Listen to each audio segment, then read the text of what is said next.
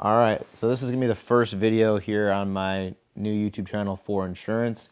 Coming from the solar industry, I'm gonna talk about everything, all my experiences with solar, getting into insurance, how it's different, and just trying to decide between in-home sales or telesales for the insurance. And I'm also gonna link down below all the best videos I've watched here in the industry with links below from some of the top producers in the insurance industry. As I'm sure a lot of you are already aware, if anyone that's coming from my solar YouTube channel, you're all very familiar with solar YouTube. You're going to be surprised to find that the insurance YouTube is even more massive. It's huge. There's tons of channels. There's tons of stuff to learn. And I got links for all that below. Also, since the filming of the original intro, which is going to be playing after this, I took a trip to Dallas to the annual convention for the insurance agents, and they had all the top producers there, just giving away their secrets and their sauce. And there's a part of this video where I'm just going over all of the stuff I learned for you guys, compacted into like a little summary. It was a 3-day convention. I compacted into like about a 30-minute summary of all my notes I took. So that's in here in this video.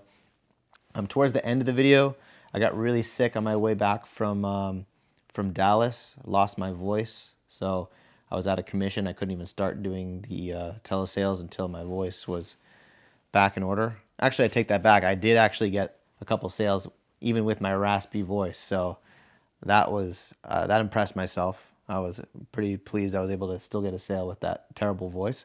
But everything's back to normal now, and yeah, we're just gonna go over everything I learned since the last intro I filmed. So, which is coming after this. When I filmed the last intro, I was gonna be getting into an agency here in Tampa for in-home insurance sales, and after I went to the annual convention in Dallas, I decided I was gonna switch to an agency for all telesales. So. I'm very glad I made that decision. The training is fantastic, and I was basically able to just get started and start, ripping tons of deals on the phones just from the frameworks that they've laid out. It's just incredibly effective. Jonah, who's my mentor, my upline, he did 500K last year with insurance on his own books, on his own pen. That's not even including his agents. So he's definitely a good inspiration to be learning from, and I'm grateful that I met him when I was over in Dallas. And Marco, who you might have seen in my solar videos, he also joined insurance as well, and he connected me with Jonah because Jonah reached out to him on Instagram, and it's been great so far. I love this industry. It's so much better than solar. You're actually responding to people that submitted a request for the insurance. They want what you're calling for. It's no cold calling. It's no calling your friends and family, trying to sell your friends and family. We have great leads that you can purchase for actually super cheap. It's incredible how cheap insurance leads are compared to when I was in solar and I was getting sick of knocking. I tried looking for leads for solar, and every agency that you would want to work with to buy leads from, they want a minimum a $2,000 retainer, and then they want you to do ad spend, and then you end up spending tons and tons of money on solar leads. So if this is something that if you're coming from solar, knocking cold doors, or if you are just new to sales in general, it's not a hard pill to swallow to spend the money on the leads to get started. You can make your first sale basically within 48 hours of getting into the industry once you're all licensed and contracted, which took me a long time.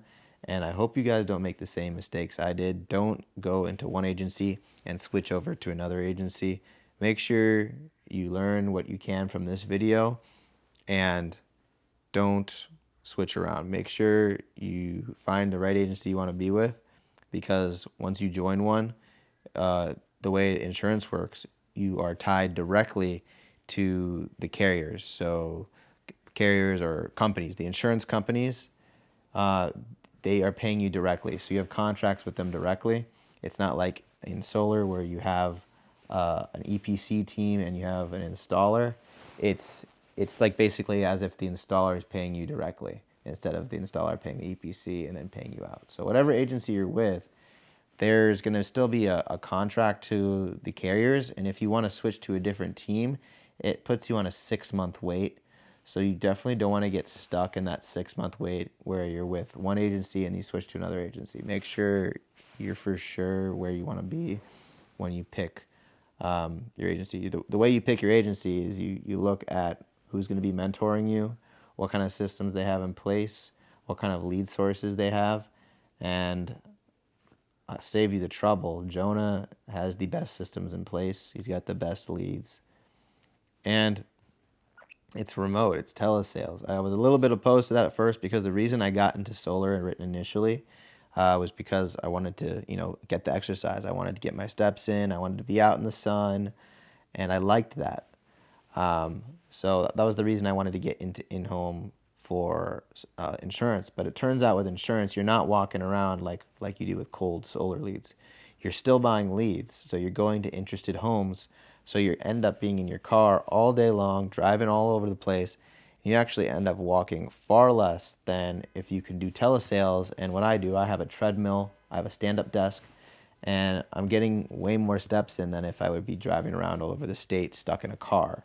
So if you like the door-to-door, the active part of door-to-door, and you're going to be switching to telesales, it's no big deal. You just get a stand-up desk and a treadmill, doing the same thing. You're still dialing. Even though everybody that you're calling did fill out a form and they are interested, I will give you guys a forewarning. People still don't like to be called, even if they did request to be called. So when you buy a list of leads, you're going to be getting, you're still going to be getting non-interested. You're still going to be getting rebuttals. So you still have to walk people through a sales process and still build trust, because you are going to be, taking personal information for them to pay the policy to verify their information. So you do have to go through a sales process. So if you do have previous experience in solar, it's going to help you. If you're new to sales, you're more of an order taker. It's less of a sale, a full sales process like solar is, where you're starting from cold nothing. This is someone that is interested. So it's definitely an easier sale. When you get those, you're going to get tons of laydowns, people that don't really need any help with the product and, convincing they want it, they're ready to go. But there's also still people that need to know what they're getting. You need to have product knowledge. You need to do all that. Luckily, in the scripts that we're given, everything that you would possibly need to say from picking up the phone to closing the deal is on the scripts. So it's really helpful. I know a lot more. I will admit, I know a lot more than I did 3 months ago. So you're going to see throughout this video my knowledge level go up as we go on to all the way to the end of the video, where I have a couple full-length closes in the end, and that you guys can watch and see me just close a sale from first picking up the phone to locking it down. So that way you guys can kind of see what it's like. I don't like to, I don't want to sugarcoat it. I put all my dials in this video as well, where I'm getting hung up on, getting rejected. My first few days of dialing, I put them in this video when I was in Dallas and we were at this lock-in at this Airbnb. You're going to see that towards the end of the video. I was getting my face kicked in there because, first of all, I had that raspy voice, and I was brand new. So it wasn't easy.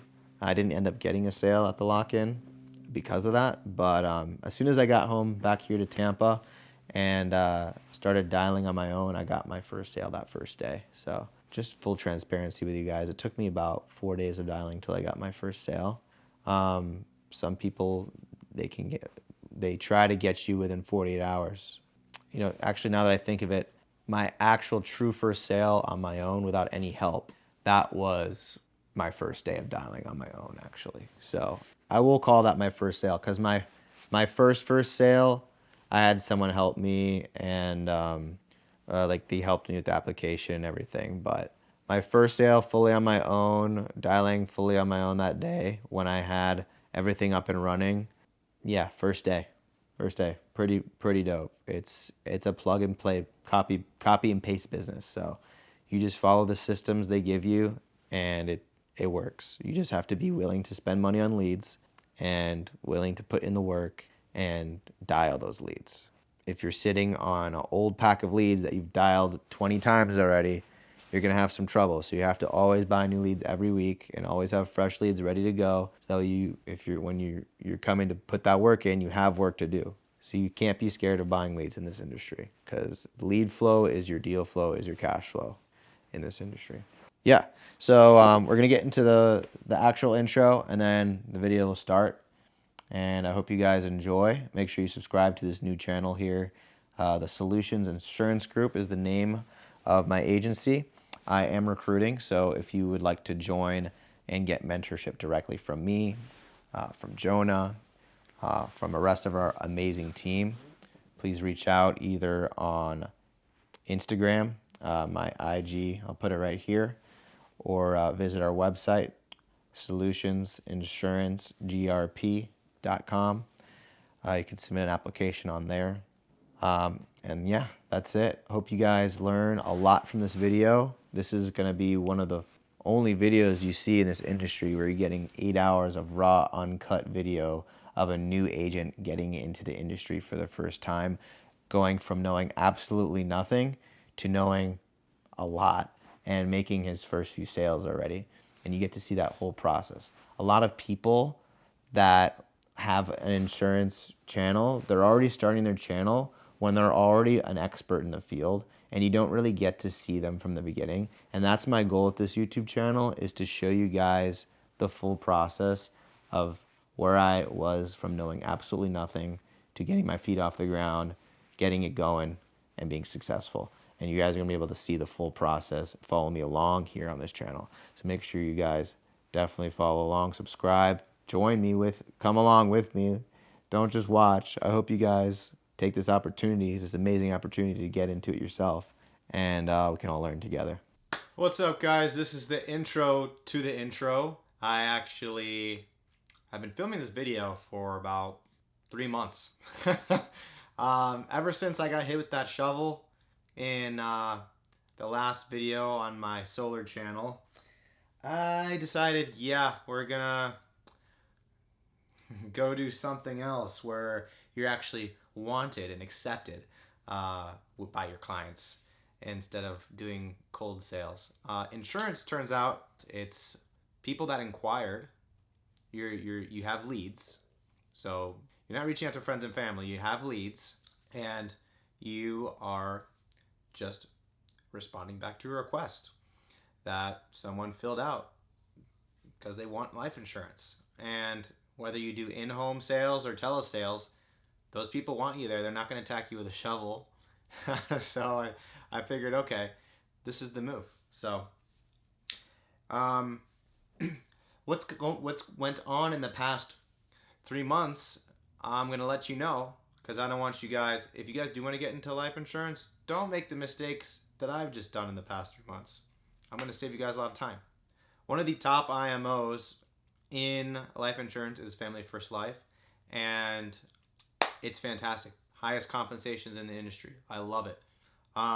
Only thing is, they have all these different agencies, all these different people that you can choose from. Whose team do you want to be on? So I couldn't decide between 3 people, and I was jumping around, and it really affected me, because when you try to join someone and then change your mind to join someone else, it messes up your... Since it's all regulated, you have to have a license, and you have to be contracted directly to your life insurance carriers like Mutual of Omaha, AIG, Forester, John Hancock, all the major carriers. It's not like a solar where you just connected to an installer and they install for you, because there's no regulation in solar. This is very regulated, and it takes time to get connected to the carrier so you can sell their products. And since I started off in an agency at FFL that focuses on in-home sales. And then as you'll see throughout this video, I ended up switching to telesales. After I went to the convention in Dallas for FFL, I realized I want to do telesales because I met all these people that do telesales, and I kind of got a taste of what they do, and I got to go to a lock-in in Dallas and see everybody, all working from this beautiful mansion, just dialing phones, and it seemed like such a freaking cool job compared to what I was doing.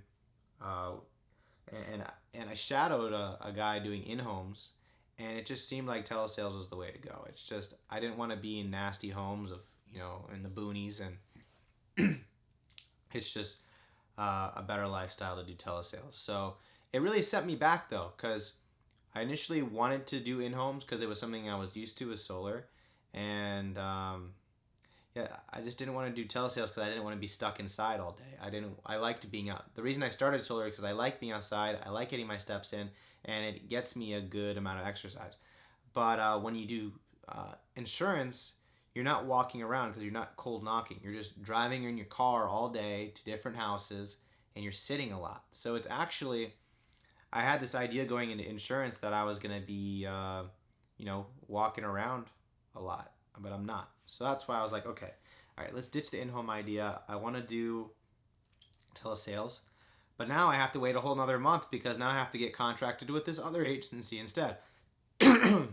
Yeah, it set me back a while. So I finally started this week, and I got my first sale first day. Fantastic, but it just took so long to get to this point. I initially was talking to Jonah back in November already, but since I decided to go with the agency here in Tampa that does the in-home sales, and then I decided after I went to the convention in Dallas, I am going to go with you, Jonah. It was just like, Ben, if you just went with Jonah to start with, you would have already been in this industry for 2 or 3 months already. But hey, you live and you learn. I'm very much a analysis paralysis kind of guy. I always overanalyze things and don't make a freaking decision. So here I am 3 months later, finally starting, and it's great. I love it. It's an amazing industry. It's just took me so freaking long to get started. So if you do want to get into this, make sure you know what you want to do. Don't change your mind a million times. Hopefully you can just watch my video here and decide exactly what you want to do before you go and waste all this time like I did. So I started filming this video when I knew zero about insurance, nothing. So you're gonna see me asking some stupid questions towards the beginning half of the video, and then you're gonna see me getting progressively better and better and better.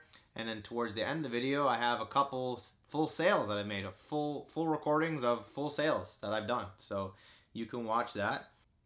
Yeah, towards the middle of the video, you'll see where I went to Dallas, and I gave you guys the breakdown of the whole convention. And all the stuff I learned there, lots of stuff I learned. And you'll see about 3/4 through the video, I got really sick. I lost my entire voice. Like, my voice sounded so deep, it's so weird. I just got it back finally this week, so literally just bought my first. Now we're gonna get into the real intro. This was the intro to the intro. Now we're gonna cut to the intro that I filmed like 2 months ago. All right, and then we're gonna start the video. It's an 8-hour video. We got time. Watch it in pieces, I only really plan on posting videos like once a month. So when I first started my solar channel, I posted like once a day, and then I slowed down to once a week, and then down to once a month. And I really grew to like the once a month thing because I can just pack everything in from the whole month into one big video, and then you guys can digest it on your own time. That way I don't have to be on YouTube every day uploading videos for you guys. It's just a lot easier delivery method. And you can just leave it playing in the background and listen to it. You don't have to be actively watching it. Like when you're driving, whatever you're doing, just listening in the background. And I'm going to shut up now. Let's get to the intro. Hey guys, welcome to the new channel for insurance sales. I'm switching in from solar. I loved solar. So this channel, I'm going to be documenting my journey in insurance sales and helping you guys along the way. In this video, we have some role plays with some of my friends that got into insurance before me. So they have a couple months more experience because they just got into it too. They're pretty new, and I recorded us practicing together so that way I could share with you guys for any of you guys that are new that need some help getting into this industry and don't have as many resources as people are in your circle that are also in the same industry as you that you can learn from. Let's say you're on your own getting into this and you just need some extra help. Not just the typical talking on camera tips videos, like raw, uncut, two people talking, getting the raw experience. Because I took a look at a bunch of the other insurance YouTube channels and you just don't really see a lot of uncut sales training videos. It's very hyper edited and you're not going to see a lot of rejection. You're just going to see the successes. And so for this channel, I'm going to be recording my journey. I'm going to be filming all of my sales calls and you guys can follow along the way as I, improve for 2024, and you guys can follow along and hopefully apply whatever lessons I learned to your journey and we can grow together, because at the end of the day, that's the goal. Also, if you are looking to get into insurance, you are able to join my agency and I can give you direct coaching. If that's something you would be interested in, please send me a message. You can message me on Instagram. I'll put the link on the side here of the screen and also in this description down below. And we can get into contact and I can get you contracted with us and get you guys a way to sell your own insurance. You do need to get a license, so there is a test involved and all of that, but it's not the most difficult test in the world. If you went to high school or college, I'm sure you've taken much more difficult tests than the one to get licensed for health or life insurance. It was about a 2-hour test. It was a couple 100 or 160 questions or so. I had to study for about a week. It wasn't crazy, so if that's something that doesn't scare you too much, I would encourage you to go ahead and try and get a license as well. And once you do, send me a message and we can talk about getting you guys the best possible compensation and also some of the best leads in the nation. If you reach out to us, we can tell you how it works. It's pretty revolutionary the way we're doing it. I don't think I'm going to be talking about our lead gen system specifically on the YouTube channel. This is going to be more of a sales training channel. So before we get into it, I'm just going to go over what is in this video. The first clip is when I went over to my friend Marco's house. He just started in life insurance last month and he just bought his first set of leads. So we were going through his lead list and just watching him do outreach. And then also I did one of my own calls in the end as well, so you'll see that. And then the next clip is my friend Jenna, who also got into life insurance 2 months ago. I actually told her about life insurance when I was still selling solar because she didn't want to do door-to-door, because that's where I come from. And I told her the next best thing if you're not going to want to do door-to-door solar is health and life insurance. So she went ahead and got her license a couple months ago already, and she's starting to sell now. So she was a little bit ahead of the game on just the product knowledge. So my sales knowledge is pretty good. I'm one of the top producers in my solar company. So I'm going to be able to transition to insurance pretty easily. And I was able to help Jenna with some sales experience while she was able to help me with some product experience. And it was a good interaction. I learned a lot. Hopefully you guys can learn a lot from that clip. Both of the clips are just filled with tons of information. So if you guys found it helpful, be sure to like the video and subscribe, because I'm going to be posting lots of raw, unedited sales training clips every week or so, giving you guys all the footage from the week every week. So that's what you guys can expect on this channel. Let's get into the video. Amanda? Yeah. Hey Amanda, it's Marco. Just giving you a quick call here. So I work with the brokerage and we handle the mortgage protection for Regions Bank. Your file that's associated with your property on just came across my desk and it's showing me as incomplete. The only reason for that is sometime around when you closed with Regions Bank. We sent you guys several things in the mail about mortgage protection, right? Where like it pays off the home if you get sick or pass away. Now, you actually did the right thing, Amanda. I mean, you filled out the card and you mailed it back to us. But for whatever reason on our end, we just haven't got that completed. So I'm the senior medical underwriter here in the area. So I just want to make sure that we take care of that for you. So now is it just you in the home, or do you have like a significant other, a spouse in the house? No, it's just me, but Jenna, can you call me back next week? Yeah. I had to step back from a long vacation. I'm sick. Okay, yeah, I can hear it in your voice. Too much partying or what?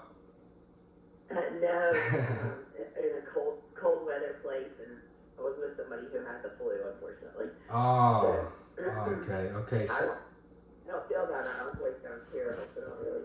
Yeah, can we do it next week? yeah, no, for sure. Yeah, this should only take 10 to 15 minutes. So do you want me to call you like sometimes after Christmas? Yeah, that'll be fine. Okay, awesome. And then just so I could put here on my notes, what were you looking to accomplish with mortgage protection? I honestly don't know. It was more I did it because I wasn't sure exactly what it was, so I didn't know if I really needed it or not. Yeah, so what the reason that most people do inquire for mortgage protection is like, God forbid, if anything did happen to you, Amanda, it would pay off the full mortgage. So you wouldn't have to leave like a burden behind to any family members or anything like that. There is some pretty cool products where if you don't end up using the policy, you could get all of your money back. So it's more like a glorified savings account. It's just nice to have like a little cushion just in case if anything did ever happen. Yeah. Okay. Sound good? Yeah. That sounds good. Yeah. If you don't mind, yeah, maybe it's like next Wednesday or something like that. That'd be great. All right, sounds good. Sounds good, Amanda. I'll be talking to you next week, and you have a Merry Christmas. Okay, you too. Thank you. Goodbye. You know, one thing, I was watching Cody Askins yesterday. You watch him? Cody Askins? Yeah, he's on YouTube. He's like Peter Roberts. He just has bigger, way more. Oh, episodes. yeah, I know that guy. Yeah, he schedules like a time. He's like, okay, well, next week, can you grab a piece of paper real quick? And has her grab. You saw that? They Yeah. grab a piece of paper and okay, what's better for you, morning or afternoon? And then yeah, Okay. and then they have it written down. They know when you're calling. Yeah, I usually do that for like if it's like an appointment like later. Yeah, this is an appointment now, so. But I should have done that. Now there's for no next appointment. week. Yeah. Yeah. Whatever. Now you know. That's why we're here. We're here to help each other. I was wondering. I wanted to ask you. Have you ever taken any acting classes?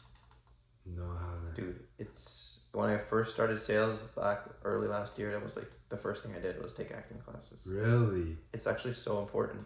No, I know it is.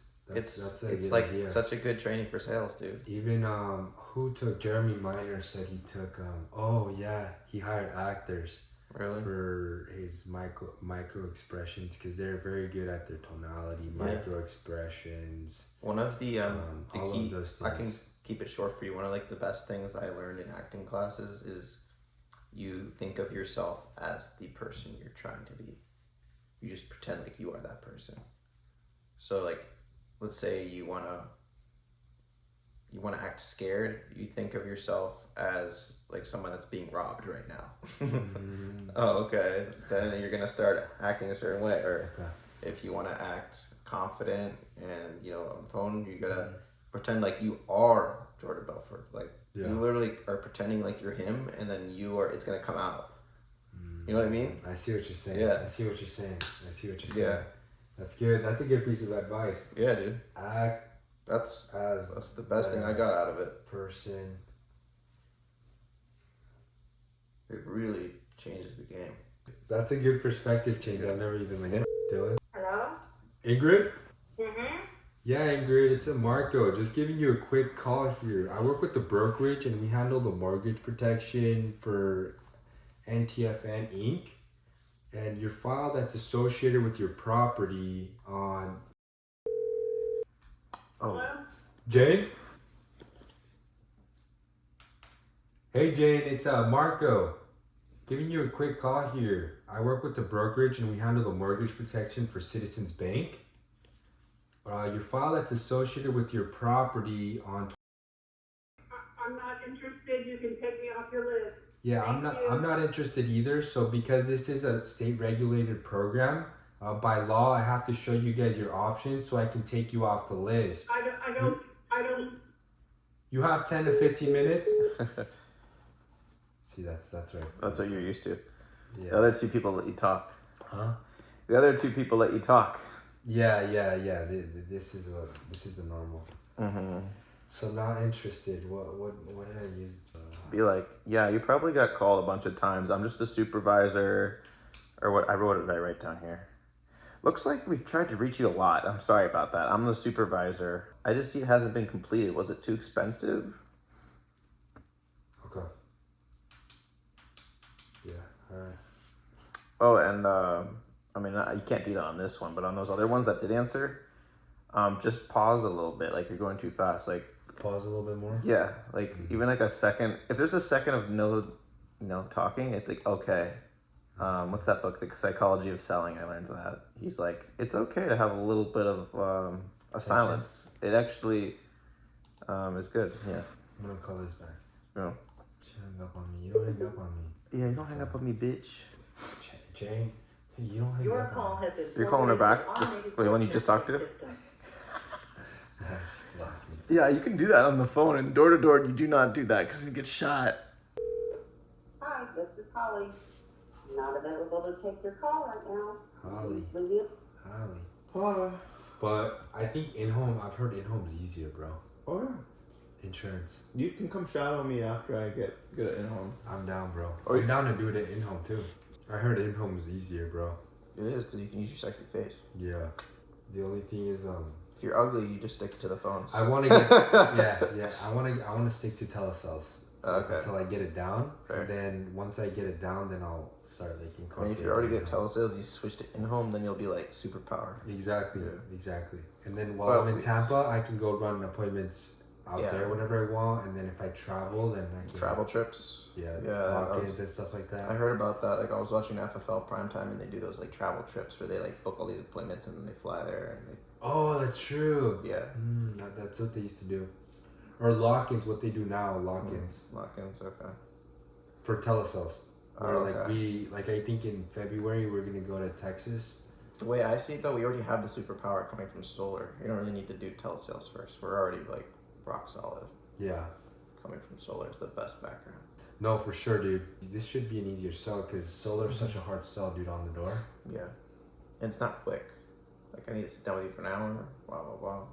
Yeah, it's not quick. Amazon. Erica? Yes. Yeah, Erica, it's Marco. Just giving you a quick call here. I work at the brokerage and we handle the mortgage protection for Rocket Mortgage. Your file that's Yes, associated. I'm interested in nothing but insurance. What was that? I'm not interested in the insurance for my mortgage. Okay, you're not interested in protecting one of your biggest assets? No, thank you. Okay. It's not on my phone anymore. Okay, so you want me to close out the file here? Yes, please. Okay, so the way that it works, Erica, is because it is a state regulated program, we do have to give you guys the information because it does fall back on it's a liability for us. So do you have 10 to 15 minutes to go through it real quick? No, I do not. It's regulated. It's mandatory for me. Yeah, so I don't care if you get a policy or not. Like my family, it's the same. But that's the only way I'm gonna be able to close out the file, so I can stop all the people keep calling you. Otherwise, I can't close this file out, and people are just gonna keep calling you, Erica. But Okay, you can talk for 15 minutes. yeah. So, but I'm assuming the reason that you did fill it out and you sent it back to us is because if God forbid something did happen to you, you just want to make sure that the mortgage was protected, right? That it was covered. Okay. So is that why you filled it out in the first place, Erica? No, I actually didn't look. I don't know. I said I wasn't sure what it was when I filled it out. Oh, you weren't sure why you filled it out? Yeah, I wasn't sure what it was actually asking for when I filled it out. Yeah, so this is one of the most important insurance policies that you can have. It's just if like God forbid something did happen to you, this would pay off the mortgage. So like you wouldn't have to leave like a burden behind to any family members. Is that pretty important to you? Yes, and I already have it covered.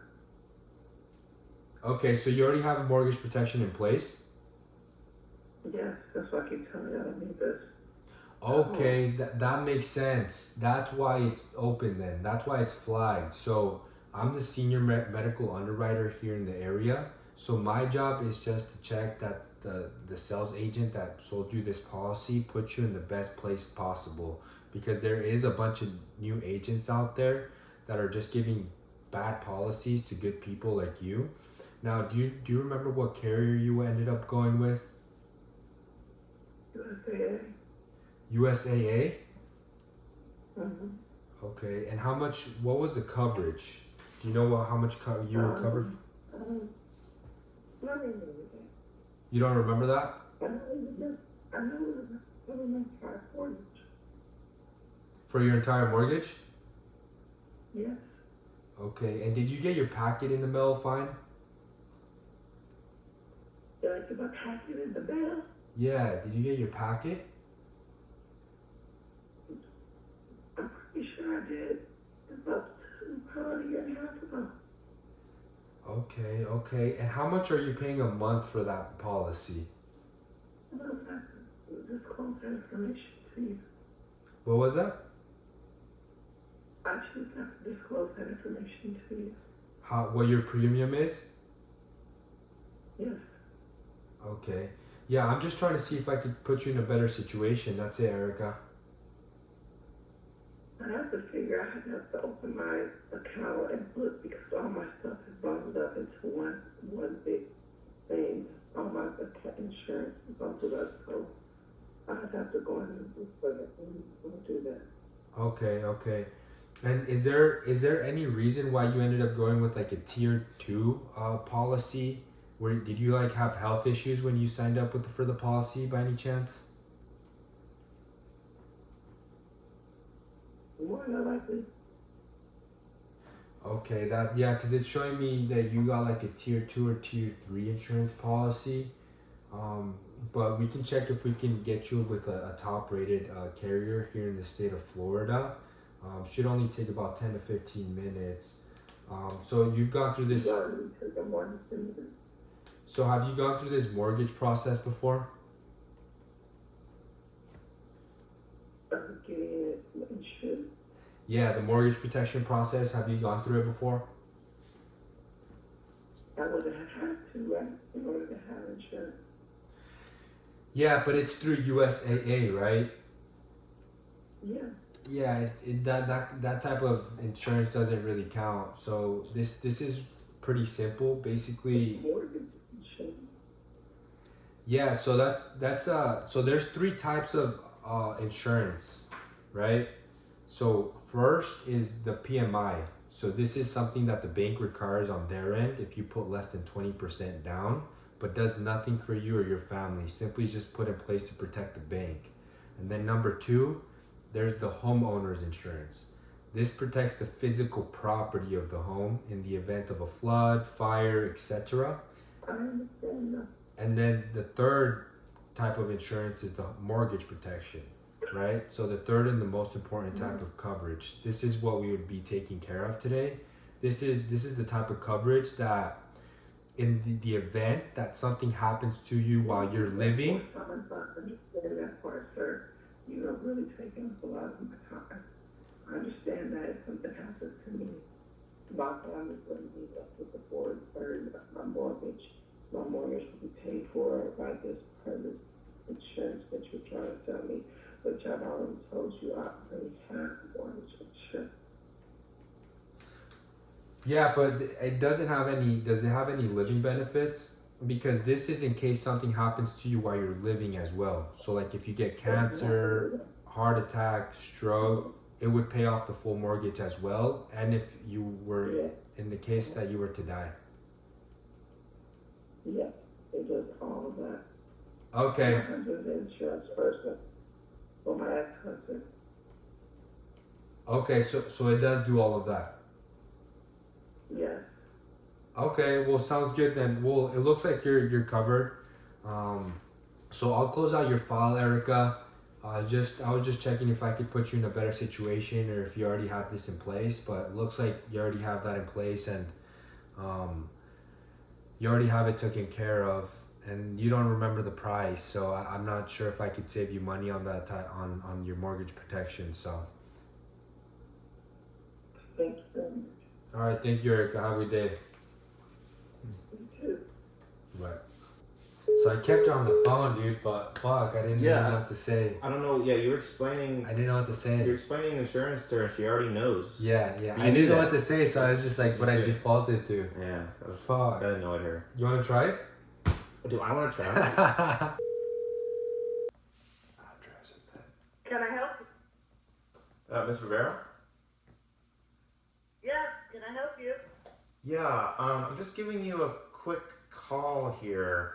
I work with the brokerage for Wells Fargo. We handle the mortgage protection.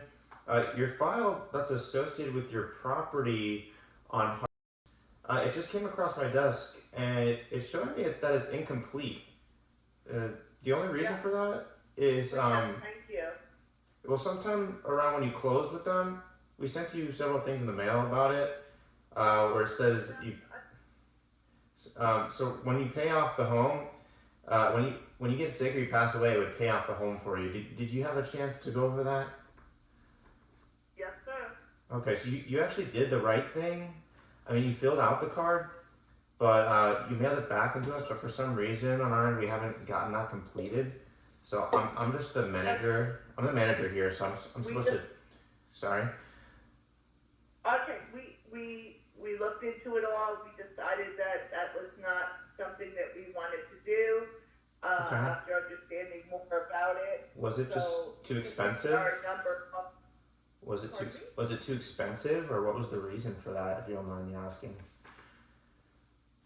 we don't plan to be here that long, and so Okay. we don't feel we need it. You don't. Okay. So, Well, even if you don't plan to move, it would be something you could always transfer into a different type of policy. It has a cash value, so you'd always get that money back. It's like a savings account, actually, but you just have a cushion for if anything bad happens in the meantime, you are covered. You know what I mean?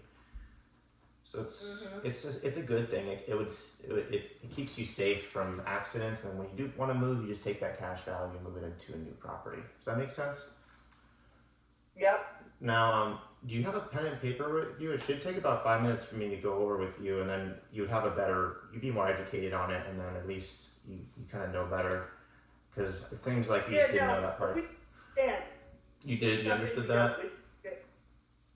Yeah, we understand. It's something we don't wish to do. Okay.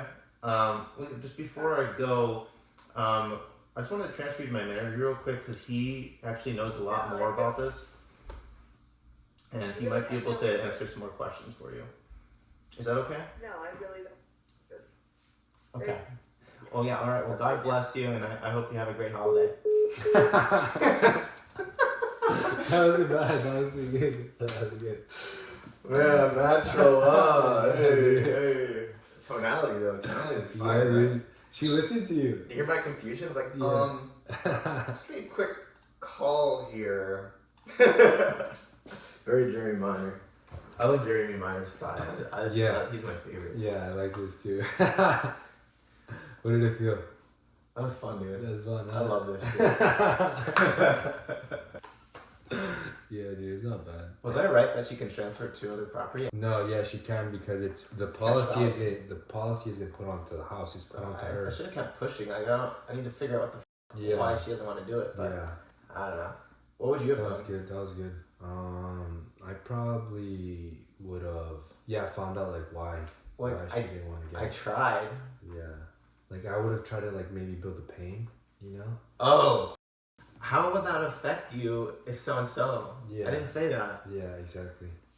It's so much easier to think of when you're not on the call. It's a lot easier, bro. Yeah, Once when you're there, it's when like you're in the yeah, moment, you're yeah. not thinking about Yeah, that. it's shit. hard to think about it, huh? Yeah. Yeah. It's hard, bro. It's hard. Oh my god. Yeah, it's fun, dude. It's such a good mental exercise. Yeah, dude. I love that. This is easy, dude. It's not bad. So much authority in the script. I love it. Yeah. All right, we're gonna do a role play for life insurance. What is it, life insurance? Yeah, life insurance. Okay. So brand new to this, so We're not good, so let's don't. see. Hopefully, we know a little bit more than anyone watching this, and we can help you. All right, let's go. Okay. I'm gonna be the customer. Yeah, you're the customer. Ring, ring. Hello. Hi, Ben. It's Jenna with Insurance Elevated reaching out to you. Okay. Yeah, so we received your inquiry regarding the IUL policy, becoming your own bank, and building generational wealth. Does that sound familiar? Yeah, I saw an ad about that. Yeah. What is that about? Yeah. What's becoming your own bank mean? What's that? So essentially becoming your own bank would be being able to borrow money from yourself. What specifically about that ad stood out to you the most, if you don't mind sharing? Was it the idea of becoming your own bank, building generational wealth, or possibly both? I'm just looking to invest my money correctly. Yeah, okay, I understand. So, we take care of clients with the same exact goals and desires. I'd like to get a better understanding of your knowledge of the Index Universal Life Insurance policy, or if you prefer, I can walk you through a comprehensive overview. Sure. Yeah, so with the IUL policy, a portion of the premium that you pay every month goes towards the S&P 500, which is the stock market, and another portion goes towards insuring your life. So essentially the meaning of, so a portion of your premium goes towards the S&P 500 and another portion goes towards insuring your life. Okay. So over time, that's how people are able to accumulate that cash value and essentially become their own bank. I see. You have a better understanding. Yeah, that makes a lot more sense now. Yeah. Yeah, so typically the IUL policy is one of the harder policies to get approved for because they do a medical and criminal background check. So my question to you is, are there any pre-existing medical conditions or criminal history I should know about? Just a tiny bank robbery. Oh, okay. Great. So I'd like to zoom you into my corporate computer so you can view. Sorry. You're not gonna get approved. It's just tiny. You have a bank robbery. You're not gonna get approved for the IUL policy. Tiny little bank robbery. Okay, great, Ben. I'd like to zoom you into my corporate computer so you can view exactly step by step what I'm doing. Okay. Then we can proceed with submitting an application for you to determine if you are approved for the IUL policy. Okay. So yeah, that's. I'm just being sarcastic. No bank robberies, Miss Jenna. But it's so awkward sometimes because you do get on the. You get jokes sometimes. But obviously sometimes you get on the phone with clients and they've had a rough past. So, you have to pivot to different carriers to see which carrier will take their criminal history. Okay. But yeah, I just have to run through the script a couple times. Is there more to it, or is that it? Well, that would be it. That would be me Or then you just transfer transitioning into the application, and I'd be asking the application questions. Oh, is that just literally the form you just showed me, just asking me each box? Yeah. Oh, and that takes half an hour, huh? It takes it depends on That's who you're on part. the phone with. If there's someone that's really quick, then it could be 20 minutes. So It could be 20 minutes. But is there no objections? No one's telling you I'm not interested? Or... Yes, there are objections. There are Okay. all the time. Oh, People okay. will be like, I didn't submit my information. I'm not interested. Or I had a guy that I was on the phone with yesterday. He thought he submitted his information for credit repair. And I said, no, this is about the Index Universal Life Insurance policy. You'll get people on the phone that do not want to give you their social security. You have to inform them, there's a lot of Jenna Johnsons out there. So we do this for identification purposes. Right. And you identify yourself, usually when you're talking to clients and basically, I don't know what I was saying, I forgot. Is it you want me to turn the camera off, or are you nervous? No, I'm not nervous. I literally just have ADHD. Okay. People will give you crazy objections. They'll be like, oh, well, thanks for this information, but I'm just not ready for this right now. So sometimes you have to, come up with a rebuttal to help them overcome whatever the fuck they're trying to overcome. Yeah. So how do you do that? How do you overcome an objection? Honestly,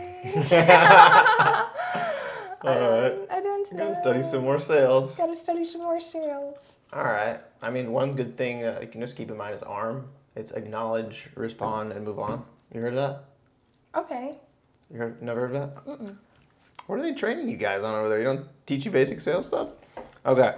So acknowledge is like, oh, okay, yeah, I totally understand you're not interested because you thought this was credit repair. Yeah, I get that all the time. A lot of guys think that. So then you acknowledge that. You don't even need the training. You already know what to say. Well, you can apply sales knowledge to any industry. Acknowledge and then respond. And so yeah, I understand that. This can help you, benefit you. I know you wanted your credit to be better. This can also help you financially. And then just move on your script. Move on. Then you make sure you make a sound afterwards. So that way they know you're for real. They're gonna know you're the shit. Oh yeah. I'm the Why shit. don't you try selling me insurance? Okay, you can give me a hard time? I'm just gonna be like what customers are like to me. Does that sound familiar? So I think when you read it, you should pause at reaching out to you just for a second, see what they say. Oh, okay. When I used to read the whole thing and people Oh, hung yeah, up yeah, on yeah, me. pause, It's yeah. too long. It is too long. So I would stop it at reaching out to you. Pause, and then they'll be like, okay, what's this about? Okay. God. You got this. I just hate scripts. Oh, don't read the script then. Just go off the top of your head. Let me just see if this is. You don't have to read the script. I think honestly you would sound better like with your own words. Yeah, totally. I think I Just want to figure out what the goal is of this, and then I'll just make my own script. The goal is to transition into the application. So you get better understanding of your knowledge. Okay. You called about the policy. What do you know about the policy? And this is hard to get approved for. And all right, let me get you on my computer with Zoom. Okay. Okay. Ring ring. Oh, hold on. I'm thinking. Okay. Isn't it a little scary? No. Oh. I have to It's think of what I'm scary gonna for say. me because I'm a girl and I don't know how to talk to people. It's not true. It's not because you're a girl. Drawing a blank. Okay. We'll try several times. Hi, Jenna. Good to see you. It's Ben. I'm just calling you because I wanted to see how you're doing. No, I'm not saying that. Hang up the phone. Isn't it scary? It's a little scary talking. I don't know on the what top of I'm your head. selling right now. I can sell you mortgage protection. You could sell me. Whatever. So I submitted my information because I want more I submitted my info to you because I want more information about the IUL policy. Do you think you can explain that to me? Basically, it's easy. A portion of the premium goes into the S&P 500, which is the stock market. Another portion goes in towards insuring your life. Okay. So over time, the client's money will be building cash value because a portion of money is invested into the S&P. Okay. And there's a zero floor, so you're not going to lose your money. It's not like an RIA or whatever the fuck, Roth IRA, where you lose money all the fucking time, depending on who's in office, you know. All right, let's just do it like a question-based one where we talk back and forth. I don't read a script at you for like 10 minutes. Okay, let's do that. Hi, Jenna. Good to see you. I see you got your life insurance here on our file here. How are you liking it so far? What do you mean? Oh, did you not end up getting life insurance yet? No, I didn't. I actually inquired about it. Oh, you inquired about it. So Yeah. what do you know about it so far?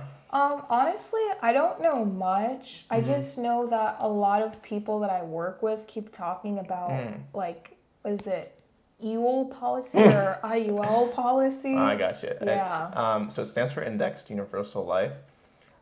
Basically, the reason I was reaching out to you to see how you like it, but it turns out I guess you guys haven't purchased your policy yet. So what we're gonna do, I can have you transferred over to one of my managers, and we can explain it to you further and see if it'll be a good fit for you. Does that sound fair?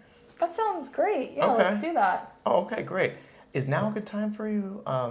We can do now, or possibly have some availability an hour or two. Never ask them that. You want to just transfer that. Oh, bitch. okay. Just right now? Yeah, just be like, I'd like to. You're basically not. You're telling them. You're not asking them. You're not scheduling an appointment then? Well, I mean, they'll tell you if they need to schedule an appointment. Basically, be like, I'd like to get you connected with our senior broker, Ben Simpoli. He'll answer those questions for you and get you squared away. Okay. And then they'll tell you right there and then. They'll be like, hey, I'm at work right now, so now's not a good time. Or they'll be like, how long is it going to take because I'm in a meeting? Or they'll be like, let's schedule an appointment or let me call you back. If they say let me call you back, be like, hey, I live by my schedule, so let them know what day works for them. Agree. Okay, let's just pretend I'm closing you right now. So Jenna, what are you like? How are you investing right now? What is your financial plan that you currently have, if you don't mind me asking? No, you can ask. So, that's why I'm reaching out to you guys, because I don't have like an investment plan right now, and I'm looking to invest my money in different, Do you have any like particular goals of what you want to do? Yeah, so I want to be able to borrow money for myself after like 10 years so I can buy a house. Wow. Yeah. You want to borrow money from yourself? That's a pretty advanced. You seem like you kind of know a lot already about the product. Is that? No, have you done a lot of research? No, like I don't know a lot about the product, and that's why I'm reaching out to you. I'm just hearing things from other people that I work with that I can borrow money from myself and essentially become my own bank. Okay. Because I was thinking about borrowing money from the bank, but I guess if I borrow money from the IUL, I won't have to pay the interest fees or interest loans. Is that correct? Is that real? Actually, I have no idea, but I can ask Jenna, my manager. She knows a lot more about this. And just to be honest with you, I'm pretty new to this. Okay, yeah. So I don't really know the answer to that particular question. But I'd be happy to help you with getting you signed up and transferring you over to Jenna. Are you available right now? Yeah. Okay. Don't ask if you're available right now. Just be like, I can get you transferred over. Okay, just please hold. Yeah. Just be like, I can get you transferred right now. Be like, okay, great. And then just tell them you're going to put them on a brief hold. Okay. I had to transfer that one because I didn't know the answer to this. What is this interest rate thing you're telling me about? You totally caught me off guard there. So the bank has an interest rate and IUL doesn't? What is that? So when you're borrowing money from the bank, you have to pay back with interest. Okay. So you're borrowing from the IUL. Gotcha. Okay. And there's no interest. You're not paying back interest. You're borrowing your own money. Okay. Why is it borrowing then? Why is it just taking my money? Well, because essentially you have to put it back. I mean, if you don't put it back, it's going to go out of your death benefit. Okay. The death benefit. But essentially, you'd want to put that money back so you can accumulate that cash value even more. Okay. So if my IUL is worth $300,000 and I have $50,000 in cash value saved up, and I want to take out $25,000 and I never put it back, now my policy is only worth $275. So weird. From my understanding, I put in that $50,000. Why is it coming out of my death benefit? I could be wrong, though. Okay. I could be wrong, but I thought It's so complicated. It's a little complicated. Oh, That's why I'm still learning, and I wanted to learn with you. I better get my something to write on so I can write that question down, because I'm gonna have to ask somebody that at some point for sure. I get so much information about the life insurance that I get it all jumbled up. Okay, so then I was right. No, if you withdraw the money from your Index Universal life policy, you typically don't have to pay it back. However, it's essential to be aware of potential tax implications and any impact on the policy's cash value and death benefit. You're taxed on the money you take out. It's basically saying that it's going to have an impact on the cash value, which is what I said, and the death benefit. So that means the death benefit would be... You're taking out the cash value. Of course it's going to have an effect on the cash value. So it's going to have an effect on the death benefit, too. Okay. We'll get a But like this, where it reduces it? I think it would reduce your death benefit. Okay, so you're eligible for your death benefit from day one, right? Or does it take a year to go into effect? Like if you die the day it goes into effect. From my understanding, I thought it was 2 years. Oh, 2 years. After paying for 2 years. So if you die within those 2 years, I thought you only get paid back the premiums that you've paid. Yes. But like I said, I could be wrong because I have a lot of information in my head and it gets jumbled up. Okay, that's why I'm writing shit down. Okay, so 2 years. What's an average, I don't even know if there is an average, but what's an average annual premium for an IUL? It depends on the person's age. Okay. That's all, like it's going to be different. The older you are, the more expensive the IUL is going to be. Okay. 2 years. I'm just trying to do some basic math here. So 300,000. Can you give me a range? Like, is it 5 to 10,000 annual, or 2,500 to 7,500?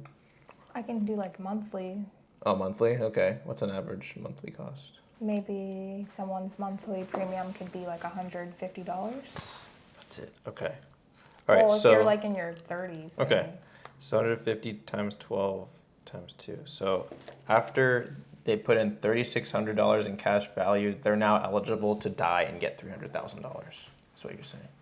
From my understanding. Okay, so how come if 10 years passes, now I have 50,000, and I take out 25, now I'm only getting 275,000. You see what I'm saying here? It doesn't make sense. I could be wrong. Yeah, there's something here that I need clarified, but. Well, we'll get it Are you clarified. curious too? I'm very curious. Okay, I'm very curious now. I thought that if you take money out of the cash value that you've accumulated and you don't pay it back, I thought that comes out of the death benefit. No, I could be wrong. I mean, I'm not an expert. Like, why can't I take out my 25 grand in 10 years and still get my 300,000, the same amount I would have gotten after my first 2 years? I mean, you probably can, and I'm probably just wrong. Yeah, if you were just wrong, that would make it so much easier. I'm just being over analytical and bullshit. No, I like it. I just I don't know. I'm still learning.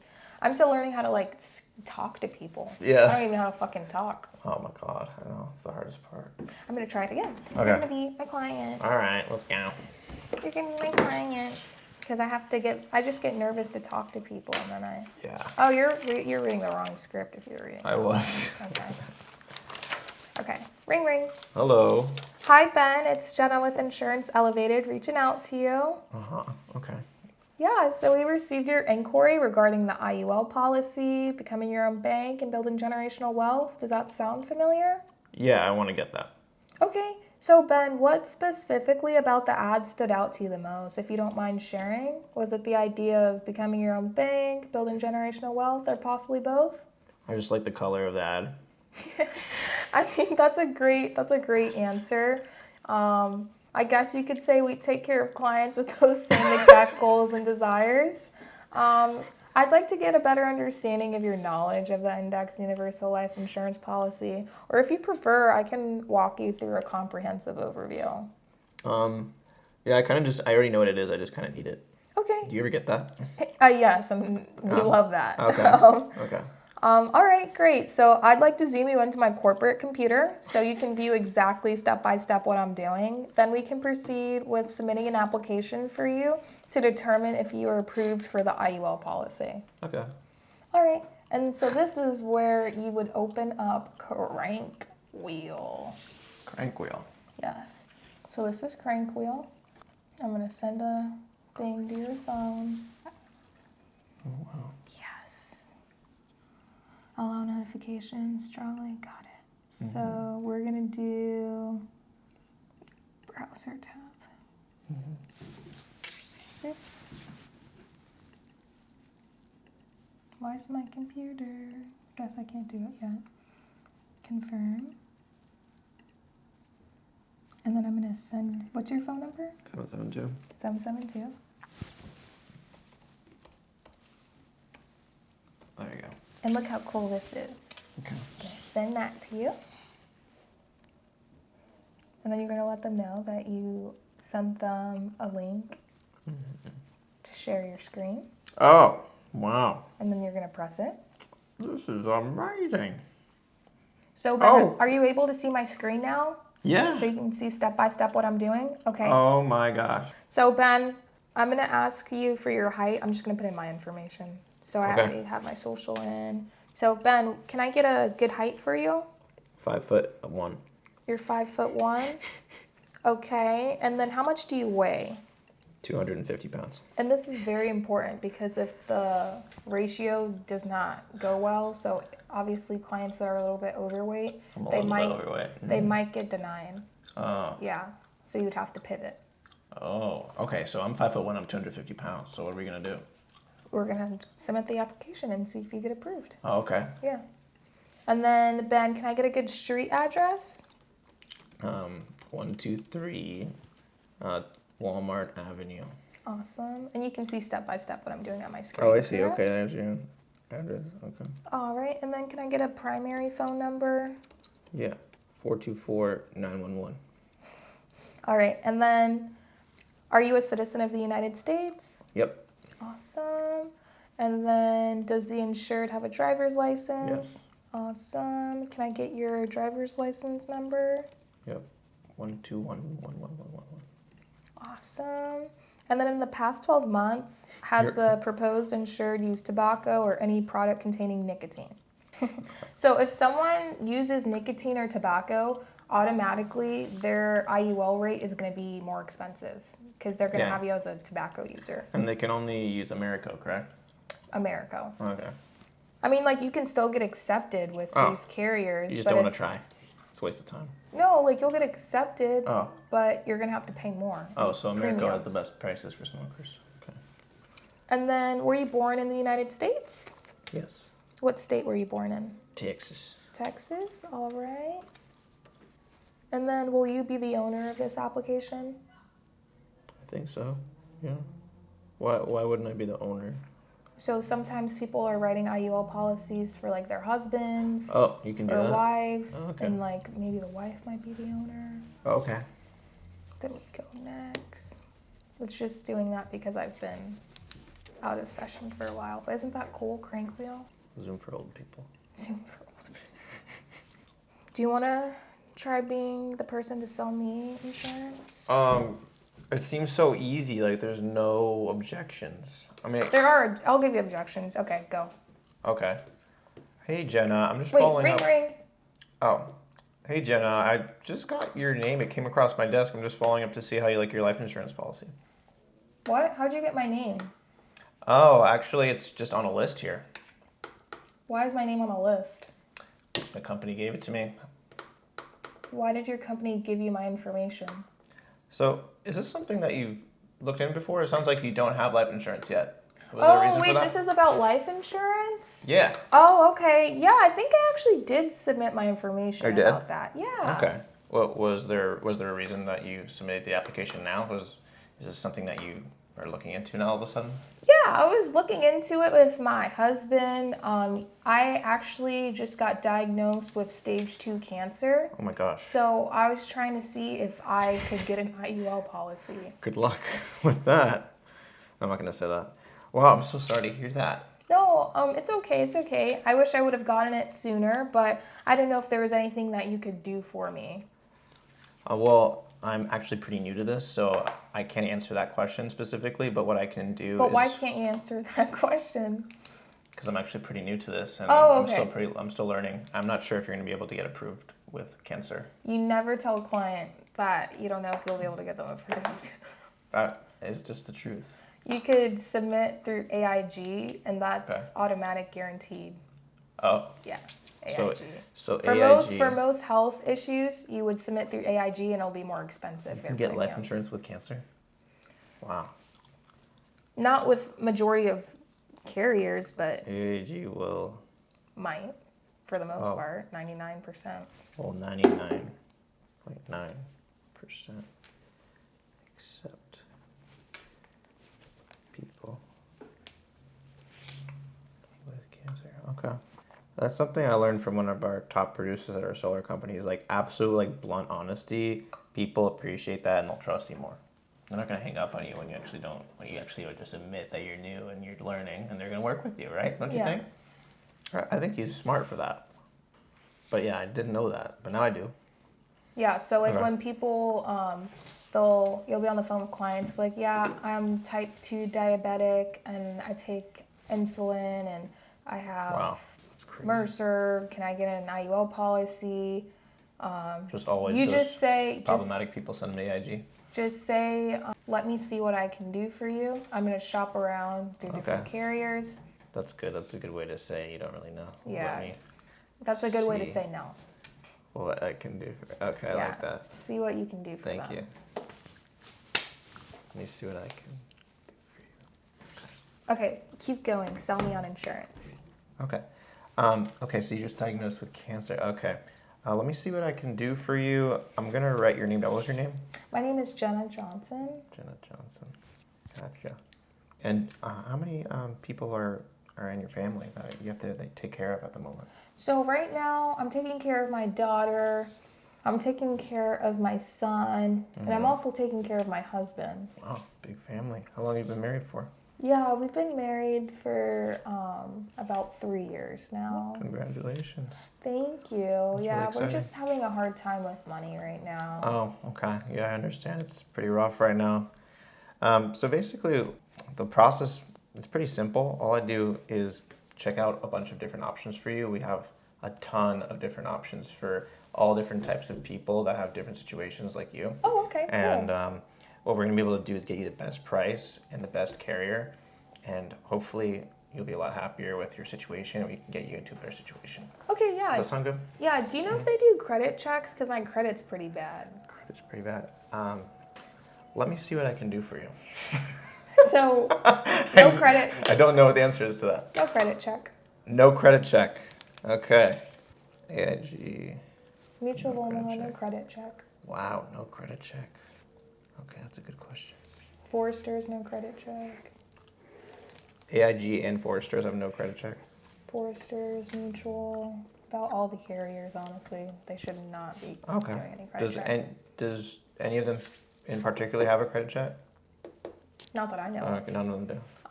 But they just do a HIPAA check in the criminal background. Okay. And they so might check your driving record. HIPAA check. What's a HIPAA check? So that's going to be like a medical background check. Oh, okay. So that's like your medical history. Okay. HIPAA check. What was the other one? They're going to do a criminal check. Criminal check. Okay. And they might check your driving history. Okay, driving history. Okay. So kind of like criminal. That ties in. Yeah, those are all things that affect your safety. Your credit does not affect your safety. So you want to buy it? No, okay, all right. That'll never happen. Let's start over. I'm going to be a new client now. Okay, new client. Oh. Ring, ring, ring. Oh, wait. Hello. Jenna. This is Jenna, right? Yeah, this is she. Jenna, I'm glad I finally was able to catch you. You're kind of hard to reach. Yeah, I'm just really busy with work, honestly. I work in the ER center, so it's crazy. Oh, really? Yeah. That sounds really hectic. So Yes. I know I do see here that you do work in the ER, and you were looking to invest to have some kind of a nest egg for you and your family, and also be able to provide for them if you do pass away and you're not able to provide for them anymore. What are you talking about? Oh, this is about your inquiry. Didn't you happen to submit something about a week ago on Facebook about this? Oh, okay. I must have the wrong name here. You didn't want to inquire about life insurance to help your family? Oh, okay. This is about life insurance. Yeah. Okay. Okay, gotcha. I did. Gotcha. So I'm actually on a pretty limited time here, so I'm actually supposed to just see if you're going to be eligible and be approved for these programs because it's kind of limited. Jenna, what was your full name? My full name is Jenna Johnson. Jenna Johnson. Okay. Jenna, so you said you work in the ER. So what we're going to do is to make sure you get approved, there are a few things we do need to check. We have to check the HIPAA check, we have to do a criminal check, and to do a driving history. Is everything clear on those things? Everything pretty good? No, I have medical malpractice on my. Oh, Yeah. okay. So that's a criminal record. That would be a criminal thing? I don't know. Okay. As an ER doctor, you are murdering people in the ER right now? Oh my god. Yeah, I mean, sometimes I like to murder people. Over prescribing bad drugs, or? I was just medical malpractice. I accidentally severed someone's limbs. Accidentally severed someone's limbs. Yes. Damn, sounds like you work in a Home Depot, not really an emergency room. So for the application, what information do you need from me?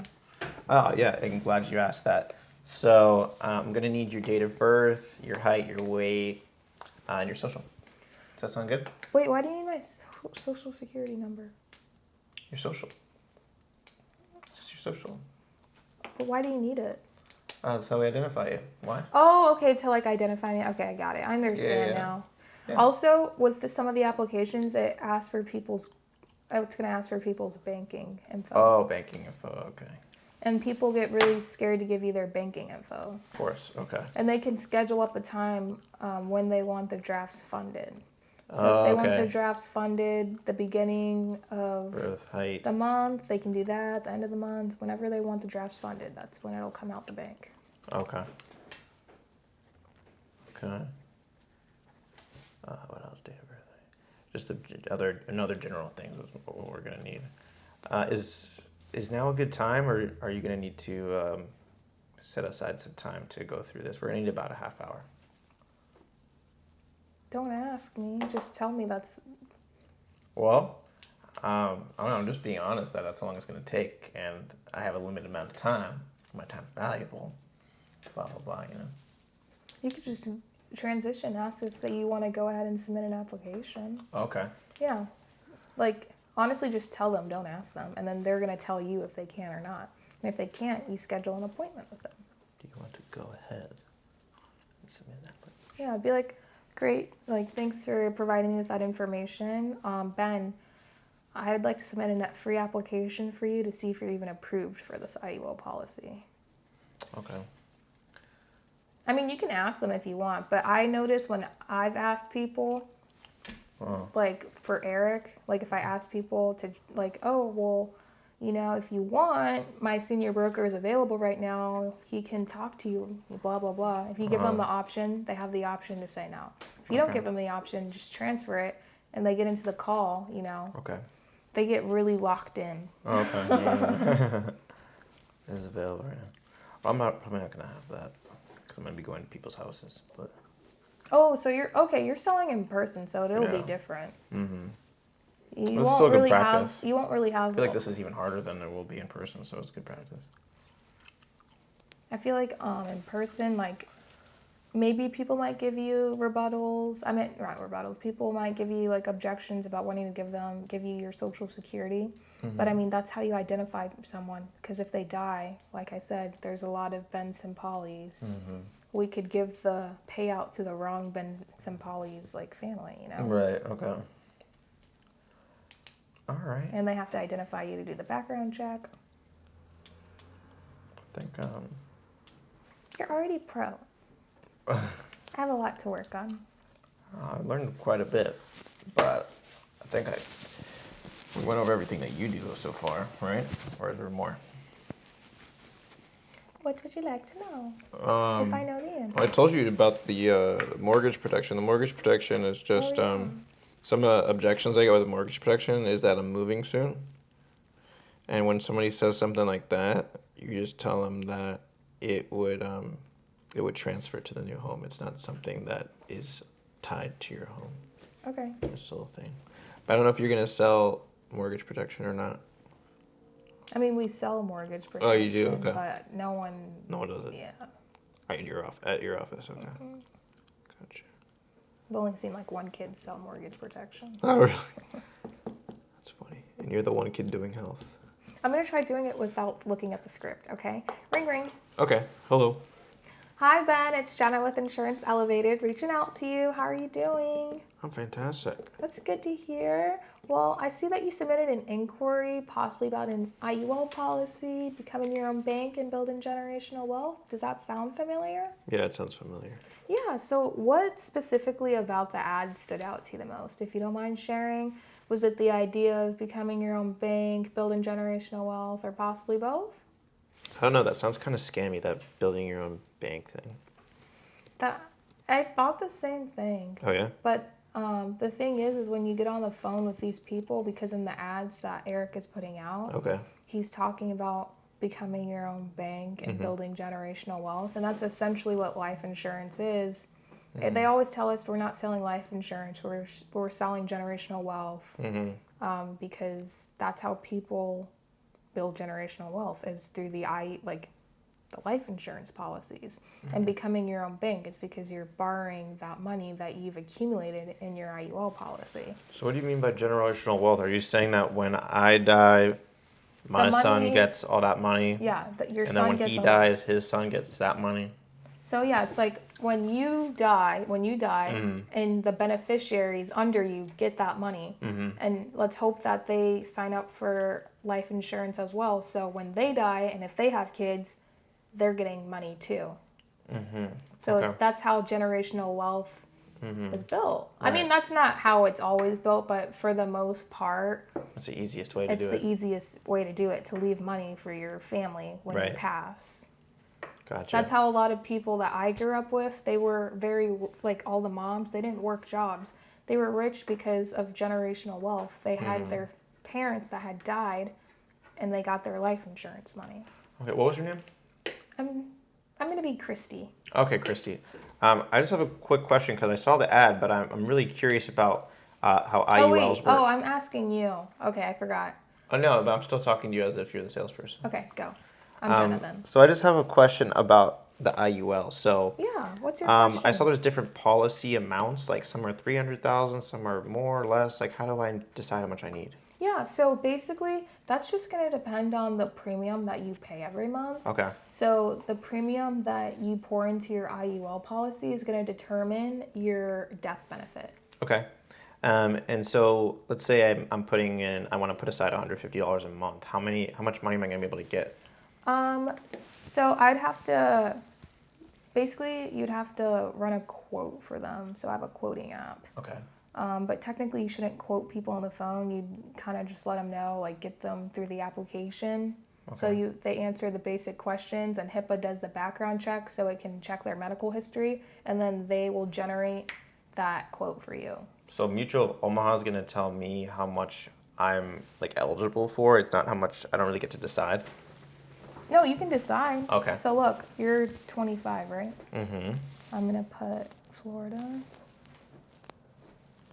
So, let's say what does your what did you want your death benefit to be? What were you looking at? 500,000. 500,000. So anything over 300,000, your client's gonna have to submit blood, urine samples into Mutual of Omaha. Okay.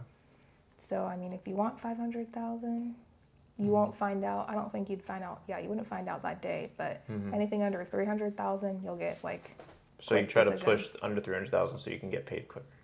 No, I mean, we don't push that at all. You just... Because you don't want to deal with the whole urine sample and blood stuff?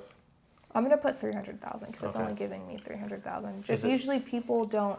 I mean, there are people that ask for $1 million policies. That's once in a blue moon, though. That's harder sale or no? It's not a harder sale. It's just they have to do blood, urine tests, and they have to send it in. Wow. So for $300,000 would be $102 a month. $102 a month, okay. Yes. And let's say I live till 90 years old. I'm still going to get that $300,000 when I die at 90 years old? So your beneficiaries are going to get that $300,000. I mean, yeah, sorry. That's what I meant. My beneficiaries are going to get it no matter what age I die at? Yes. Okay. So $102 a month. Or actually, I think it could be till 120 years old. Oh, okay. There's a limit. So if I mean, that's not going to happen. We'll definitely get that fact checked, but I thought it was till 120 years old. So $102 a month. I'm 25 right now. Times 12. Okay, so that's really worth it because that's only 90 minus 25. That's only 75 years. What people do is they wait. That's only 91,000, so it ends up being 300,000. So what people do is they wait till they're 50 to get these IUL policies because they find out later in life and look how more expensive it is when you wait that long. Okay. Oh, wait. 300,000. Why is it not letting me calculate? Florida. So their annual premium would be $281. Okay. Because obviously they're older. So 50 to 75, or 50 to, we're saying 90. Okay. 50 to 90 is 40 years, so 281 times 12 times 40. Yeah, so it's still worth it. You're still getting double what you put in if you die at 90. Yeah. But also, if you just put it in an IRA with a 10% compounding every month, every year, you probably make more, I think. Let me see, compound. But I thought that depends on how the market's doing. Well, compound interest, it doesn't really matter how the market's doing. Sorry, I don't know how the So let's say we put in $10,000 today. Mm-hmm. And we're going to keep putting in $102 a month for 50 years. Man, I'm nervous to buy these leads because I feel like I still suck.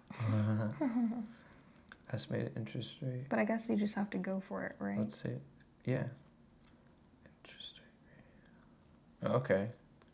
Let's do 3. Calculate.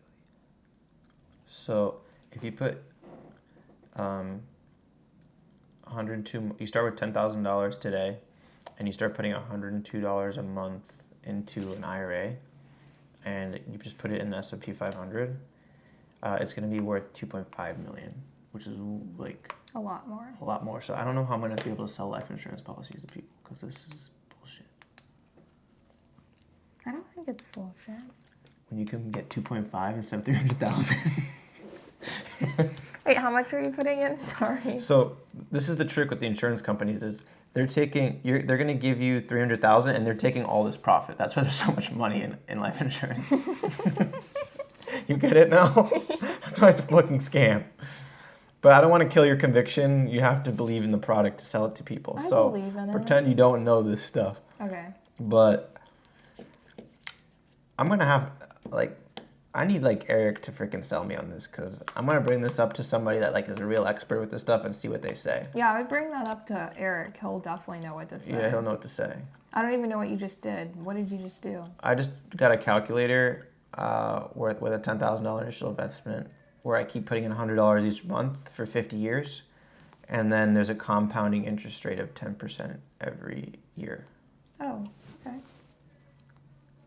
So, the first year, 10,000 times 10%, times that times 10%, times that times 10%. It's like doubles. When you double things and it gets huge? Yeah. The same thing.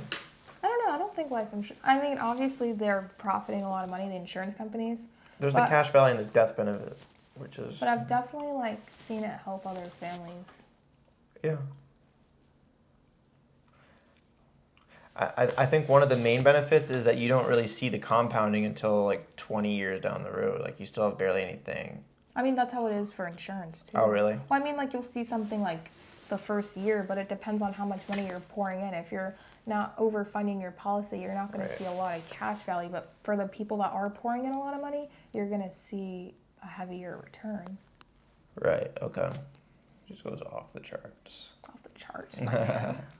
How do you organize your calendar? So from a business perspective, the way I organize my calendar predominantly here, so I'll go in, so I have right now 4 different categories. So first is going to be events. Okay. So what I do with that, so anything from a business meeting, networking event, anything along those lines that goes into there.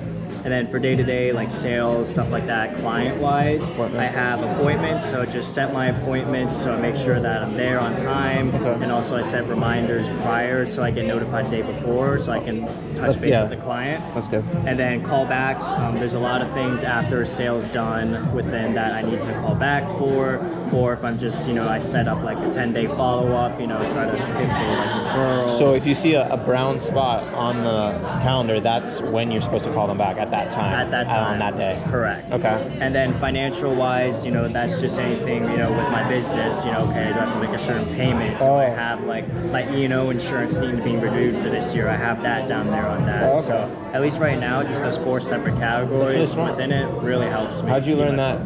Did you learn that in a book or a YouTube video? No, not for a book. Really just, the experience with the business. I kind of just sat down and was like, wow, I need these things. These are these few things I need. And, just at least with those right now, it's really helped me separate it. Yeah. Yeah. And if you don't have a CRM that does it all for you, you kind of have to get creative. Exactly. So, just thinking and experience through my own, that's what I've come up with so far. It works. It really works and helps. Yeah. So that's a good way. Your calendar is totally packed up. Yeah. Show you that. It's wild. Yeah, want the December alone. So, and I'm trying to get that even more booked. That's the goal for 2024. So, what's your experience been with buying the leads and everything, with the printing and everything? So, with the integrity leads initially starting off, those are right. Going to the doors with those that have been well. But then really right now it's hopping into a lot of these mailer leads, what we're calling them, that have just been new, testing and running down. Oh, that's the new thing.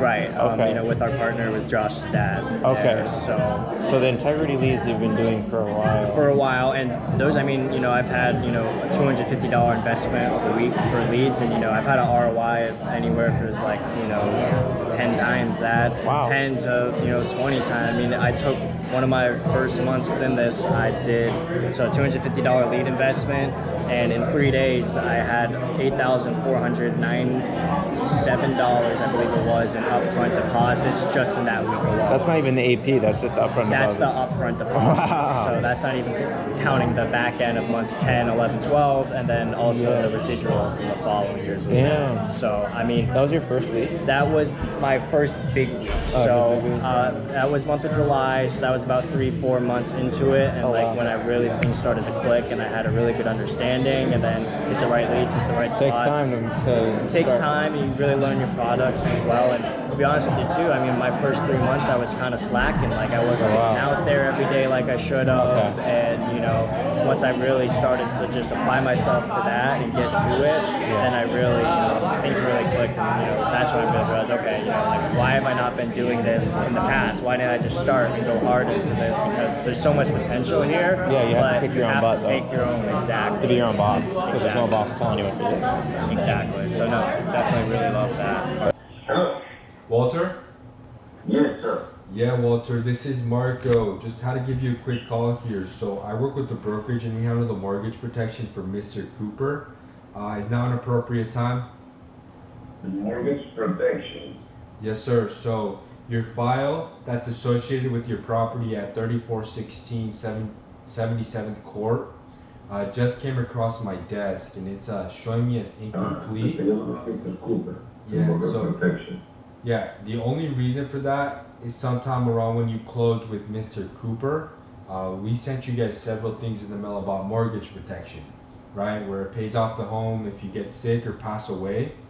Now, it looks like you guys actually did the right thing, Walter. I mean, you guys filled out the card and you guys sent it back to us, but for whatever reason on our end, it just hasn't gotten completed. So I'm the medical underwriter here in the area. Just want to make sure we take care of that for you. Now, is it just you in the home, or do you have a significant No, other?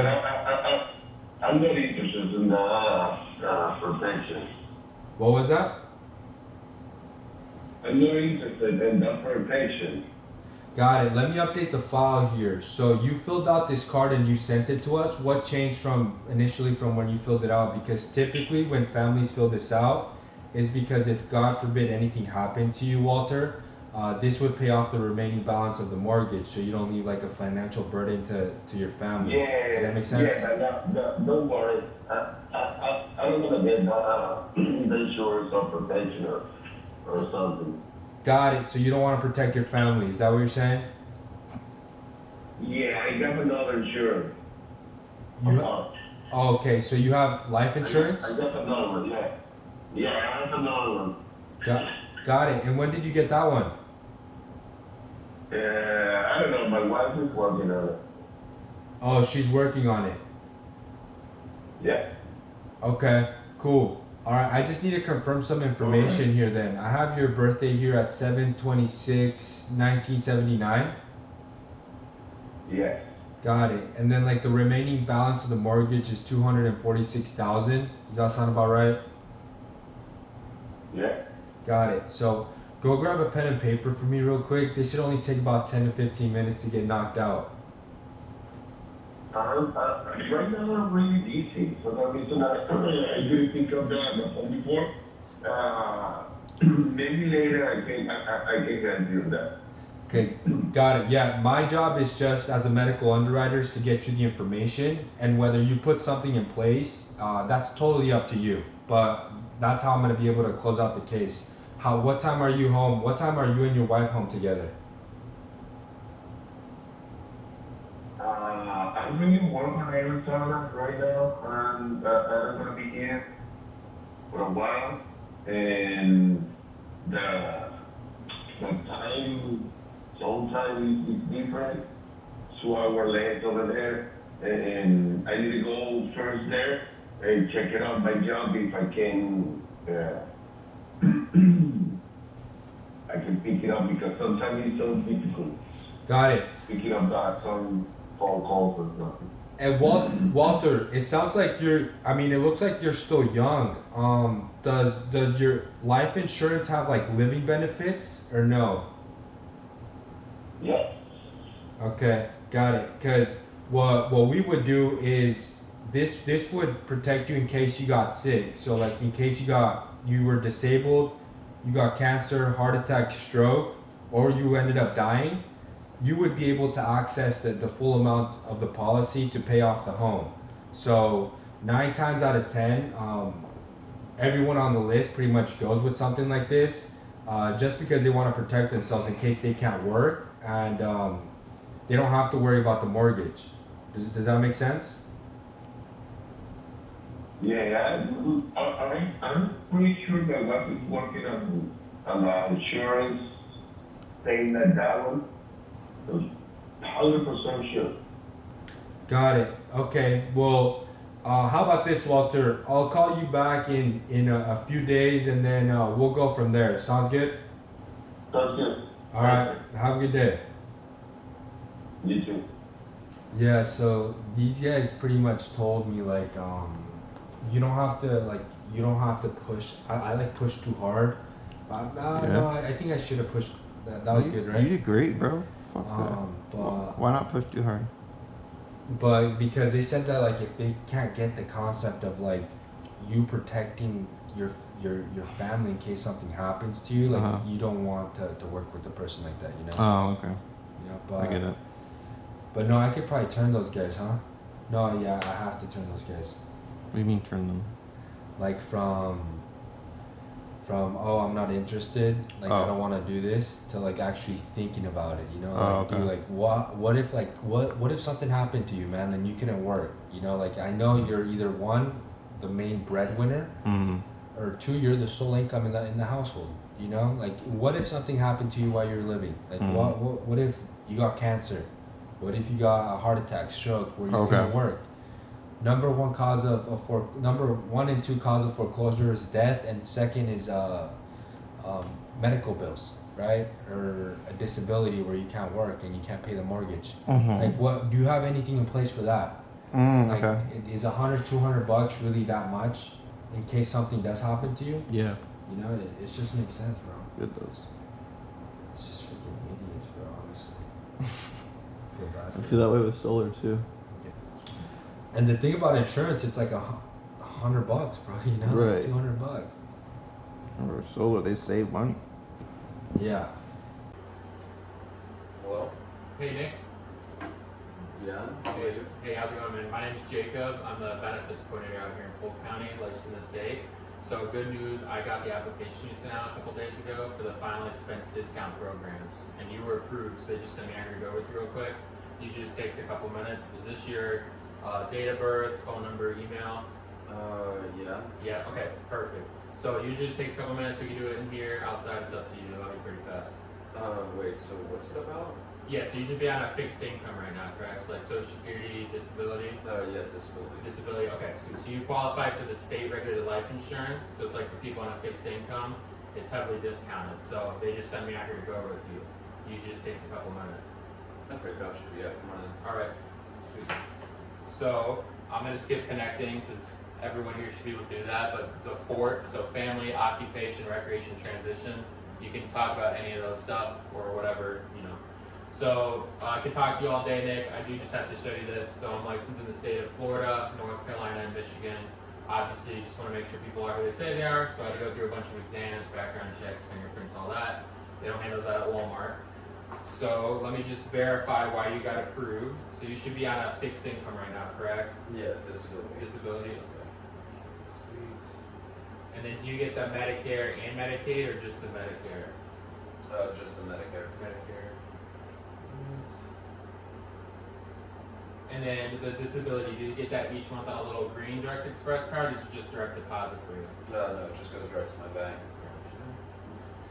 And I have here, you are 63, that's right? Yeah, about to be 64. You look very good for your age. Hey, thank you. Alright, So kind of what I do is pretty simple, so I'll help you in 5 ways. Since you're on Medicare, they should already cover most of this stuff for you, so I'll skip over all that. For like prescription, dental, vision, hearing, in your case, mostly just the life insurance. Now, right now, are you taking any prescriptions, prescribed anything, or is it mostly like just blood pressure, cholesterol stuff? I take a couple of things. Couple of things? Okay. Do you have the list, bottles? Yeah, I'm sure I have them around here somewhere. What do you need them for? So the more I know about your health, the more I can help you save with the life insurance side. So. Got you. Alright, give me 1 second. And then, Right, so you take in, like, So it's already been canceled? it should be, yeah. Are you on the app? Like, I wrote you on it? Yeah. Can you call them and make sure? Okay. I probably. Alright, metformin, lisinopril.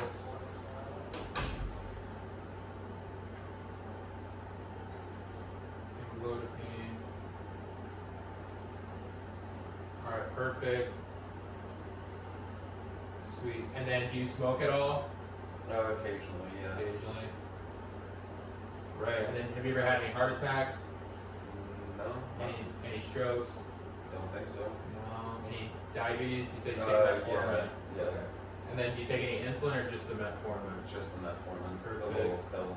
And then have you ever been prescribed any gabapentin, Lyrica, Neurontin for any like diabetic neuropathy? No. No. Perfect. And any cancer? No, thankfully. Any COPD? No. Perfect. Sweet. You're doing very good. And then for the life benefits, do you have any life insurance that now you're paying on? I used to have term life a while ago, but it canceled term out life? on me, yeah. Oh. So it got too expensive. I couldn't really afford it anymore. Yeah. How long ago was that? Maybe 5 years ago I had to cancel it. Oh, okay. Gotcha. Sweet. So yeah, I mean, like I said, you're doing pretty good with the living stuff, so you're not really paying too much for like the prescriptions, dental, vision, hearing, right? No, that's all covered. Okay, good. So really it's just the life insurance. So typically when I get sent out here, normally we see 1 of 3 problems. So why I'm licensed by the state is just to make sure you don't fall into these like donut holes we see, okay? So the first concern I see is folks don't have any coverage, they don't have enough. So obviously you're still really young. I just always tell people this story because I had one of my agents' aunt passed away last year. She was only 59, so she was very young. They ended up having to pay, it was almost like $13,000, $14,000 for a funeral and burial, which is really? crazy. Yeah, it costs that much. I just always tell people that story because obviously, you don't want to leave nothing like that in your family. His family had to pay for it all out of pocket. So, second thing I see is folks have the wrong type. So with life insurance, there's 2 types. There's term and there's whole life. Have you heard those before? I think somebody explained it to me a long time ago, but I don't really know. Okay, so term life is the first one. So, well, you obviously had term, Yeah. so you kind of know, Yeah. but you got your age going out and your costs going up. So how term normally works is it starts really cheap for lots of coverage while you're young and healthy like you are now. What they don't tell you is every 5 years, they jump the price up. And it goes up and up and up and up until it gets so expensive, most folks can't afford it anymore, they have to cancel it. If you cancel term life, all that money you pay in is gone. It's pure profits to the insurance company, you don't get any back. The other thing they don't tell you is once you hit age 80, even if you keep paying on it, once you're 80, you lose the coverage, you lose the money you pay into it. Oh, that's horrible. Yeah, so you want to stay away from term. Obviously, that kind of sounds like what just happened to you a couple years ago. Now, the other type is whole life. So how whole life works is you have 100% guaranteed payout, your premium can't change, and it builds cash value, which is a savings account on the policy. So after the first year, you can borrow on it. If you have to cancel, you get some money back, okay? Gotcha. Now, what my job is and what's important for you is with whole life, there's 3 different grades. There's A, B, and C grades.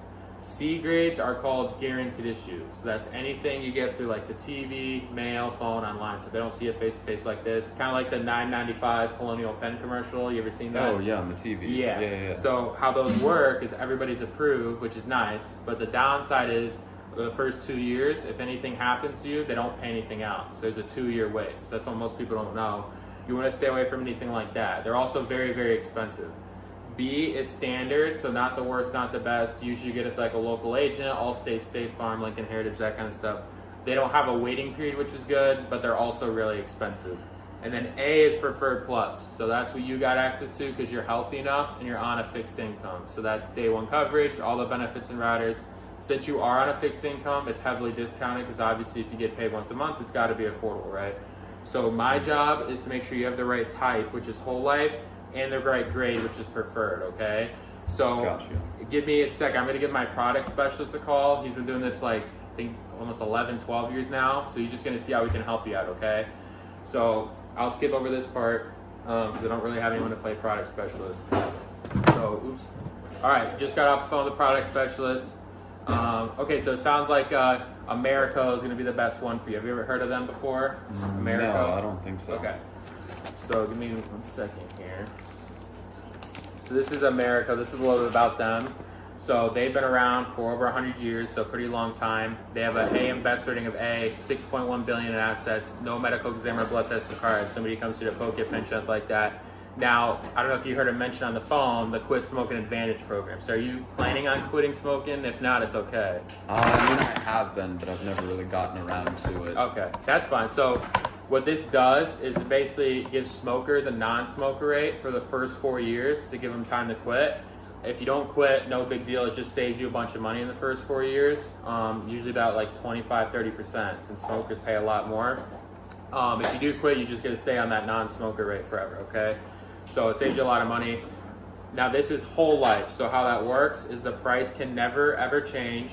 The coverage cannot go away due to your age or your health, and it builds cash value, which is a savings account on the policy. So after the first year, you can borrow on it. If you ever to cancel, you get some money back, okay? Now, immediate coverage, no waiting period. This is probably the most important thing. You're doing really good, so we won't want to ever see you on any sort of waiting period.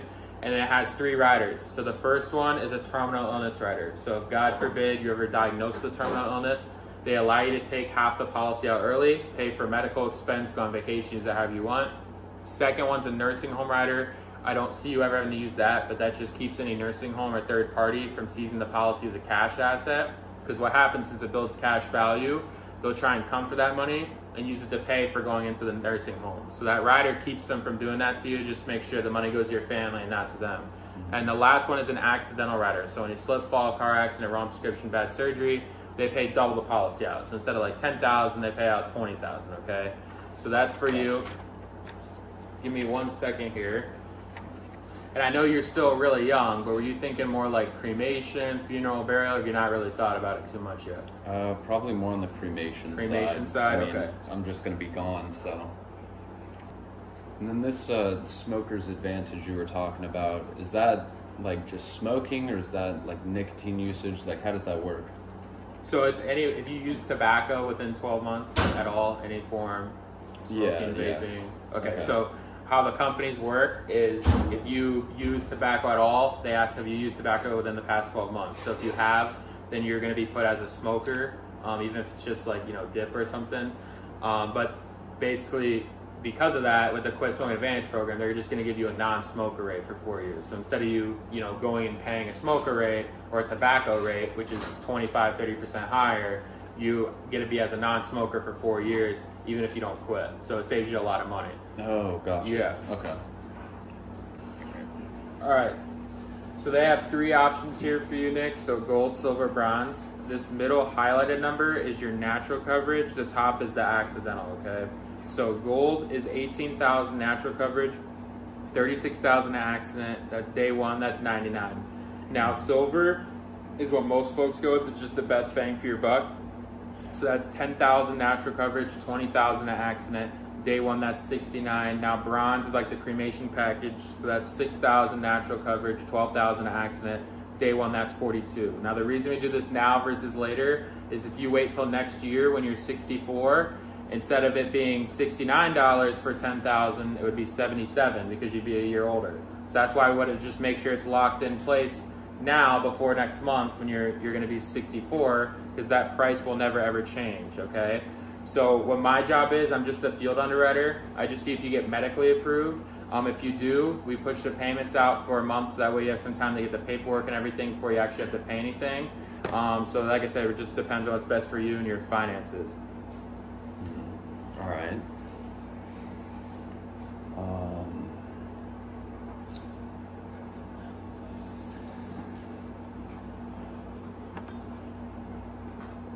I guess that silver option will probably work. Silver one, okay. So grab your driver's license. I'll see if you get approved. Yeah. Done. All right.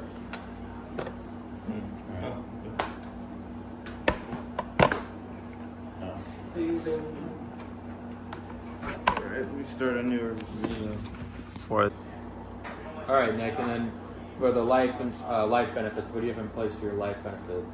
Like your life insurance? I know I have something. I'm not too sure about which company it is though. Do any of these look familiar to you?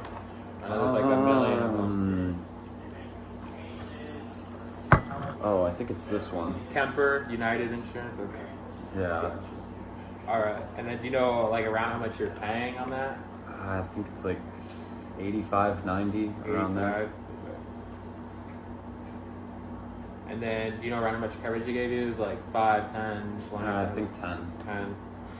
And then do you know around how long you've had it? Like over 2 years? I've had it since probably about 4. 4 years? Okay. Gotcha. Sweet. All right.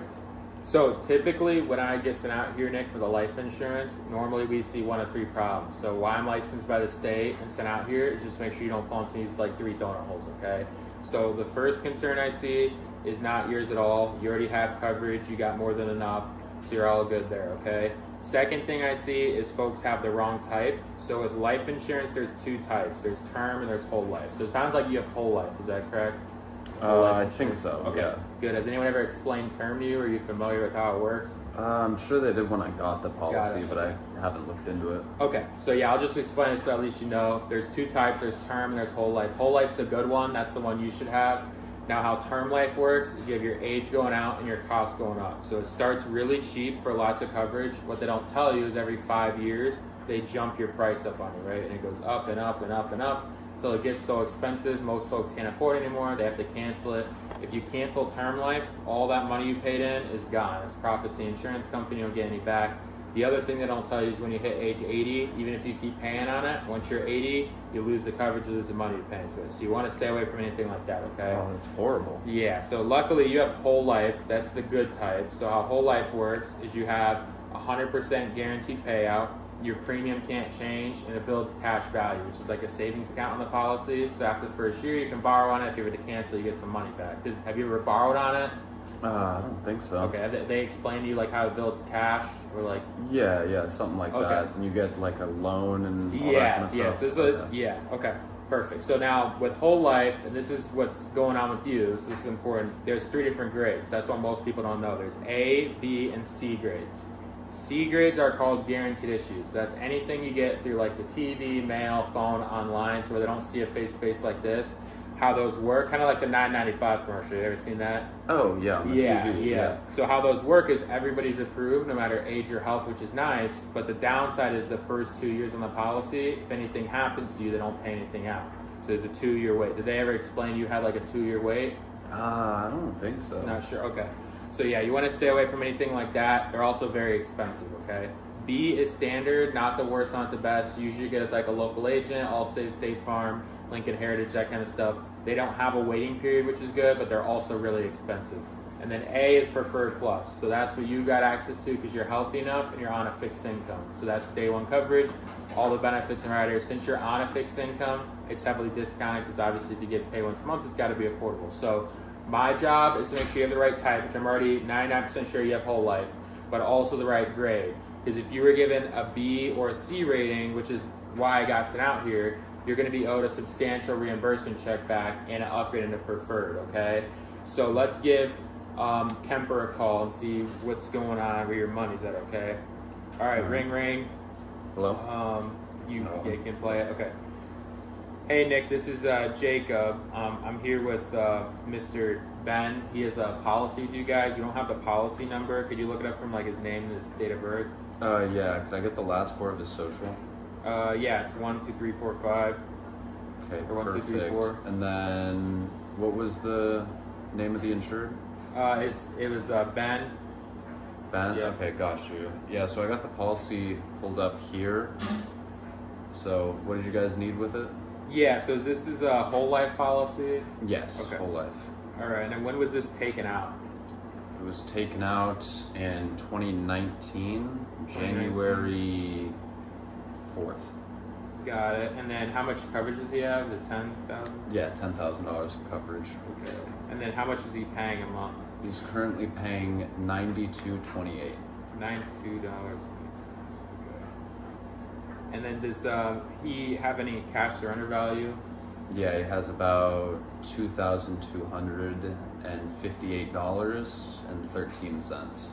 Okay. Excuse me. And then does he have any riders on this policy? No riders. No riders. All right, mute the phone. Nick, did you deny the riders? No. What riders? Okay, well, I'll explain in a second. All right, you said no riders? Yes. No riders, okay. All right, are there any loans on this policy? No loans. All right, and then what's the draft day? The draft day is the 1st of the month.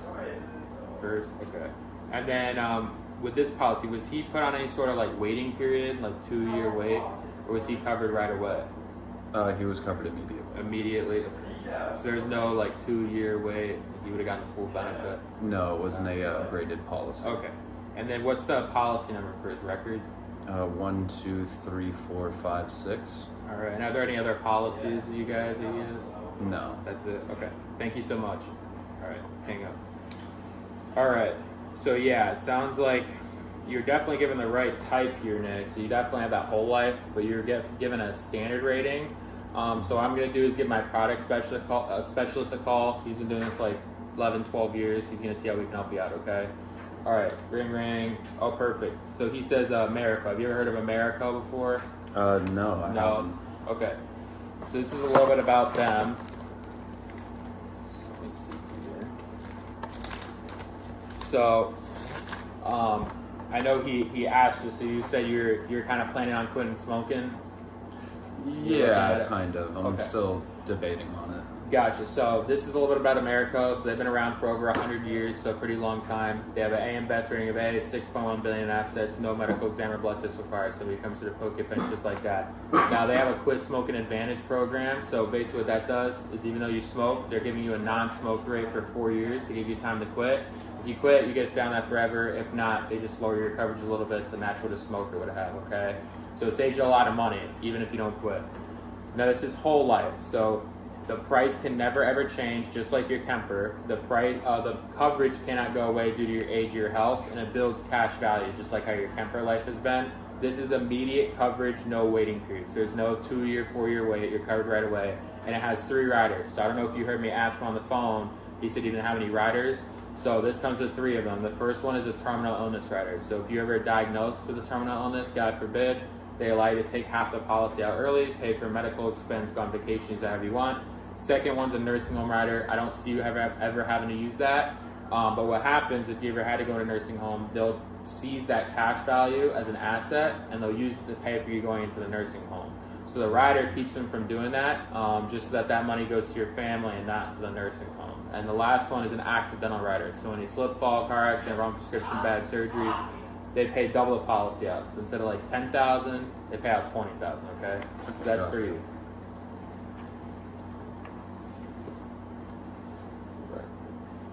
Just give me 1 second here.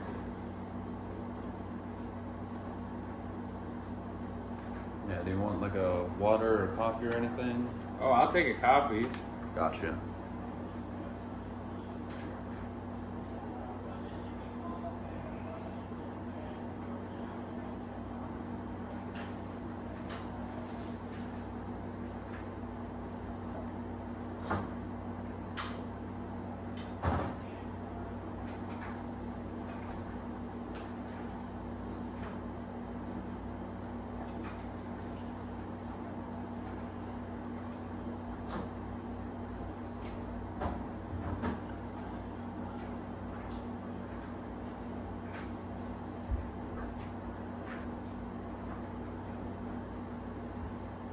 There you go. Oh, thank you.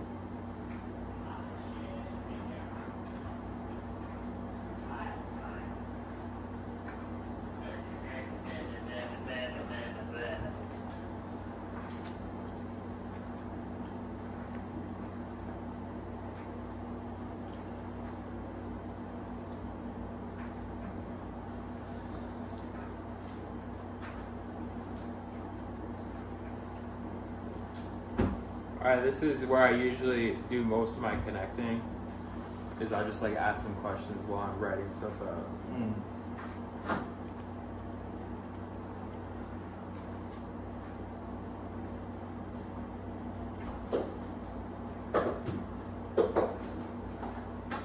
Alright, Nick, so they have 3 options here for you, so gold, silver, bronze. Now keep in mind, with anything you choose, you're getting $2,200 back from Kemper, okay? So that's your money, you can use it however you want. Again, I don't know if you remember me explaining, so with that cash value, if you don't use it, you lose it. So they don't pay that in addition to your death benefit. So you have $10,000 in coverage. If anything happened to you, they're gonna pay out $10,000, but they're not gonna pay out $12,200, you see? So they keep that money for themselves. So the only way to use that cash value is you can either take a loan, which I wouldn't suggest because you have to pay it back plus interest. But in your case, you're given the right type that whole life. You're just given one of those standard ratings. So if you get approved for preferred, you actually get that back as a reimbursement check, so not as a loan. So they have 3 options here for you. So gold, silver, bronze. This middle highlighted number is your natural coverage. The top is the accidental, okay? So gold is $15,000 natural coverage, $30,000 accident. Day 1, that's $121, and then $2,200 back, okay? Now silver is what most folks go with. It's just the best bang for your buck. So that's $12,000 natural coverage, $24,000 accident. Day 1, that's $99, and then $2,200 back. Then bronze is $10,000 natural coverage, $20,000 accident. Day 1, that's $89, and $2,200 back. Now, the reason we do this now versus later is if you were to wait till you're 64 to do the $12,000, which is only $99 now, it'd be $108 next month when you're going to be 64. So we would just want to make sure you get it locked in where you're still at your current age and health, because that price will never ever change, okay? So it really depends on what's best for you, family finances. Since you're on a fixed income, my job is just to see if you get medically approved. We push the payments out till next month, so that way you have some time to get the paperwork and your check, $2,200 check back before you actually have to pay anything, okay? Okay, got you. So how much would I be paying after I buy this? Because I'm already paying like $92. Yeah, okay, so what you're paying already, all we're doing is you're getting transferred from Kemper to America, just because they have a better rate for smokers, right? So when you get approved, you're not going to pay the 92 and the 99 or 89. It's only just going to be the bottom number. That's it. So you're not paying both.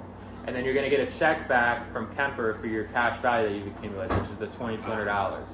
Okay, so my job is just to see if you get medically approved. So next month, let's say you go for $12,000.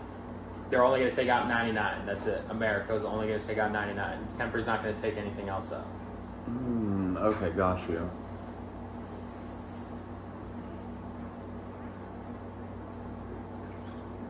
I guess we'll go for that silver option. Silver, okay. Did you have a driver's license or a state ID? Yeah, See I if you got get it right approved. Okay, perfect. What's up, guys? It is January 30th. It is January 30th, and we are going to spend the day driving to Dallas for the FFL convention. David Goggins is going to be there. It's going to be amazing. First big road trip in the Miata, top down all the way to Dallas. It's going to be a freaking blast. I'm so excited. Yeah, we'll skip past all the boring parts. It's going to be a 15-hour drive, so we'll just teleport straight to Dallas. So I will see you guys there. Buckle up, because we're going to learn a lot this weekend. Not this week. We're going to learn a lot this week. Lots of good knowledge, lots of good classes I saw on their schedule for the convention, and lots of wisdom. I've heard that the FFL convention is a life-changing event, and I'm very excited to go and just get all the knowledge I need to prepare for my upcoming life insurance journey. Very excited to start. Still not approved with Mutual of Omaha yet, so as soon as that is approved, I will get started. I just got done with the first day at the FFL convention. It was amazing. I took so many notes. I just created a folder on my phone, and with each panel they had, I created a different note. So each note has like all these notes in it that I took on my iPad. So I'm just gonna go over it we're just going to go over everything that they showed today. It was amazing. So they started off with the lead seminar. They were just speaking about Lead Center, which is where you can get all your leads for if you work at Family First Life. They have their built-in lead center, which is their own platform. So that's one of the greatest things about Family First Life, is that they have their own leads, their own training, everything. It's just an abundance of leads and not enough agents, is basically, to sum up what Family First Life is. It's just such a good opportunity. So they were just talking about all their new types of leads they have, like social media leads and mailer leads. They have literally every type, and they were just, demoing some of the new ones. So after that was the Simple Retirement Solutions training, which is their own division for annuities. And they made a whole presentation on IULs. So they were saying how do IULs make agents more profitable. Total mortgage protection market is 450,000 people this year. There was a study, 2023 LIMRA study, 106 million Americans admitted they don't have enough life insurance. What else they said? IUL is not an investment, it's a financial asset.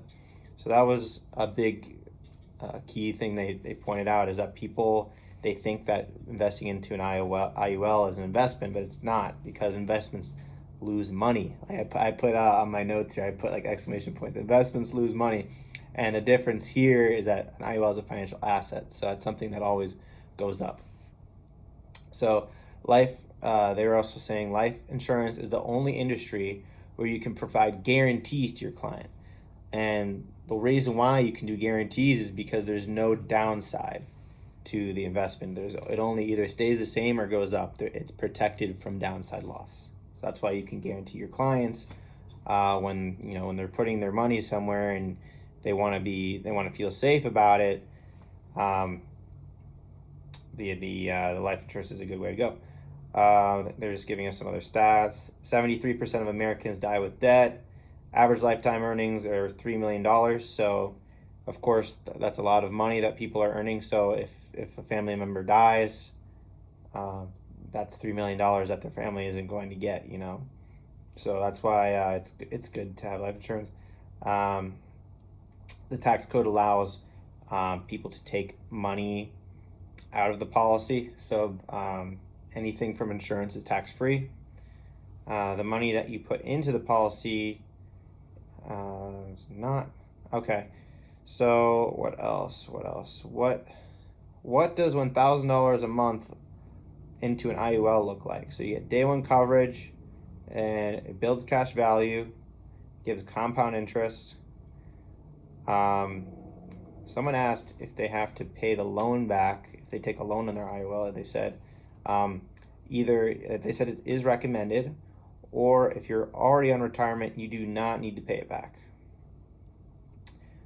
What else? Then we have the annuity training. There is the different types. They went over the variable, fixed, and fixed index annuities.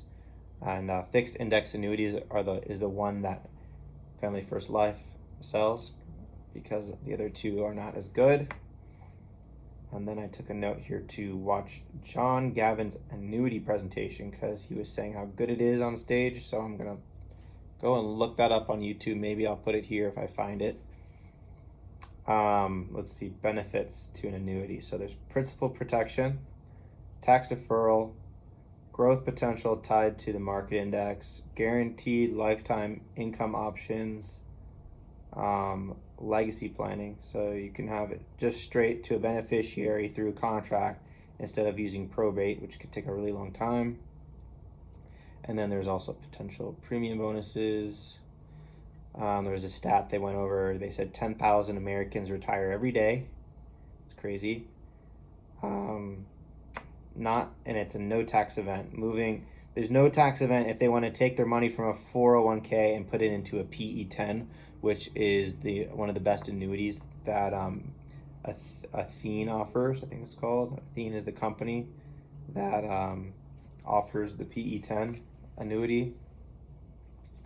So the ideal client for an annuity, they are 59 and a half years or older, any person that has a retirement plan, anyone with a retirement account from a previous job, a person that received an inheritance or a lump sum of money, or a person with significant cash savings.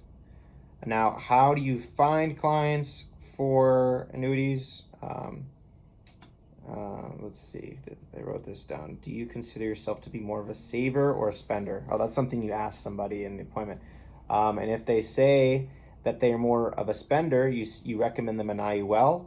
And if they're more of a saver, you tell them to use their savings for an annuity. So that's how you kind of steer the conversation, by asking that question. Do you consider yourself to be more of a saver or a spender? Now, here's another question you ask on this that steers the conversation more towards annuities. What do you have that acts as life insurance? So that can be an IRA, a 401k, a 403b, or TSP. If I could show you a way to take advantage of the upside of the market but eliminate the downside, would that be something you'd be interested in learning about? That's the question, the key question to steer into talking about annuities.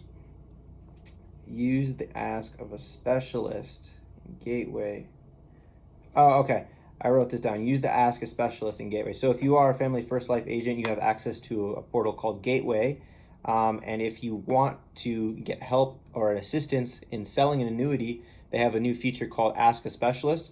And what they were showing to all the agents here at the convention is that there's an option where you can now do a 50-50 split and have a very experienced annuity salesperson sit in with you live virtually on your in-home appointment and help you sell through the entire sale, and they'll split it 50-50. So there's three options. There's that 50-50 option.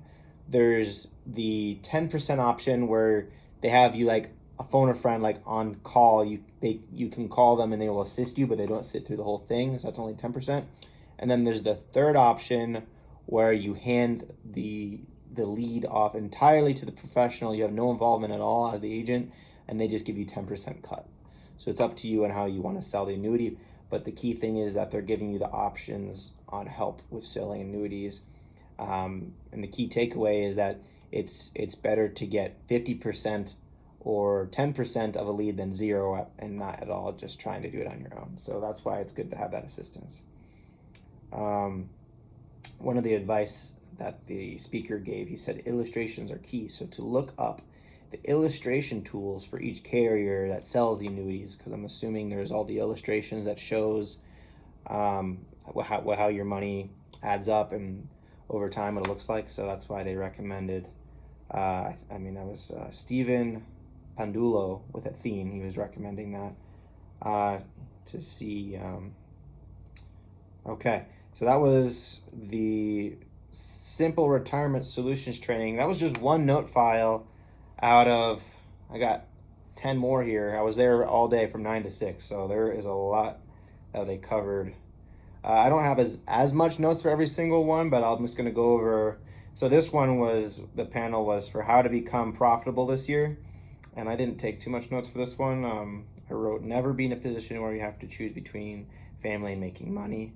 So that was when he was, going over when he was in a job where his work was consuming him and he wasn't able to be with family. And then he was saying how now when he switched to insurance, he makes his own schedule.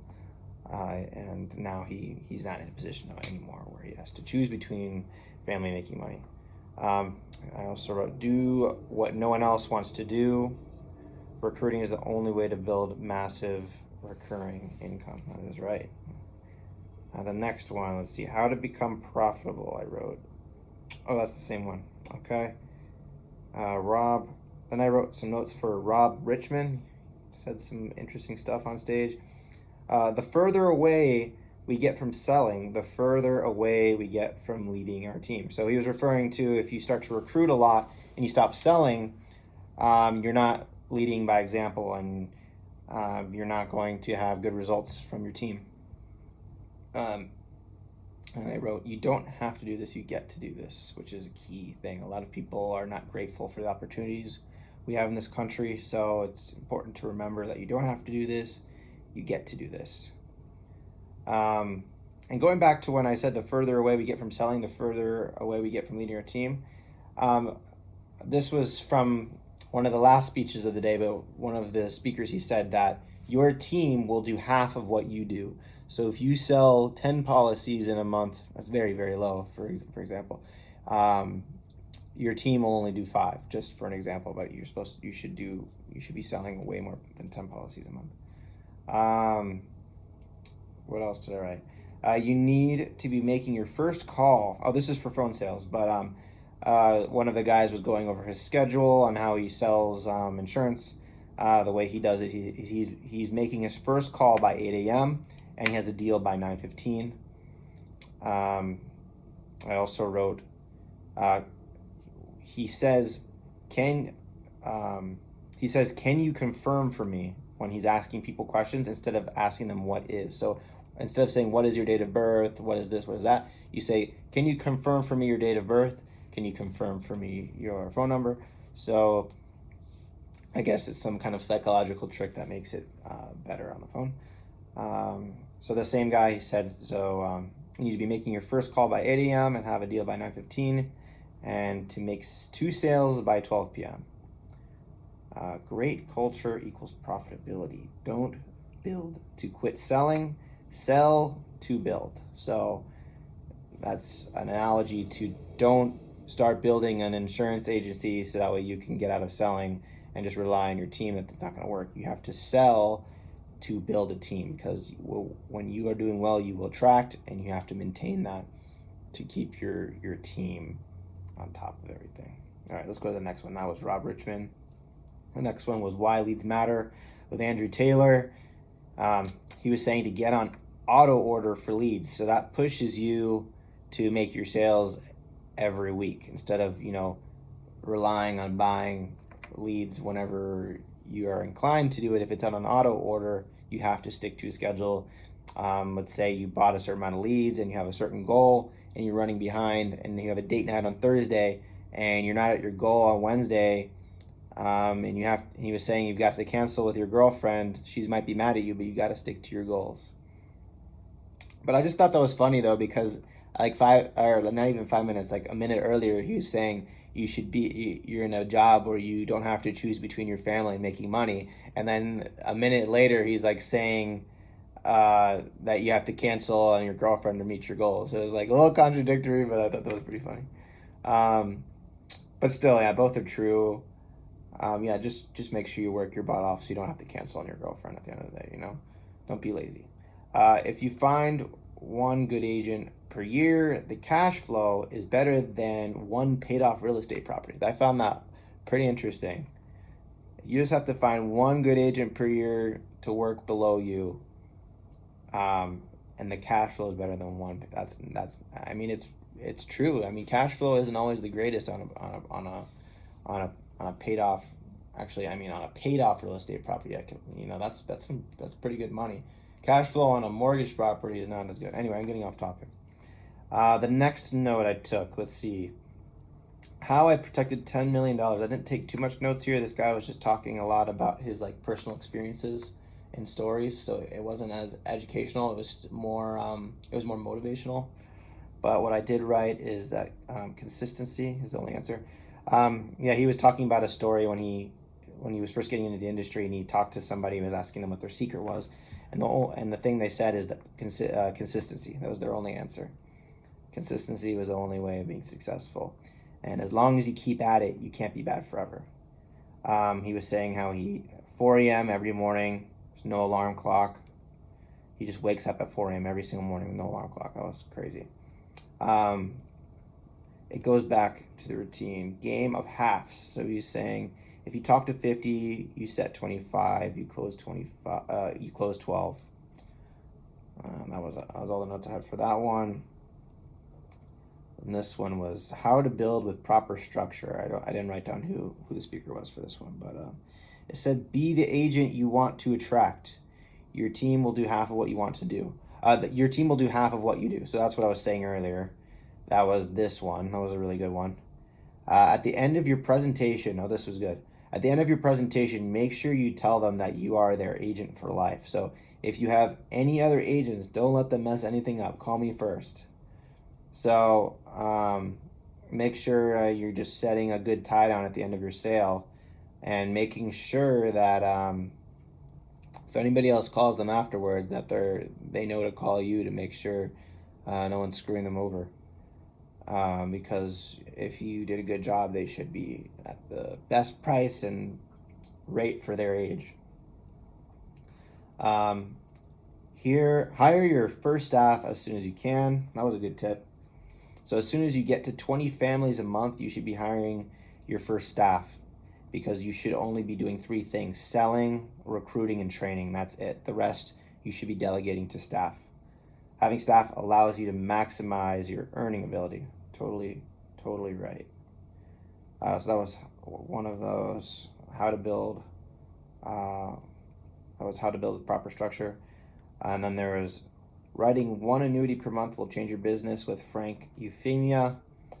He was just stressing on how you have to learn how to sell all 4 types of insurance: the final expense, the IUL, annuities, and the mortgage protection. You can't just sell one, because each type has ups and downs in the market of the demand, I guess what he was saying. So there's times when all 4 are hot, and there's times when only 1 or 2 of them are hot, so you need to know all of them to adjust. So that was good advice. And then also he's saying how anyone can sell an annuity. You just have to get a lot of practice with it, and it's not the hardest thing in the world. It's a big ticket thing to sell, but if you overthink it, you won't. It's all in your confidence. The next one was Persistency Matters with Brent Abernathy. So I wrote, make sure you are following up with clients 2 weeks after issue. Yeah, that was a good one. So this is huge on building your referral network, making sure your policies stick and you don't get any cancellations. So right after 2 weeks is when they should be getting their policy in the mail. So you're calling them and you're saying, hey, did you get it in the mail? And you tell them, hey, write my name down on the envelope and call me if you have any issues. If anyone, you're like reminding them the same thing again. If anybody else tries to call you to switch anything, you call me. That's where you're writing my name down on the envelope that you should have just gotten the mail from your policy. And the closing line he said was really funny. He said, I'll be stepping on the insurance company's throat for you. So really making a memorable saying something memorable to them to make sure that you are there for them. And, I'm going to step on the insurance company's throat for you, making sure that they stay with the best rate and, nothing changes. So keep his name in mind. And I'm assuming you say that mostly for term life insurance clients, because, the prices go up. Whole life, you don't have to really worry about prices changing. And that was Persistency Matters. And then there was a panel.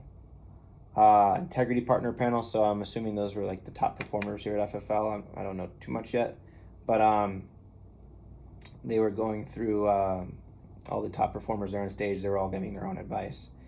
One of them had 300 agents. They're making $1 million a month. I don't know why I wrote that down. Oh yeah, because I was just making a point. Sean was interviewing them all, Sean Mike, and he said that you all have at least 300 people on social media, so you definitely can have the confidence that you can also build a team of 300 agents. It's not like people underestimate their ability, and people think, oh wow, 300 agents, that's insane, but it really only takes most people have 1,000 friends on Facebook. It really comes down to your confidence and working really hard and doing that was also something they said, you don't have to be like a top performer before you start recruiting. You can start at any point. There's people out there that need help and need to better their situations now. And you're doing everybody a disservice by waiting to recruit until you're a top performer, which is great advice. So I'm definitely going to be recruiting sooner than later. So he said you don't know who is going to do well, so don't judge people off of anything, which is true. So when you are recruiting and you don't want to judge people off the way they look or anything in that matter, because he was telling a story when he hired his first 2 agents.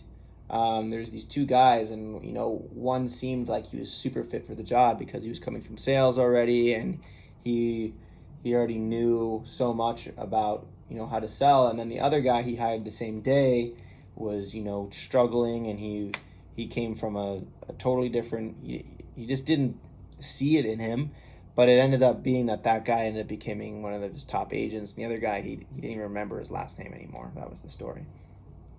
So he said, you don't know who's going to do well, so don't judge people off anything. Anyone can do good, anyone can fail. He was also saying, let's see, I wrote, he was embarrassed when he stumbled into insurance and realized how good of an industry it was, and he didn't want to share it on his social media. So that was kind of a story. He was, hoping to relate with people that, yeah, you might feel insecure about trying to get into insurance right now, but you shouldn't be ashamed to share it on your social media. 70% of people know they don't have enough insurance. That was an interesting statistic. 70% of people know they don't have enough insurance. So that means that when you're reaching out to people, there's people that are going to know that just are ready to buy more insurance because they know they need more. So right now there's a growing market of more people that need insurance, and there's a shrinking number of advisors. I don't know why. That's just what he said.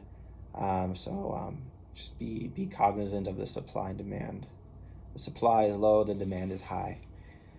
Don't waste your time talking to the wrong people on why they should do it. That was a big key for recruiting. There's people that are going to be in different stages of life and come around to when they're ready to do insurance. You don't need to waste your time convincing people to do things, because this isn't a standard. This isn't an MLM. This is a business where you have to put a lot of time into training people, or otherwise they won't do well. This isn't something that you can just come into and not work hard and do well. You have to put the work in. So he was just saying, don't waste your time on people that aren't that interested, because they're going to be a time waster. So you have to be selective and respect your own time on who you decide to recruit, if you do recruit. This is something Sean said. He said, look to your left and right, and one of three of you will make it. And he was making a funny point, how he's like, well, F you two left and right. I mean, I'm the one that's going to make it. It was funny. Like the energy that Sean has on stage is just so amazing. It was amazing to see him in person. And I only seen him before this on an interview with Bradley on the Dropping Bombs podcast a couple times. And he was much more chill and calm on those podcasts. But you see him on stage, and his presence is just really a sight to see. I wish I'd recorded some of it because it was really funny. But yeah, he was just stressing that anyone can make it if they want to. And Sean was the one that wanted to, when you hear that one of three will make it, and he believed that he was the one that was going to make it. And he was like, oh, by the way, those other two that were to the left or right of me didn't make it. So, yeah, business is like a roller coaster. There's always ups and downs. That was what one of the panelists said up on the stage, and I wrote that down. Yeah, we're getting close to the end. Yeah, there's a lot of notes I took today, so if you're still here listening to everything, hey, it's only been 23 minutes. I was there from 9 to 6 p.m. today, so you're getting all of this stuff very compacted. I saved you a whole bunch of time. This was the notes from Dave Anderson. He owns Learn to Lead. This is a lot of motivational stuff. This wasn't anything insurance related, because he's not an insurance agent. He's more of a leadership coach. But I wrote down a lot of good stuff. He said a lot of good stuff. He said, you can't make up for today tomorrow. You will never get today back. Don't be distracted by the past results. Keep doing what you're doing. So that was good, because I could relate to that, back to that when I was back when I was in solar and I had my first 30K month. I almost got comfortable the next month and didn't I was going to look at cars and stuff, but then I did 30K again the next month. I did twice in a row, and then that was when I got attacked with a shovel in December, and that kind of threw me off for sure. He was just saying your daily routines are your foundation. So don't be distracted by the past results. So yeah, I mean, even if you get hospitalized from getting attacked by someone, don't be distracted. Get back. Luckily, I've gotten back to my daily routines and I'm back on my grind again. Pretty quickly, got back up as quickly as I could. After you set the goal, oh, this was a good one. I wrote this down. After you set the goal, de-emphasize the goal and set the daily routine for it. So, yeah, that's something I would do. I would set the goal, hey, I want so-and-so thing, and then you just go back to your old routine and it doesn't happen. So you are going to fall to the level of your daily routine. So what he's saying is if you have a goal, you have to set the daily routine for that goal, not just set the goal. You set the goal and you set the daily routine for it, because at the end of the day, you're going to fall to the level of your daily routine. So the next thing he said was, don't under-challenge your people. If you under-challenge your people, you cheat them. So if, as a leader, no one's ever going to say, thanks for being easy on me. No, they're never going to say that. So that's why he's saying that if you are not really going hard on them on what your expectations are for them, you're cheating them by doing that. See yourself from the viewpoint that others see you. So a lot of people, they don't realize how good of a perception that people have of them. Like a lot of people think really highly of them, even higher than what they would think of themselves. Some people think so highly of them. Some people think so highly of others, but that person themselves doesn't even think that highly of themselves. So a good way to see higher of yourself is to imagine the way other people think of you, certain people, and then actually bring yourself up to that level. What else? Train on the same things again and again and again. Train for effectiveness, not variety. That's a good one. Back when I was in solar and we had our trainings, why do I say back was I was in solar? I still do solar. I still love solar. But I'm getting into insurance now and I'm very interested in it. And I think this industry is amazing. But I love both, so I'm not going to say that. But train, back when, I don't know why I'm saying that though. But in my solar meetings every Friday, I would always, get bored of seeing the same material over and over again. But what he's saying is true. You need to train on the same things over and over again because it's what's effective. It's not, you don't need variety in training. What you need is effectiveness, and you need to reinforce what's effective. So you have to build the muscle memory. Keep practicing the script even if you think you already know it. So just do the mundane things when you're training. Make the pain pay. Oh, that was a good one. How can this pain teach me to be better? So if you have a painful experience in your life, for me, example, like the shovel attack I had back in December, I used that pain to teach me to be better. I suffered like 1 or 2 months of lost income when I was getting used to making so much. And it taught me to, work, it taught me how to recover from a slow period. I went back and looked at old recordings of my sales presentations and I rebuilt myself back up. So sometimes the lows are necessary to reach new highs because you're taking a step back and you're feeling some pain of lost income. You have to reduce your lifestyle, and there's lessons in there. That's what he was saying when he said make the pain pay. And it's true. I'm not going to hide that. I had some lower months. Everybody. It's normal for everybody. Business is like a roller coaster, like that one guy said. It's not. You can get used to making tons of money, and then boom, you get hit, you get attacked, or something crazy happens, and you have to make that pain pay. You can't. I wrote this right after I said, I'm not going to let this happen to me. How can I let this happen for me? Oh, this is the next part. He said, there's these thing called ants. Ugh, my voice cracked. God, I've been talking for 29 minutes.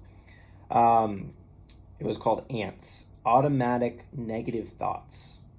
That was cool. So he said, if you don't challenge it, your brain will start to accept it. So if if you don't challenge these automatic negative thoughts that our brains, everybody's brain has these automatic negative thoughts. And if you don't challenge them, your brain will start to accept them. So thoughts, he was saying, yeah, those thoughts lie to you. Not all of your thoughts that you have are truth. Just because it comes to your mind does not mean it is valid. So your brain is wired to have negativity to keep you alive. That's like our ancestral, our nature versus nurture. Our nature is to have the negative thoughts to keep us alive. But in a modern world, I mean, anytime you have negative thoughts, he said you should put it on a concerns list. Write it down, and then you can invalidate it later. And then you can tell yourself the positive thoughts. So I've got this skill now. I've got this good habit now. I've got this network now. You can talk back to the automatic negative thoughts. Very good.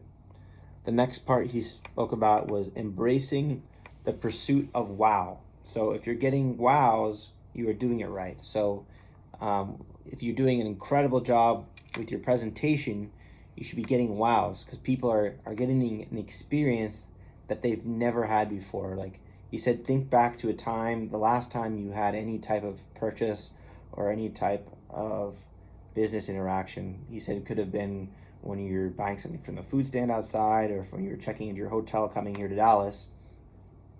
Did you have a wow? Most likely not. You probably had a subpar experience.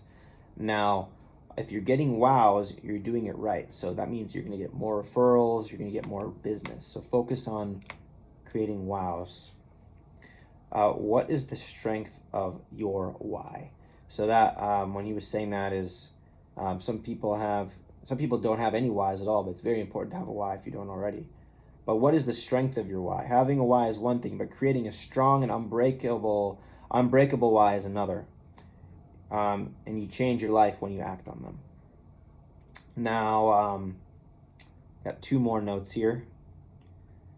This one was a medium-sized one, and then the last one was huge. I'm saving the best one for last. It was all about marketing and building your agency from scratch. But this was the last one. This was Sean's speech, How to Guarantee Success and Avoid Failure in 2024. I wrote, you'll never know what it feels like to not have leads. And he was going over how when he started 13 years ago and he had to get on a plane to go sell insurance, or, he had to do a lot, and he only had one carrier, which is hilarious. He's like making this joke how he was in an appointment and he's like, or no, he didn't say this, but he's like, I only have one carrier. And he's like, I'm supposed to be an independent organization, but he's like, I only have one carrier. It's not the same. You had to be there. The way he tells the stories is just so good. God, my voice keeps cracking. I need to wrap this up because my voice needs a break. He said when your minimum should be writing $10,000 a week. That's what you should set for your goals, at least 10,000. He said at best 50,000. He said, do you spend an hour a day thinking about your business? And that could be recruiting, buying more leads, or studying your pitch. Always spend a little more time. Always spend a little more than what you're comfortable with on leads. So the reason why you would do that is because when you spend a little bit more money on your leads than you're comfortable with, it'll push you that a little bit, like you're in that kind of like fight or flight, and you have to fight, to recoup what you spent on those leads. And in the best case scenario, you end up making a lot of money from that. And also, as you make more and more, to slowly increase how much you spend on the lead. Just keep working. One week you spend 1,000, next week you spend 2,000, or not. Maybe every month you increase by $1,000 how much you spend every week on your leads. He said, don't get comfortable at one level. Always keep scaling up and getting bigger and bigger. And pour into your business. I wrote it in all caps. If you're not where you want to be, let it hurt. Then do something about it. I really resonated with that because I I really got lazy the last 2 months, making excuses for myself that that I shouldn't be knocking doors, for solar still, because I'm still selling solar right now because well, why do I keep saying this? But I haven't had a chance to even start insurance yet because I'm still waiting to get contracted. But that doesn't mean I'm going to stop selling solar because I do love it. But I have only been doing solar right now, and for the last 2 months I was giving myself these excuses that I can't do it because I'm like traumatized or any of this bull crap. It's not true. You have to.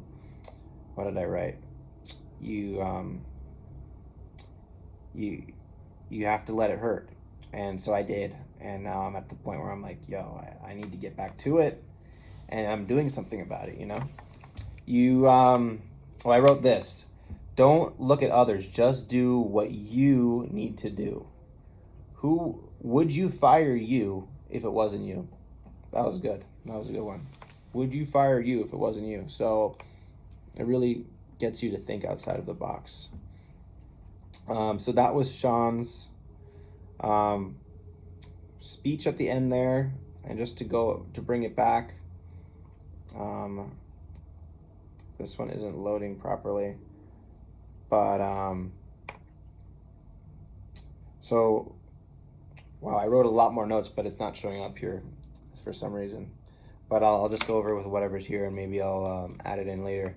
But this was on Marketing 101 with Grady Polson, and he was saying to use this was the first slide on the beginning of his presentation, to use the personalized recruiting website. So if you are in Family First Life already, if you go on Gateway, there is a free website that you already should have. Every agent has it, and you can use it to recruit.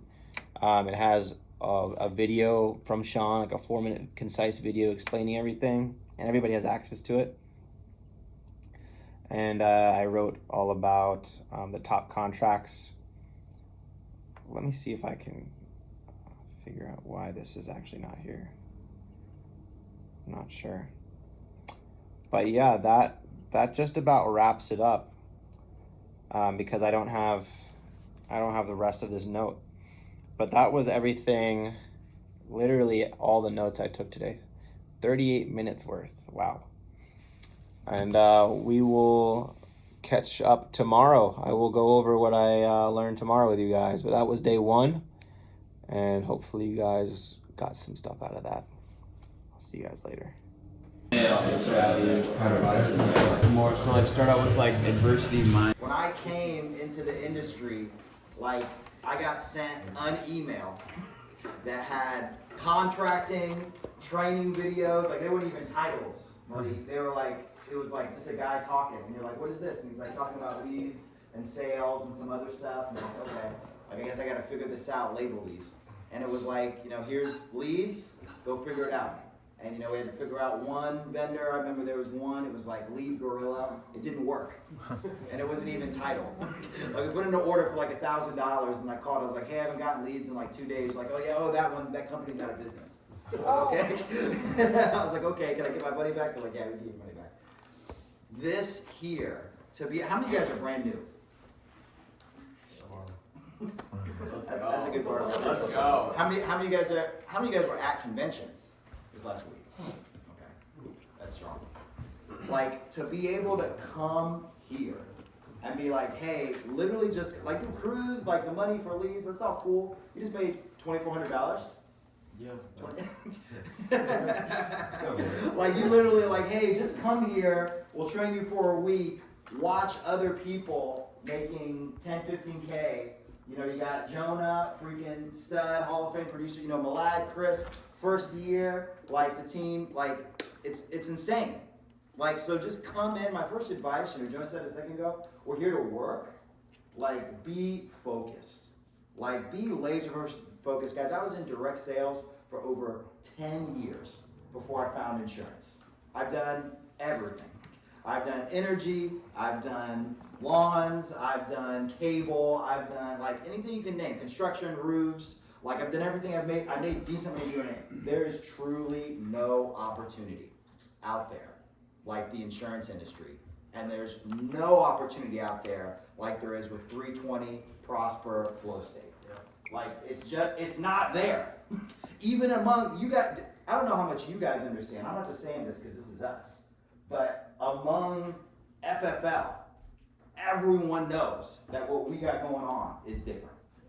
Everyone knows. You know how many people like message our managers wanting to join our team, we just have to ignore the messages? Like, I'm not even BSing you. Like Mindy Tibbs, you guys remember she going to Baby Shark? Like, dude, 100 agents, like, please, like, let me go, like, crying, like, my team sucks. like this, like, honestly, like, I feel ya. like, I'm broke, like, yeah, obviously, like, this is incredible. So pour in, act like this is the opportunity of a lifetime. Where else can you come? Because literally, by the end of the week, have like 10, 15 grand deposited in your bank account. Like if you go to work and do this. Like that's incredible. To come see what Chris and Melad have done in just a year and like have this team built and to be like, let me learn from these guys. Let me do it too. What if you can't do it in a year? What if it takes 5 years? Do you guys understand how many people 40, 50, 60 years old, it's sad, Jonah, like people that are professional, like sharp, like dude, like Melad literally brings tears to my eyes, like guys that have been like grinding for years and the opportunity just sucks. And they're like, I wish I had this. There's a verse in the Bible, it says, let no man despise thy youth. And what it means is, for me to look at you and be like, man, Julia has this incredible opportunity and she's wasting it away. I'm not saying it. But, and then be like, and me like to not have that opportunity anymore. Be like, if I was her, and me to despise her because she's wasting this incredible opportunity. Don't waste this. Don't waste it. Like, honestly, like, I know there's a lot in a room like this, there's a lot of dreams. You know, the insurance industry, honestly, is all about dreams. It really is. When people come in, a lot of times they're down and out. Sometimes they're young, haven't done anything yet. Sometimes they're broken. People have come, I've met integrity partners, Hall of Fame producers that came in broke and are like, I have a dream. So many people have came in and they haven't realized it because they just didn't take advantage of the opportunity. Don't let that be you. I almost don't even want to hear new agents' dreams anymore, Henry, because it's like, dude, like, show me the work first. Because I'm a sap, dude. I get bought in. I'm like, you need to buy your mom a house. You need to retire your grandma. Like, I'm in. I'm in 100%. Right. Like, and then I see them like not show up on a dial day. I'm like, okay, well. Gabe, talk to us about, because we both came from old insurance companies. Talk to us about what it was like there versus here. I mean, it's just night and day. For one, no transparency. I remember the first day I walked into an insurance office, there was this older woman, and they said she door knocked and wrote $15,000 in premium. This is a place where they didn't have leads, and we were a captive agent, 50% comp. I walked up to her right away, wanting to learn. Me and my buddy Caleb, and we're like, "How'd you do that?" And she was like, "I just door knocked." We were like, "Okay." Like, what else?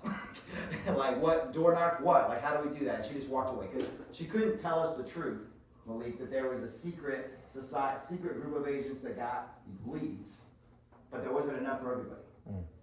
And so everyone else was like at a gas station, like trying to catch people walking by. And the good agents got leads every week. Dude, there's 100% transparency here. You want to know what type of leads Maliik is running to write, what, was it $30K your first month? Yeah. Like he'll tell you. You want to know what he says? He'll be like, all right, sit here, listen to me, be quiet. Like, that's incredible. Yeah. Like, you guys have that all around here this week. So I know we're all standing up and you guys are getting ready to work. I don't want to be long. I just want you to know that. Let me say something real quick about hitting Hall of Fame. The opportunity in this industry is amazing for the quick money you can get. If you guys in here are in a tough financial spot, dude, hit the phones, like 8 to 8, 8 to 10, like focus for 4, 5, 6 months, and you'll fix your financial problems. Like it's like the scene from Wolf of Wall Street. Your wife ain't you get the phone. It's honestly just like that. It really is. But the magic in this business is what is happening right here. It's the team. It's people being built. It's doing it in a group. And that's the great opportunity. Because if you want to hit Hall of Fame, not just as a agent, but as a agency owner, which everyone here just about either should want to do or find something in advanced market, because that's where it makes sense. Like, if you're brand new, figure this out. Like, figure this out. Like, literally don't worry about anything else. Put everything else on pause. Unless you got like kids you gotta feed your kids. But put everything else on pause and figure this out. Like this, like your focus has been phenomenal, dude. Like just like figuring it out, hitting it like day after day, figuring it out, and then like, okay, and then I can build off of that. That's exactly what you should do. And what you guys have done is crazy. Like just as you're figuring it out, bringing people in, like that is the key. So if you're brand new here, dude, hit these phones like your life depended on it. Listen to people. And I'll say this, there's a big group here. I gotta imagine, I don't know who it is, and I know a good chunk of you, I like you. But I gotta imagine there's some losers in here. And here's what I mean when I say losers. When other people are going to work, they're trying to listen to top producers, they're trying to figure it out. There's gonna be people who are going to be saying like pointless negative things. Like, oh, don't say that, he says this. Or I heard that's not a good da-da-da-da-da. Like, get away from those people. If that's you in here, like honestly, like change your mindset or leave. Like you should be coming here ready to learn and figure it out and be open, not to be negative. And if you have someone like that around you, hey, you can't always pull somebody up, but you can always be pulled down. So think about that with your group. And don't let those negative like influences pull you down. Figure this out with this week. Figure out how to sell somebody. Follow the script. You guys have a script literally start to finish. That wasn't even possible when I started this because I was in person. You know, look at you and just like read a script. Like impossible. People don't know you're reading from a script. Like do the script start to finish. And then the moment you start clicking, you guys know when I recruited Joe Basso? It was my second week. I had 7K deposited. And I was like, bro, it's only my second week. And I got this amount of money deposit. He's like, you know, what's your team like? For second or third week, I don't want to lie to you. It was like the first couple weeks. I had a handful of deposits. People are always so scared to recruit somebody. Joe Basso was a multimillionaire. He wasn't confused. All right. Not a bad recruit. Yeah. Not a bad recruit. Like, and so he's like, wait, you did this? Guys, the moment you get that in, that 4, 5, 6, 7 grand, that's your validation to recruit literally anyone you want. Yeah. Like, don't confuse yourself. Oh, I really want to wait until I'm like Melad and a Hall of Fame producer to recruit people. Don't do that. That is a huge mistake for multiple reasons. One, someone else might like a group like this. I imagine some of you have similar warm markets. I'm gonna be honest with you guys. Mm-hmm. Some people recruited people that wanted to recruit people on my team. Well, too late. I talked to them first. They're with me. They're like, you recruited on my warm market. I'm like, well, I don't know why you waited. Like, and then 2, nothing will push you to push harder and faster than when you have a team relying on you. Chris, what are you gonna do when you're like out there and it's like it's a day where you're like, oh, the cash is good in my bank account, but you got like 20 people, new agents asking you how to close, how to run appointments. Can you stay in bed? No. Like it's not even, like it's like an ethics question. Like I'm not even a good person. Like if these guys are wanting to work and learn from me, I have to freaking get to it. Dude, what an awesome burden to have. I have to get up and make hundreds of thousands of dollars because these agents, like, that's how I feel. Dude, literally last night, I'm up till like 1:30, 2 o'clock, like putting out some fires with some managers. And dude, like, I'm like, oh, I have to wake up and go to a lock-in with 80 freaking killers who want to hit the phones and want to like change their lives and do something and build something big. Like, this is incredible. Like, so you guys have people, you're thinking of them already. you probably thought of them when you walked, you started this opportunity. You're like, I bet so-and-so. Like for me, I was like, I actually text Sean Barnes. He had 4 Hall of Fame producers from his group walk up this week, buddy in my college. I literally texted him before I was even contracted. I was like, hey bro, I might have found gold. I'll let you know in a week. And I wasn't even contracted yet. And he's like, what is it? I was like, I can't tell you. He got mad at me. He called me. He's like, nah, bro, tell me. Like, what is it? He was selling termite down in Florida. Door to door, bro. Door to door. He sold 30. He's like, I sold 30K last month. I was like, how much commission did you make? He's like, oh, like 7-8 grand. I was like, you know, if you sold 30K here, you make 30K. He's like, shut up. That will push you. You think, well, those things are not connected. I guarantee you they are. Like a big part of the writing success Chris and Melad have had this year has been because of this group here. Because they literally had to do it. They couldn't let you guys down. So, let's lock in this week, guys. What questions do you guys have? I don't want to leave anyone standing up too long. Are there any questions people have I can answer real quick? About building, Hall of Fame producing, leads. We're just ready to go? Yeah. Jonah? He's been here literally the whole time. Claudia's sick and Jonah's just like running around with his head off, right? What do we need to do, bro? I think, dude, well,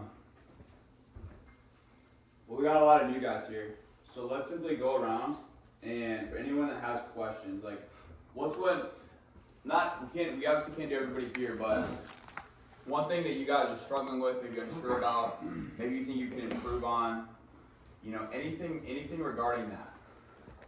We'll answer about 10, 20 questions. Anybody want to go first? Yo. I've been struggling with accounts where maybe the account number's wrong or the bank doesn't hit, and then getting a hold of that and fixing that. Alright, so number 1, banking info. Alright, banking information, how to get it. Who else? I understood your question. Derek. Okay, he's like, yeah.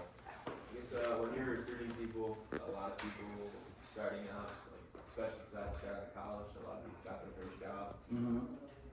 It's a big jump for them to want to commit to go full-time right away. Yeah. So I guess how are you pitching that to people? Are you trying to get them, like, you got to buy in right away? You're 100% committed to this, or are you saying going part-time? That's a great question. Let me answer those. So First, yeah, should we get everybody's questions and then do it, or just answer them? Yeah, a lot of time people will think of a better question once they hear someone else's. So you're saying, so once you get the account info and then it's not good, trying to come back. Exactly. So I would say, so the good thing about writing with Prosperity, and even America does this, a lot of times they'll confirm it right then. And so, but outside of that, I would say just personally, always Google the routing number. And this is a great question to ask if you're not asking this. Be like, where did you start that account? Don't assume because they are living in Indiana now that the account routing number is from Indiana. That's honestly probably 80% of that problem. But it doesn't happen. People are they pull the routing and it's just not from the right state. And then 2, especially with older clients that do checks, I actually still have people, it's like, hey, can you send me a picture of a voided check? And funny enough, people are actually usually more comfortable to do that than just to say they're routing an account number. I know that doesn't make any sense because it's the same info, but people are like, I can't get my routing account. It's like, okay, can you send me a picture of a voided check? Oh yeah, I got it right here. When I first started telling this, I was every single time I would close a deal, I should go back to this, but I would get a picture of their driver's license and then a picture of their voided check. Same. Because when you say, exactly what Gabe said, when you say a voided check, it sounds way better than, what's your routing account. They're like, they can't use it, it's voided. But your question, just to clarify, so it was what happens when you get the wrong account information, not how to properly. Not how to properly. Got it. Yeah. And then when you phrase it and then also when you sandwich it in, hey, text me a picture of your driver's license and then a voided check. and then looks like the address to mail the policy to, et cetera. Okay. And then kind of sandwich that in as well. That's helpful. What I've noticed. That makes a lot of sense. Yeah. Kyle, so you said how to recruit college kids or if you should recruit part-time? Or even getting them to, I guess if they want to start part-time, trying to get them fully volunteer, I guess.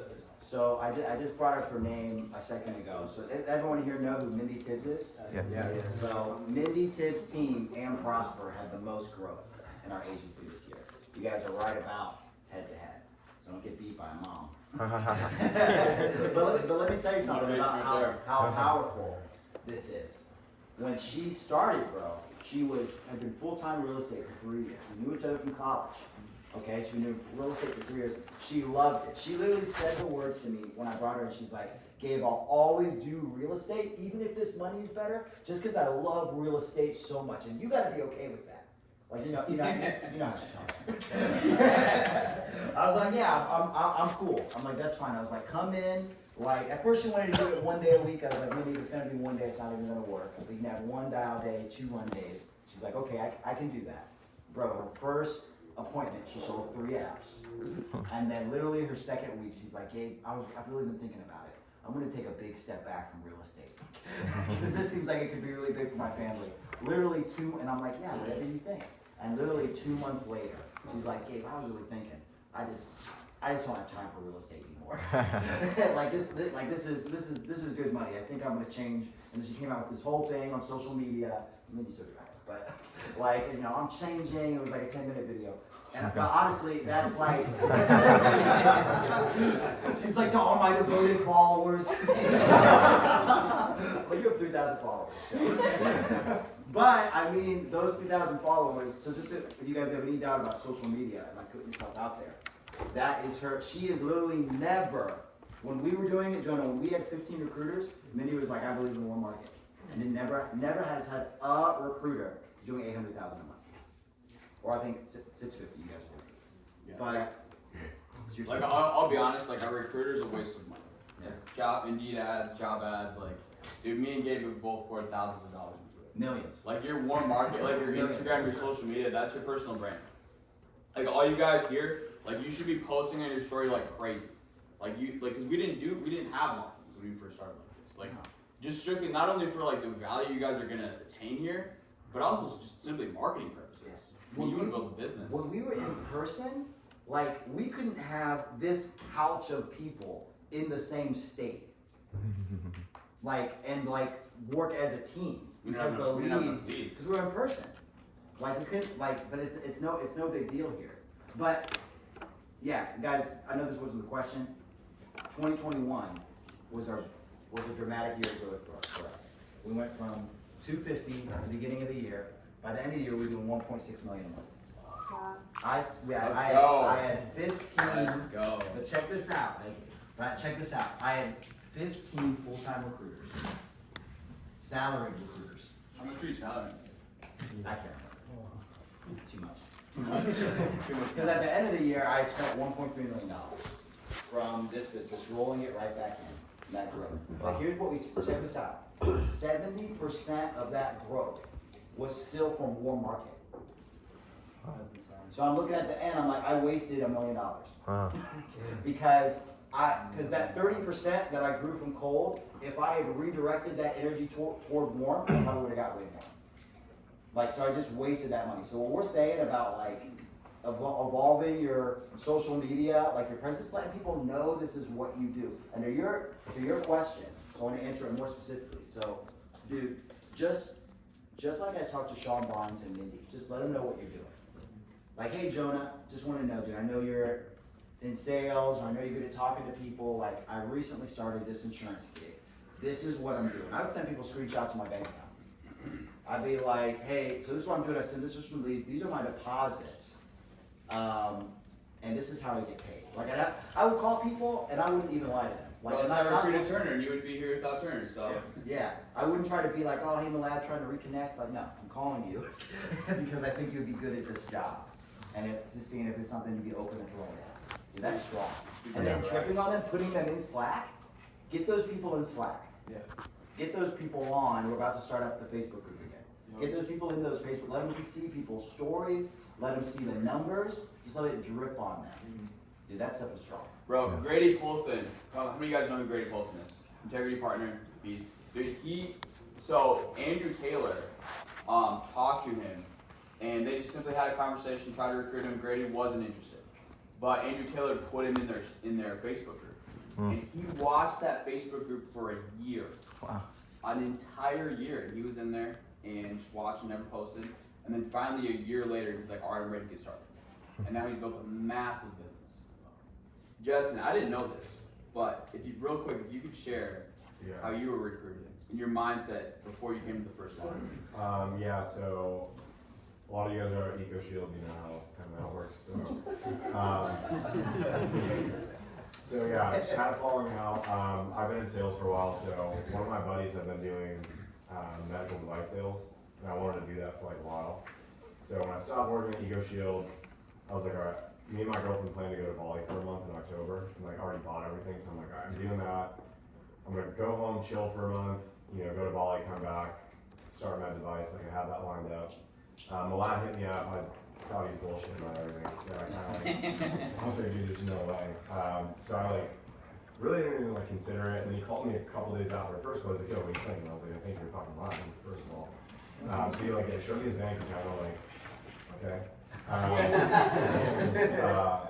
Yeah, so I was just kind of bored. So I was like, well, I have 6 weeks until I go. I can probably get licensed, try it for maybe a couple of weeks. When I get back, I can decide if this is what I want to do or not. So I got contracted literally just to do something because I was going nuts in my apartment. I went to the lock-in. I had no idea what even sold, to be honest. I really didn't think that this is what I was going to do. It was just a fun thing to do, go to Chicago, meet some people. And then yeah, my first 3 days were pretty electric. Well, bro, dude, he's being legit. Dude, before he came to lock-in, he didn't even sold life insurance. Obviously, he just came out. How much did you do as a lock-in? I think it was 8 or 9K, and I got paid 5 before I got back in the flight home. I just like That's take a the moment. feeling, dude. When the money hit, I was like, this is it. Goes to the lock-in, not even knowing what we sold. Leaves writing 8 or 9K. As long as you knew what we sold by the time you left. Yeah. Honestly, the cool thing about this as well for anyone that's new is you can learn this in 2 hours. It's really simple. It's not that deep. So yeah, I literally just watched him for a couple of hours. I was like, I can do that. That's awesome. What other questions do you guys have? That's your question. Everyone has a different work state, flow state. To go into your biggest week, what are some things implemented to either stay away from the negative or push more towards the growth? Ooh, that's a great question. Leads. Buy leads. Buck already knows. Me and Buck have had this conversation, but I mean, first of all, make sure your mindset's right.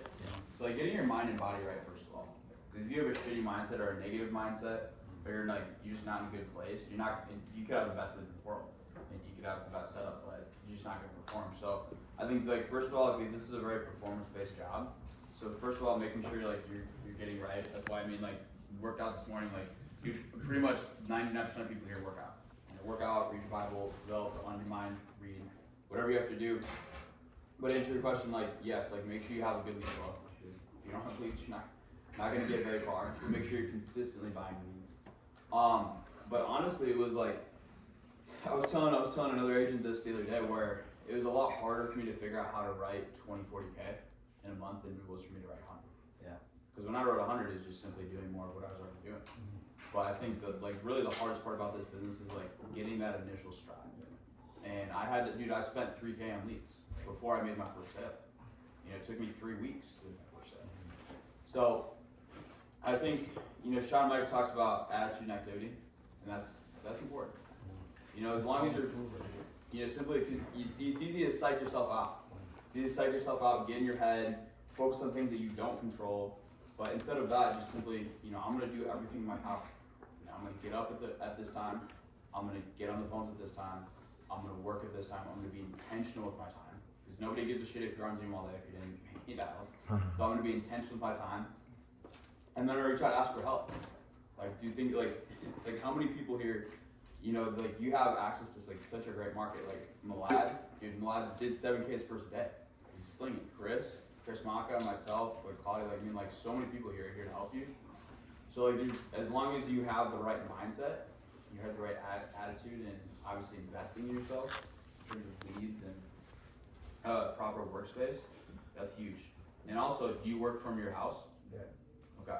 Because to be honest with you, and a lot of people here do, so I mean not to knock you guys, because there's people in this room that write a lot of AP from their bedroom, but I'm a firm believer, dude. It's like, even if it's a work spot, it's like $200 a month.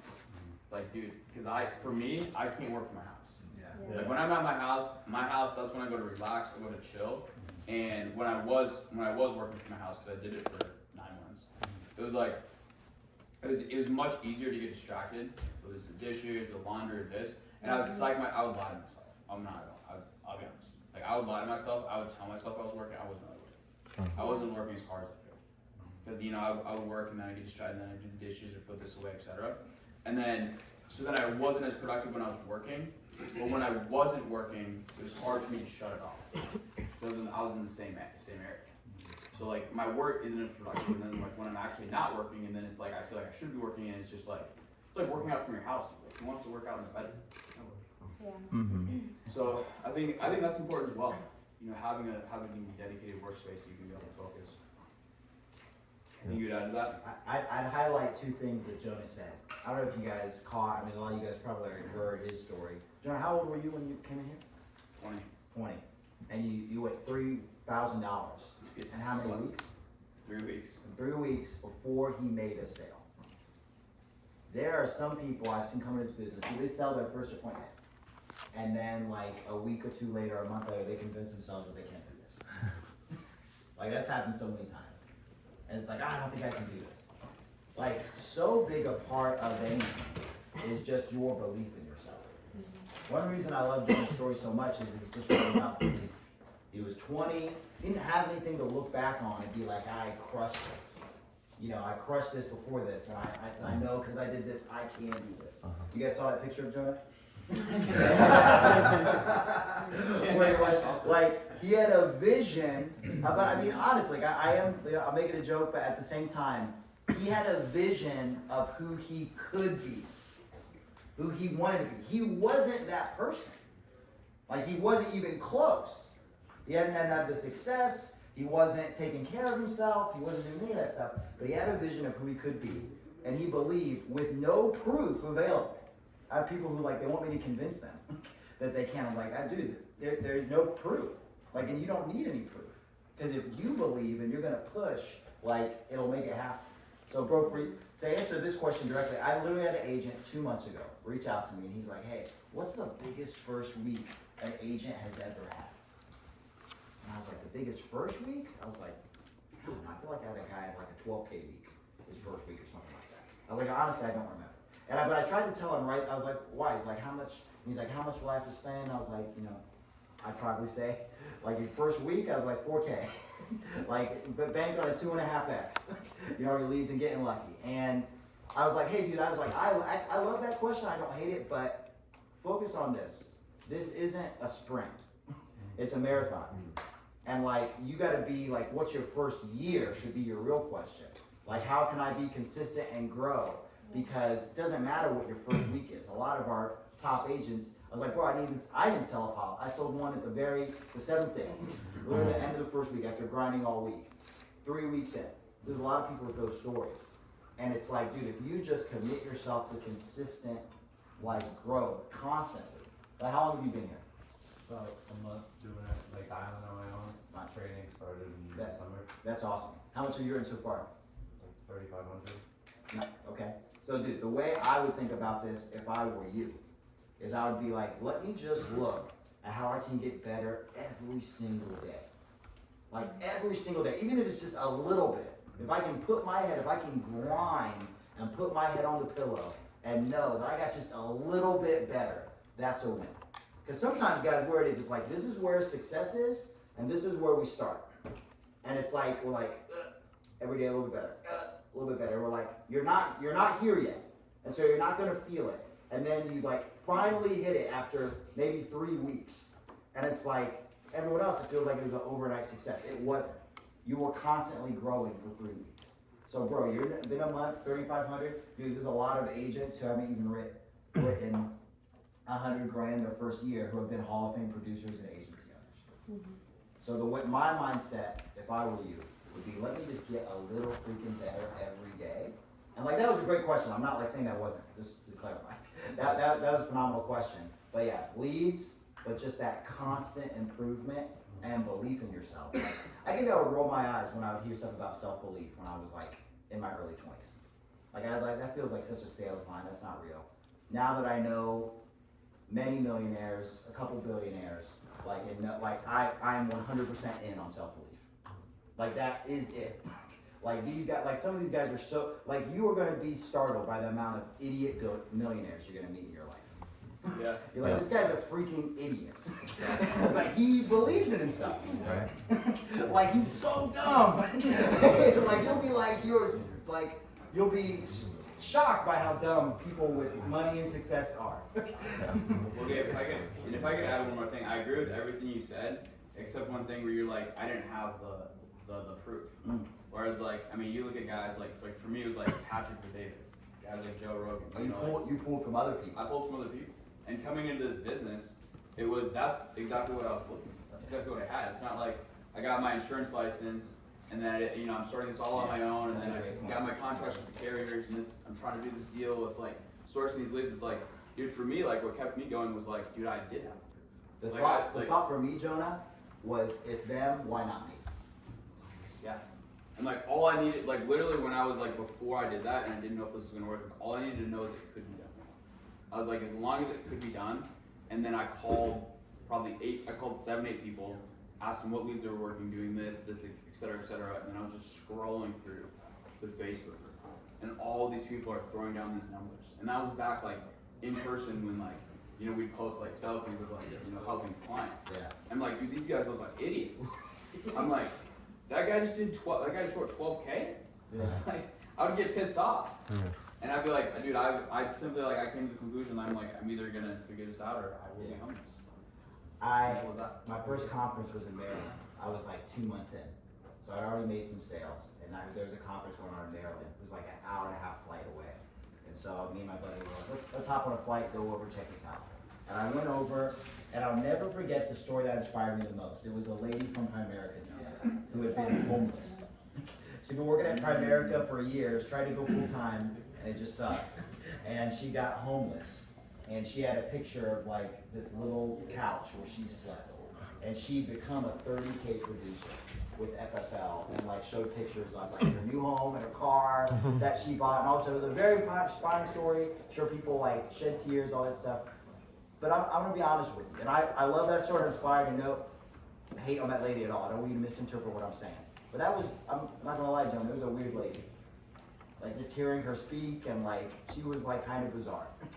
And I remember thinking there, struggling. I hadn't hit 30K a month yet. And I think I'd done like 24, 25. I'm like, this lady can do it. Like I can't do it. I was inspired by her story, but I was overwhelmed by it's kind of like what we were talking about Mindy. Like, dude, Mindy's a mom. That like is home sells 2 days a week and manages the team the rest of the day. Nothing on moms, but dude, I'm a young guy that can grind and grow. You have a kid right now? No. Like, can grind, like, why not me? Why not me? I thought that all the time my first year. Why not me? I still think that. I see these guys that like do hundreds of millions. 100%. And also think about this. Every single person in this room, like this is legitimately the best time to become successful. This is the best time to become a millionaire. There's not a single person in this room that cannot become a millionaire within 3 to 5 years of dedicated work. And that's a fact. And like, you guys are young, like this is the most energy you guys are ever gonna have. Like a lot of you guys are single. Like now a lot of you guys are married. If you guys have kids, but your kids are young. Like for the ones that have kids, like Caleb, I was talking to you the other night, it's like, bro, the next 3 years, like your kids aren't gonna remember that. You guys are so young. Like I'm not trying to be funny, I'm serious. Like, it's like, but like when they're in middle school or high school, like that's tough. It's tough to like dedicate yourself to a business. And for the rest of us that don't have kids, even better. You know, so it's like, this is really, you know, if you really want to go out on something and really build something, this is the absolute best time.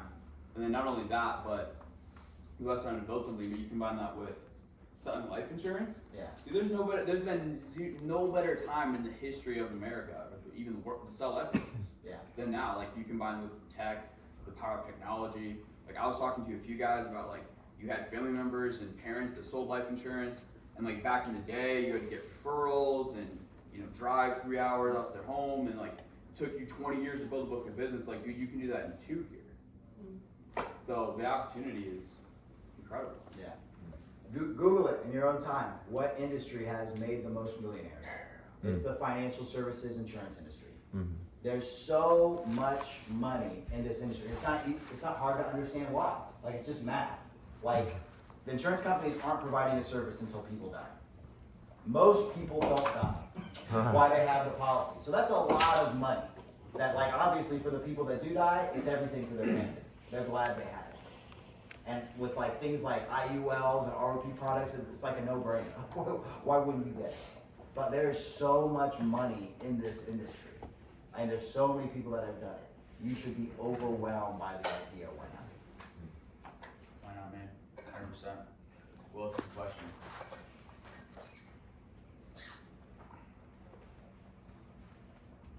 Let everybody talk at once. You guys made it very clear what we need to do.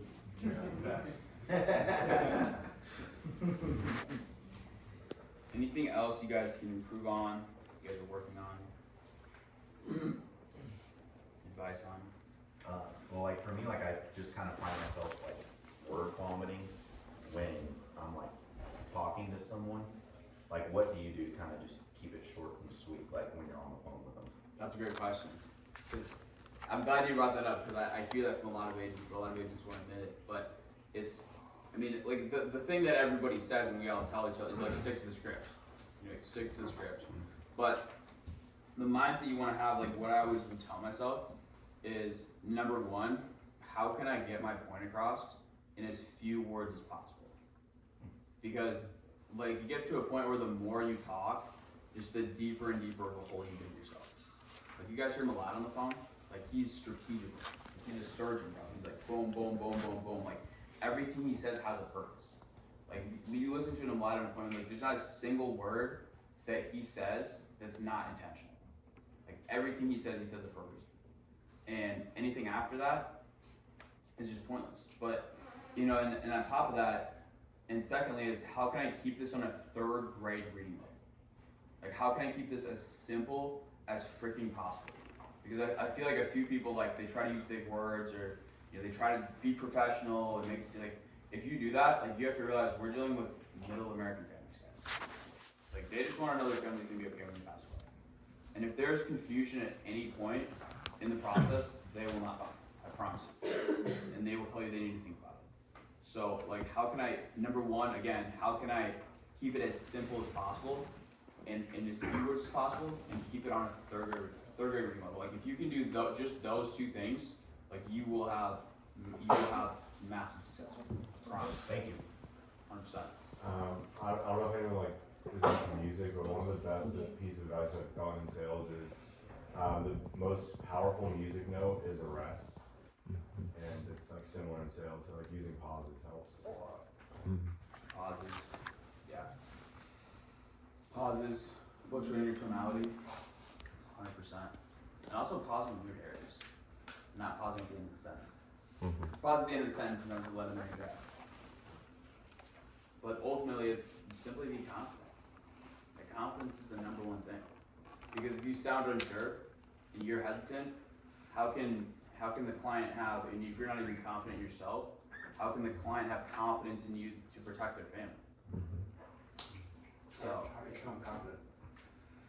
By reps, and also, dude, everybody here got their insurance license. Like, you guys went through a 20-hour course. Like, you took an exam. That exam's hard. And you literally had to learn everything you possibly could about insurance. So, like, your first proof of confidence is like, hey, I got the certification, I have the license. I'm licensed to sell this. And then Secondly is just going through reps. And if and when a client asks you something, you have to either say it with 100% confidence and certainty, or just be honest with them. Be like, I'm not sure, but let me go check with one of our senior underwriters that does know, and place you on a brief hold. There's nothing wrong with it. But if you answer just hesitant and sketchy, and That's great advice. 80% of your problems, honestly, are going to be solved by just following the script and slowing down. Like not going through it nervously. And just like when you feel yourself going too fast, just like focusing and be like, all right, slow down, breathe, say this, breathe, follow the script. And just don't let yourself deviate. And then on top of just that, being sure of yourself. I'll never forget that the final expense report when I first started. All in person, a lot of Gary, Indiana. You guys know where that is. So, our rough area. It's worse than south side Chicago. Yeah, definitely is. And a lot of veterans. And all the veterans were confused about how their benefits work. They all thought the military was paying for their funeral, which they're not.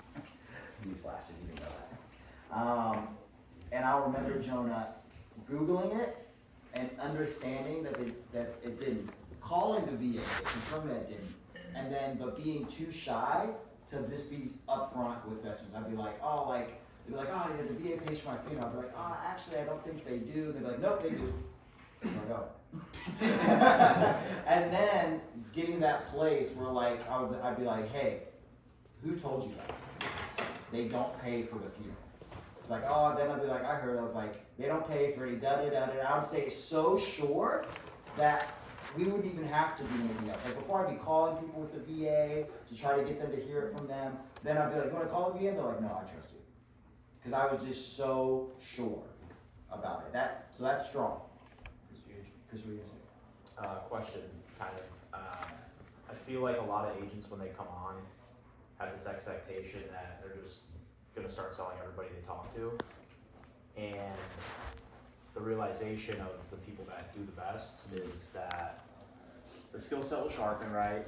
But it's really that activity that gets really high.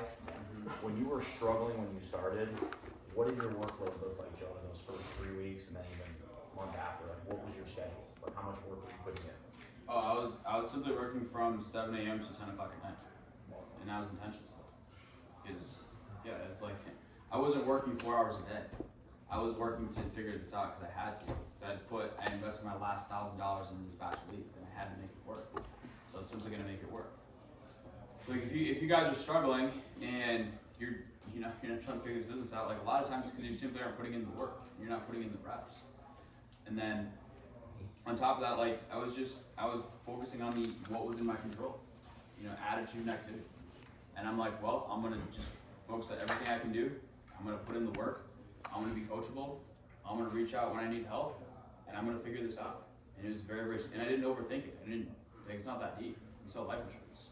People have asked for it. So I think that, some people come into this with, I think that's egotistical. When you come in with, thinking you're gonna sell everybody, or just misplaced expectations. Maybe it's the person who hired you, who knows. But I think just coming into here as a sponge, regardless of my outcome, whether I do really good my first week or I do really bad, I'm just gonna put in the work and I'm gonna do what it takes to be successful. Whether that comes next week, next month, or next year. How many of you guys came from door to door? So everyone in this room. Yeah, a majority of the room for sure. So you guys understand, I don't know what it was like for Pest. That was one of the few door to door things I didn't do. But when I sold newspapers, Comcast, whatever, energy, I always knew I had to talk to this many people to get one good conversation, right? So they're like, okay, if I knock 50 doors and I talk to 15 people, I might get 3 or 4 people that are genuinely interested. And that's how I work my numbers. This is similar. Your close rate is gonna be about 30%. So you're thinking okay, if I get 10 people in an appointment, I'm probably gonna close 3 of them. Sometimes the numbers might be better, sometimes they might be a little worse because I'm getting started, but I know it's gonna even out to that. So that's where that activity comes in. Okay, let me throw the numbers in my favor. Like if I know the average sale is like $1,100 and I want to make 10, you're like, okay, well, I need to get like 40 conversations rolling to have that many. And then once you're like at peace with those numbers and you run it, here's the great thing. Law of large numbers, if you actually run it like that, almost always you come out winning, like higher. Like you'll be like, oh, I thought I went for 10 and I actually closed 15. Because you talked to so many people, you found that fat policy. You found that big one where the guy was like, oh yeah, like, can I send you my check right now? Like, he practically had a check stapled to his forehead. He was just ready to buy. So, just know those numbers. And if you don't reach with that, you're not going to be bothering someone's business. If you door-to-door guys, if you guys, like, you talk to somebody and they're like, you want to buy, like, this sucks. Like, maybe if you were brand new, like you didn't know. But once you've been doing it for a couple months, you're like, oh yeah, I see you talk to 7 more. Kind of like how do you guys like determine maybe who's worth your time when they cut it off? That's a good question. So when you're new, I think you guys just need reps. You just need practice. So you should really be pushing for everybody. But when you've been doing this, the more and the longer you do this, the more you guys will get a feel for, oh, this person's a buyer or not.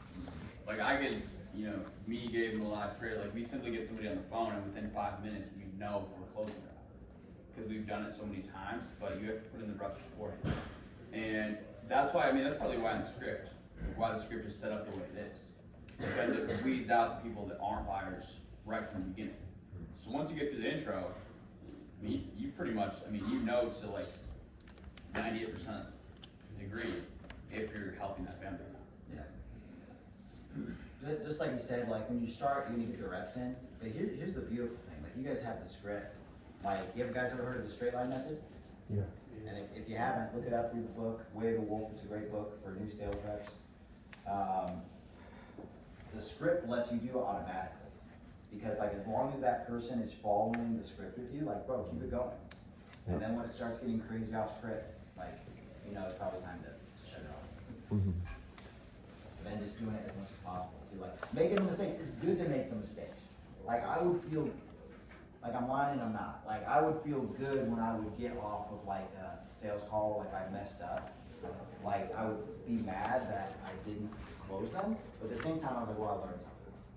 So there's always something to pull out of them. Yeah. And on top of that, this is a side note, but Gabe, I remember we were having a conversation last week, which I'll share.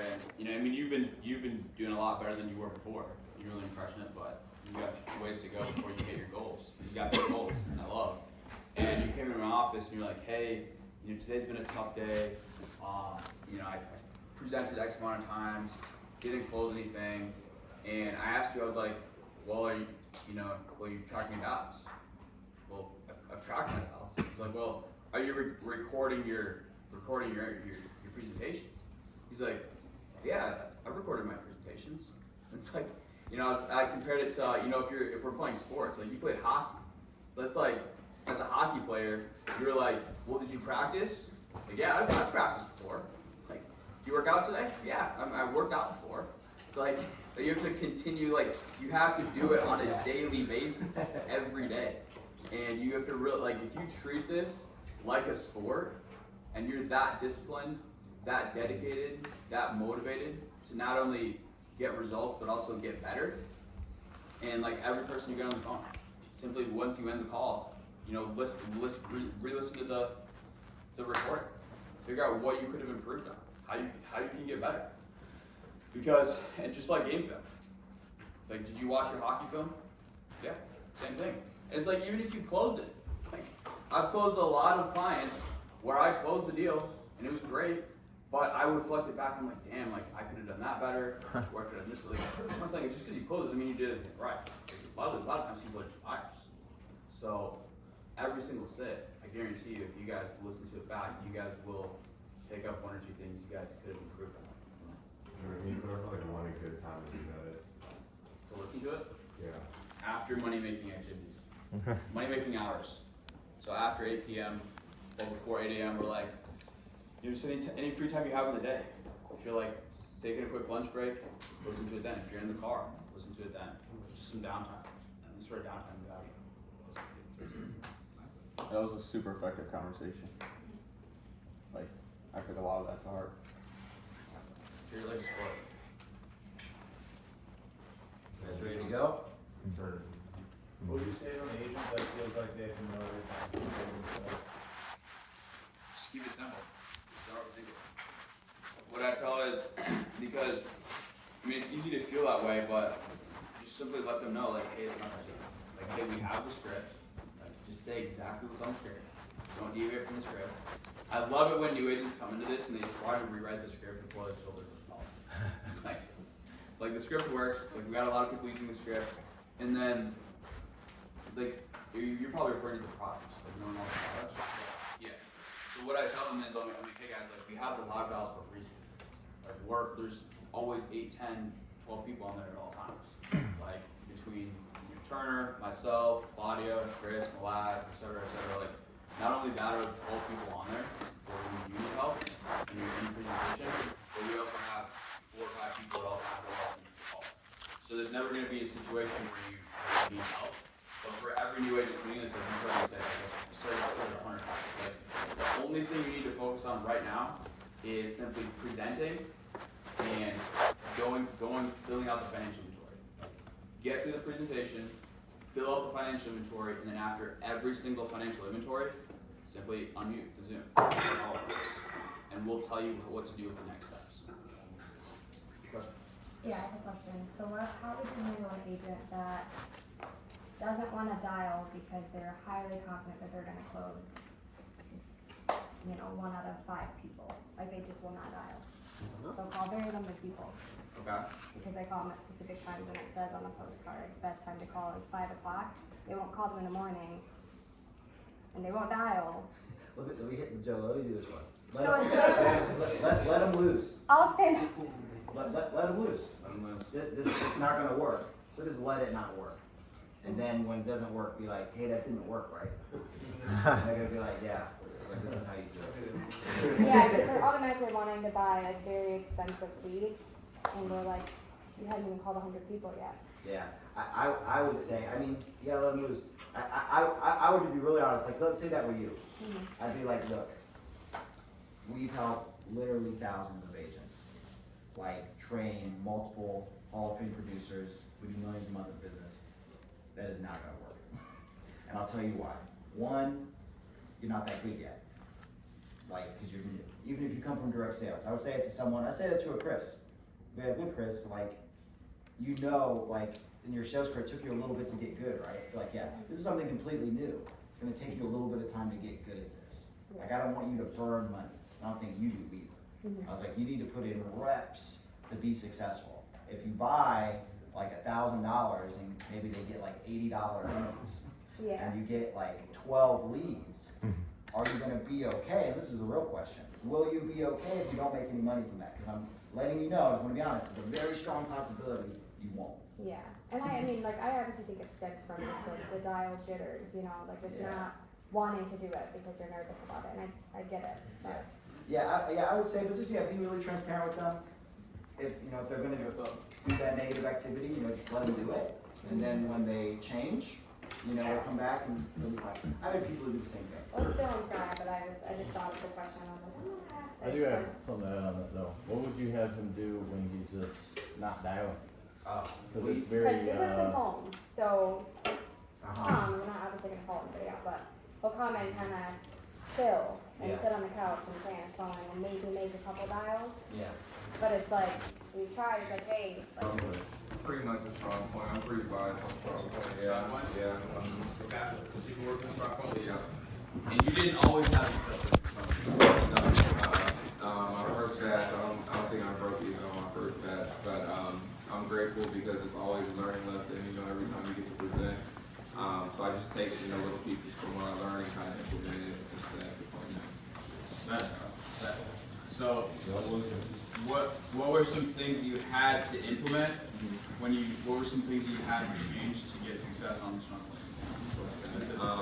I would say I became a lot better presenter. I think when I first started, I was kind of just reading through the scripts And then when I got to Strong Point, you know, a fresh release, different feel. Instead of getting like that mortgage protection guy, like you actually get me on the phone and you get the personal with me, so I'm making like personal connections with the client. Also with the secret sauce as well. I do send each of my families that I help, I send them CMOS. And I know a lot of people still aren't familiar with CMOS, but it basically flushes all the toxins out of your body. So I'm connecting with them on that level as well. They usually contact me after. So yeah, I'm protecting you with the protection side, and then also on the life side as well. And you know, something that's going to benefit them in the long run. That's huge. That's huge. So you said connecting with clients on an emotional level. So I feel like a lot of times we get caught up on the transactional side of things, like I got to make X amount of dials and I got to make a sale and this, that, etc. And that's, I mean, it's true, but it's also a selfish way of thinking. Like you got to stop and like realize like the other person on the side of the phone, like they are a real human being. These are real people we're calling. So you know, people are human beings, and just connecting with them. So what are some things you do to connect with your clients? For sure, so I have 2 kids, so I always talk about my kids. I mean, you ask, you know, families about their kids. They won't hesitate to tell you some story. Before they know what I'm already doing now, I'm giving them their options, whatever. Secondly, my dad was in the military too, so there's a lot of military people. I'm always making those connections there as well.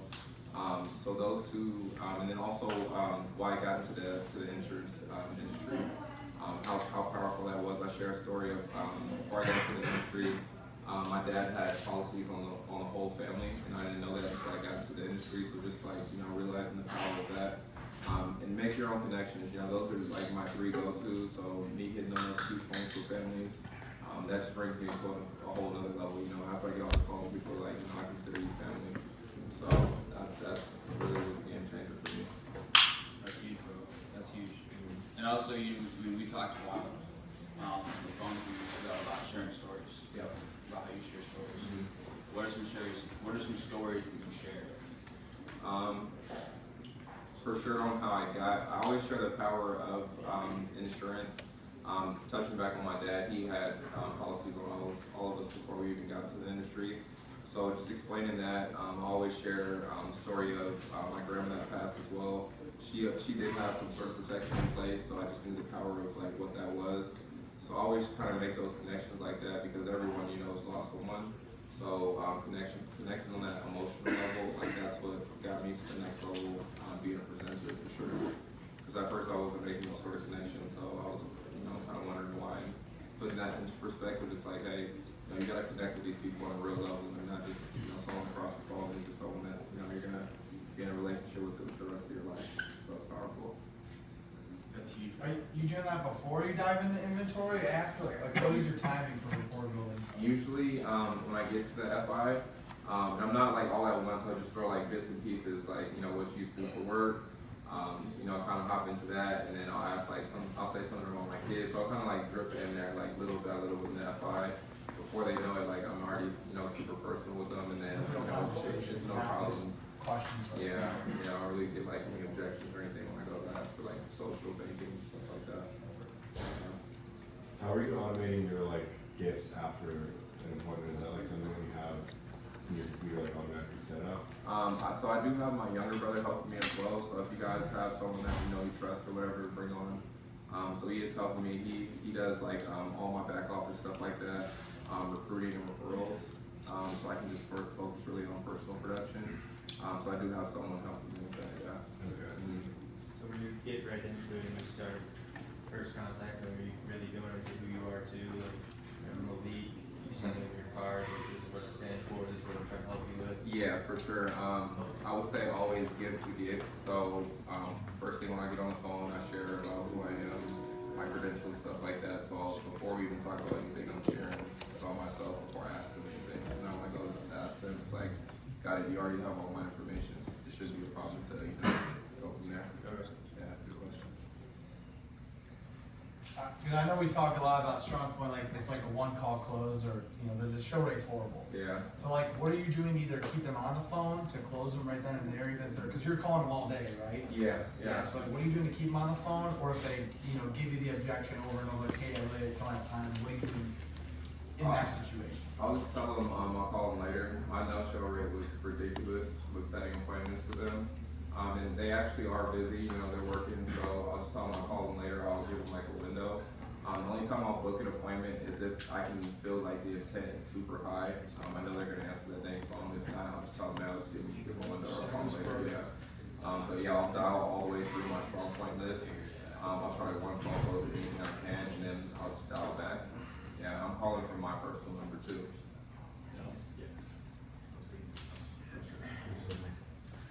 You're dialing your personal number even for like other states? Even for other states as well, yeah. And you don't find like it's affecting? Yeah. If I do have some pockets that people haven't answered the phone, then I'll flip it, get on dial pad, and I'll buy their area code. I'll call them that way, yeah. And this probably is a question for a lot of the new agents. What was the biggest difference for you? Because we started about the same time. Yeah. What was the biggest difference for you? Obviously, you know, working the hours and stuff. That's the first thing to put in. Right. What was the biggest reason production started changing? I would say I got an office. I was working from home and I was kind of popping in other people's office. But that mindset of coming to the office, I know numbers usually, you know, double or triple when you come to an office setting. So just having that sort of mentality of I'm already paying for it. I am, you know, I have 2 kids, so I'm trading my time with them to be able to make something like this happen. So for me, I mean, it does irk me, but at the end of the day, like, I know what my goals are, I know what my intent is. So when I get in the office, I usually get in around 5, and then sometimes I'll even leave at like 9 or 10, so I'm calling wide at night too.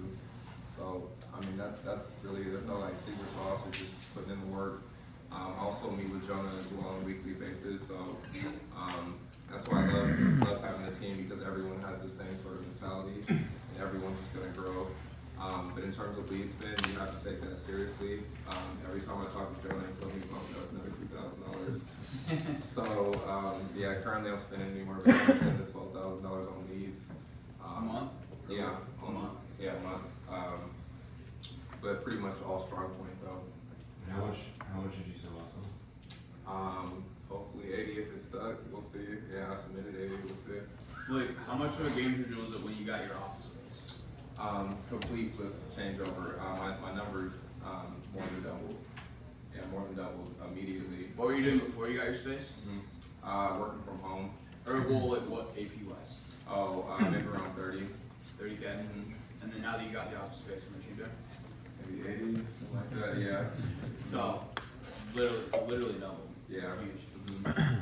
And then for those of you that got it, what time do you get to the office typically? Well, I work out usually at like 3:30. So, PM or AM? AM. Oh, yeah. AM. Yeah. Is your AM? Yeah. My Instagram. You might be confused. Yeah, it's 333. So I always like to post at 333, like, you know, angel numbers or whatever. But yeah, I'm up working out, and then I'll get to the office, and I'm in an absolute great mood. Like, you can't tell me anything in the office. Like, I feel amazing. Now I'm ready, you know, to get on the phone and help somebody. In office 5 a.m. Yeah, office 5 a.m. And you'll be there till 9, 10 o'clock. Yeah, till 9 or 10. Yeah. So like exactly what you said. Like, there's no special sauce. No secret sauce. You're just in the office longer than everybody else. Just how it works. So like, when you're at your office, do you like designate time? Like, okay, I get like 10 minute break. I get like this is my food time. Like, I honestly forget all about food. So my brother, they usually bring me food or some shit. Like, so I don't have like a set time on stop. Jonah actually gave me the sauce of presenting 5 times a day. So if I can present 5 times a day, then I'll usually probably close 3 of them, 2 or 3 of them. But I mean, a lot of people see like this, but they don't see the days where, you know, 2 days ago I had 6 presentations and close anything. So having that same sort of mentality when I get back in the office, I'm like, okay, today will be a better day. Like, I'm not like riding the ups too high and not riding the lows too low. Yeah.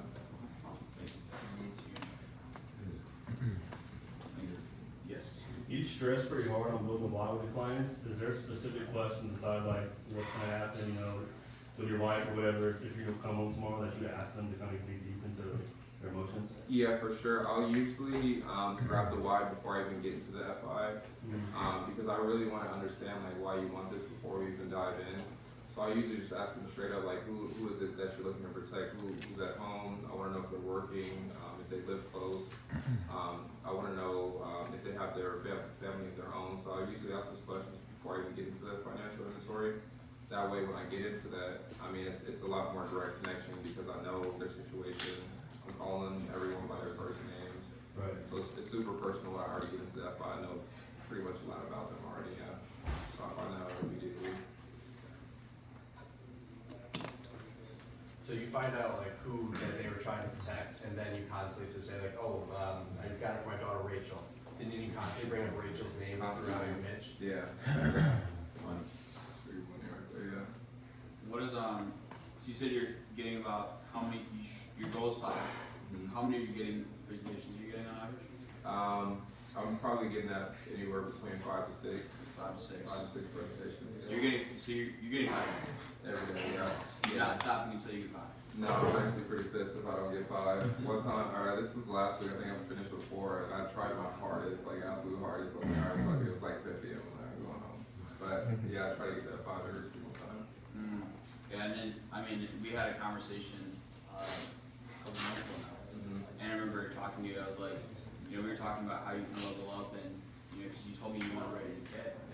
And I was like, what did I tell you? I was like, Maliik, you simply either need to make 300 dials or get 5 presentations, and don't freaking stop until you hit one of those goals, whatever comes first. And that's exactly what you did.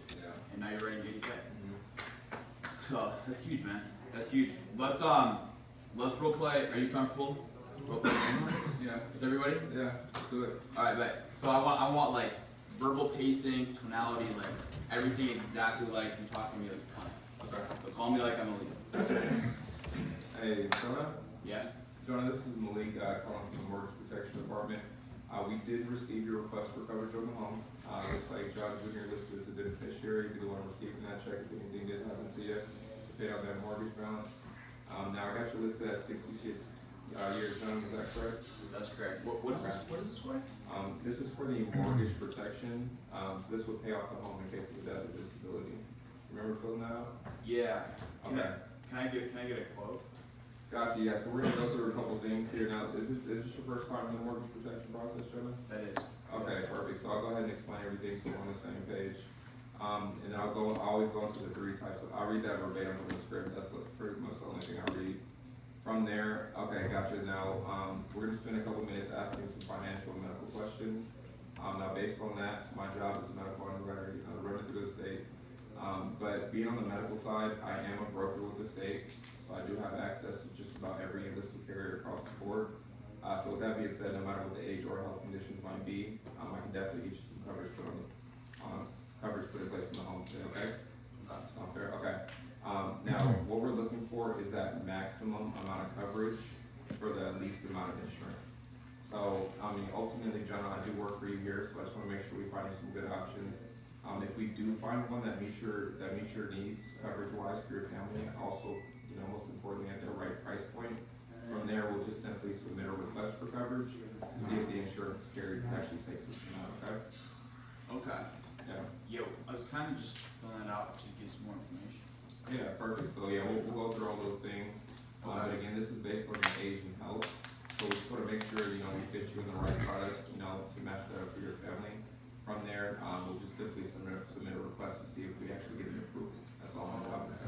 Gotcha. Yeah. And then from there, I'll usually hop right into the FI. So I'll just ask pretty much all those questions. One thing that's different though, I don't say anything like negative or at the very end. I'm usually sharing how grateful I am to be able to present this opportunity to you guys. So I usually end up thanking them at the end because we are helping protect families, but at the end of the day, I feel like I'm the one that gets to learn something every single time, so I'll let them know how grateful I am to be a part of something like this for them, and that's usually when I make the end of the connection tie as well for them. Okay. So we're in the financial inventory. So let's say 32, wife, 2 kids, mortgage. Where no meds. Where are we going from there? 32 no meds. So I'll usually just go straight to term. One thing for sure, before, like when I was newer, I would always pivot straight to equity protection. So I didn't really give them like a choice. And I think that's like one of the main reasons why now I can, write higher AP tickets, is because I actually give them a choice. So if I know what your underlying values are behind the person, then I have no problem giving that $400, to $500 option. So pivoting, giving them at least the option to take a look at before you just hop straight to the equity protection, for sure. If they're older? Even if they're older, so I'll still throw that number out there. If that's what they really want, then I have no problem giving it to them. Okay. Yeah. Because, so let's say I'm 68, like there's no way I'm getting term. So what you'll do, if the mortgage is say 150,000, is you'll show them multiple whole life policies, like 40K Eagle, 50K Move, all stacked on top of each other to cover the full mortgage. Yep, 100%. That's huge. I just looked at maybe like 3 or 4 weeks ago. Miles was like, bro, just why aren't you stacking? Stack it. I'm like, okay, so I put a couple stacks. I was able to sell some $300-$400 policies like that. Yeah. You also write huge AP. Yeah. When you close. Strong point for sure. AP goes for a little bit higher on those, so if you guys can utilize those for sure. For sure. Okay. So stay on task. So you go to after the financial Jonah, first. can I ask a question real quick? Yeah. Do you ever give them the option between term and whole life? I'll usually give them, no, I usually stick with one program for the most part, but before I go to the equity protection, I'll at least give them like a number. Hey, if we're, looking to cover that full mortgage balance, you'd be looking at around, and I'll give them like an actual number. And if they bite on that, then I'll switch the term. But I mean, if I know they're not gonna qualify, then I'll at least show them the number, and then I'll go straight to equity protection and see if I can match it up that way. Well, maybe IULE in term would be better. Like, yeah, we'll give an option. Like, will you explain both, or you just go with one? Go with one. Yeah, I try to make it as simple as possible. I just feel like personally, if I give them too many options, it might be a little bit too much for them. So I just try to leave one direction. Yeah. On that topic too, I know the answer, but I think it would add a lot of value. How do you break down their budget? Like, do you go through that financial inventory? How do you find kind of the right prices? So I'll just be like, hey, now the insurance here, if you're gonna look for anything about $100 or more, that's coming out on a monthly basis, and I'll break it down like that. So I'll take whatever their income is, subtract it from their expenses, and I'll usually use 5% of that as my option B. And then option A, I'll usually float like right on top of the budget, like at the very top, maybe even a little bit outside, just to like see if they bite. Yeah. But for the most part, they'll go with that B or C option. But if I really find that, like I know, hey, your son's gonna be, he's gonna be in a bad situation. He's only one at the house, and I'll usually pitch that full. It's usually always a full. Yeah. So asking those underlying questions. Also in the presentation too, I kind of skipped over that, but. Always check if they have questions, because most of the time you're reading the script, so you're kind of reading a little bit faster. A lot of these clients, they might have questions, so you're going through the script and you didn't even stop to pause to see if they had any questions. It's like now you're probably going to get some objections later on. So I like every couple sentences I'll stop, make sure they're with me. I'll wait for the acknowledgement, and then I'll continue to see if they have any questions. I'll handle them there. But yeah. Also, I usually always, because I'm gonna do it, like I always will talk to the wife. For me, what I found, the other wife is the one that makes all the decisions. So I do run a lot of one legs. Personally, it's just tough to get people on the phone. So if I get you on the phone, I'll try to close you and then take care of the partner next. But if you can, try to talk to the wife. That definitely was a game changer for me, talking to the wife first. Is there anything different you do in the financial inventory other than looking at the budget? Not really. Besides just making connections in the financial inventory, I think that's the only difference there. Yeah, just making connections. I'll have them usually share a story about themselves. I am taking notes too about every single person. So if they share a story, I'll write down a story, and I'll write down something that's personal about them. So if they do call, I can get back on the same page with it. How do you organize your notes? I scan everything into my into a Google Drive, so I have FI inventories. I can quickly pull it up when someone calls calls me, and I'll get right back on the same page with them. So I do keep a drive of all my FI sheets, just so I can quickly search them and pull it back up. How do you store this? I'll just scan it. I know the iPhone has like a little scan on the notes now, so I'll just scan it and upload it in the drive, and I have everything like separated by the week, breakdown of the month. So if I do need to find one, I'll just give them a search in the Google Drive, and it'll pop right up on their FI sheet. Yeah.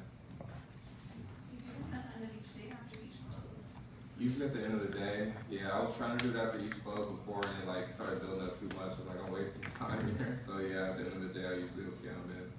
And my bad beats one, but is that for like every appointment that you run or every sale? Every sale, yeah, every sale, I'll keep all those, yeah, just to make sure. Okay, gotcha. Every sale. And then what part of the drive do you keep them on? What part of the drive? Like, I'll docs or like. just a Google folder. Yeah, just a Google folder in there in the drive. So each individual has their own folder? Has their own folder, and I'll just break it down by like the week, and then separate that into the month. Yeah. Well, let's then task. So after the financial inquiry, so just simply roll that with me again. Like, what are those questions you're asking to see connected? And share about myself. Okay. John, what did you used to do for work? I've been a mechanic. I've been a mechanic for the past 12 years. Okay, that's awesome. Definitely got some skill in the game then. Yeah. What type of cars did you work on mostly? Was it like? Well, we were on diesel semis. Diesel semis. Okay, nice. Yeah, my dad was a truck driver, so he was driving trucks, 20, 30 years. So yeah, I always try to make a connection with my dad for sure. So I always used to go like that. But anywhere through the financial inventory, then I'll check back in with them, like on my kids. So then I ask them, hey, how was it, raising, 3 or 4 kids? I have two young ones at the house, so could you give me some sort of advice there? Usually like share something like that, always guaranteed. Yeah, those 2 questions for sure. For sure. I mean, with the kids, it's like an easy one. I mean, everyone for the most part has kids. I know a lot of people here don't, but just finding something that's relatable about you, making a connection. So like I'm not doing it all at once. It's just like throughout the financial inventory, I'll usually like drip in something here, drip in something there. And then by the end of the F5, it's like, hey, like now you know me on a personal level, like we're a lot better off, yeah. That's huge. Okay. So when do you ask those questions? Is it after the financial inventory or at what stage? No, usually, so the first thing I'll start with, now John, do you have a middle initial of your name? So I'll start filling at the very top. And then when I get to occupation, I'll branch off there at the occupation. So I'll usually ask them are they retired, what they used to do. So I'll usually make that connection there. And then after the medical questions, I get done with those. I don't know why some reason for there, around there we always talk about kids. So I'll usually kind of pair on my kids there.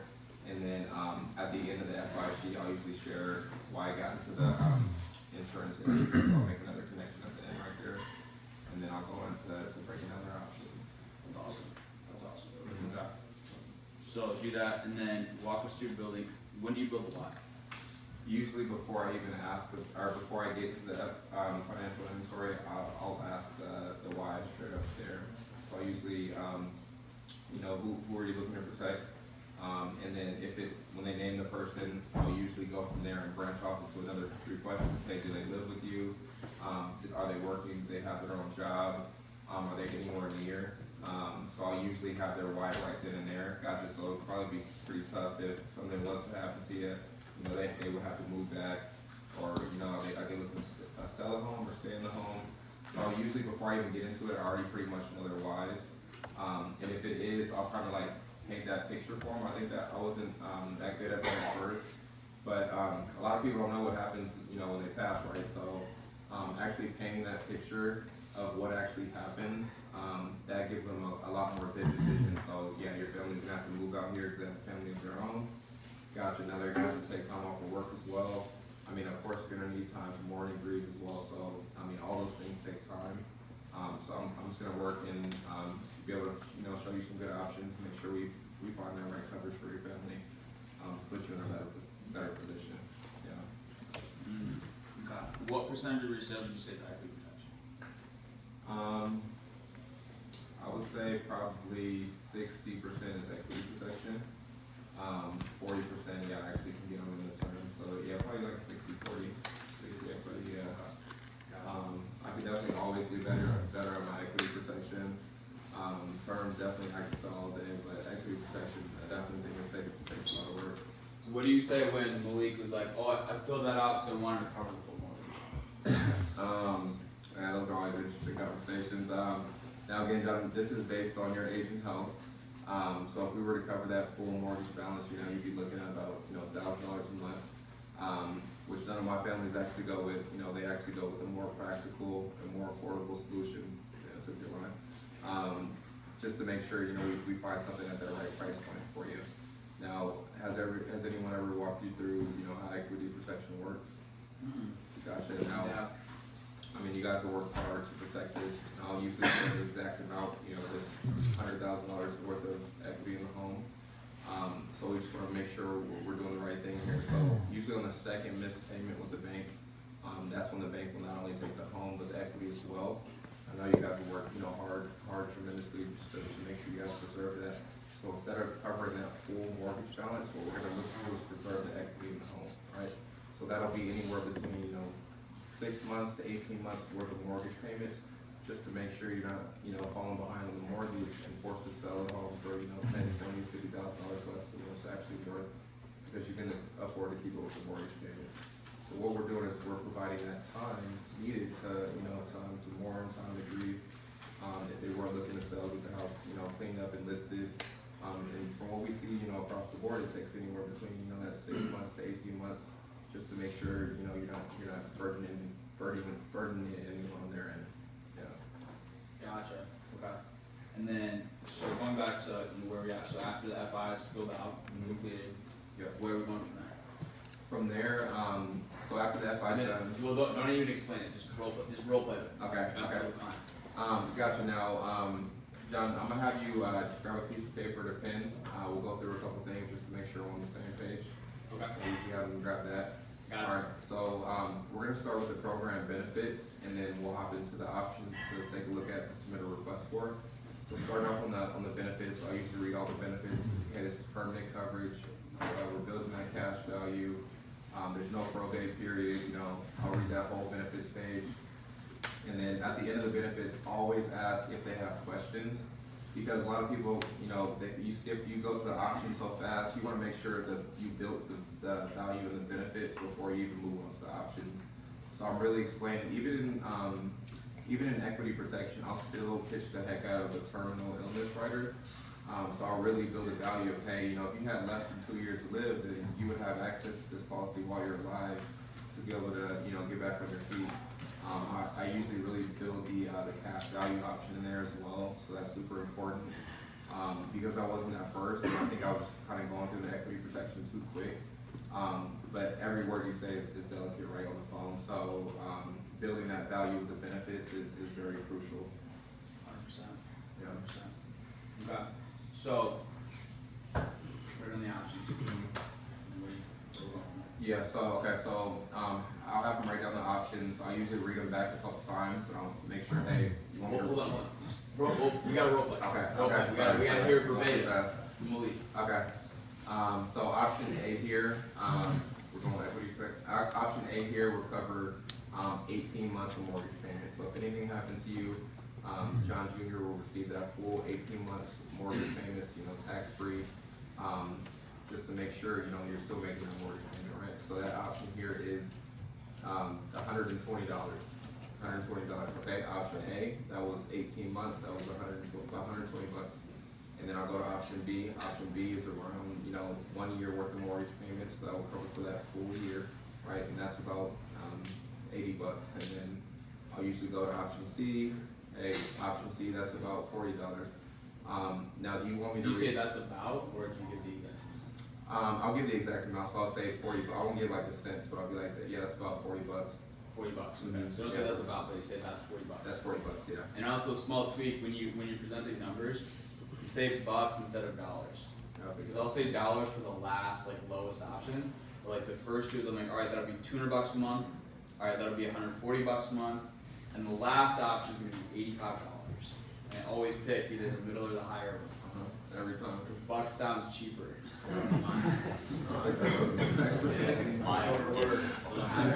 Okay. So, alright, and then so give me the options and after that. Now, John, out of these 3 options here, you know, what will be the right amount of time that you will want to leave behind so the mortgage payment, you know, isn't you aren't forced to lose that equity in the home? Like, what will be that right amount of time for you? Also, most importantly, at the right price point. That's something comfortable that you're going to be able to make the payments on.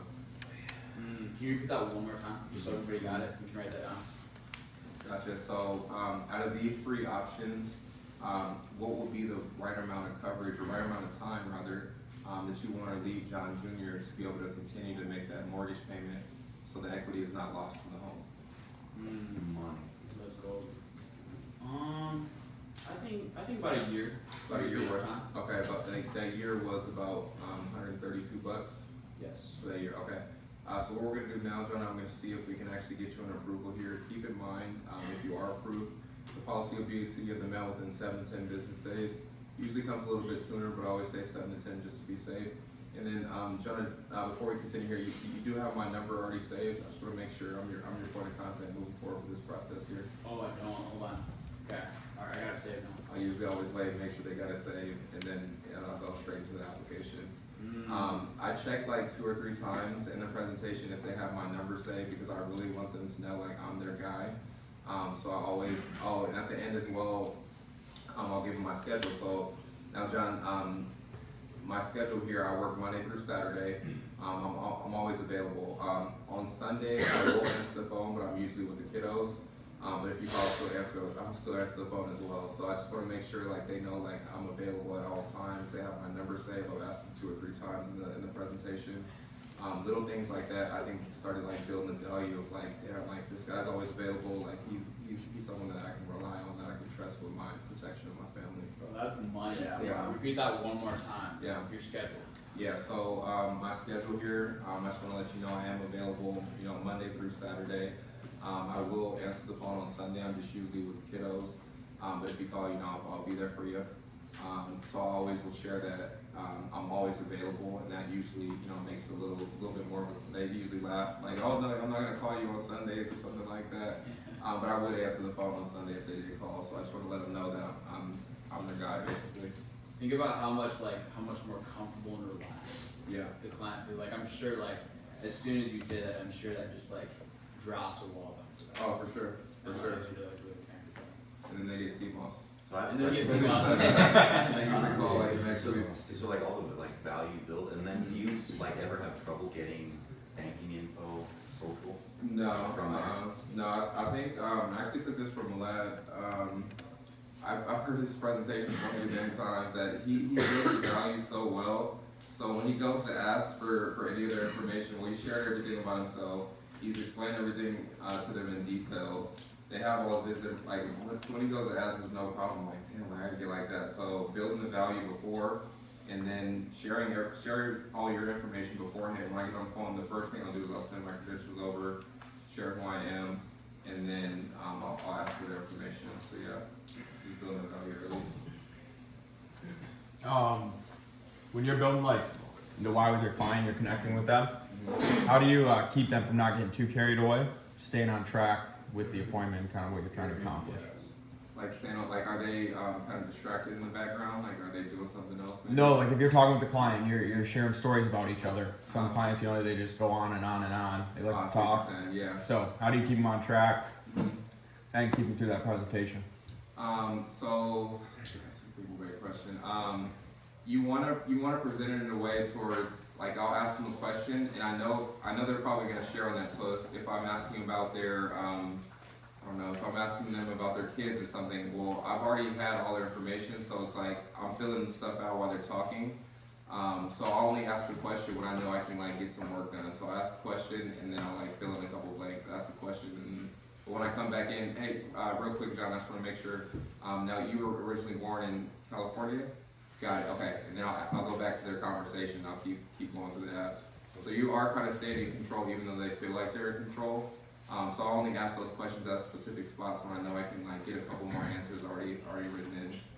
Nice. Yeah. Kind of let them talk while you're filling out everything. Yeah, let them talk while I'm kind of filling out, yeah. Okay. Mhm. And then if you're using dial pad, when do you make the transition to like your personal cell phone? All my calls I just make from my cell phone. Yeah. Do you ever have a problem with like your area code or anything like that? No, it'll pop up with my name too. Yeah, it'll say my name on there. The only time I'll call from like their area code, if I call the list twice and I still didn't get in touch with a bunch of people, I'll section it off to the area codes and I'll just get an area code I'll just call them specifically. Okay. But usually for my number. Yes, I know, starting off, like, you really built, like, from age lead, right? Like, a lot of people Yeah, talking age, about yeah. coming, like, from more fresh, so, like, what did that look like when, because a lot of people here, when you start from the age, I still do age. Right. So what does that look like for you, like, when you call somebody that's a year, 2 years ago? Right. How did that process work for you? As far as, I know the reps and everything, Right. like, of course, beating objections, tonality, like, how are you overcoming it that time? For sure the reps, I still love age to this day, but I'm only working fresh right now because I want my presentations to be at that 5. I know working strong point, I can get 5 presentations, no problem.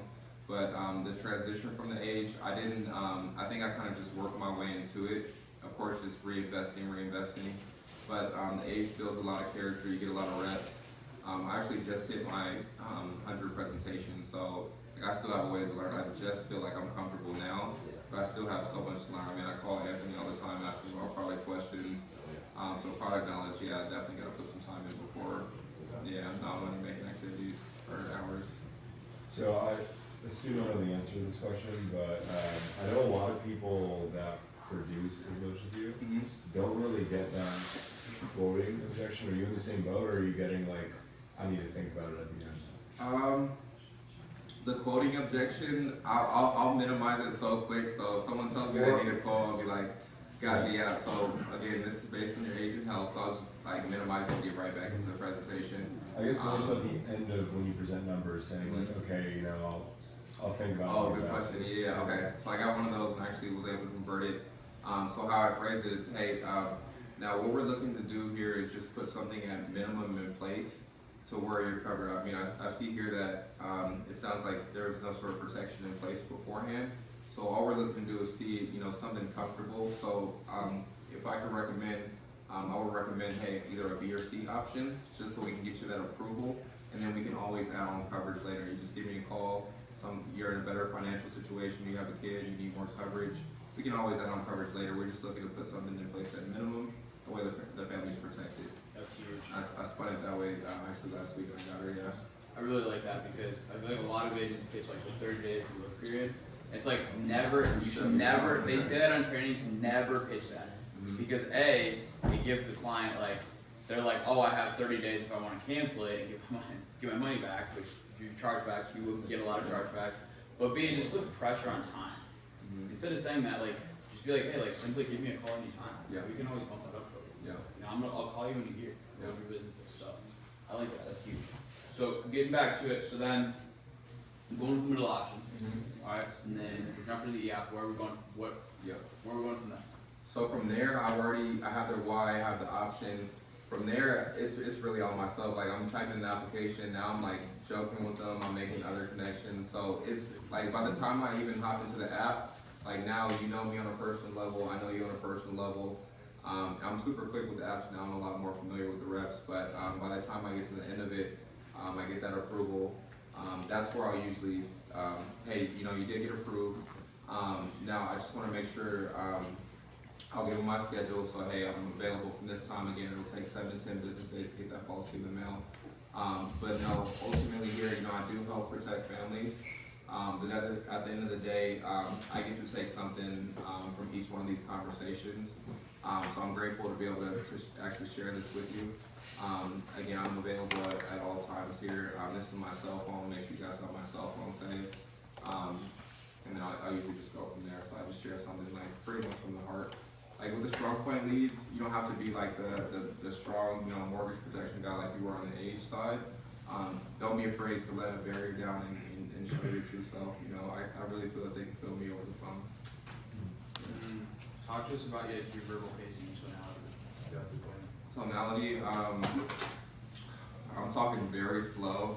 It's usually like a lot of older people. So now John, hey, this is Maliik.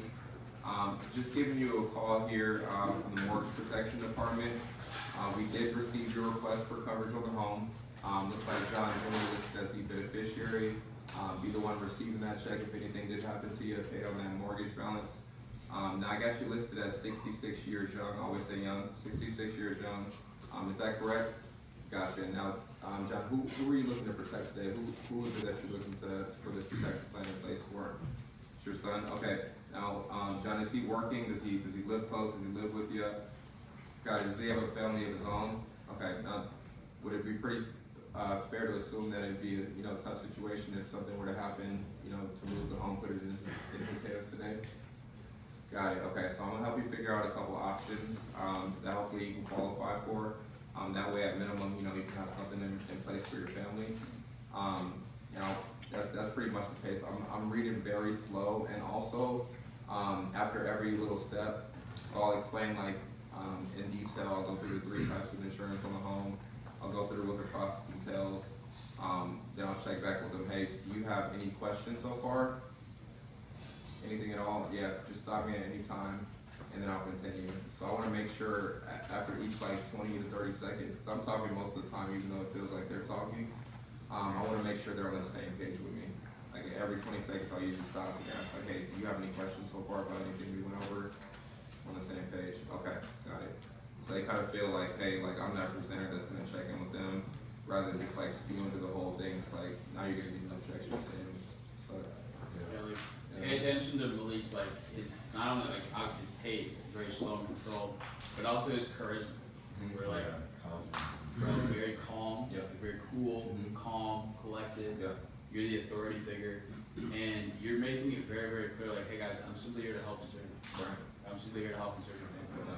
And like asking the questions every 20 seconds, like even if they have 0 questions, just simply you asking if you have questions shows you actually care. And you're actually listening to what they have to say, and connecting with them on an emotional level. Because if you're just sales, transactional, just you're gonna just like bulldoze you through, they're obviously gonna put resistance. But like if you call them, and again, like you have good pace, you're simply going through it, and doing exactly like what you trained on. I mean, it's no wonder you're closing over you are. And what's scary, dude, bro, is how long have you been doing this? 4 months. 4 months, bro. You've only been here 4 months. Like, what's scary is you're only gonna get better. Like, think about it here, what the level you're gonna be on. But but one thing that's allowed you to be successful is you've only been doing it for 4 months. But in that 4 months, you've compiled hours and hours and hours and hours of your craft. Because you like again, you keep the office 5 a.m. You'll leave at 9, 10 a.m. You're there for 12 hours a day. So like what would take some people a year or 2 years to do like in terms of actual work, like you've done it in a few months. So it's huge. Real quick question, I could benefit from it, I think a lot of newer people as well. What was some intentional training you did early on to like get this, like you like push out straight confidence, bro? Before I got licensed, that's a good question. I was already listening to training videos on YouTube.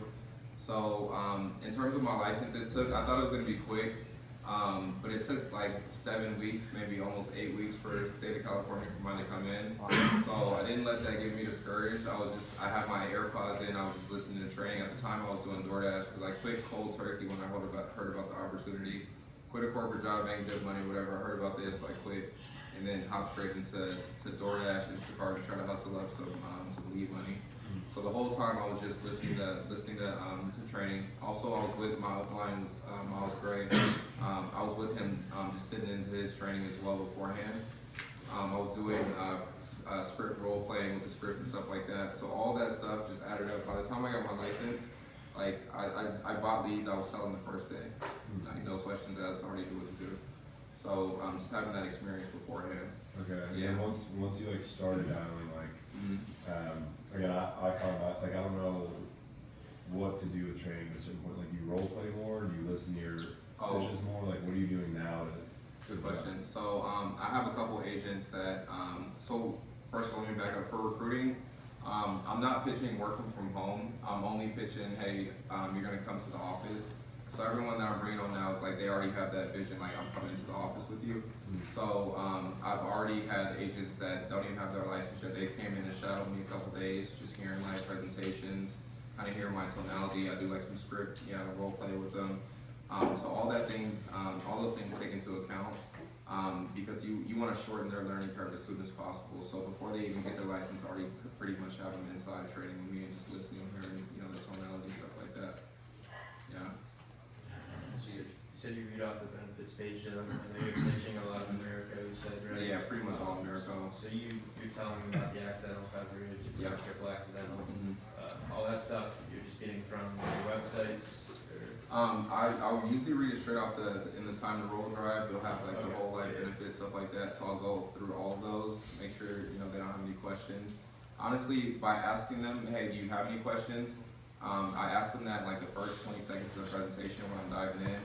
They'll usually spew out why they need it in the first place. So before I even ask, they usually will tell me like, hey, I have a 20-year-old that at home. If I lose this home, like he's gonna be by himself. So me stopping and asking questions and not just rushing through the presentation, they usually will tell me like right up front, which is nice, yeah. So, I mean, like Jonah said, you're obviously putting in some crazy hours to get these numbers and stuff. What are you doing like throughout the day to make sure you're still like as sharp as possible on those 12, 15-hour days? Well, for me, I really don't have a choice. Like I'm trading time with my kids to go, and do this because I have that intent. I have a bigger plan for them. So my back's against the wall right now. You know what I mean? Like I'll spend every dollar on these, and like I'll spend some time with the kids. So when I do see them, I can actually enjoy myself. Like damn, I gave them my all in the office. So I mean, it hurts at the same time, but I'm looking for the bigger picture.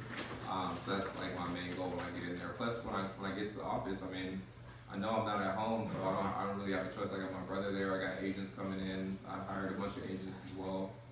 So of course, it puts a fire under your ass, when you're bringing on a team. But at the same time, like that means the most. Like it's a mutual benefit there. So you intentionally put all that pressure on yourself?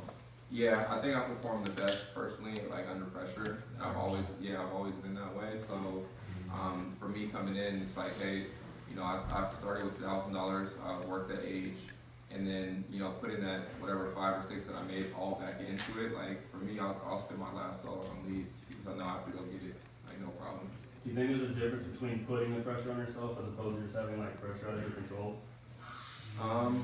Out of your control, like people let's say you have bills outside coming up, so you choose to spend your money on your bills because that's pressure too. Yeah. As opposed to missing that bill to buy leads so you can leave.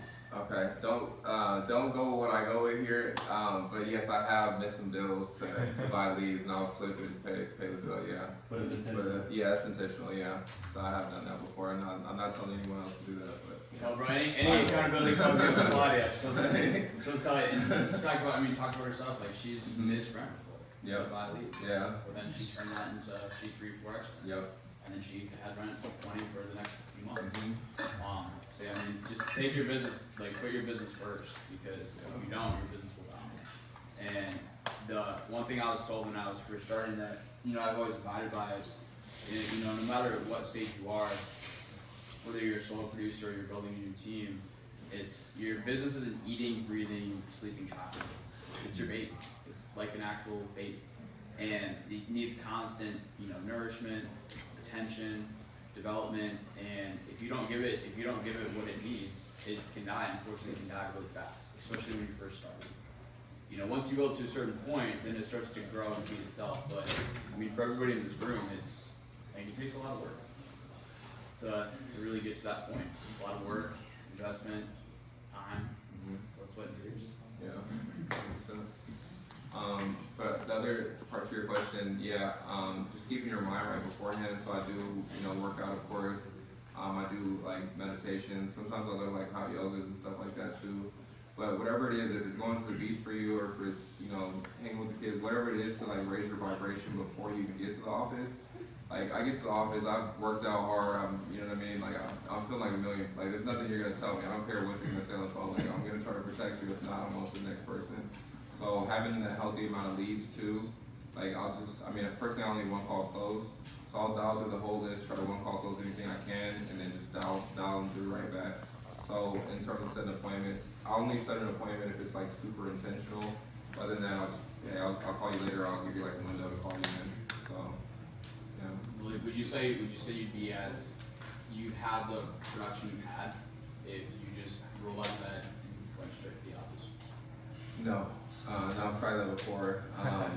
I don't have the same sort of energy level if I don't like work out or do something before. Like, and honestly, it's all about self-love as well. Like, I personally can't go and help someone if I'm not feeling the right way inside. So I gotta raise my vibration before I even get to the office and my call. You also eat very healthy. Yeah, so I just eat pretty much just raw fruits and vegetables, mainly fruit, but yeah, eating healthy definitely helps.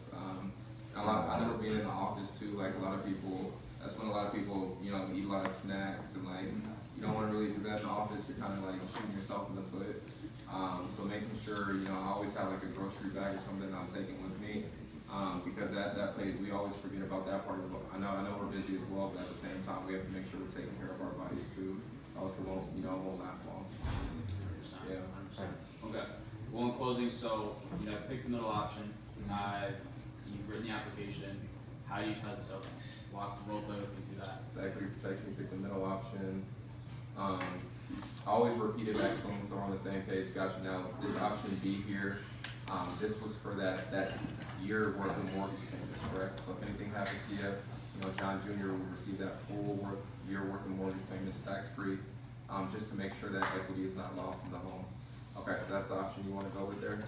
Okay, gotcha. So what we're gonna do now, I'm just gonna see if we can get you approved. This is an approval process. And then I'll start the application, and then I'll hop right back to something personal. So I usually like get them to talk a little bit because I want to get through the application. But at the same time, in the application, when they're saying anything personal, I'm writing everything down. So I usually have them share a story when I'm in the application. By the time they're done sharing, I'm usually like done, and I'm right there at the end page. Now, if it does get a decline or something like that, hey, we do work with everyone here again, so all I'm gonna do is I'm gonna keep that same amount. I'm just gonna match up the coverage that way and see what we can get you across the board. Does that sound good? And then I'll kind of go from there.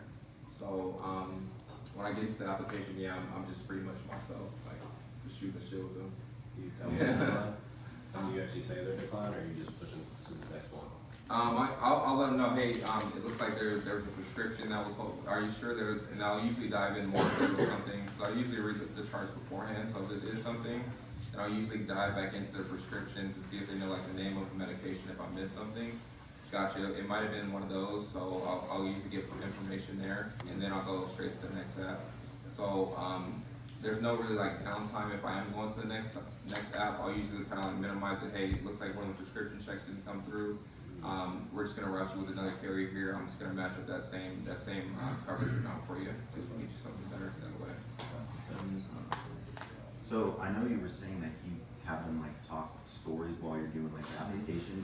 What are like the stories that you ask for, like the questions that you ask to get the?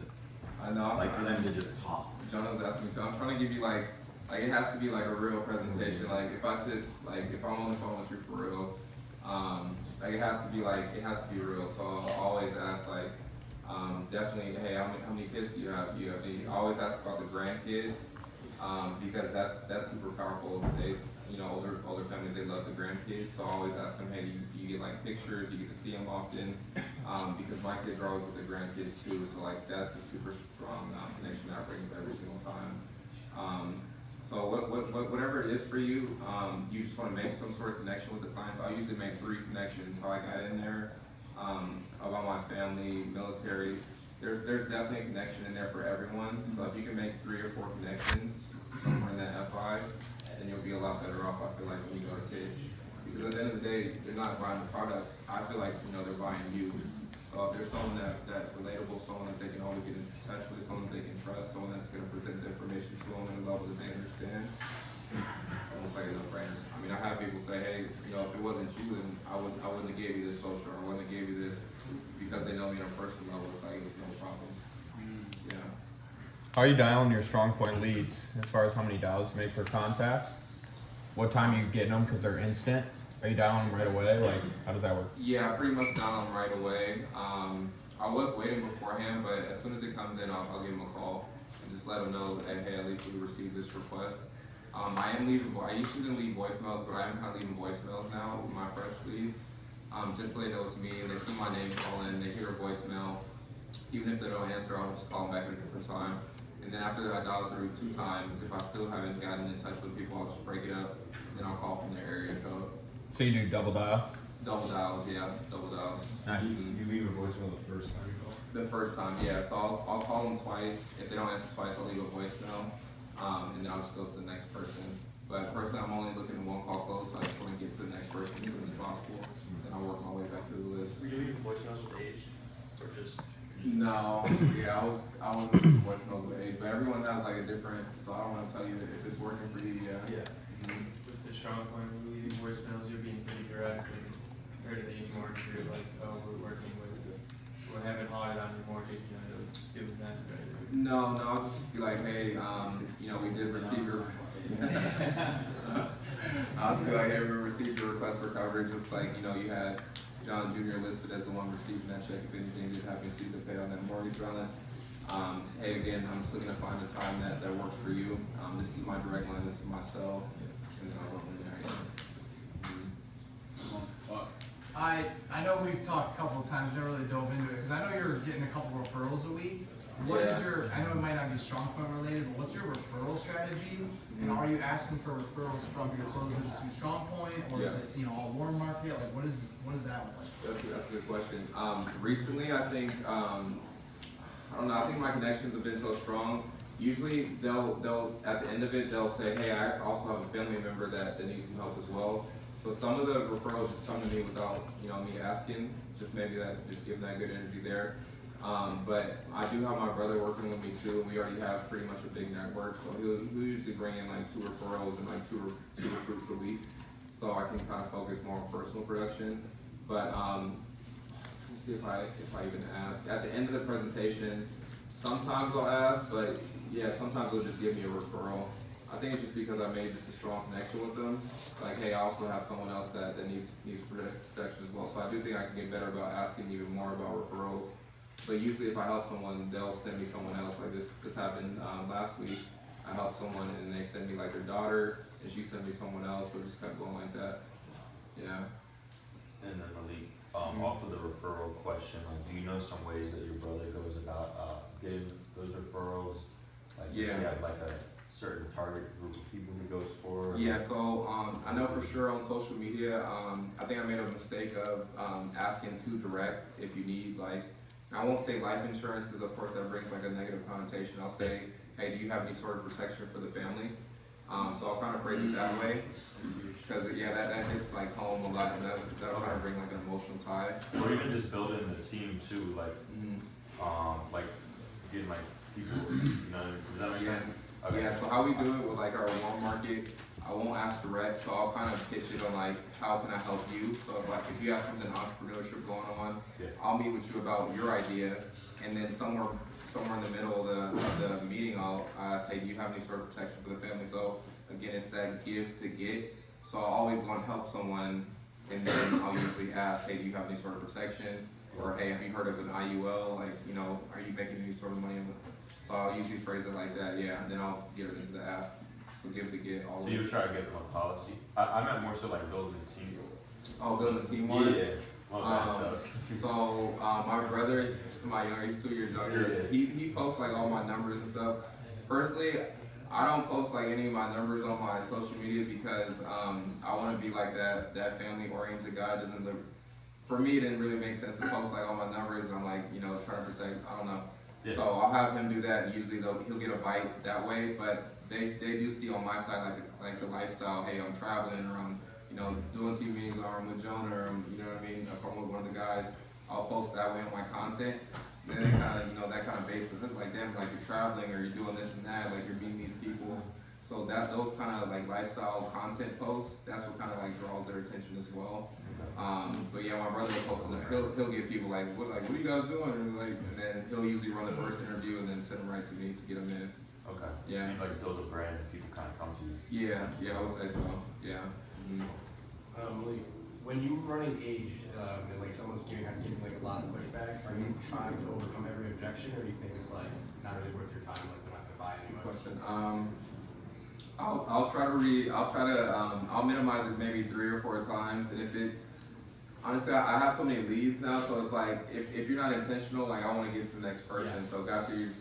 Even if it's someone that's looking for, I've turned people that are just looking for a quote into someone that are protected, because those are honestly, and I know they always give the numbers of 25% are laydowns, another 25% are they're not going to buy how good you are, but that last 50%. Those are the people that are against the wall, and those are my favorite clients, because you transitioned them into someone that didn't know. They knew they needed protection. They didn't know like if they wanted to pay or not, and then you converted them into someone that pays them, now their family's protected.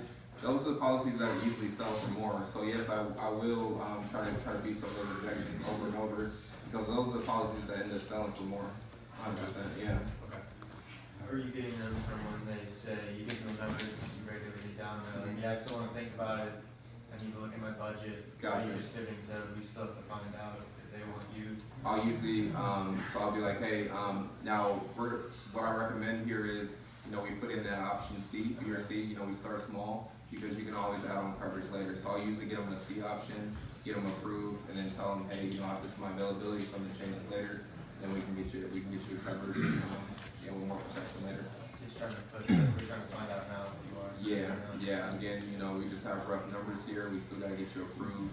Let's put something in place now that you're gonna, get covered for. That's huge. Well, bro, we know you got appointments today, so I was going to be respectful of your time. But wrapping up, what was one mindset switch that really allowed you to just connect and write business and not only write business on a higher level, but also perform better? I would say, honestly, I honestly want to thank everyone here, because we have such a strong team, and like for me, like when someone will hit me saying, "Oh, like good job," like I'll immediately thank the team, because I wouldn't have got here without the help from every single one of you guys. So just having that sort of fire, I talk to Anthony, I talk to a couple of these guys every single day. So them seeing the whatever success, and them want to get to the level, and then me seeing Melad or Chris or Jonah's success, and we want to get to that level. So like the whole team is elevating as one, and like this is the best time, like they were saying, to become or to fulfill your dreams. If you have that intent, and the time to do it is right now. There's no time to wait. Why wait? We're at the peak of our games right now. We have the best team around. 100%. Appreciate you, brother. Sir.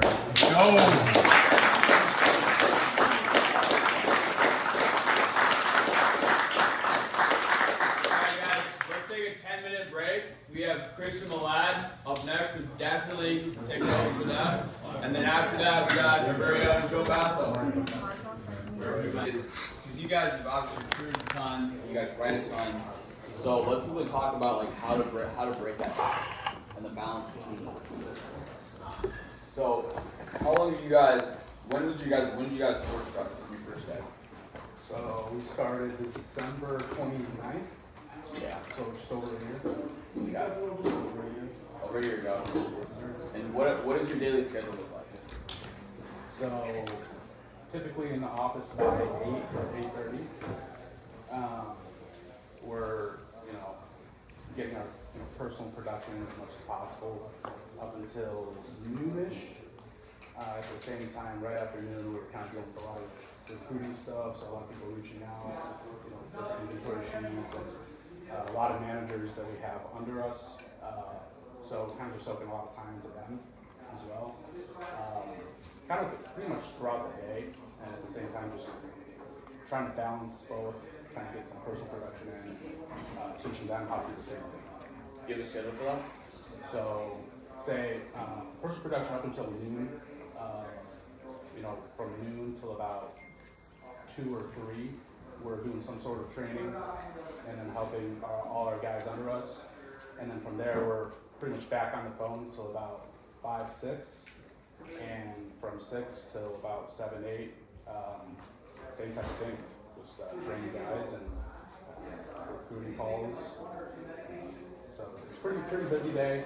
There's no really any downtime, just a lot How many of, sits are you getting? How many sits are you guys getting per day? You said. I'd say between 4 to 8. 4 to 8 sits. 4 to 8 sits. 4 to 8 sits. What do you say, Chris? Yeah, ideally you want to shoot for the 8 side, but like you're saying, like anything less than 5. I personally think anything less than, like Bowen Sweeney, right? The guy in the company who does, crazy amount with this team. I once heard him say, if I don't have 10 sits in a day, I just don't expect a sale. And I think when you have that expectation management, obviously you'll get better and you'll make sales less than that, but that's kind of the goal, to shoot for that, or else I can't be mad. The only thing I can be mad at is that I didn't get those 10 sits and I worked hard. Yeah, I hope you guys wrote that down, because Chris is somebody that has a very good mindset. You guys don't know Chris, and you really stay even keel. And you don't say like, I'm pissed I didn't get a sale. You're pissed because you didn't get sits, because you can control sits. Exactly. You can't control sales. 100%. And I think just to preface, everything, right? We're in sales, right? Everybody here. What that means is you're in sales and you're in building, right? So when you come into a sales aid, like you're a builder, like right away, you should have the mindset of there's 2 duties I have, 2 major things, right? That's to help clients and to help other people get in on this opportunity, right? Copy and paste yourself. So I think that's a mindset change that everybody should make if you haven't already. Is I'm in sales, and if this is hey, this is my career, I'm building already, right? That it's one and the same. So rather than hey, I'm just doing sales, I'm just building, no, like you're doing both. So your activities should be both. And to add to Malad, so 8 a.m. to 12 is like non-negotiable. Like you should be ripping the phones, and it should be like the first dial is done at 8. Because if you don't set those hard standards for yourselves, like you're your own boss, right? In life and in this job.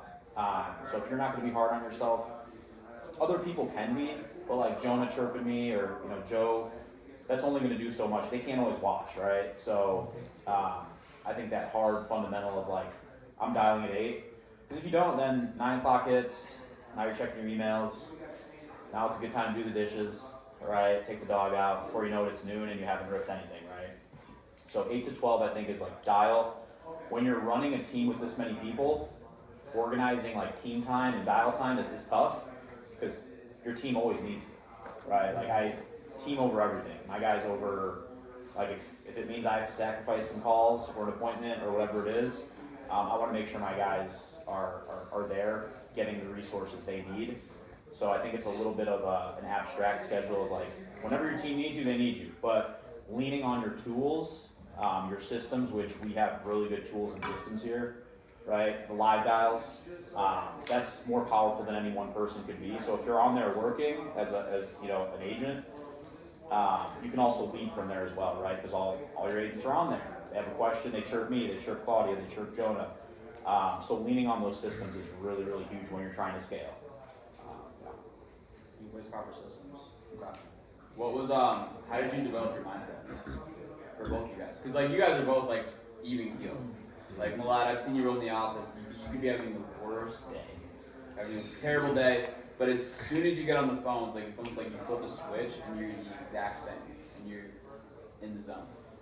Yeah, just knowing that, I mean, if you're negative, that's super contagious. And everybody else is going to see that. And that's, the last thing you want to give off, especially if, you have a lot of guys around you that are looking up to you. 100%. So just, putting that to the side, getting done what you have to get done, and leading your guys, the right way, so that, hey, if they're having a bad day, they're not, just showing their frustrations all the time, and that can, be really cancerous, and it's not a good look. 100%. Yeah. To add to that, so I've often heard, sales is 50% mindset, 60% mindset, whatever. I think it's like 95. And actually listening to Barbara this weekend, I think she mentioned something about that as well.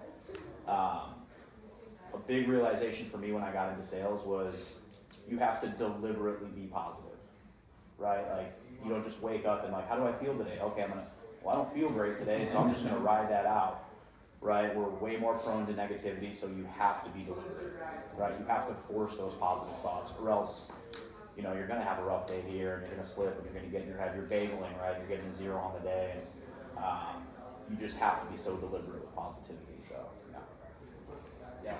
What are some tips, what are some things you do to keep the mindset right and stay positive? Self-care, I think, is the biggest one for me.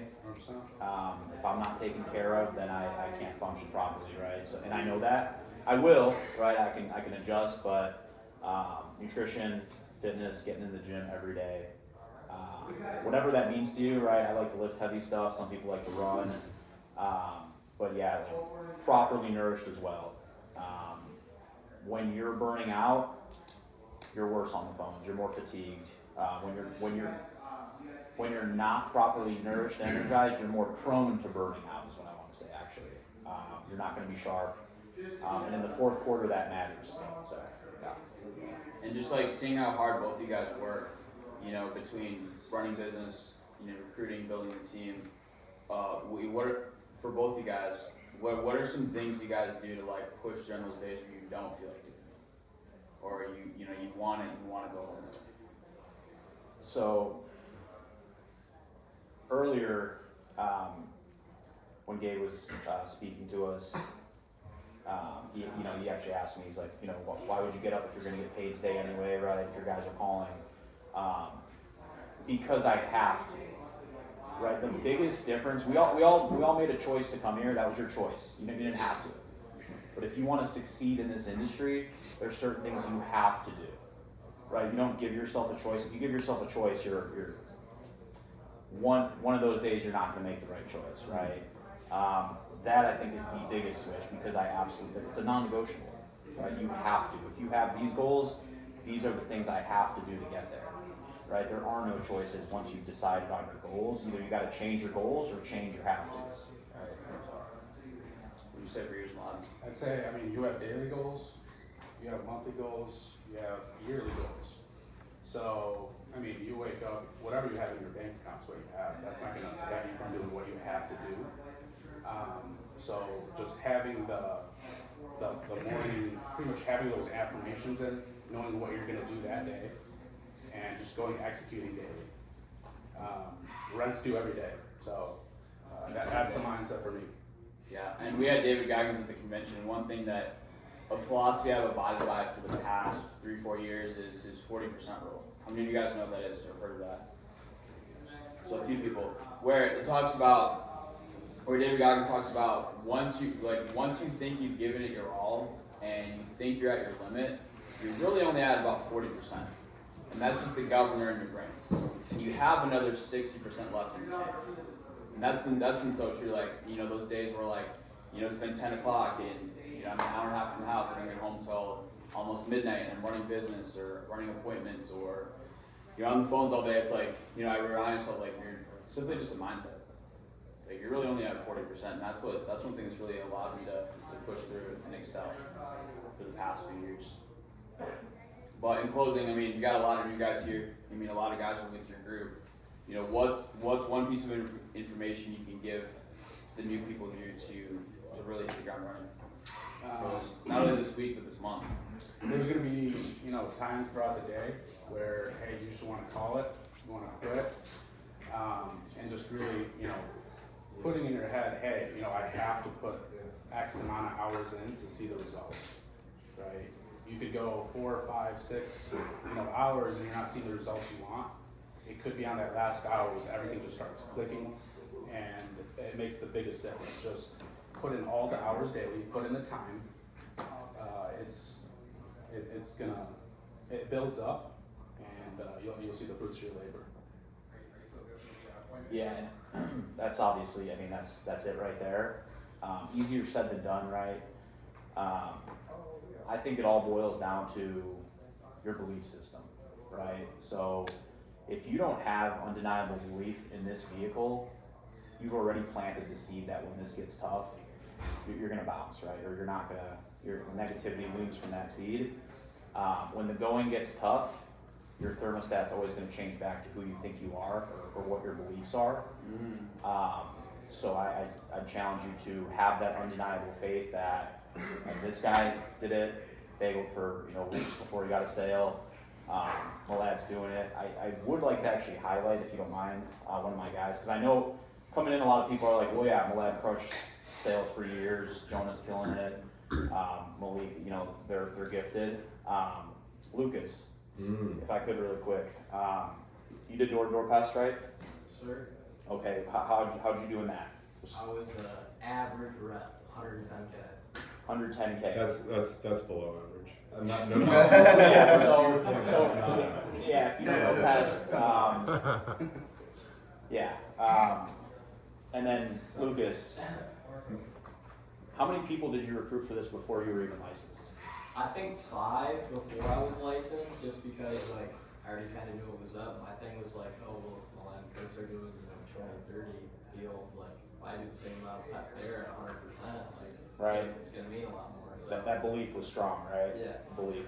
How many recruits do you have now, or how many I guys think working? 26. Wow. 26. Okay.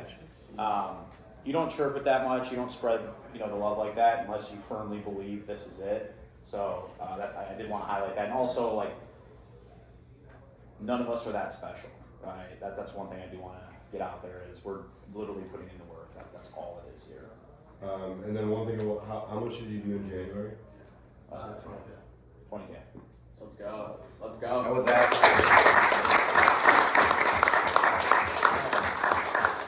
Hey, what's that gonna be this month? 30 or 40 for sure. I think I'm 30 or what's it gonna be? I'll do strong points and we'll say 40. 40K. Let's go.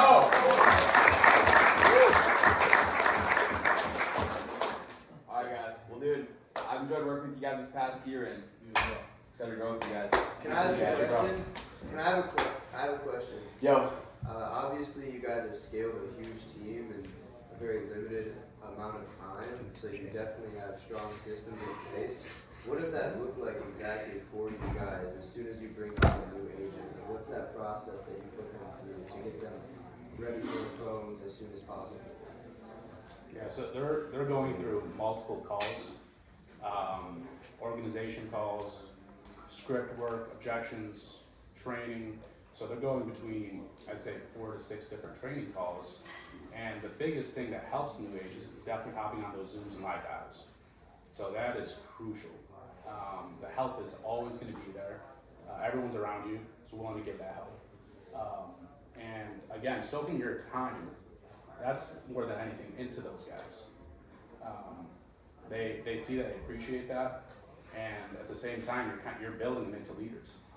You're trying to replicate yourself. If you do that enough times, they can go that, and they can do that with their guys. So I'd say just soaking your time into them. Don't worry about the profit. It's going to be there. Just show them you care and you believe in them. Show them you care and you believe in them. Yeah, I think that's the biggest thing with, just leadership in general, right? Nobody wants a boss. Everybody wants a leader. To literally answer it, yeah, just training. There's so much content too. Obviously, there's only so much time in a day for people. There's so much content that you can literally just look up, and I watch one video a week. I don't watch a new video every night. I watch one 30-minute clip over and over every night so I can soak everything in, right? So there's a handful of those that I just know off the top that I learned a ton from, so I'll share that once, training and all that stuff's not enough. But yeah, just putting them through the calls, making sure they know the content, making sure they know, role plays. It's pretty simple, right? Role play, record yourself, send it over, let's analyze it, and that's how you get better, right? Just keep preparing, so, yeah. There's no lack of information, just simply lack of execution. All right. Well, up next we got Joe Basso.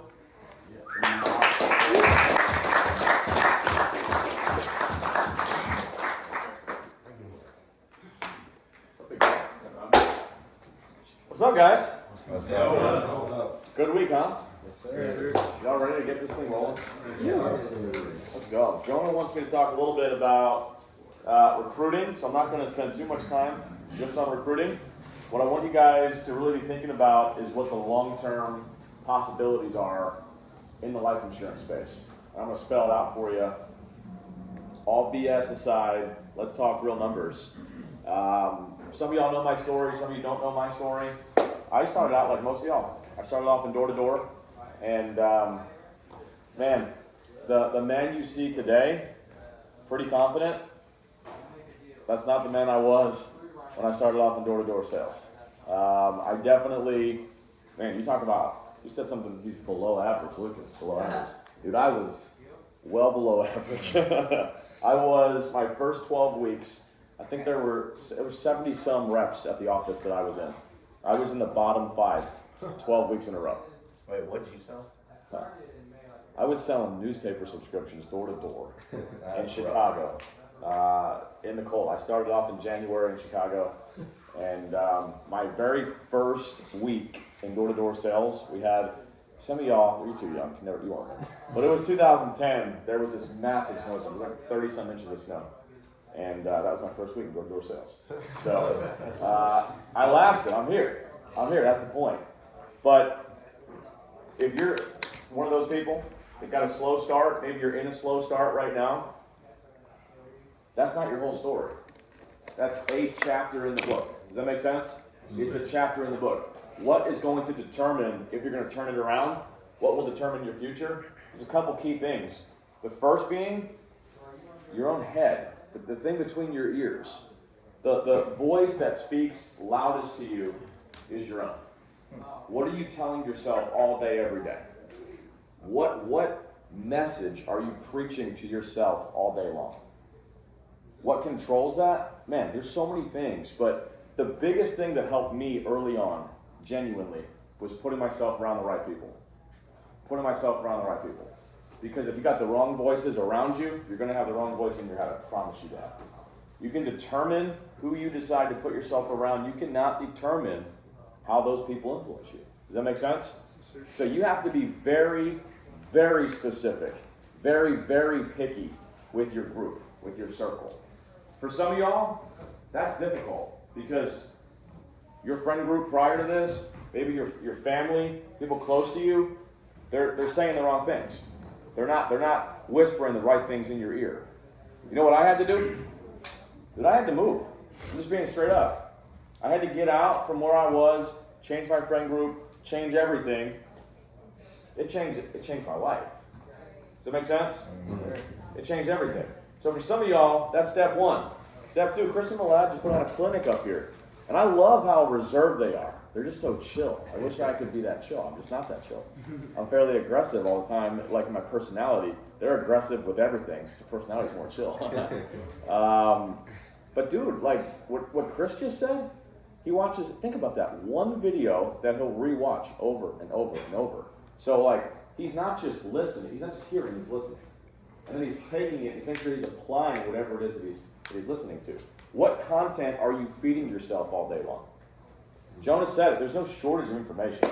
Any one of y'all right now, I promise you, you don't have to hear a word from any of us. Go on YouTube right now, there's so much good content. You could legit build whatever you want in the life insurance space. Some of y'all take that seriously, some of you don't. I love hearing about Lucas, that's freaking huge. 5 people in licensing before he ever had his license. Dude, me and you have like the same exact story. I think I had like 26, 27. I'm like getting my license. And then Gabe's chirping on me. Gabe's like, bro, you better get this license quick.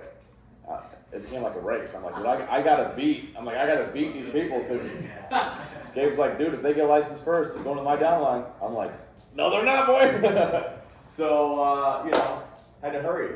So, who's already recruited somebody here? You've already recruited somebody. There's a bunch of you that have. That's awesome. For those of you that haven't, somebody give me a good reason, like legitimately.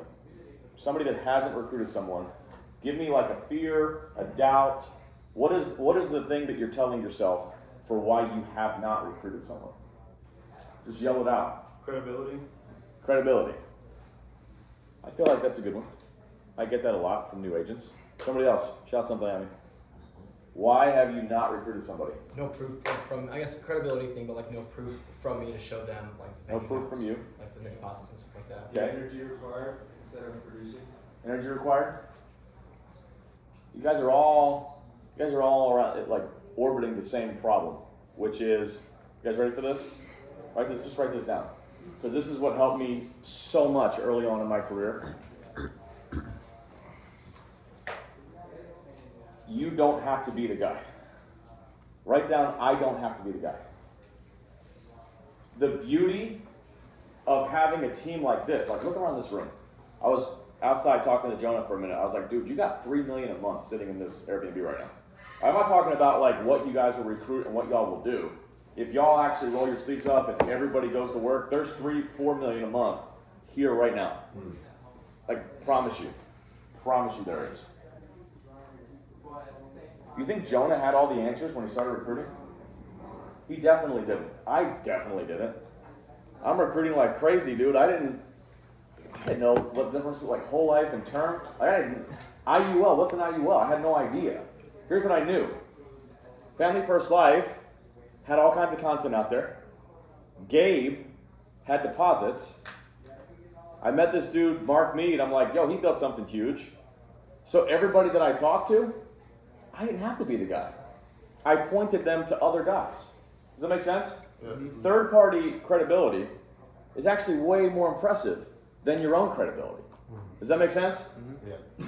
I do it today. I rarely, hey, look what I've built. Dude, I'm always pointing to see what other people built. I'm always shouting out the new agent that came on that is crushing it. Does that make sense? Yeah. You don't have to be the guy. Matter of fact, it's better when you're not the guy. And if you are average, or your personality to you, like clearly if you're worried about that in your head, you haven't done it yet, dude, it's actually way more powerful. Does that make sense? Like when Gabe called me, I don't know if Gabe's around listening, but this is the God's honest truth. I've said to Gabe a bunch, it's kind of funny to say, but I recruited Gabe back in the day. He worked on my team in door-to-door sales 15 years ago, selling newspapers. Dude, Gabe was average. He had good days, but he was average. So when Gabe reached out to me and was like, yo, this is what I'm making, send me screenshots. Dude, that was way more impressive than if like Jonah Lewis called me. Does that make sense? Yeah. I'm like, well, Jonah's a freaking stud. Of course he's making that kind of money. Gabe, I'm like, he was an average rep. Look what he's making. That's way more powerful. Does that make sense? Yeah. So third-party validation is everything. Write this down, please. You guys have heard it before. I'm going to remind you of it. Consistent activity always leads to consistent results. Consistent activity always leads to consistent results. But guess what? The reverse is true. Inconsistent activity will always, without fail, it will lead to inconsistent results. Make sense? Mm-hmm. So most of y'all, you come from like producing. You're high-level producers. But clearly some of y'all have never built a team. You've not recruited. Guys, the exact same principles apply. If you're consistent with your reach outs, consistent with those DMs, consistent with the conversations that you're having, dude, I promise you, you're going to get consistent results from recruiting. Without fail, you will. But most people are extremely inconsistent with it. They want to recruit for a week and they stop recruiting for 3. Then they think about it again, they want to recruit a little bit and they drop off. And dude, you're going to struggle that way. Here's what I'll tell you though. You look at a group this size. Who wishes they were at the top of this hierarchy? This room right here. Yeah, I would too if I were you. But check this out. In 12 months from now, legitimately, a year from today, everybody in this room could have a hierarchy this size or bigger. You could have it much bigger. 12 months. 12 months. Brick by brick, day by day, conversation by conversation, putting people first. I promise you, that's how this is done. That's how this is done. Rome was not built in a day. You guys have heard that, right? Rome wasn't built in a day. Rome was built every day. So you got to build every single day. Build every single day. Because I promise you, if you can look into your future, reverse engineer, what are the activities that I should be doing today to achieve that future result? You know what the best part? The reason why I decided to put all my energy into this, and dude, I walked away from a lot of money that I was making. And I sold a good chunk of my other company to do this full time. From scratch, with nothing, at zero. I'm being straight up with y'all. I was living pretty good. I was in Cancun like once a quarter for a week. Like, built something pretty good where I had a ton of passive income. I was chilling. Like 27, I put like 8, 9 hard years in, and like I'm barely working at that point. Had a great, staff. And I hear about this. I'm like, do I want to start over? Do I want to get back in the mud at 0 and do this thing over again? I really contemplated it. And I talked to my wife. Here's a little tip. Who's married? Oh, a bunch of children. So not a lot of you. I'm kidding. But all right, so a bunch of you are married. If you're married, by the way, like, best tip I can give you, if you don't get your spouse on board, if you're in a serious relationship, they're not on board, dude, you're either going to lose your business or lose your spouse. I'm being serious. For real.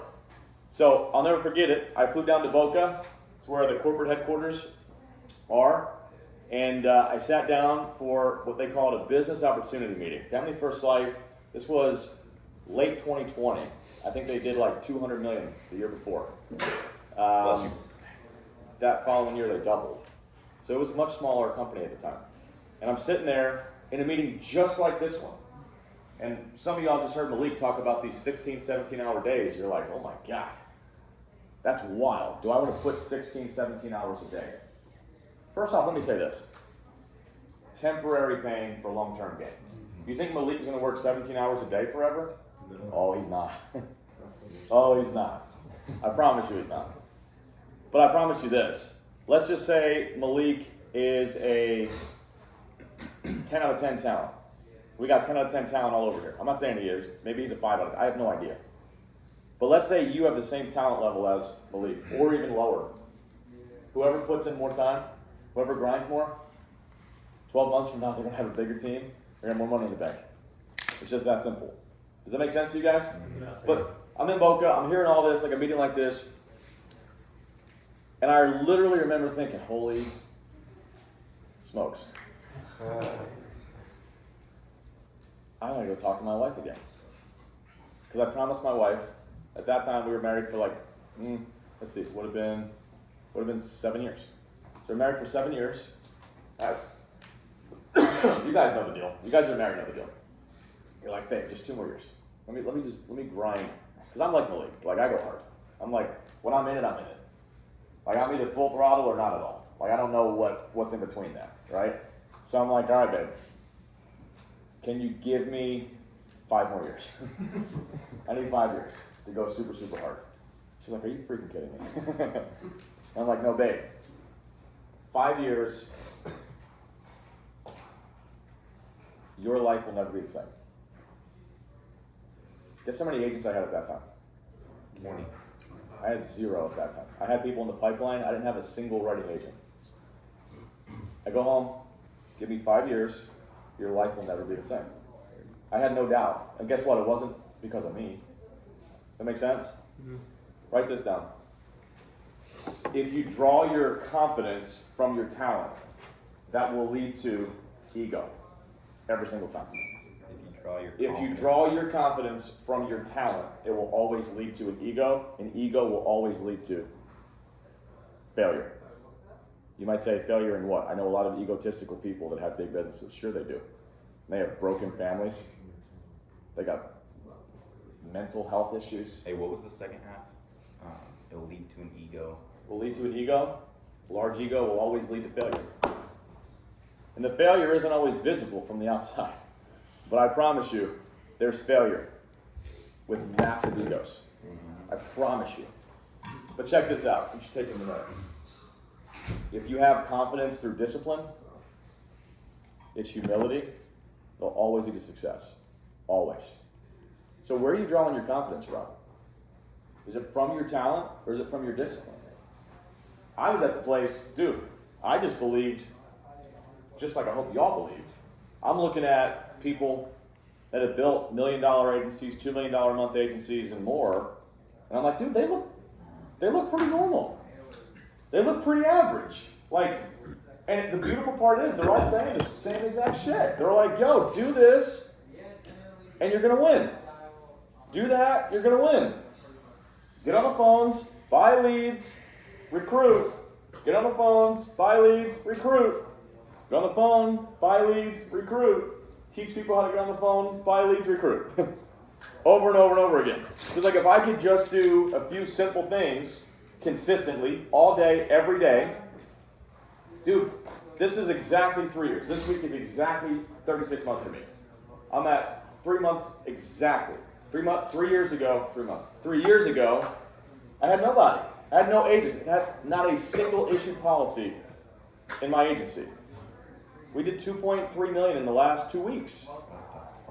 What are y'all? That's not, don't clap for me. Clap for the discipline. Just had a lot of conversations, bought a ton of leads, and picked up the phone a lot. And that's what my day still consists of. Does that make sense? Yeah, sure. So get really, really good at that. I want to talk to you guys really fast, and I want to take some questions. I don't know what time we got. What time is it? All right, we got another 30 minutes. Do you guys understand the finances of what we do pretty well? You guys feel like you do? Yep. Ish? I'm going to be rolling out a training probably in the next 3 to 4 weeks. And I'll do it with Prosper specifically.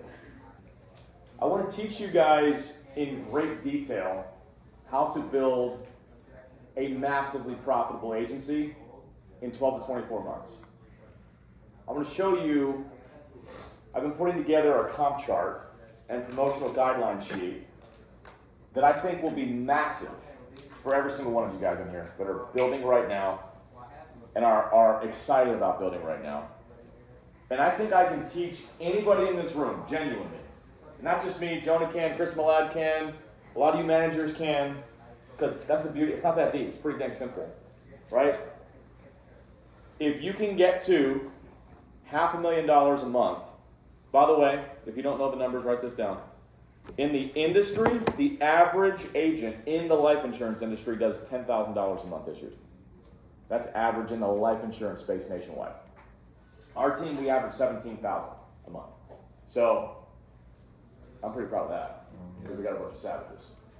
So we're almost double the industry average as far as issue pay premium per agent. That's pretty damn cool. By the way, your goal with your team should be more than that, right? Should be more than that. When you're smaller, your averages should be higher. When you're bigger, it takes time to catch that up. Make sense? When you got 500 agents, 400 agents, well, you got some work to do. And you're only going to be as good as your middle managers go. But I want to teach you guys how any one of y'all get to 50 agents. That's if you're at industry average. If you're better than industry average, what could 30 agents do? Talking 30 agents at 17 grand a month, you're at $500,000 a month. You should be pulling in anywhere from 1.2 to 1.6 million dollars a year in net profit just from override when your team is about 30 to 50 agents. By the time your team gets to 70 to 100 agents, depending on the average, you're also pulling in somewhere between 2.4 and 2.7. Chris and Melad have seen it. You guys believe? Yes, sir. Y'all are building it right. Let me say this. What would that money do for you? Some of y'all, you got money, I get it. But if you don't, what could that money do for you? Dude, it buys you freedom. It buys you opportunity. I don't drive a Lambo. I'm not the guy that's like all about the car and the house and this, that. I have a nice car, I have a nice house, don't get me wrong, I like nice things. But dude, the peace of mind that never having to think about money, I can't even tell you what that is. You have to feel it. You have to feel that. You don't make decisions based on finances. So, Gabe called me, he's like, yo, want to do an orphanage in Guadalajara? It's like, let's do it. Gabe's like, hey, we want to do 100 orphanages our goal is 100 orphanages in the next 5 years. Hell yeah. Like, we will freaking do it, I promise. We'll do it. You don't have to clap, we want you to be a part of it. Like, let's freaking do it, right? But what's your why? Maybe for some of y'all right now, you're young and when I was like 20, I just thought about, I want a 911, a silver 911 with red Carrera leather. That's all I want. I'm like, dude, I want that silver 911 so bad. Your priorities change. Your values change over time. Have a why that's bigger than the money. The money's not going to make you happy. You heard my speech. I'm not going to do it again. But the reality is, put people first. Dude, you're going to be so happy. You're going to make so much money. What can you do with that money? I want to give you guys an interesting thought. You know, there are a lot of companies. There's a few that I know really, really well. 2 of them have already offered to buy my business. And you might say, well, what does that look like? There's one company I really like. You guys will definitely get to know and hear more about as your team grows, right? But they say, hey, let's say they come to Gabe. Gabe builds agency doing $500,000 a month. You've got 50 agents. You've got great override. You're leading right. No debt. Persistency is really, really good. Like all is well. So you got 1.2 million in net cash flow. 1.3 million net cash flow annually, right? Now, I wouldn't sell my business at $1 million, $2 million in net cash flow. But maybe Gabe wants to. Let me explain what this looks like. You can sell, let's say he wants to sell 51% of his company. Write this down. In life insurance, if you don't know this, it's pretty normal, depending on what your profit looks like. You can get anywhere from like a 6 to a 9x multiple on your EBITDA. Now, in life insurance, EBITDA is pretty dang simple to figure out. It's how much money am I keeping after all my expenses. Does that make sense? Mm-hmm. So take your staff out, take your leads out, take whatever you're spending on your business, your VAs, your licensing, your this or that. What do I spend? What am I keeping? Make sense? Yes. Now imagine, let's say he negotiates, because Gabe's a negotiator, right? Of course. Gabe's like, I want 8x. So they say, hey, I think your business is worth $8.5 million. Could you sell all of it? Sure you could. Sell the whole business if you want to. How old are you, Gabe? 23. You're 23? I wouldn't. So maybe you said, hey, I'll sell half my business. Take $4 million off the table in one fell swoop. You're like, it's only $4 million. Dude, I know. But for some of y'all, would $4 million like give you a different life today? Yeah. Like buy a house cash if you want. I wouldn't, but you could buy a house cash.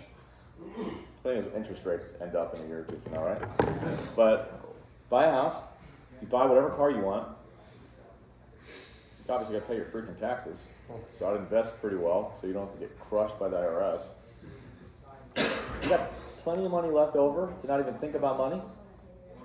And what's wild, Gabe, is you still own half your company. So your goal would be, all right, over the next year or 2 or 3, I want the 50% of my business that I still own to be worth way more than the 50% that I already sold. Does that make sense? Yeah. Would something like that excite you guys? Yeah. Just a little bit? What if some of y'all are just wild and crazy and you're like, yo, I think I can get to $2 million a month. I think I can get to $3 million a month. I think I can get to $4 million a month. And now your net profits are $6, $7, $8, $9 million annually. By the way, this room has that potential, in case y'all didn't know that. Like, from this room right now, if y'all build the right team, within 24 months, you're at $2 million easily. $2 million a month easily. You spread that sucker the right way, you're talking bare minimum $3.5 million a year in net cash flow. 3.5 mil. Now you're negotiating 8x on that. $25 million deal. It sounds like monopoly money, doesn't it? But it's not. It's real. Is everybody in this room going to do it? Yes, sir. Yes, sir. No. You're not. Statistically, heck no. Most of you won't. Why though? Think about that. Why? It takes too much work for most. Some of y'all are going to drop out on the bad day, on the bad week, on the bad month. Yo, if I did that, dude, I'd be dead broke right now. I think I've been a part of like 14 lawsuits. Lots of bad days. People try and come at you, take everything. It takes mental toughness to say, no, my dream is bigger than today's bullshit. Where I'm going is way more important than the adversity of today. Does that make sense? Yeah. After a convention week where you got Alex Morton, David Goggins, Barbara Corcoran, it's pretty damn easy to be excited. What about like 2 months from now when you get a roll-up from a new agent? You're going to be excited on that day? You're going to get up early, hit the gym, hit the phones on that day? Those are the people that are going to win. Does that make sense? Mm-hmm. Those are the people that are going to do really, really, really well. Do you have that? Do you have that today? If you don't, you need to find it. You need to get it. Here's the best part. It doesn't take very long. It's a habit, just like everything else. You have to trick yourself into doing things you don't want to do. That's how you create a new habit. Does that make sense? Mm-hmm. And you got to be super, super consistent with it.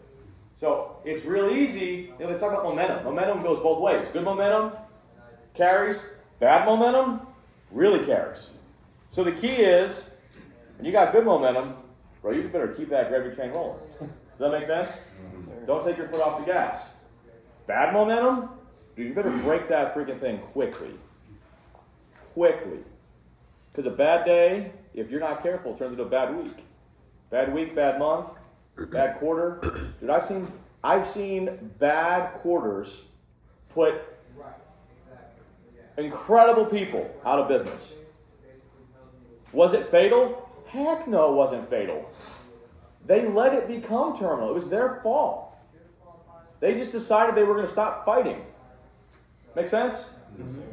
So you need the grit, the mental toughness to fight through all the crap. I don't want to sit here and be like, yo, this is all sunshine and rainbows. Jonah, you had a few bad days, haven't you, in the last couple of years? More than a few. We've talked about a few of them. Yeah. Dude, you know why I love Jonah Lewis so much? He'll call me on those bad days. We deal with whatever's going on together. My guy's up at 4 in the morning the next day doing the same crap he was doing when life was great the week before. Can y'all do that? Can you do that? Because there's nothing special here, like genuinely. I love it. Everybody wants to get out at the convention and talk about their magic leads and their magic CRMs and this system and that. Am I going to tell you systems and structures aren't important at all? Of course it's vital that you have a system or structure in your business. That's not what's going to make you a multimillionaire. What's going to make you a multimillionaire, multi-8-figure millionaire, is what we're talking about here, genuinely. It's going to be, can you get up every single day and do the few simple things consistently that other people are simply not willing to do? That's it. I don't care what leads you work. You can make money on any lead type. Is it going to be as easy with certain leads? No, but you can do it. You can overcome bad quality leads with high quantity of those leads. Make sense? Mm-hmm. I don't care what carriers you have. I promise you right now, if I gave Jonah 2 carriers, I could pick any 2 carriers right now. This dude will still write $500,000 plus next year. Do any of you doubt that? No. Because I don't. I can care less if you have the right dialer, the right CRM. It's irrelevant. It's what are you willing to do today with the people around you and creating and maintaining the right relationships. That is what will lead you ultimately to success, not just in this business, but in any business. This one especially, it's magnified. Your relationships, the people around you, that's what builds your company. That's what builds your success. That's what builds your cash flow. And by the way, a lot of y'all come from Pest, right? How many come from Pest? Gosh, why don't you guys do it? How many of you come from door-to-door in general? Door-to-door in general. All right, so basically everybody here, right? Not all y'all, but a lot of you. I spent a lot of years door-to-door as an independent contractor. You know what plagues most direct sales companies? Because they're all independent contractors? It's like financial literacy. Like, what is it? cancels. Well, chargebacks, sure. But why do most companies fail within 5-10 years of door to door? They don't ever learn how to retain their talent. Does that make sense? Yeah. I've interviewed so many door-to-door agents over the last 10 years of my life. You know what I hear from almost all of them? Almost like a badge of honor. They're like, yo, I'm just going to stab somebody else in the back. I'll slit their throat. You guys have heard the saying, there's no honor amongst thieves? Like, if you want to do something here, let me tell you how to do it. You build strong relationships. You build loyalty. How do you build loyalty and trust? Through shared experiences. You build trust long-term through shared experiences. Why? It's easy to trust somebody on the surface level when you just met them, right? You don't know anything about them, but you don't really know. You don't really know. You know what I'm talking about? You meet somebody, you're like, they seem like a good dude. Seem like a good girl. I think I like them. Do I trust them? I don't know. I don't have a reason not to trust them. Would I go into battle with that person? Would I take a bullet for that person? No. Jonah, how much time do you think we spent together, you and me, in the last, say, 2 years? Like hours. How many hours do you think we spent together in the last 2 years? Spent a lot of time. I mean, Just a guesstimate. probably 20. I would say way more than 10. That was a really bad guesstimate. I'm saying in the last 2 years. I'm saying like lock-ins, dinners, Jersey, Chicago, like Close to 100. easily 100 hours. Yeah. Easily 100 hours. I mean this. I would put $1 million on Jonah's kitchen table right under his flamethrower. I would do it. I'd put $1 million on his kitchen table and leave for a year, and when I come back, I guarantee you there wouldn't be $1 missing. That make sense? Yeah. Like, I could leave Jonah in my house with my wife and son. I wouldn't worry. I wouldn't stress. Does that make sense? I hope Jonah feels the same way about me. Of course. You know why? We've spent so much time together.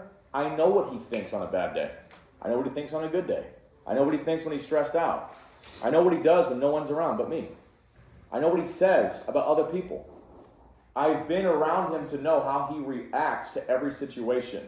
And you only can do that through time together. Does that make sense? Mm-hmm. So when I go to Jonah, I'm like, yo, Jonah, we got something cool coming up. You want to be a part of something big with me? Whatever that might be. I don't care what it is. Jonah and I we've built a real relationship. Well, I'm not trying to slice his throat. Have I ever tried to recruit any of y'all direct to me? Ever once? No.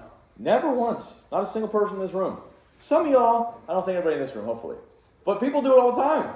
People will come to me and be like, yo, why do I want to work under so-and-so at XComp? Could I come direct? No, you can't. We don't play that game. We're loyal. That's what sets us apart. You want to know what's going to keep our group together, what's keep your group together? Real-time, shared experience with people, have their back. And for some of y'all, maybe you haven't had a great history. Meaning, maybe you've kind of bred some distrust in your past. That doesn't have to define you. Start today building the right qualities, the right values with your team. And like create a new version of you that people want to be or people want to trust. Create that look. That is what will drive you to long-term success. Last thing I want you to write down, take some questions. Write this down. My very first week in college, I had a professor say this. And dude, I think about it literally every day of my life. And this is what will keep you humble, by the way. This will keep you humble. Greatness is not measured in years. Greatness is measured in decades. Greatness is not measured in years. Greatness is measured in decades. Why do you say that? How many people do you know that were a flash in the pan? How many people do you know that built something pretty cool for a year or two? It all fell apart. Maybe it was immorality. Maybe it was just dishonesty.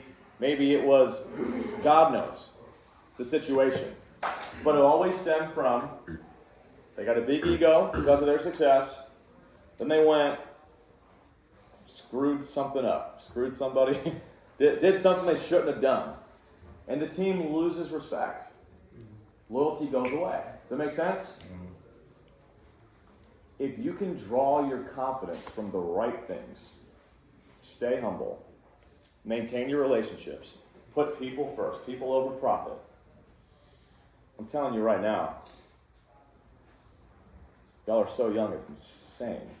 By the time most of y'all are 30, you're going to be on a freaking island, taking calls that you want to, not that you need to.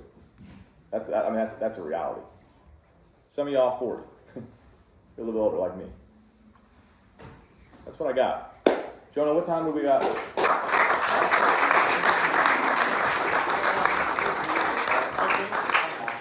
15 minutes?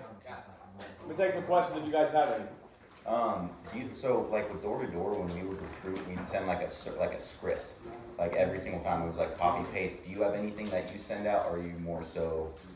I'm happy. We do have a script that my recruiters use. I really like organic conversation. It depends who you're talking about, right? There's a big difference when you're recruiting like a random cold market person that you met on Instagram through a DM versus someone that you used to work with or a family member or friend. Does that make sense? Yeah. Make no mistake, the fastest way to grow in the life insurance industry is your warm market, by far. How many of you knew someone in insurance personally before you joined? All right, case in point. Case in point. I'm not saying not to go after cold market, because we do, and we got some studs from cold market. We get a lot of studs from cold market. But your warm market is where a lot of your profitability will come from. Does that make sense? Yeah. Now, here's why I like cold market. Now, y'all could all have different thoughts on this. Jonah might disagree. Chris and Melad might disagree. Here's my thought. Warm market isn't always like a rolling train. Sometimes it comes in spurts. You'll have like a week or two without a warm market hitting.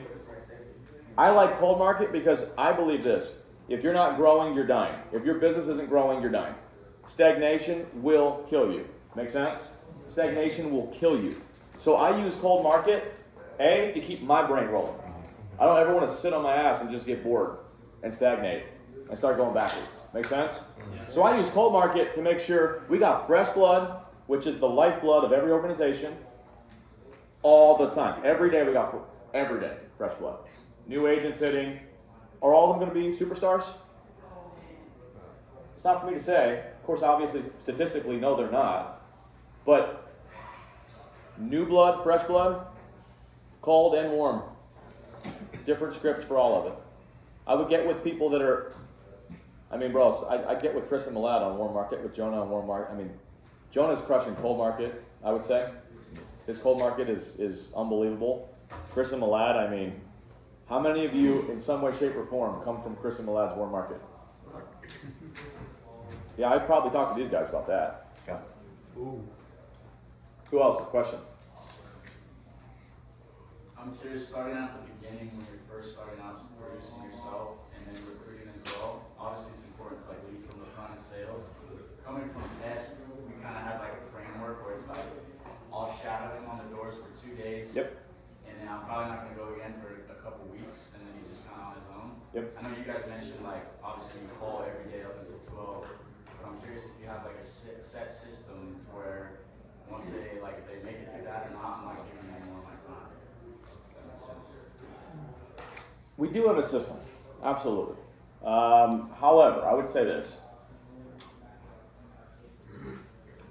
The most difficult thing for me to balance even today at 32, be 33, I'm 15 years in. 15 years of this. I still struggle with when to give somebody grace versus when to cut them off. Does that make sense? And I think that's a strength and a weakness, but I think it's my greatest strength. Does that make sense? Because I look around, I mean this. I believe any one of y'all can build a $3 million a month agency in the next 36. I really do. I truly do. Do I believe you all will? Well, of course not. I believe y'all can. Right? So for me, here's what I look at. Let me address this first and I'll answer that directly. Don't get confused that you have to build this thing by multiplication day one.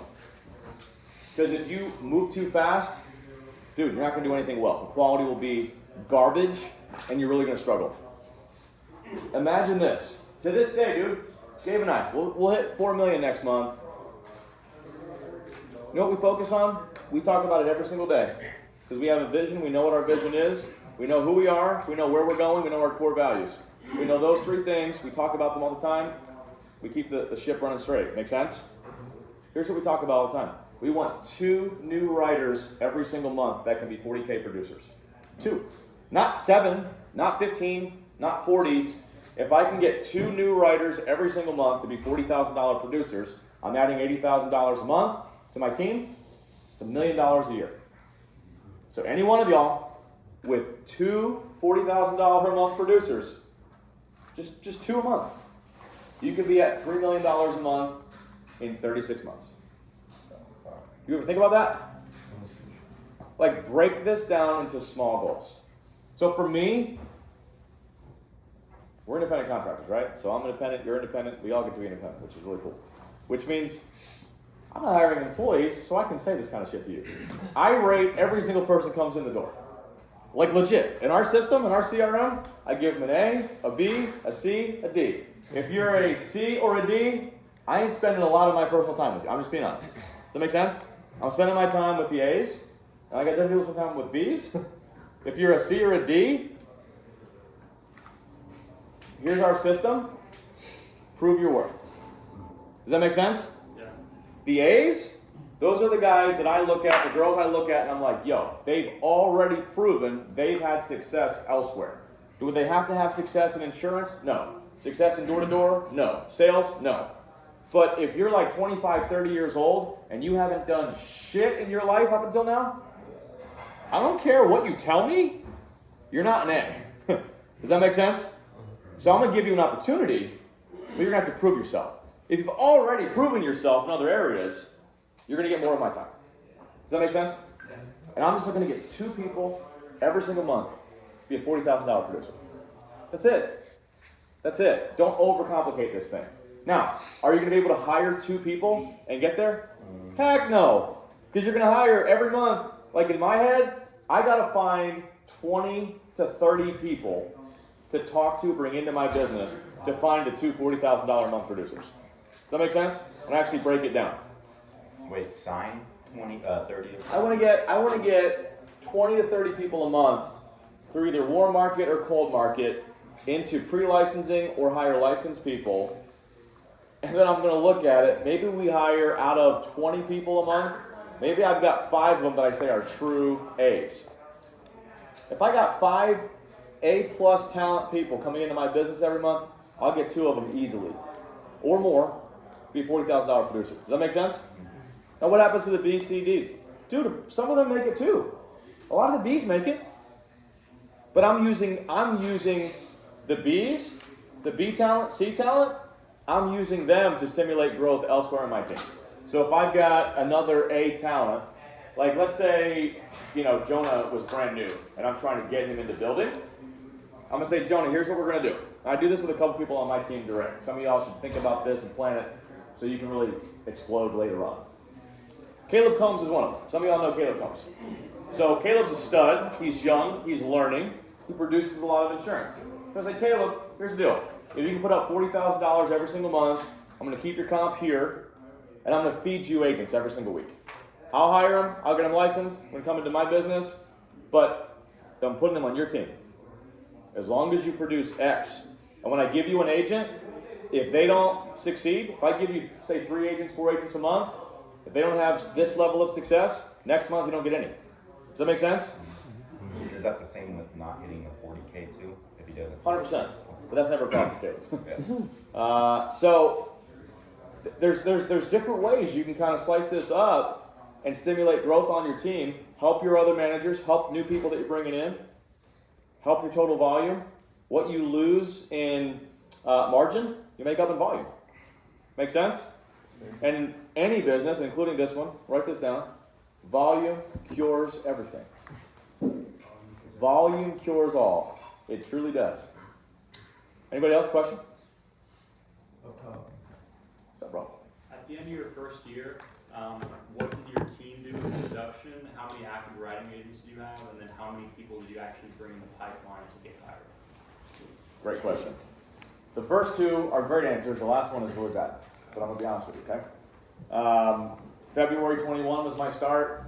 In March, we issued, I think we did 26,000. In April, we did 48,000. In May, we did 127,000. In June, we did 328,000. September, we had our first $1 million month. So, heck of a start. I think, if we weren't the fastest, I think we're one of the fastest ever to go from 0 to $1 million.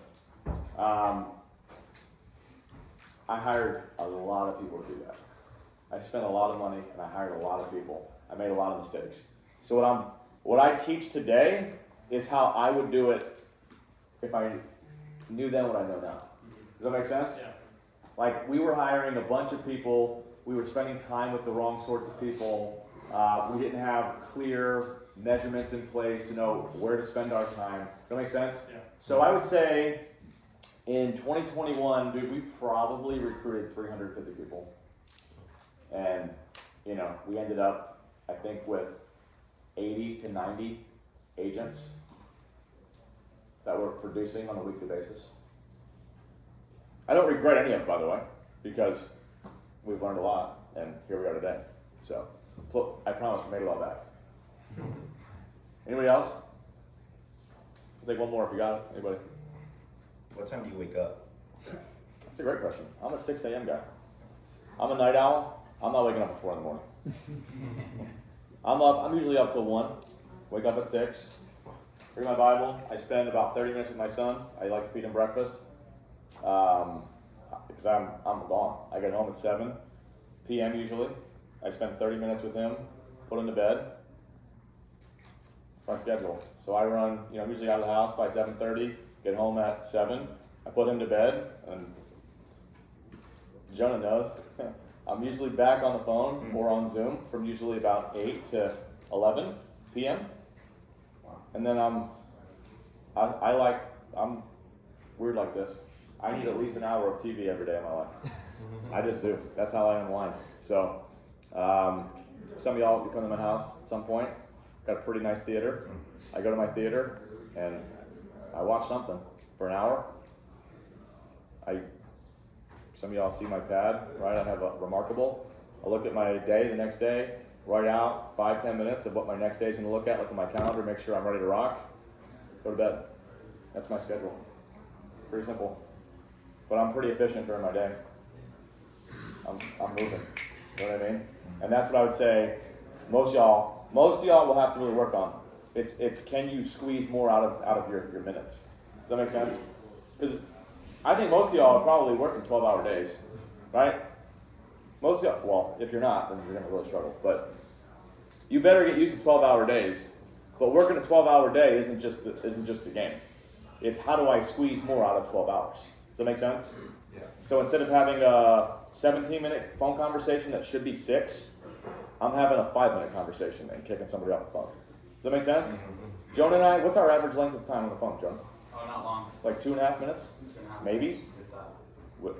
Short, concise conversations, efficient. Time management, money management will make or break you. Time management, money management.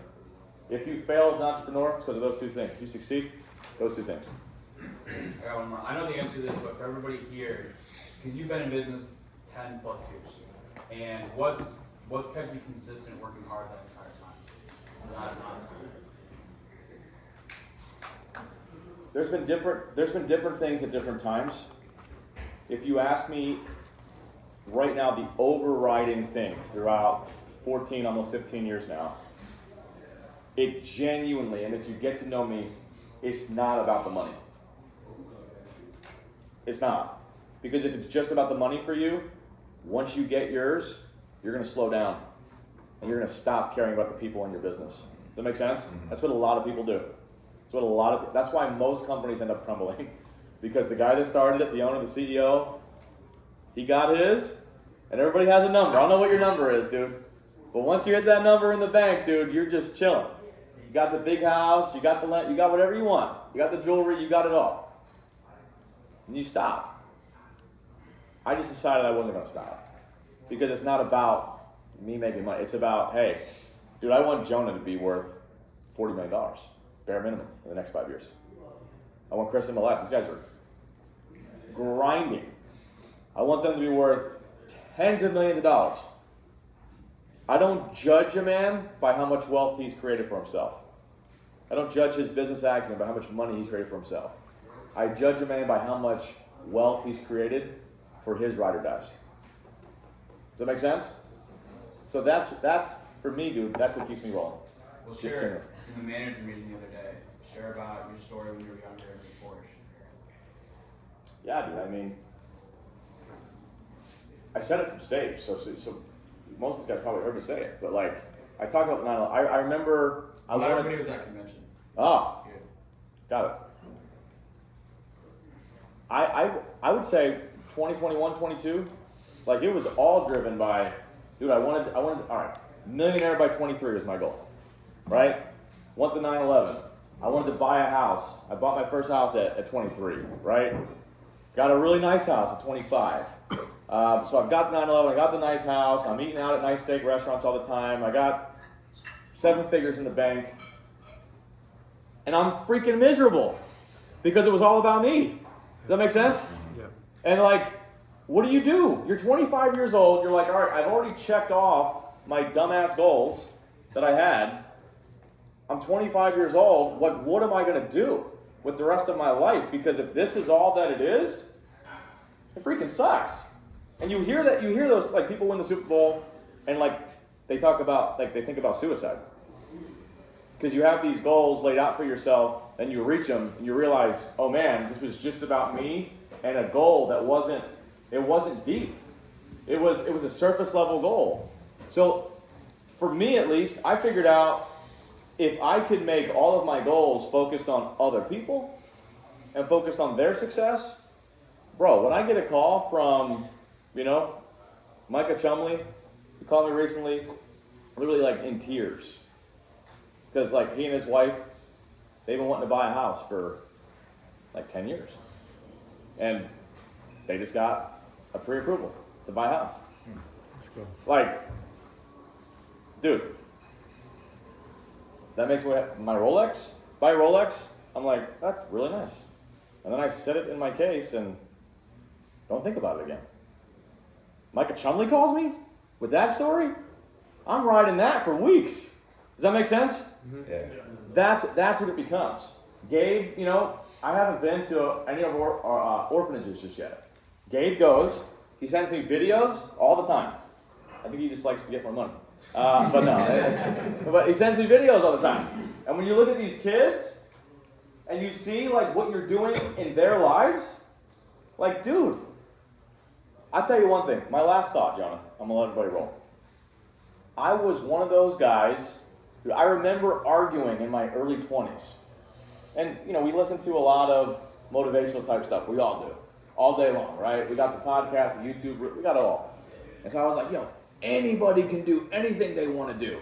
I don't feel bad for you if you haven't figured it out. You're just a freaking, And you know what I figured out? And I hit 27, 28, 29. You approach 30, you start thinking about things a little differently. That's not true. It's not true. These kids in Ghana whose parents died, dude, they don't even know what they're going to eat for lunch today. They have to go sift through garbage to figure it out. They have no education. They have no way to improve their situation at 6, 7, 8 years old. Does that make sense? Yes. You freaking do. So what does that mean? Your obligation, I'll say obligation, as a human, is to help the helpless. Does that make sense? So if you're able-bodied, and you're able-minded, and you've had a great education, and you've been, dude, by virtue of the fact that you're sitting here, God gave everybody in this room an opportunity to be an 8 or 9-figure millionaire. Every freaking one of you. If you're doing it for you, straight up, you suck. If it's just for you, you probably won't ever do it. But if you can make it about what can I do for my family, and then, my family, and then. That's how you win. That's how you win and sustain it. That's how you win big. And what a good note to end on.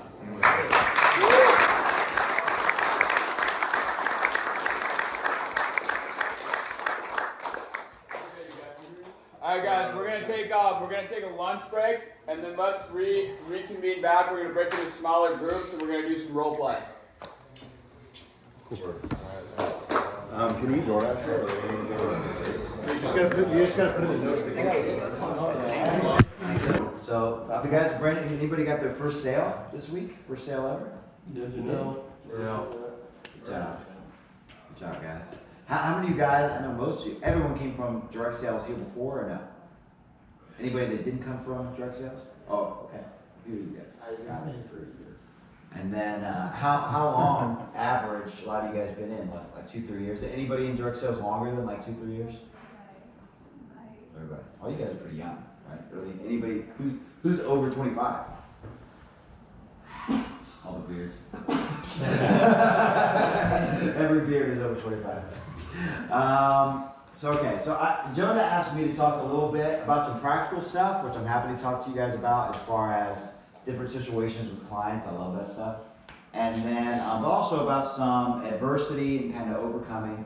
And I think that is really, the mindset stuff when you're new gets pushed to the side a lot, especially when you're new to sales, because you don't understand the importance of it. Like, I've been in direct sales since I was 19. I started selling newspapers door to door in Southside Chicago with Joe Basso. That's how we met. And I went on from that to do lawn care. I sold trash service, energy, cable, did a lot of things. I basically did direct sales for about 10 years before I came in to this.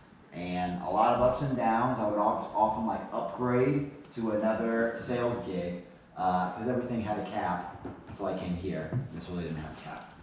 And so, by the time I got here, I was also decent. I'd gone through a lot of crap. Like, as I remember, oh my gosh. Like, I have stories just from here, but like through the years, I remember literally going door to door selling newspapers, someone being mean to me, and like crying and yelling at the guy as like a 19-year-old, like, you're a jerk. And then I remember being like 23 in college with like the nastiest college car you've ever seen in your life. Like, I remember I dated a girl, that's how bad this car was. I dated a girl for 2 years and she never saw my car. Wow. That's a true story. She never saw my car one time because it was like duct taped windows. The bumper was falling off. I was ashamed. So I would like park behind the college. And I remember driving down the road in like Northwest Indiana, if you guys aren't familiar, in like January, it's like negative 10 degrees. And the windows just fall. Like the electric windows, I don't know if you ever had a car so long where like the electric windows just give out. And I'm driving down, it's so cold, I'm like, the heat is blasting. It's like that oil smell, because like something's wrong with the engine. And I'm like taking it, I'm like, I'm probably gonna die of inhalation, but I'd rather be warm. And then I notice it's freezing, and I look behind and both the back windows just fell. And I'm like out there knocking doors, duct taping the windows, trying to do it. Like, I went through all that crap, and I feel like a lot of that really is part of my journey here. People are like, oh, you came to FFL and you freaking crushed it. In like a year and a half, you were doing over $1 million. Dude, I went through a lot of crap before then, just getting my mind right. So by the time I got here, that's the benefit I have over you guys who are coming in. You're only a year or two into direct sales, or if this is your first time being a business owner. I went through all that crap. So when I got here and I went through crap by comparison, like a rough dial day or an agent I brought in who like, I really thought this person was gonna be good. This was gonna be a ride or die. A month later they left and rolled up $5K of debt to me. Like, I was like, I was cool. Like, honestly, like I was like, nothing can stop me now. And I want you guys just to have that mind too, where you're like on a journey. I think so many people here, they think if I'm not having success right now, it's so easy to tempt yourself to look at someone else and be like, well, Jonah's been here for his second year. He did Hall of Fame, and like your first full year. First full year. I started in October, Mhm. so first full year, yes. Yeah, and so like I have some people like, well, oh man, I'm a year in and I didn't hit Hall of Fame my first year. And it's like in my mind when I hear that kind of stuff, I'm like, you don't know the journey, like you really don't. And like Andrew Taylor, everyone knows who that is. Biggest FFL agency. That guy has been in insurance. He's my age. He's 33. He's been in insurance since he was 17. And he's been in FFL since the beginning. His agency does like something crazy. Like last year they did over $250 million a year in FFL, just his agency of life insurance. Check this out though. When I got here, so this was 2020, they had just broken $2 million a month. They had just broken $2 million a month. Now they're doing like 20 million. 20 something every single month. That was 4 years ago. He'd been grinding for 10 years. And he was making money the whole time, right? No one's confused. He was selling insurance, but he's the biggest, and he didn't have dramatic, fast, quick success. But would any of you guys be mad if you were 33 and had a business doing $250 million a year of business? Like you got to keep those things in. I think about that stuff all the time. Even now, where I am, where like I'm grinding and I'm like comparing myself sometimes to somebody. I'm like, dude, like I'm fine. Like I'm gonna be okay. Like, but that'll happen at every level. But if you keep your mind, it's just like you guys that are just figuring out how to be good agents. It's just like when one time you're like, okay, I had a great day today, and then I had a bad day the next day, and like that kills you for 2 or 3 days. Like that's obviously crazy immaturity, like a lack of character, a lack of vision. And then when you become good, you're like, okay, I had a good day today. I had a bad day this day. I had another bad day. And you keep working consistently because you're looking at the big picture. That's what I want you to do in your business career. Look at the big picture of this thing. For you guys that are just brand new or just getting here, the way you should be thinking is not, if I don't hit 40K this month, I'm a failure. It should be, can I get just a little bit better? Can I stay consistent? Can I learn every single day? And if you would do that, like so many people can't do that you will like blow past your competition. Like just in these 4 years of me being here, I cannot tell you this. I'm not saying bullcrap right now. I cannot tell you how many people have come to this business that I thought were better than me. Like some of you guys, I think that.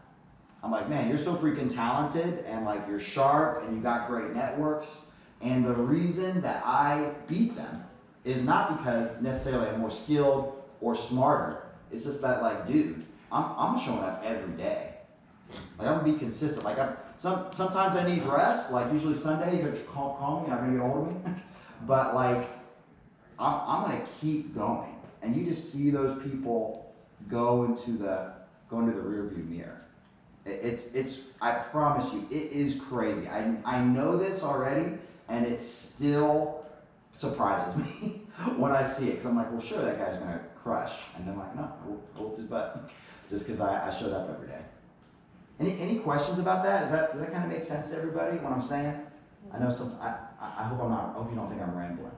This is coming from, it's true. Like, I wish what I'm saying could be concreted in the mind of every one of our agents, because you would undoubtedly have success. Your success becomes inevitable. I actually have a question, because like you and I talk about this a lot, because it's a business, right? Yeah. There technically are no days off. Like you say, you're pretty adamant about that rest day, right? Do you feel the same way? 100%. And I actually even, depending on your situation, sometimes I take it a step further. Let me give you a scenario. So how many of you guys know Christy Wolf? A handful of you guys. So Christy Wolf is Mindy Tibbs' sister. Was Mindy Wolf. She came in, she's very honest about her journey. She struggled with substance abuse, single mom, up and down, was in an abusive relationship. It was awful, came through a lot. And then came into this, was working 100 hours a week, like doing 3 jobs, taking care of her daughter, and she came in and part-time, her first weekend, she wrote like 7K. And she's like, holy crap, this is gonna change like my life, my and my daughter's life. And she came in, she said, I'm gonna work 100 hours a week at this, just like I did my other job. And I told her right away, that's a huge mistake. She's like, what are you talking about? Like, I'm gonna work a lot and for sure I'm gonna win. I'm like, Christy, this is a performance job. We don't get paid hourly here. We get paid for performance. And if you are stretching yourself, exhausting yourself, and not able to perform, I was like, that is not gonna work. You at least need to take Sunday off, like a solid day off. And I was like, tell me about what's going on with your daughter. Like, do you need help there? She's like, well, no. She's like, I pick her up. I drop her off to school, I pick her up, and I cook dinner, all those things. I was like, okay, gotcha. So what's that gonna look like with your daughter? And at first, I'm not gonna lie to you, Christy did not take my advice. She was just like, went in hard right away, and it was rough. And she got to the point where she was like about to leave the business. And she's like, I just can't, like I'm so stressed. I'm also not making money. Like, it's rough. I was like, let's just do this. Work 9 to 5, hard, every single day. Drop your daughter off to school, work 9, give me 100% 8 hours. I was like, how much are you on your phone and doing other things during work hours? She's like, a lot. She's like, because I get stressed and like I'm just overwhelmed and I constantly need to take breaks. I was like, okay, let's do this. Work 9 to 5, give me 110% during those hours. Grab your daughter, go cook her dinner, do what you need to do, maybe schedule a couple points in the evening, and take the weekend off. Take it off. Spend that time with your daughter and your family. And she did, and she started busting out. I mean, you guys see her numbers. Consistent 10, 15, 20K weeks. Christy is a killer. She does it all on second chance leads. Doesn't want to buy fresh leads. That's all she likes is second chance, like under a year. And now that's a single mom who has a daughter. A lot of us in here, we have either you're single, don't have kids, or you have a spouse and maybe have a kid. If that's the, I mean, for you young guys, you should be grinding, I think, 6 days a week. I would say. 100%. And I would say a solid day off though, because you do need to recharge. You do need to think about your ability to perform consistently. But that rest is important. And for someone, I know you have a family. You have a wife. Just a wife. Just a wife. And a wiener. Okay. Oh, I Wiener dog. Yeah, sorry. I'm going to clarify. I say for stuff. Oh my gosh. You're in the know now. I mean, it's a room full of a bunch of guys. Sorry for like the 1 or 2 girls that are here. They know the joke. They know. I think for that too, it's like, yeah, take us that solid day off. Maybe like every other Saturday, do a half Saturday, and like do something like It's hard with him. Yeah. No, him over there. That guy. Yeah. Keeps me motivated. Oh yeah. Oh yeah. And then you see someone coming in who crushes it with so many other responsibilities, and absolutely. But I think that you have to perform. It's just like, how many of you guys box or wrestle or anything like that? I always love those. And a big thing you got taught is you worked hard, but if you didn't rest properly, like you're gonna get smoked by the other guy. Yeah, and if I could just butt in, because when I came into this business, I was working 7 days a week. Yeah. So I didn't have a choice. Like, I think sometimes, like, when you're in a tough financial spot, yeah, like, rest is important, but, like, you also gotta pay your bills. Oh, yeah. Like, if you're coming into this business and, like, you're in a tough financial situation, like, yes, you should be grinding 7 days a week. That's what I did. That's what I recommend you guys do. But if you guys, what Gabe's saying, like, if you guys want long-term success and long-term growth, then yeah, like having that day off and having that time to reset is important, because like what Gabe said, it's, you know, it's a performance-based job and it's a business. We do not get paid hourly. And I think to touch on what you said, I think a lot of times, just the past 3 years I've been in this business, like touching on mindset, the number one thing, and a lot of you guys have heard me say this, that I would tell myself all the time. I'm a huge fan of David Goggins.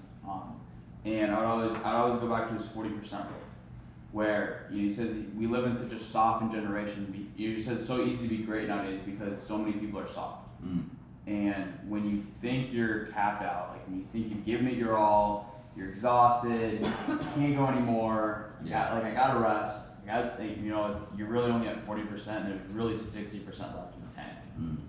And I've gone back to that like so many times. Like when I've been on the field, driving home it's 11 o'clock. Like I'm so tired I like can barely like focus on the road, or like booking that extra appointment, or like showing up for that extra appointment, or pushing through on my dial day. So it's obviously like a rest is important, but also we're here to work, and again it's performance, and you can push yourself a lot more than you can.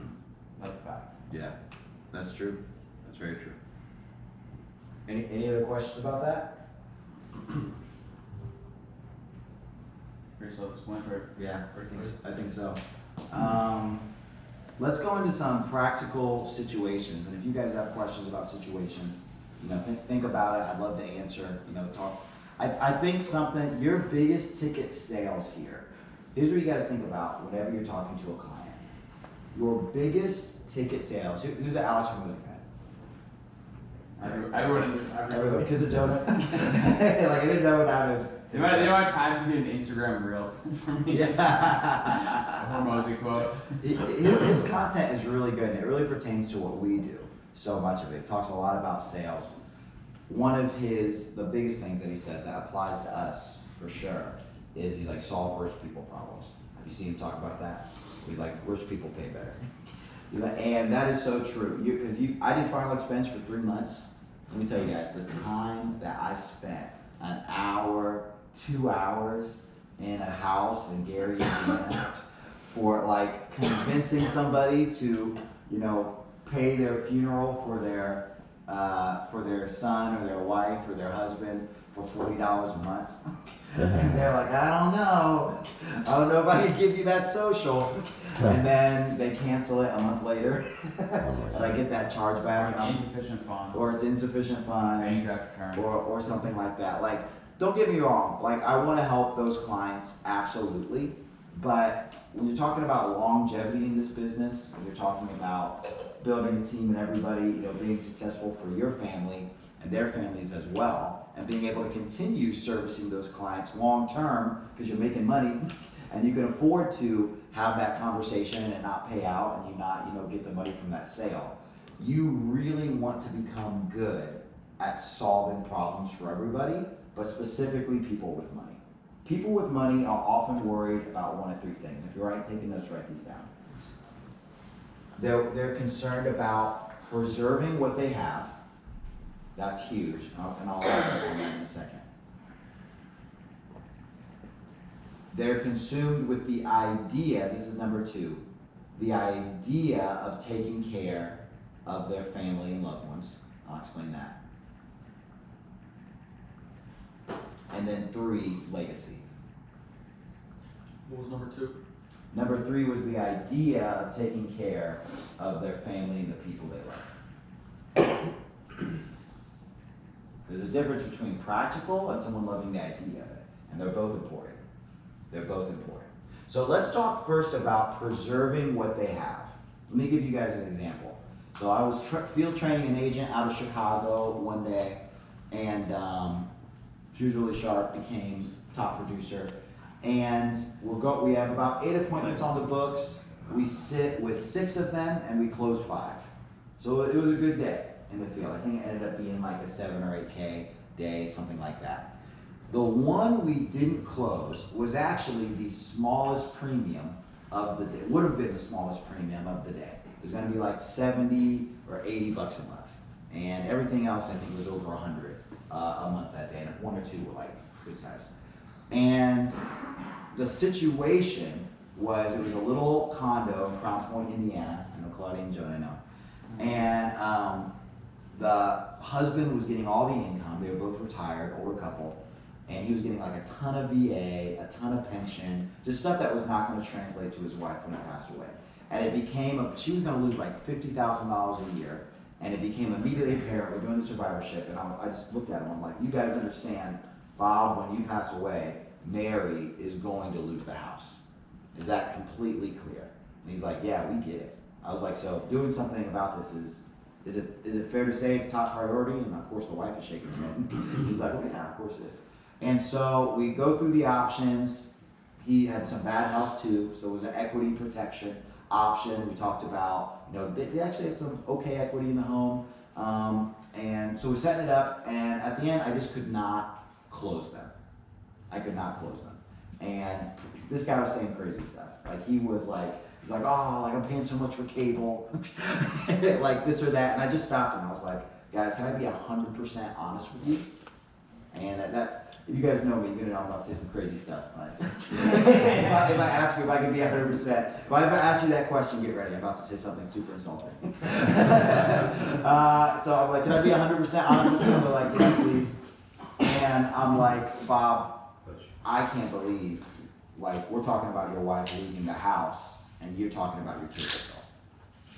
I was like, if this was my mom, if this was my spouse, I would want you to cut back whatever it is so she's not out on the street. And then Sarah's like, well, he was just an idiot. Yeah. At the end, like, I didn't close it. I walked out of there. And the new agent that was with me, she walked out, she's like, ooh. she's like, we're going hard. I was like, well, I wanted to do right by her and do right by them, right by their family. I was like, I need to tell them the whole truth. And then later, we had like a $200 a month. That was like, we went into it, they already had some money, already had some things set aside, and they closed it. And let me give you guys an example. I don't want to gloss over it. So let's go over, so Joe Basso Sr., Joe Basso's dad, I'm training him in South Jersey, and we're driving around, we meet this couple, beautiful home in South Jersey. I think it was like a $900,000 home, something like that, really nice. And the guy was recently retired from the union. We walk in, beautiful kitchen. He's clearly doing a lot of the work himself.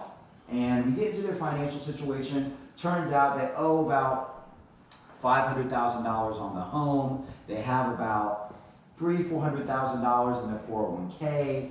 His pension's like $7K, $8K a month. She's still working for like another 10 years. I'm getting in their financial situation. I'm like, what do you do? She's like, well, I'm a teacher.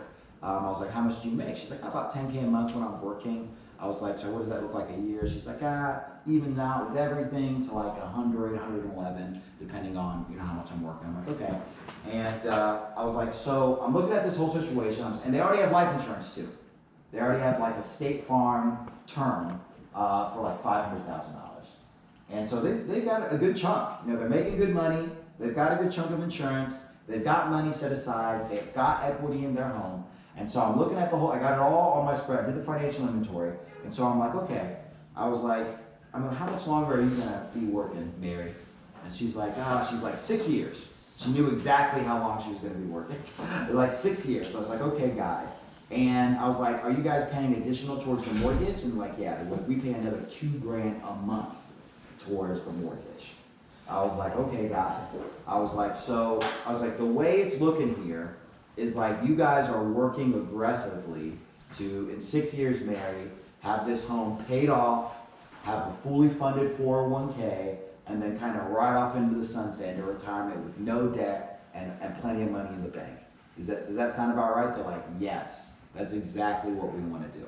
I was like, okay. And it looks like the only thing that would mess things up is if, Mary, maybe something happened and we lost your income from something outside of your control, and then we would have to maybe pull out of the 401k, we wouldn't be able to aggressively pay off the home, and would not be able to retire the way we want. Is that the main concern? They're like, yes, that's the main concern. I showed them an option for $500 a month and $300 a month for covering her with a policy for living benefits, not even the whole loan. I think I showed them like $400 and $250, and they're like, so we could cover ourselves for $250,000.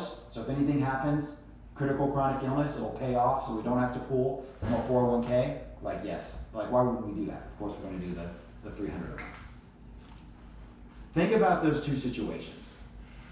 The one, literally, someone is going to be out on the street if they can't close it, if they don't have this coverage. And the other one, and I even said to them, when I was getting ready to close them, I'm like, so Bob, Mary, it's clear, there's no situation where you guys are out on the street. Like, you guys have done a good job setting things up, but a situation, there's maybe some good moves where we could retire a little bit better. And they're like, well, yeah. So you give them a pat on the back, you congratulate them for what they're doing. Like, you can't say doom and gloom to people in those that aren't in a doom and gloom situation.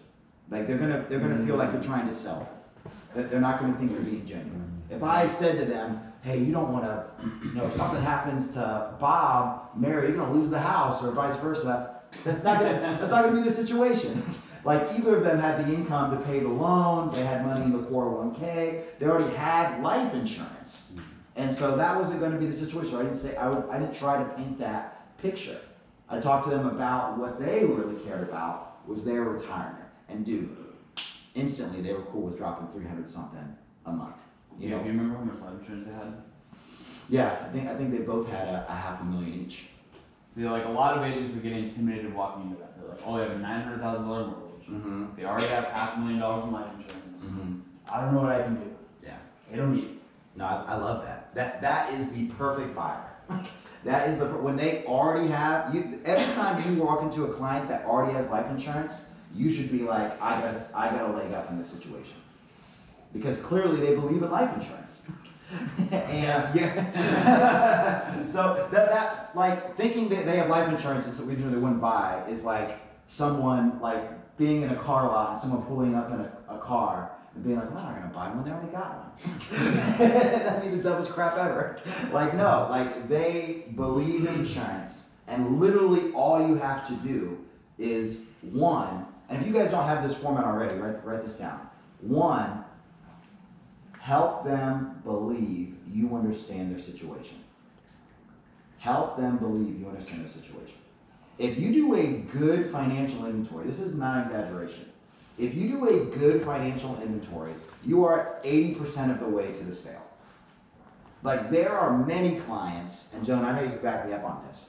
There are many clients where me just literally doing a good financial inventory, asking them, is this the situation? It looks like this. They're like, yes, yes. Is this the biggest concern? And I get done with that. I know this person is going to buy from me. Like, I haven't even showed them anything yet, but they're just so locked in. They're like, Gabe understands my situation. Like, they want it. Obviously, that's why they filled out a lead. They have intent. They're like, me and Gabe are clicking on all cylinders. He understands my situation perfectly. He knows exactly what I want. Like, they're so locked in. Like, I would have to fumble the ball at that point. And it's like maybe one of the situations, maybe if, they have $1 million loan and they have cancer and all I can do is AIG. Well, that's different. But as long as I can do something that makes sense for their situation, they're probably going to buy. Can you spit that line out again? You said believe in. Yeah, get them to believe that you understand their situation. When I say that, get them to believe, clearly you want to understand their situation, but them believing that you understand is just as important as you understand it. Like, they need to know that you know. They need to know that you understand. That's why I ask all those questions. Like, I'm all about, you guys see my videos, at the end, I'm all about reiterating the why and making it strong. Anthony, it looks like the biggest concern of yours, if anything happens and you can't work, that you and your family are taken care of and you lose that income. Jonah, it looks like your biggest concern is that if you were to pass away, you really want to make sure Claudia and the kids are taken care of home. Bob, it looks like your main concern is just making sure your retirement doesn't get messed up if critical, like stuff like that. Like, can I stop? Like, I want to preserve on someone for a second. I don't think you guys understand how important that really is. Like, repeating back to them what they said.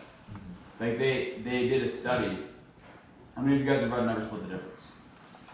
Great. Oh my gosh, read that book. You have, but they talk in that book. They talk about they did a study on servers and how 50% of the servers, 50% of the servers, would read back the order, or after the customer placed the order, like, oh, great choice, it's their most popular item, oh, I love that, etc., etc., etc. The other half would simply just read back the order of what they ordered and just simply read it back. Huge. And the customer or the servers that read back the order got 3 times the amount of tips that the server that just simply complimented what they ordered.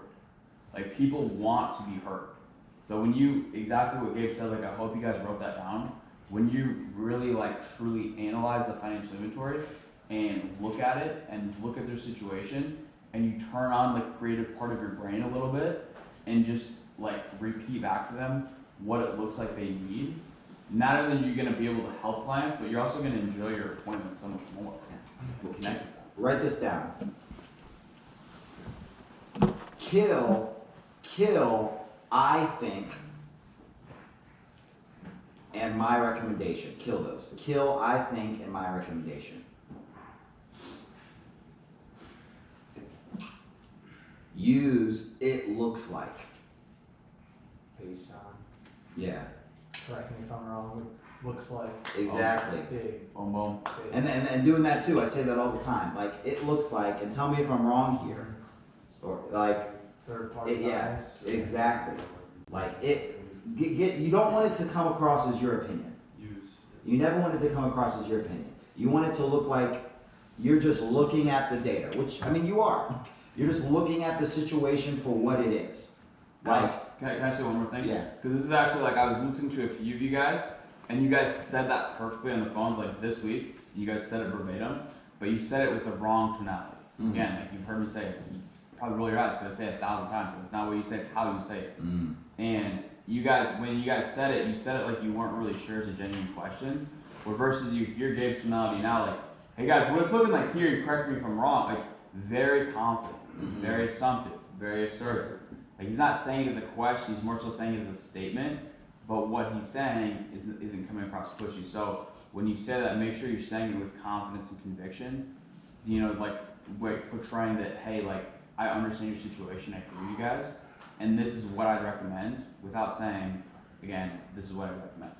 your tonality is absolutely enormous. And this became, I always knew this, but Jonah, you know where it really started becoming strong is where, for me, is where when he started doing telesales, which was for us about 2 years ago, and I would hop on the phone with an agent now and then to help them, a new agent to help them close. And I would like hear them talk, they'd put me in, I'd say this, and I'd be like, it just hit me so hard, because they're like, hey, I got my senior underwriter here, like, is that okay, yada yada. And they're kind of like, yeah, that's fine. And I got on like, hey Jonah, how you doing today? And they're like, oh, hey, I'm doing good, how are you? And then I would just go on, and it was like, immediately me walking on and just speaking a little bit louder, a little more confidently, you could tell the client felt like they were talking to the boss now. Like it was just such a switch. And I would say that to the agent. I would be like, did you notice the way I was talking to them? And they're like, yeah, you're talking like you're the guy in charge. I was like, you know, you can talk like that.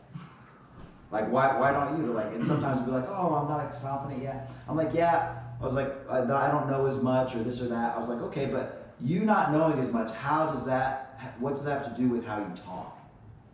Like, don't you decide how you talk? Be like, well, yeah, so just talk like that. Like, well, I feel like I'm being disingenuous. You are a licensed professional, and your manager is giving you permission to talk like that. Like, and here's the thing, you shouldn't be doubtful, because literally anytime you're with a client, you can reach out to somebody who knows better. Like, I'll say just as confidently if I don't know. Like, I'll be like, yeah, Gabe, you know, that's a great question. I think I know the answer, but I want to be 100% sure. I don't want to give you an I think. Give me 30 seconds to reach out to my senior underwriter, and I'll get you the right answer. Let me put you on a brief hold. I literally told the guy, I don't know, but he doesn't think I'm not confident. If anything, he appreciates me more. Because he's like, wow. He's like, Gabe is a really honest guy. Like, I really like working with him. If he doesn't know the answer, he's gonna go find it. Like, that doubt, you gotta erase that from yourself. Because the way you're talking to the client will absolutely, especially, this is the phone, they don't see you. All they do is hear you. You guys, Caleb Combs, I got 2 lock-ins going on. Spend time with you guys, spend time with Combs. He's 21. I can't believe the way this guy talks to people. Like on the phone. I remember the first time selling with him, he calls a second chance. He only worked second chance. He worked 700 last year. Only worked second chance. And this lady gets on the phone screaming at him. Like, I told you guys not to call, da-da-da-da-da, like start cussing a little bit. And he like shouts at this lady. He's like, Barbara, you silly goose. I wouldn't call you if you didn't fill this out. Now let's get serious. I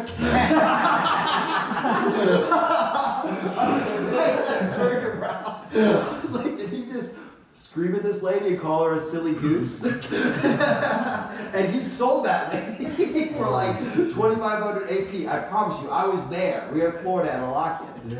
And this guy, at that time he was 20. He has no business being that confident. Like, I'm gonna honest with you, he has zero business, but he just decided to be. Yeah. You get what I'm saying? He literally just decided to be. So just decide to be. And it will dramatically affect how your appointments go. 100%. So going back into that situation, close that out, and then I definitely want to see if you guys have any questions. People who have nothing to lose and people who have something to lose, like, they're dramatically different situations. People who have nothing to lose, you shoot them straight, just let them know what the facts are, you qualify, you know the need. People who have something to lose, you always talk about whatever the pro is. I think new agents, when someone has money there, money in a 401k, you know, already has insurance, this or that, they feel like it's an intimidation, it's a reason not to buy. You need to switch the way you talk to people. Whenever I meet somebody who has money in a 401k, cash there, I always switch the conversation to protecting that money. Like, so let's say I met you, and you were, let's say you're 50, okay? And you have $600,000 in a 401k. You just bought $1 million home. Let's say you make $250,000 a year. And let's say you already have $500,000 in life insurance. The way I would talk to you, I would be like, okay, gotcha. So first question, like, when are you gonna retire? Let's say he's told me 65. Like, okay. I was like, are you gonna get a pension from your job? No, I won't. I was like, gotcha. So this retirement, this money in the 401k, this is gonna be a huge part of your retirement. You're like, yeah. And right now, I mean, we just have 2 years of your income there. So we're not anywhere close to where you wanna be. Am I right about that? The clients will be like, well, yeah, of course. I was like, gotcha. What do you have that would replace your income if you couldn't work? Because you're making a great income. What do you have that would replace it? I mean, I have a 401k. Yikes. So we only have about 2 years there. And obviously, you understand how that works before 59 and a half. How much you're gonna, has anyone ever walked you through how much you're gonna pay in taxes? No. I walk them through. I was like, so we're gonna get about 60% of that before 59 and a half. Anything else that would replace your income? No? Oh, yikes. And then if you passed away, so we have this life insurance policy here, but this is not even gonna pay off the home, let alone replace your income for your family. Anything else that would be going to them? No. Okay, gotcha. So it looks like you're concerned about two big things here. One, if you had, God forbid, passed away yesterday, your family is not getting near enough to pay off the home, replace your income, do any of that. And then on top of that, if you weren't able to work, I mean, we'd be in a horrible position. We wouldn't have money to replace your income, pay off the home, none of that. I see the problem here. Yeah. Are those the main concerns? Did we miss anything? One question. If I could show you a way, capture all the outside. Yeah. 100%. But like, you see what I'm doing there though? Can I interrupt? Because also, like, that's great. And say that, and like another thing, and actually write this down. Something like a word track to switch in the financial inventory. Instead of saying, do you have a 401k, IRA, stock saving bonds, etc., be like, anything you would want to liquidate in the case of an emergency, such as 401k, IRA, stocks, bonds, savings, etc. Because they're like, oh, well, I've got 300,000 in my 401k. Well, it's like, well, Mary, you told me at the beginning of this appointment, like, you didn't want to liquidate that. And then that's a simple word track to switch when you're filling out the financial inventory. That's saved me a couple times. Yeah, that's strong because sometimes that's why you got to address those money and anything insurance sitting there. Like never. I think when I was new, Jonah, I would try to avoid that stuff because it intimidated me. And I would see it there. I was like, I don't know how to deal with that, so I'm not going to talk about it. That's a huge mistake. you should absolutely talk about it. And in those situations where it's not enough, I remember the first time, you guys know David Starr, he's 2-time Hall of Famer, absolute crusher. I remember one of his first appointments in his first couple months, he met somebody, he's like, they have so much money. Like they didn't need anything. I was like, what's so much money? He's like, they had $1.1 million in their 401k. I was like, okay. I was like, how much did they make a year? He's like, 180.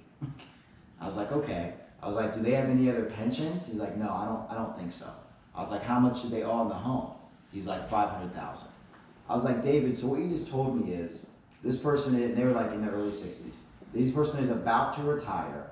They barely have 5 years, if you're not counting taxes, in their 401k, and also not enough to pay off their home. How is that a lot of money?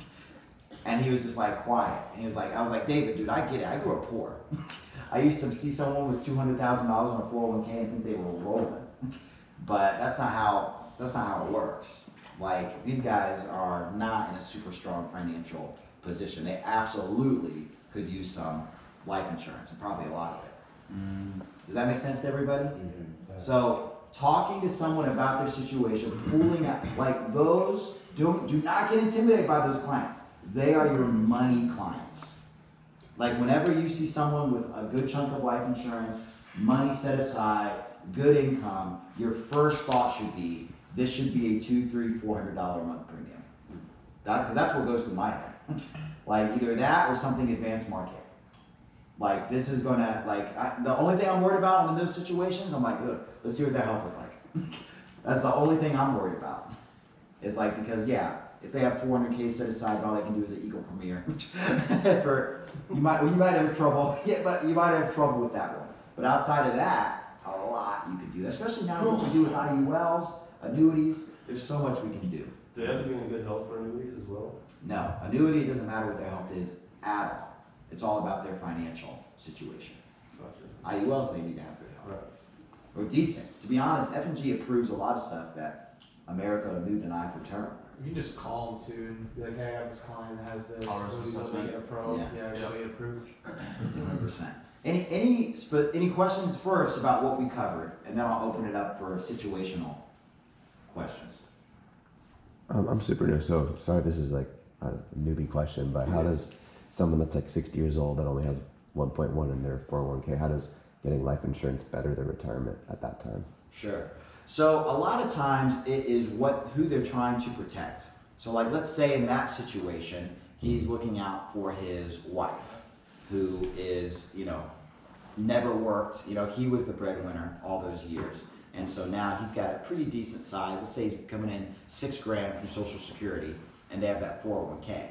Now, when he dies, she's going to lose some money from Social Security, and they probably don't. A lot of times, you ask somebody like that, be like, "Now, are you guys planning on dramatically downgrading your lifestyle?"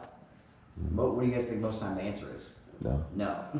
No, they're like, we would like not to, is usually what the exact words most people say. So in that situation, just and actually, that was gold, write that down. Are you guys planning on dramatically downgrading your lifestyle? That's huge. Now, if he left that money, let's say he died today and left that $1.1 million to his wife. Well, a good chunk of taxes is going to come out of that. Like probably 40%. At least if he's past 59.5. Obviously, if he's before, it's going to be more. But he could leave a large chunk of life insurance. And a lot of people do this. Let's say he's like, well, I want $1 million death benefit through term or IUL, something like that. That would be a tax-free death benefit for his family. Yeah. So depending on who he's trying to protect, his spouse, his kids, stuff like that. Depending if they have money they want to roll into an annuity. So let's say they're like, well, I do have a pension coming in, and I'm like, are you going to need to pull from that $1 million right away? No. Oh. Would you like that to augment your retirement? They're like, yeah, we would really like to. Then that's where you start the conversation. Any reason you haven't put it in a retirement vehicle where it doesn't participate in market losses? And they're like, because you could lose money. Most people lost their shirts these last couple of years. And they're like, no, we've been meaning to talk to somebody about that. Gotcha. Let's set an appointment. Talk just about that. They roll that $1 million over. I did that for a dean. Me and Jeff did that. Guy had $2.5 million in his retirement account. He was College of Chicago, like dean of social studies or something like that. Something weird. I was like, I didn't even know there was a dean for that. But last year he lost $400,000 in his IRA, and he's like, I'm getting ready to retire next year. It's like, I can't lose that kind of money. Wow. So put like half of it into something, planning on in 5 years letting it cash for him. So there's a lot of things depending on the situation. Okay. Thank you. Yeah. Any other questions? So I know a lot of people that have in their 401k, it depends on what vehicle their money is inside of the 401k. So it might be in the stock market, but sometimes they have a target date fund that switches around when they're getting older. It could be now mostly bonds. So how is an annuity better than bonds? Sure. So great question. So very rarely when someone's managing the IRA will it be in bonds because that's not whoever usually is managing the account. Can often be in index funds. Is usually most often what you're talking about. Very few financial managers will put people's money in bonds because they don't make that percentage off of it anymore. Now, if someone wants to do something like bonds, an annuity is literally the perfect vehicle because they'll get a better return from an annuity and they'll lock it in longer. Okay, so it's better. Okay. Any situational questions? Like maybe like a situation that you felt like was maybe along the lines of a little bit of what I was talking about, but it kind of stumped you and you want some help on?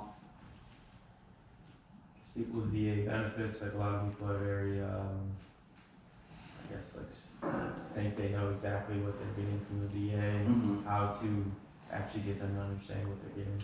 Sure. As far as survivorship or like what money they're getting right now? I guess this applies to like people's pensions too. Like they think, the VA is going to cover my entire house when I die, or when I die, my whole pension is going to my wife. Yeah. I mean, you can deal with a lot of that by just looking up va.gov, calling the VA if you ever need that real help. But I mean, I helped Danny Samuels close one yesterday. You guys saw me out of walk in, closing a sale for him. And it was a situation where he was receiving 2 streams of income from the VA. And so literally, this is how I opened up the conversation. So he had Social Security, VA retirement, and VA disability. And so I'll be like, hey, so has anyone ever walked you through your survivorship? And usually the response most of the time is no, what's that? Like they kind of feel weird, like, no, what is that? I was like, so you're gonna keep receiving these benefits the entire time you're alive. When you pass away, your wife will receive some of those benefits or portions of some of them. Has anyone ever explained to you what that is? That's the perfect way to open up that conversation because they're gonna say no 90% of the time, which actually, now they're curious, which opens them up to actually being responsive to what you're gonna say. I would say Social Security is easy, you're gonna keep yours, she's gonna get, she'll keep hers, she'll get half of yours in most states. Depending on how old they are when they receive it, the way the Social Security says it is a little different, but that's what it works out to be. And then for VA, I always ask them, now is your wife in an assisted living situation? And they'll be like, well, no. I was like, do you think she'll need to be after you pass away? Like she'll have to go to a home? Like, oh, she won't. I was like, okay. Do you have any kids under the age of 24 at home? And they'll be like, no. I was like, okay, gotcha. So when you die, your wife will not receive any of your VA pension or disability. And you can call the VA, they can talk to them. She's not gonna receive any. Were you aware that she was gonna have such a loss of income? In that situation, it was $5K a month. He's like, oh, I knew it was gonna be a chunk. I didn't realize it was gonna be that. I mean, I was like, yeah, that's $60,000 a year. That's a huge loss. And I just kind of started digging the knife in a little bit. He's like, man, that's crazy. He's like, do you think your wife will be able to afford the house when that happens? He's like, no way. No way she will be. So this is a priority. It is. So gotcha. And if they push back on it, I mean, you can look up va.gov and like a lot of stuff is public. You can also call the VA. A lot of veterans, the VA does a horrible job at informing their veterans how their benefits work. If you ever had, like my grandfather was a veteran, and he thought when he passed away that not only would my grandmother get his pension and all the things, because he's like, well, I'm a World War II vet. And he thought there was maybe a special thing for them. He also thought they were gonna pay for his funeral. They can do either two of those things. So a VA is run by a lot of like volunteers, which is cool in one way, and that, you know, vets get to talk to other vets who like know their situations and sympathize with them. But it's bad in that sometimes these guys just want to help and they just like give their opinion. Because Bob goes and, you know, Jeff is at the door and holds it up for him. He's really nice and he's also a vet. And Bob's like, Jeff, are the VA gonna pay for my funeral? Jeff is like, of course they are. And he thinks, well, Jeff from the VA told me that they're gonna pay for I promise, that's exactly how it is. That's exactly like I used to deliver to the VA when I worked for FedEx in college. And it's all volunteers. It's kind of a mess if you ever walk in there. Like it's like it's supposed to be a normal hospital, but it's not. It's a weird vibe, unfortunately. I just dropped the VA benefits in Slack, so save that in your notes. Yeah. But yeah, open it up. And then walk you through survivorship. You can say no, and then just walk them line by line through it. And pensions would be a little higher rates than the company to company. Pensions are a little harder. Most pensions do not have a good survivorship. Most, I would say at least 80%. So usually the way I do a leading question in that, I was like, now, for your pension, that's a little unique company to company. It's often 0 to 50%. Do you know what yours is? That's how, so I give a leading question in there, so they're not going to say something dumb like, "Oh, she's going to get all of it," but when they don't know. Now, a handful of ones they will give a good portion of it. So if they come out strong that they will, I might back off a little bit because maybe they do have something like that. So like we talk about advanced market sales and like breaking into that more so as you get aged in.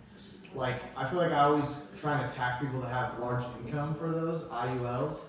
Like what other questions or like what other like tips do you have for breaking like people even like maybe the 5 to 10K a month range to getting into like seeing the value or like getting into an actual IUL, not the IUL, or is it more so like a larger, you know, like income earner? I mean, usually I'll be honest, for me, like I'm usually looking at like you talk about like an F&G IUL. I'm typically looking for someone close to 10K a month or more. Because like here's the truth, like to get the value out of like an IUL, like you need to put a chunk in there. Because like there's the cost of insurance that you have to deal with, and you have to overfund a significant amount of that. A lot of times people want a good sized debt benefit. So I mean, anything above $300-400 a month could potentially be a good option for an IUL. It's really going to be situational. You know, obviously if they tell you they're looking at something like that, that's good. You know, if they really could use like a retirement aspect, like this is one I'll pop in stuff all the time. Lord and I were just talking about this the other day. If you see someone who's in their 30s or maybe even early 40s who makes a pretty good income and does not have anything going for retirement, that should be something that clicks in your head right away. Kind of regardless of their income, maybe a little bit. I mean, they have to have some money, right? Yeah, I feel like I'm always targeting like people making substantial amount of money. Yeah, but even in that age range, because if they're that young, the cost of insurance is still not crazy. So they could get away with $300 or $400 a month, and they would. Maybe they wouldn't do that normally, but if they're like, oh, this is helping for my retirement, they look at it differently. They're like, okay, I would invest $400 a month. And the way you might open up that is, Anthony, looking like here, you don't have anything currently for your retirement.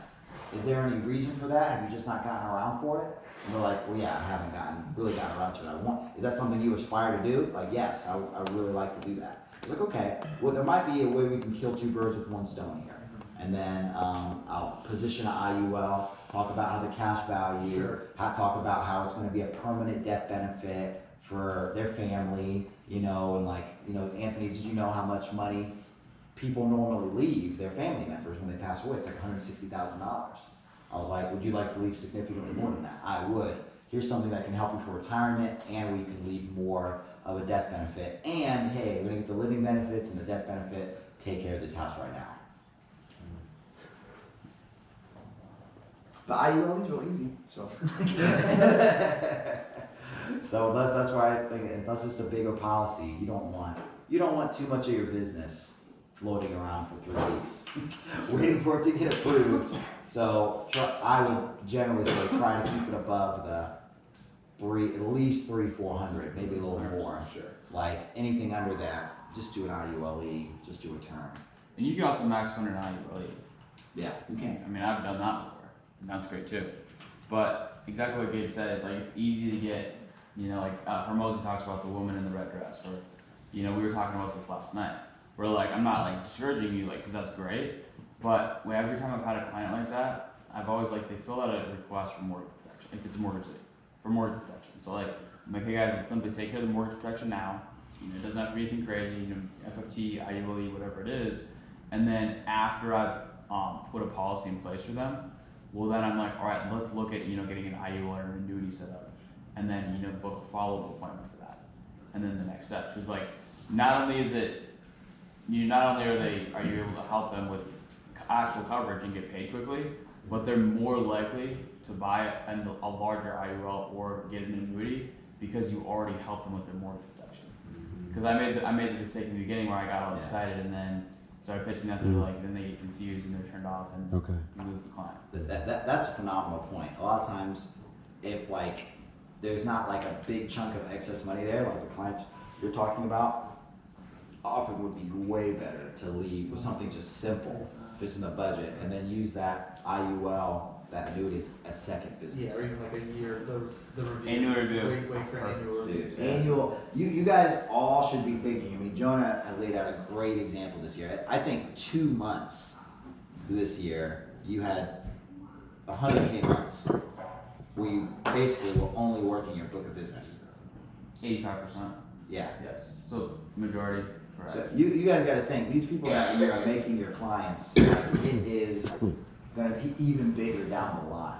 Well, because here's the thing, like the hardest yes is the first yes. Right. Like the second, third yes is, you know, et cetera. Like I would call them up, we'd add children's whole life fund to all the kids, move accidental policy, America accidental, cover the full mortgage. Like, dude, I can't tell you how many times we covered, you know, a quarter, or, you know, we only did a year of mortgage payments, or we covered a quarter of the mortgage or half the mortgage, and then I called them back and, you know, doubled it, or, you know, got referrals, or, you know, put policies on both spouses, right? Versus the year before we got one. So it's like, I mean, yeah, you call a client back and do an annual review.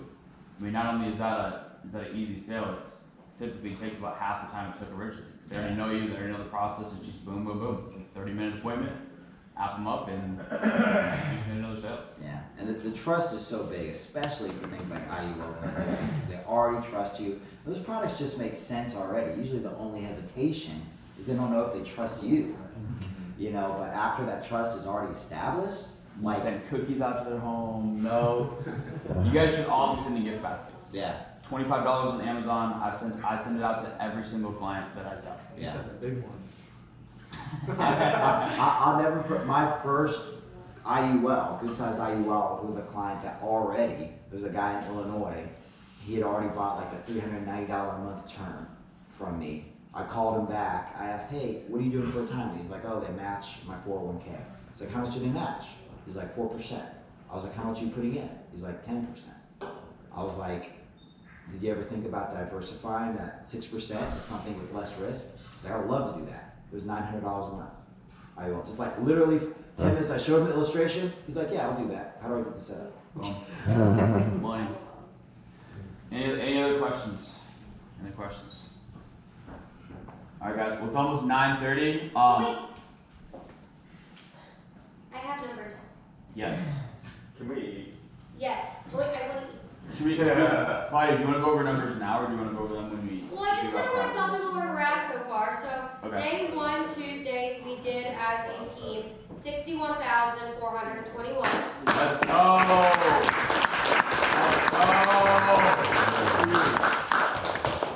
Day two, yesterday, we did as a team 71,000. Let's go!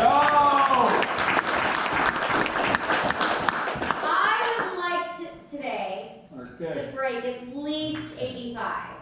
Okay. Let's do it. Make it 100. 100K is the goal, 85K is the minimum. Okay. 100K. Can we do 100K today? Yeah. If we don't do 100K, can I shave Gabe's head? Yeah. I mean, who has more to lose here? And hey, everyone, thank you for Claudia for making breakfast. Thank you.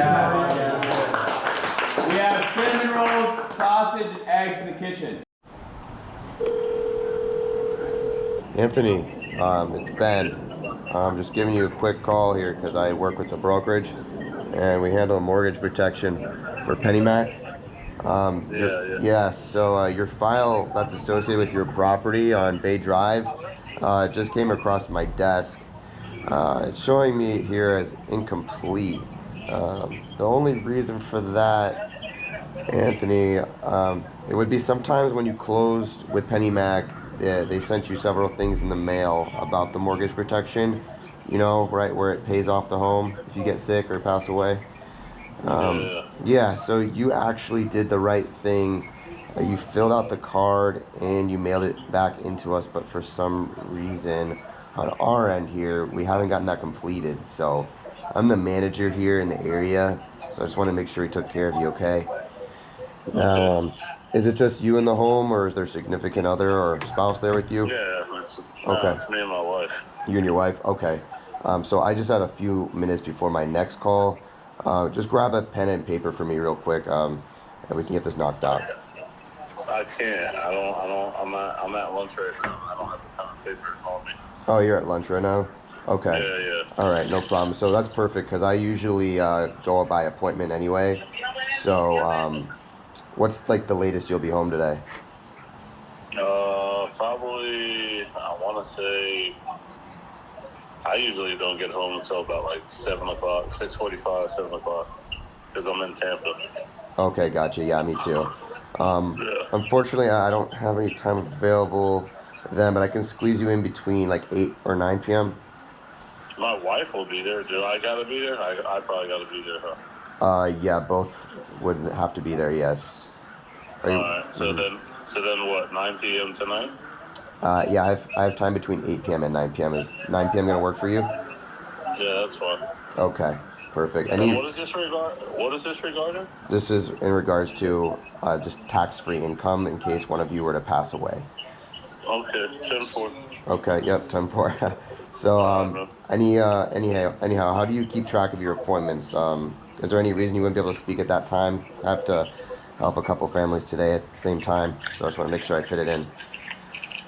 Yeah, that's fine. Okay, perfect. You do Google Calendar or physical calendar? What do you do? You write down? Yeah, this calendar. Oh, you do Google Calendar? Okay, so I'll only reason I ask is that I have I have a full day of helping families, and all right. I have you down here, so I'm looking forward to helping you and serving your family. Then, all right. All right. Talk to you then. Later. Joel, it's Ben. I'm just giving you a quick call here because I work with the brokerage and we handle the mortgage protection for Wells Fargo.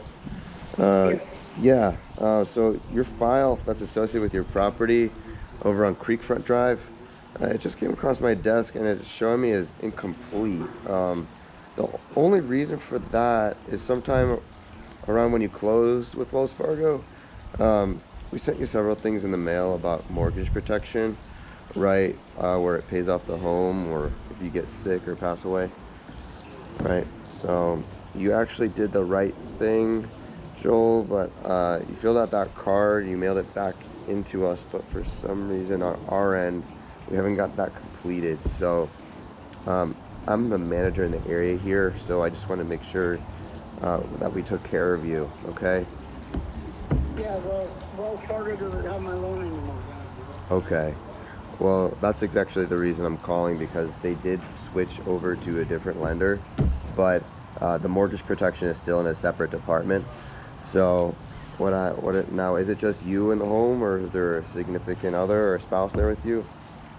No, it's just me. Okay. So I just had a few minutes before my next call, though. Grab a pen and paper for me real quick. This shouldn't So we can just get this knocked out right now. That's okay. Hi, this is Joel. Please leave a message. At the tone, please record your message. When you've finished recording, you may hang. Hey, Michael. It's Ben. I'm just giving you a quick call here. I work with the brokerage, and we handle the mortgage protection for Citizens Bank.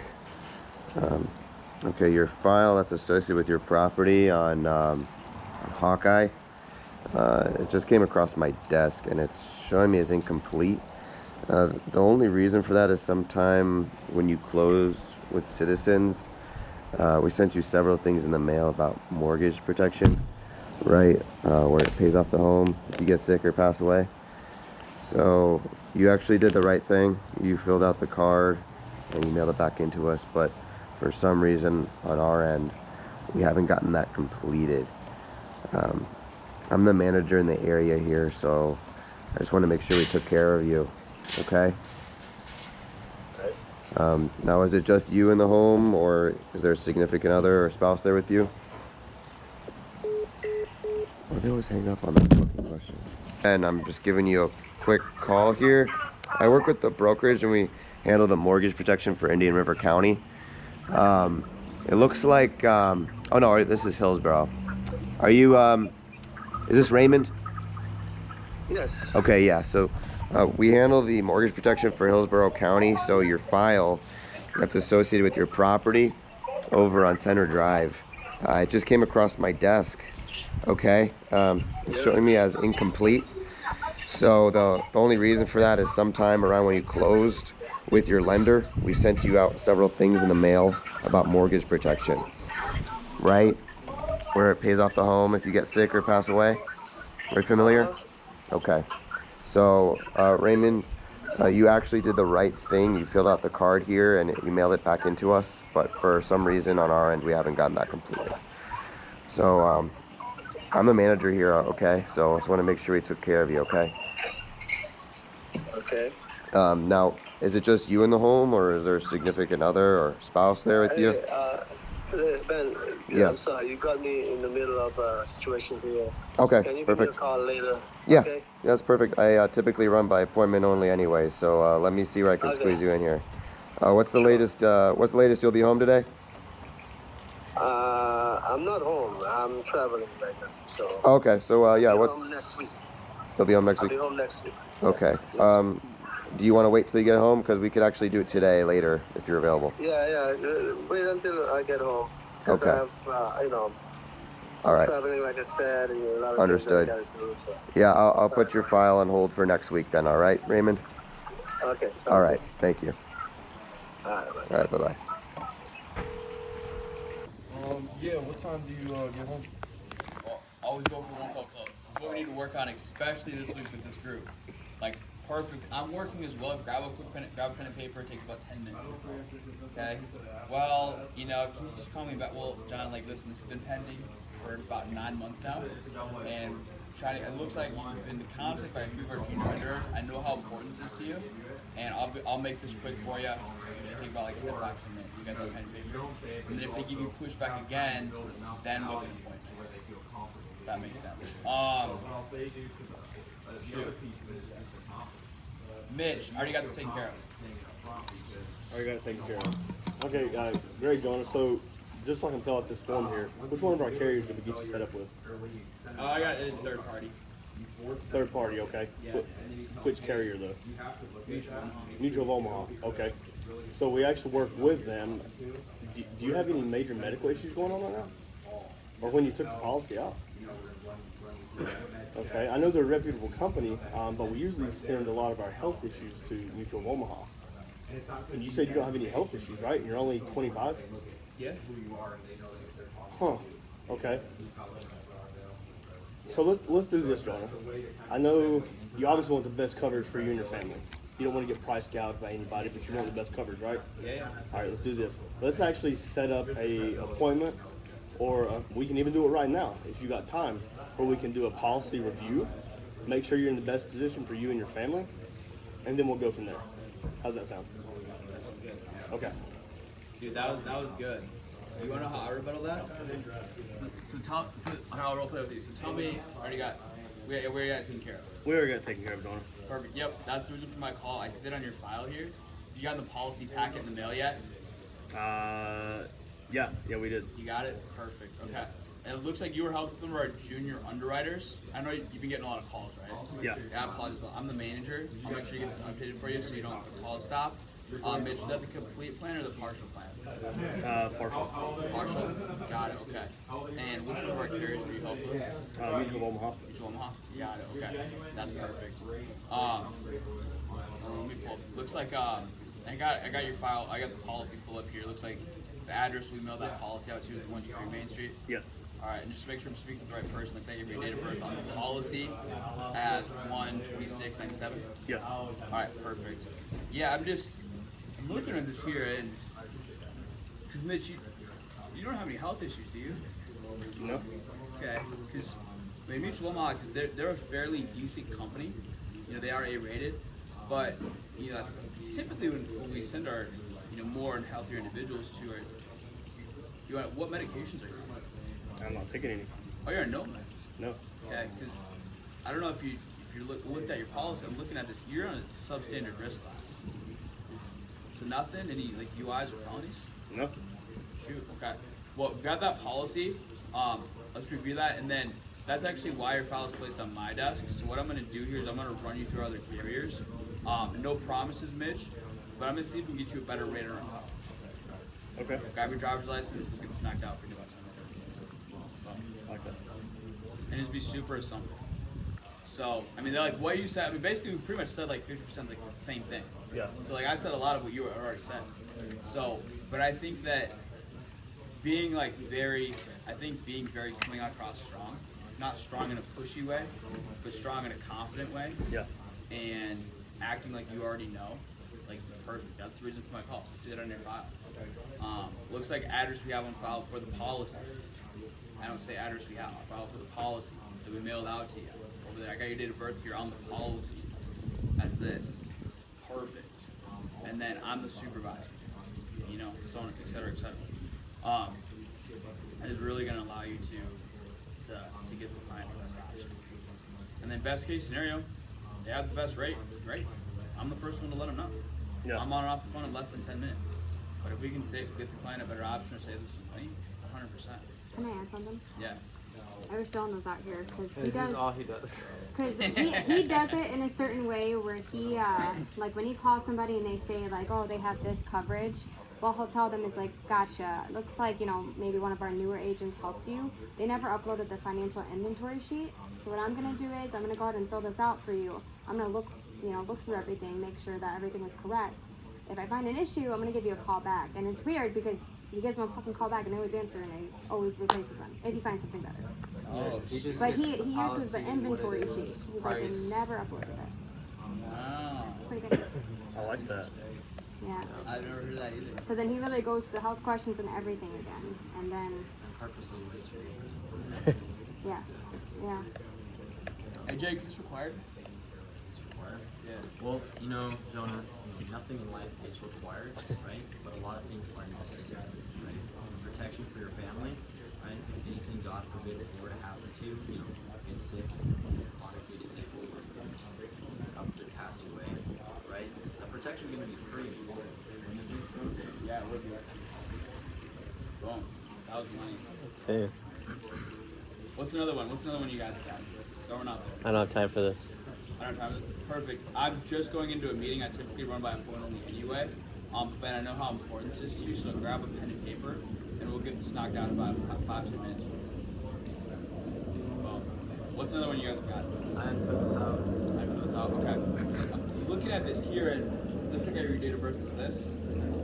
Okay. And the address for the mortgage is this, right? Yeah. All right. Perfect. I just texted you a picture of the request you mailed in. Let me know if that looks like your name. Yeah. I'd say so, yeah. Okay, perfect. Yep. So, it looks like this was filled out a little over a year ago. So I understand you weren't helped yet. But I'm also looking at your file. It looks like nobody's been able to help you with coverage. Is that correct? Yeah. Yeah. Okay, gotcha. So I'm the underwriter. It's basically simply just been assigned to run through your options. Figure out if anything, is available to you. So grab a quick pen and paper. It should take about 10 minutes or something. I don't have that lender anymore. Perfect. That's why your file was placed on my desk, actually. I'll get this updated for you to make sure I'm speaking with the right person. Address for the policy. You're still over there at the 123 Main Street for the mortgage? No. Oh, you guys moved? Yeah. Okay, gotcha. So that's why I was flagged. What's the updated mortgage address? I'll give you your file updated. 123 Main Street. Okay, perfect. And just to make sure I'm speaking with the right person, looks like your date of birth is this. Yeah, but we don't have a mortgage anymore. Like we moved, we downsized, so we don't have a mortgage. Oh, you guys are renting? Yes. Oh, okay, gotcha. That's perfect. So, because we also, in addition to the mortgage protection, we also handle retirement accounts and general life insurance. So, since you don't have that mortgage anymore, do you have any sort of protection for your family if you were to get sick or you pass away, anything like that? Yeah, I have a whole life policy. I got it like 20 years ago. 20 years ago? Okay, perfect. And how much coverage is that for? I'm not sure. You're not sure? Okay, do you have like a rough estimate? I think they told me like 30,000. 30,000. Okay, so just enough to cover your final expenses. Yeah. It's like a funeral burial expense policy? Mm-hmm. Okay, that's perfect. More so what I was referring to is more so, you know, the income replacement or, you know, covering that in the event of a catastrophic illness or disability. So it sounds like you don't have anything along those lines? No, I don't think so. Gotcha, okay. Because is your husband available? You know, we can run through some options. Yeah, he's Alright, sounds good. Should take about 10 minutes and then just go into it from there. Because like also if you call a client, they're like, yeah, we got a life insurance policy. It's like, you know, and they like, oh, well, you know, how much is it? 300,000. I'm like, that's perfect. So looking at this year, you know, let's say after you fill up the financial inventory, you know, let's say they make $100,000 a year. I'm like, that's perfect. You know, typically my clients usually have between 3 to 5 years of income replacement in addition to the mortgage protection. So I'm calling in regards to the mortgage protection. And then, oh, well, you know, we got another life insurance policy to cover that. Okay, that's perfect. Has anybody explained the difference between life insurance and mortgage protection to you guys? Yeah, the mortgage, it covers the mortgage, right? Well, not exactly, John. So the actually mortgage protection and life insurance are the exact same, as they both pay as a check directly to your beneficiary when you pass away. The reason that mortgage protection is actually a little bit better than life insurance is not only does it pay out, you know, God forbid when you pass away, but it also covers you in the living side as well. So God forbid any situation where, you know, you become sick, critically, terminally, or chronically ill, or have any sort of disability, this covers you guys on the living side. So it sounds like since you guys are young, and you guys are pretty healthy, it looks like the main concern here is not necessarily the death side, since you do have that covered with your life insurance, but making sure that you guys are covered while you're still living, and nothing jeopardizes between now and when you guys go to retire. Would that be a fair assumption? Yeah. And when you leverage somebody's retirement, like, do people are afraid of something jeopardizing your retirement more than they're passing away? Where I called the client a few months ago and I sold them. I remember it was like a $6,000 IUP that I sold them. And the reason that we ended up, like, I called the lead and they're like, yeah, we have 4 life insurance policies, like, we're not interested in that, et cetera, et cetera. Like, we make $20,000 a month. I'm like, and then this was after, like, we went through the whole financial inventory, and then, like, after everything's filled out, I'm going to building why they're telling me this. I'm like, and what I did was I acknowledged them, like, well, that's perfect. So it sounds like we don't really need this out of, you know, necessity, because let's be honest, if something happened to John tomorrow, like, you guys would be fine. You guys wouldn't lose your home. It sounds like to me, you know, the main focus here is just not only not out of necessity, but more so strengthening your position and putting in something in place that would cover between now and when you guys go to retire. Would that be a fair assumption? And as soon as I acknowledge that, like, hey, like, listen, like, you guys don't need this. You guys will be fine. Like, I instantly, like, I could feel their guard. Yeah. And they were like almost thrown off guard. They were like, yeah. They expected me to say the opposite. They expected me like, this is why you need it.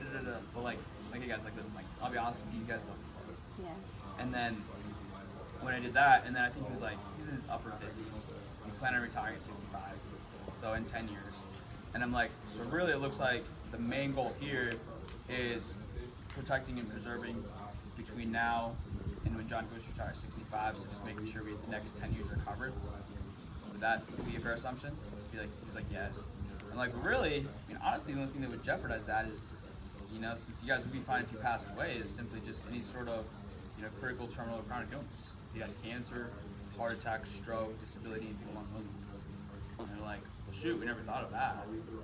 And then I showed them, I thought at first it was going to be a 10-year FFT. I do a ton of those. Like 10-year FFTs for older clients, it makes no sense because A, it's super cheap, but B, it's like, that's how I'm pitching it, is like, hey, like really, like, we just need to cover between now and you guys are retired.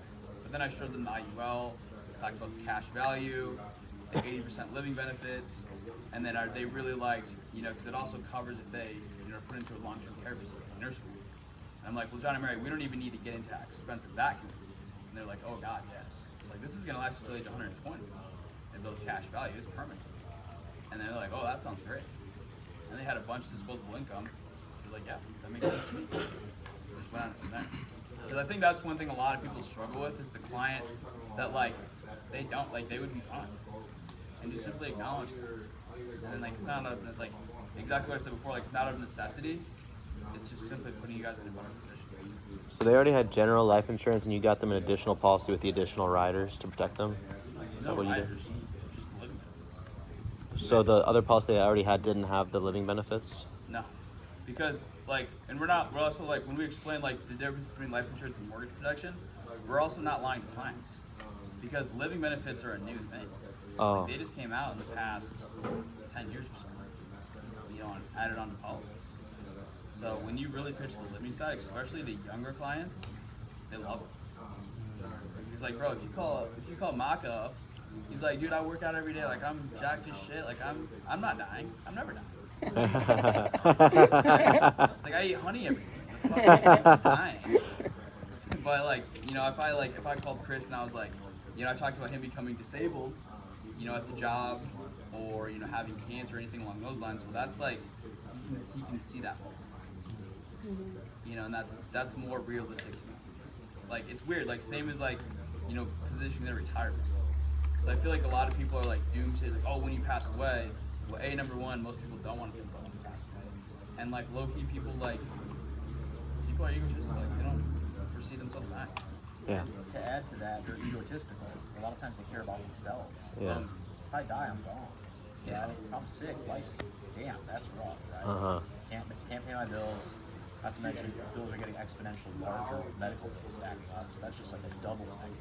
So, yeah, that's a lot of times those people, well, I don't have kids, well, yeah, that makes sense, but they definitely want the living benefits, especially with younger clients. It's so What's the... Yesterday where I was, the term policy I just sold, I asked him if he didn't have any living benefits at all, and I was like, look, you know, would it be important to you at that time, right, that you are chronically sick or injured, that you could go through your finances and get that money, right, that benefit with your wife and help plan her future, rather than just having her just have to do it all by herself.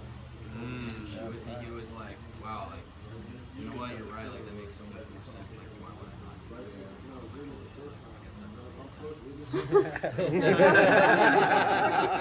You rebutted it perfectly, and you're like, oh fuck, that was a fire rebuttal. Hey Chris, I'm just really not comfortable giving you my social opinion over the phone. Yeah, no, I totally understand that, Jonah. Have you been through this process before? No, it's my first time. Gotcha. So, as I was saying earlier, Jonah, this is a highly regulated industry, right? It's just like finance, just like when you open a bank account. So, they don't just give these licenses to anybody. So I can do a couple things for you. The first would be we can actually just look me up in the system. That way you can see I am licensed, you know, agent with the state. But as far as actually getting you any coverage, it's just part of the process. They use that social to actually check the MIB report. That's why there's no physical exams. We'll be able to verify your health through that. And then the best part is once we do submit that, you're going to get a text verification. You're going to see all this. So that'll make you feel pretty good about it. So I'll grab that social number. Money. Hey Chris, can you take me up the list? Absolutely. Have you already spoken with anybody about this? Yeah, we spoke with a couple people. I don't think we're interested. Gotcha. And as far as not being interested, Jonah, is it more of a you're not interested because you didn't qualify, or is it more of a financial budget? Financial budget. I don't think we can afford this. Gotcha. Yeah, that makes sense, Jonah. A lot of times people speak with our junior underwriters, so they only have like 2 or 3 options to give you. I work as the manager here, the supervisor, so I have access to all the carriers in the state. I specialize in fixed incomes. So I specialize in fixed incomes. yeah, let's do this, Jonah. Grab a pen and paper, and in about 5 minutes, we'll definitely either know if you really can afford it, or we'll find you an option that makes sense for you. That's not fair. We let him know it's not gonna be an hour-long process. Is that exactly what you say with I can't afford this rebuttal too? Exactly. I always want to take it one of two ways. Medically, I won't qualify, or I can't afford it. Yeah. It's the same responsibility. Our junior underwriters don't work with the flexible carriers. I literally had this one woman who she hung up on me twice, and I called her back. I'm like, listen, Rose. Listen, Rose. I just need to know, like, why exactly are you so upset? Like, what happened? Like, who did you talk to? And she's like, Angela was taking this personally. I was, because she Taking wasn't this to giving me the freaking time. I'm like, dude. So then she was like, she pretty much explained to me that it was triggering for her because she had HIV. She was not, like, she's like, I want to go through this. I've already talked to so many agents. I cannot get approved. I'm like, I completely understand. Did they ever talk to you about accidental? And I went through that aspect. We had to talk for like 40 minutes. She ends up saying, I gotta go to the bathroom, hangs up, right? And I'm like, I'm never gonna hear from this lady again. She calls me the next morning. She's like, hey Angela, this is Rose. I'm like, hey Rose. She's like, so I've been thinking. And she's like, I really liked your vibe. I really liked you explained everything. She's like, I'm gonna go ahead and do that. And then I got her full accidental. I'm like, that never fucking happens, but it was nice, you know? Just like having that conversation, I feel like helps too, you know? Alright, I'm gonna give Chris one more rebuttal and then we'll get on the phone. The honeybee. The honeybee. They're drawn to They're you. just drawn to Chris. Yeah, they know. Chris, do we have to make a decision today? Actually, Jonah, no. And in fact, Jonah, we really can't make a full decision today. All we're going to do today is pick the option that makes the most sense for you to see if we can get you approved. From there, we've got about 2 to 3 weeks to decide if you want to move it up, down, side to side, but we at least want to make sure we do get you approved, okay? Okay. What a great note to end on. Alright guys, let's get on the phones. 2 of the 6 daily living tasks. So like bathing, going upstairs, transportation, being going back. You can't perform 2 of those 6 is considered a disability. And then finally, terminal illness. If they say you have less than 2 years for any reason at all, they'll pay out as well. Now, there's a lot of companies out there that'll pay out a portion of their base amount while you're alive. So some companies will pay out 25%, some will pay 50, 60. What's amazing about Control, they pay up to 80% of their base amount while you're alive. So if any of that stuff happens, you can access that $160,000 immediately. Make sense? Okay, so 2 options I drew up for you. One of them is called an IUL. It's an indexed universal life. All that means is your money you're paying into this policy, it's your money, it's earning cash value, it's also like the market. So as the market grows, your money grows. Okay. There's no downside. So if the market tanks, you're leveled at 0. So it's a win-win. Down the road, you can actually start borrowing against the cash value that's been accumulating with the market. So it's earning quite a bit of interest, about 6 to 8% interest year over year. And on top of that, again, we have the living benefits. So what's really nice, Henry, is down the road, once you pay off the loan, there's 2 things you can do. You can either keep it in place as a form of life insurance, or you can surrender all the cash value that's been building in that policy. So you'll have options of that. I'm going to be in open communication with you moving forward, so if you ever need anything, you just call me and I'll take care of it. So I guess that's going to be the bad news, and we are able to get you movie stuff. Okay, so that first option is the IUL. To cover the full 200, it comes out to about $160. The other option, it's just a 10-year term. You pay into it, you never see that money again. But it's doing its job, so if anything happens, it's still going to pay out. Both still offer the 80% of the benefits. Okay, so that comes out to about $120. A little bit cheaper, but it's not. It doesn't build cash value. So out of these 2 options, which do you feel would make the most financial sense for you? First one. It's a no-brainer. I have the same policy, and I gave it to my parents as well. So that's a good pick. What we'll do is we'll submit a request. They're very picky, so they typically want to look at your background, your criminal history, and, if you have any DUIs or anything like that. Otherwise, they'll do a full MIB, Medical Information Bureau check, just to see if there's anything in the history that would prevent us from getting you approved. So we submit a request, and again, what's nice is they offer an instant decision at the end, so if we're able to get you approved, perfect. If not, again, don't shoot the messenger, we'll transition to another company that makes sense. Sounds good. That is funny. I like what you said at the end with like we'll get approval. If not, don't shoot the messenger, because I've had a couple of instances where I've gotten like kicked out in the middle of an American policy, and at that point, like I've just had them so sold on that policy, and it's like, I was kind of like, fuck, like I don't know what to do. That's perfect. So, well, I've been through that many times. That's why I say that. Yeah.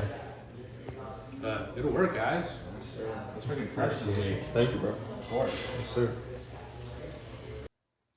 Hey, Mr. McWhorter. Yeah, so I was able to can you hear me fine? Okay, got it. So I was able to find a couple options here for you. Now, like you said, to cover that full amount of the mortgage would be pretty much like another mortgage payment. You probably already knew that, right? Yeah. So what a lot of my clients do, in your case, is what they call equity protection. Have you heard of how that works? Okay, got it. So the way that it works is that it's just pretty much some extra funds. So 3, 4 months, 6 months worth of mortgage payments, just some extra funds when when you pass away, that your daughter Chandra has a good chunk of change to adjust to the new lifestyle. It gives her time to grieve and mourn, and then if she has to pay like any like funeral expenses or funeral costs for you,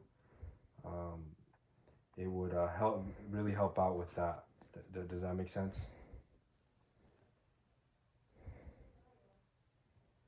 Yeah, okay, got it. So I pulled up 3 options here for you. I pulled up pretty much like either like 3 months of mortgage payments, 4 months of mortgage payments, and then 6 months of mortgage payments, which would be from 3 months would be around $8,000, 4 months would be $11,000, and then 6 months would be $16,000.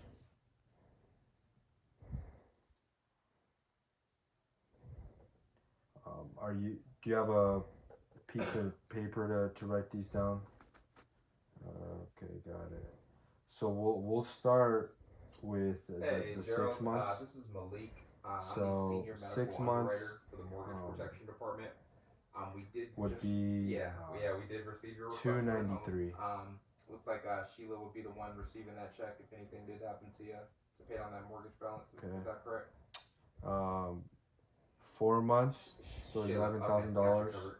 And then Gerald, that you would received be text messages on this line? 202. Okay, perfect. Give me 1 second. I'm just gonna send over my state license. Is this whole information life? for you. Yeah. And does it have living benefits? No, accelerated though. And then this is a whole life policy, so it's not like a term like the other policy that you had. So this would pretty much last until the day that you die. Alright, I just sent that over, Gerald. Let me know when you see that. Does that make sense? And then Perfect. So that's my and then the contact 3 card. months If you click on that was contact card, $148 in the middle a there, month. you'll see my national producer number. So that's my social as an agent. So, that's the So number to use to look me up on the Department of Insurance. now at the end of the Also, on day, bottom left there, you'll see the our carrier has the credibility last sheet. word. So you can see a bunch of the carriers that we work with across the board. If And you then on could, the bottom right, you'll see qualify the for one of state these licenses options, as well. Also, which Gerald, one this would is you my be cell leaning phone, towards? so you're good to save this line. I'm your point of contact moving forward here for the mortgage protection. Okay.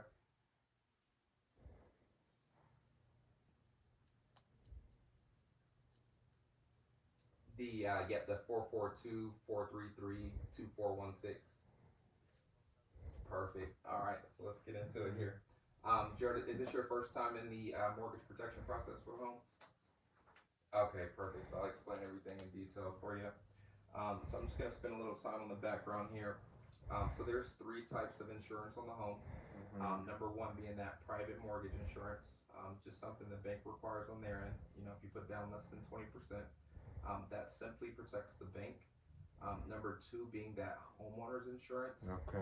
That protects the Got physical it. property of the home in So the event of a flood, you fire, anything you like believe that. that Now mortgage you know protection, what I'm calling you about said like today, in a few months this you'd is be the able to coverage that protects you put and your something like family, that away. in the event you were to become sick, disabled, or pass away, to ensure your family is able to stay in the home and is taken care of. Now, Gerald, my job is pretty simple here. Basically, I'm just going to spend 2 minutes asking you some health and financial questions. Now, based on that, it's my job as the medical underwriter to run it through all the carriers in the state that actually offer mortgage protection. So being on the medical side, I am a broker with the state. So I do have access to just about every A-listed carrier across the board. So with that being said, no matter what the age or health conditions might be, I can definitely get you some coverage put in place on the home today, okay? Also, Gerald, keep in mind, these are simplified programs by the state. So there's not going to be any nurse coming out to your house to draw any blood, take any urine, nothing like that. All the insurance carriers are simply going to do is take a look at your medical records for prescriptions, surgeries, things of that nature for the coverage. Okay. Do you have any questions so far about, I know I'm shooting a bunch of information at you. Does it have cash value? That one. Okay, perfect. Yeah. So what we're looking for Is that cash again value? here, Joe, Yeah. is that How much maximum does it amount go of up? coverage for the least Most of amount us of say go towards insurance. the cost of insurance because it's really ultimately, here low. I do work for Not you. as much So I just want to make sure I get you Got it. information. So If we do before find one that works for we you, get off you know, the phone, coverage-wise for I your just family, wanted to let you and of know course at that that right price point, this all we'll do policy, from there since it is a simply whole submit life, request for coverage, it does to have see if the insurance cash carrier actually value. takes this or not. Okay. And So then, what Jared, that do you have means a is middle that initial all in the your name? premiums that you're putting into it every month Yes. Okay. Gotcha. have a little bit of interest, so it's growing at around 3%. So Okay, perfect. And then it's Jared, a little bit more 65-year than just account? having the money in the bank.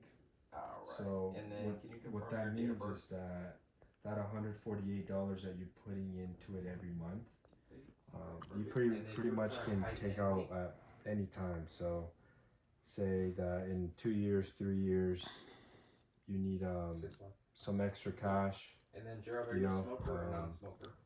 that 148 times 12 times 3 years Okay. have been accumulating at 3%. And then, Jared, You'd are be you able still to currently working? pretty much take that money out. So it's nice. pretty much a win-win. What you So used to do for work? whether something happens to you before then, the full policy is gonna pay out. Whether nothing happens to you, you're gonna have I'm sure that you run money. into a lot of famous Pretty artists in it, much huh?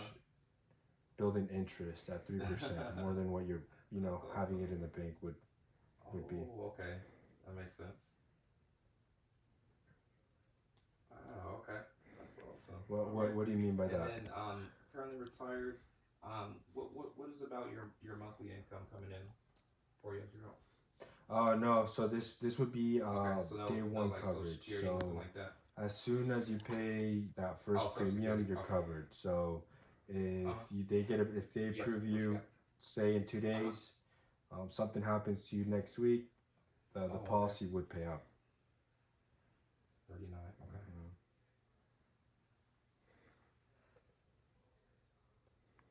Right. Yeah, Right. so like I said, Gotcha. right now That we makes really sense. don't That have helps me. anything to Okay, think about. perfect. So the carrier has the last word. And then, So do you the know way about how the much way the that it home is works currently is that valued at, Gerald? we have to fill out an application and submit it to the carrier. Oh, Aetna. Have you heard of Aetna before? Okay, so you already got some equity So built into Aetna, the home then. and then it Oh, usually okay. takes Oh, them it's already about 1 to 2 days to get us an approval, Oh, I see and then what you're from saying. there Okay, I it got you usually covered. takes about And then, another Gerald, what week is the from address that that you're looking to protect first today? premium would come out. So you'd have usually like around a week to think about it if you do qualify.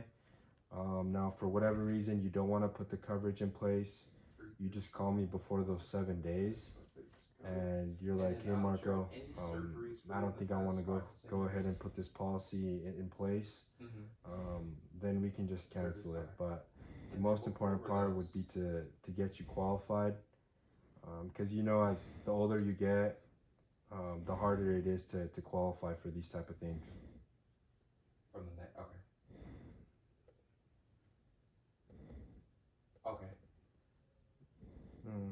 So that's what I'm saying. So like it's 50-50. I believe they might qualify. You might qualify, but I'm not sure yet. So they have the last word. So let's go ahead and submit an application, and then you'll have about 7 days to pray about it, talk to the wife about it, really think about if you want to put this policy in place. But at the end of the day, I don't see where you could lose. Like. It's better than having your money in the bank, and then what if something happens before then that policy is going to pay out, The spirolactone, what was that one used for? So let me pull up this application real quick. Okay. So we could get this started. How's your day been? Oh, agreed. 100%. Nice. So are you born and raised in Washington? Yep. Okay. Yep.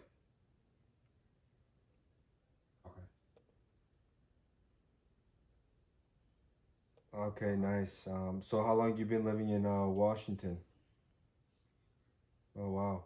For cholesterol. Okay. Long time. Gotcha. And then And Mr. McWhorter, what was your first name?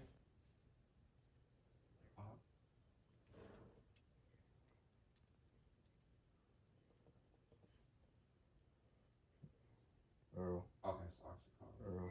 Okay, got it. Alright. And So that's 28 just, as years. needed for the oxycodone. Okay. In that same house? Nice. Right. I was gonna ask too. I know you did something. Okay, got it. Got it. Right. And how many kids do you have? 2 daughters. What's I have a daughter too. But I'm barely starting. She's 3 years old. Like, what are some some advice you have for me? DUIs or felonies within the past 5 to 10 years for you? Okay, I didn't think so. All right, perfect. Gerald, I'm just gonna run you through some medical questions real quick. Really? Any heart attack, strokes, or TIAs? Mini stroke. What's the book called? Look at there. Any cancer, stents. Okay, and then I got the diabetes. Life while you have it? Blood pressure. Any neuropathy or lupus? Live it while you have it. I'm gonna look it up. Okay. When did you write it?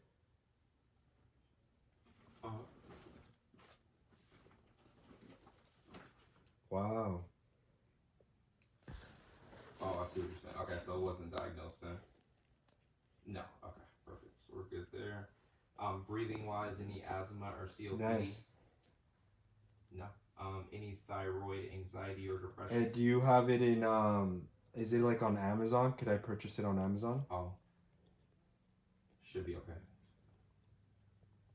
Okay, so I'll put check. Yeah. No, I would really like one. Okay, perfect. And then lastly, any kidney, liver disease, or STDs? No, okay, we're good there then. I got you, Joe. And then,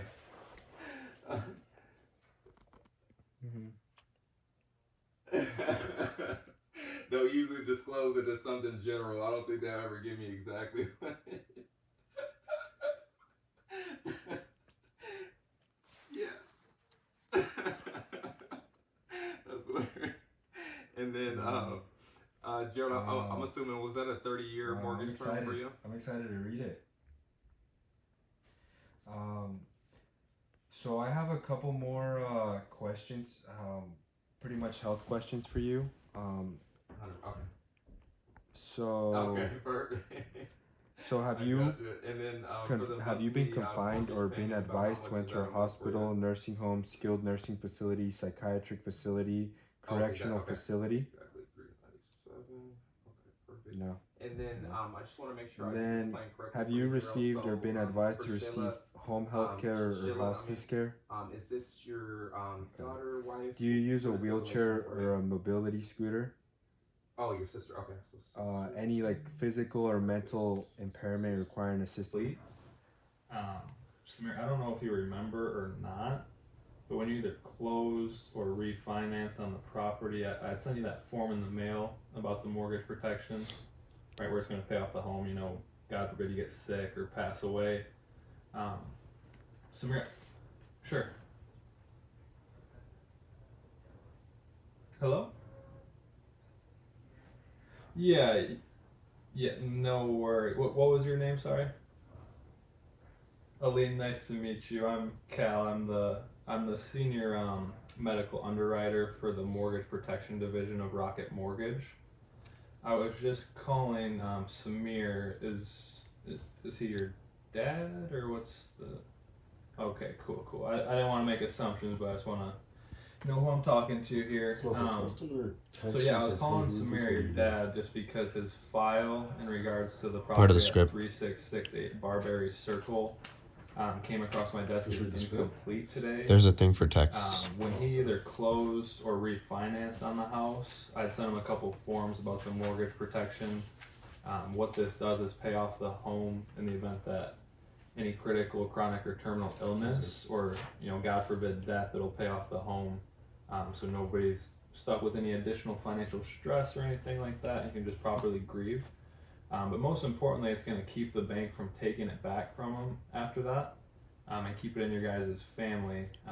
Because ultimately, for about 99% of my clients, their home is the biggest asset, and I'm sure that's probably the same thing for you guys, right? Cool. So I wanted to make some time to call your dad because, he did the right thing. He filled out the form, got it back to me, but it just doesn't look like any of my junior underwriters were ever able to get him the information he was looking for. I just wanted to make sure that he got this taken care of because I know how important it is for families in the Oakland County area.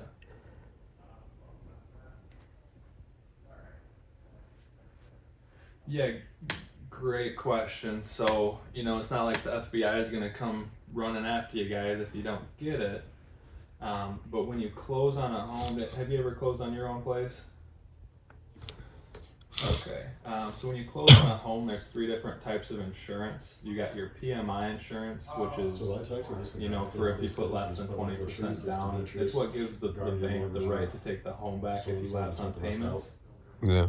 And then you have your homeowner's insurance, which is for like the flood, any fires, floods. It protects like the structure. Those are both really there for the bank, and then the mortgage protection it's really the only one that works in the favor for you guys. So while legally it's not required, it's just a lot of my clients tend to see if we're going to pay insurance to protect the bank, we might as well have something to protect ourselves, right? So yeah, my job's super simple. It's kind of similar to life insurance where it is something Samir would have to qualify for based on his age and health. So I'm just required by the state to go through a quick 5-minute needs evaluation check, as well as a med-eval form. It's all non-invasive, so full transparency, up until about 3 or 4 years ago, I used to have to come out in person and do a whole blood work, urine analysis, the whole shebang, right? Luckily now we're able to just do it over the phone. After COVID, we made a lot of changes in the back-end system to do this. So like I said, it only takes about 5 minutes for me to go through that. And then I just present you guys with 3 options that he might qualify for. And if any of them make sense, we just see if we can get them approved. If at the end of the day, if none of them are practical or affordable enough, I'll just close out the file. I'm just assigned to at least get you guys those options. Now, I know I kind of threw a lot at you just now, but do you have any questions about anything I've said so far?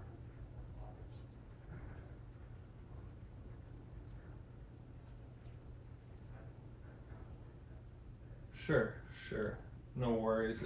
Does he have anything, anything in place at all to protect from a financial catastrophe due to sickness or death? Okay. Yeah, no worries. And I know it's, obviously a tough topic and everything, but I'm guessing with you, being here on the phone with me, you would probably be the beneficiary of it. And ultimately, it's a lot more than just getting, insurance. It's providing protection and keeping the lineage going, if that makes sense. So, if it's not for you guys, that's fine. I did just want to at least call and offer to get you guys the information he had requested. Yeah, no problem. How do you think Samir's feeling about it? I know, obviously I'm talking directly to you, but if I was to take the time and, pool those 3 different options, would that even help you guys?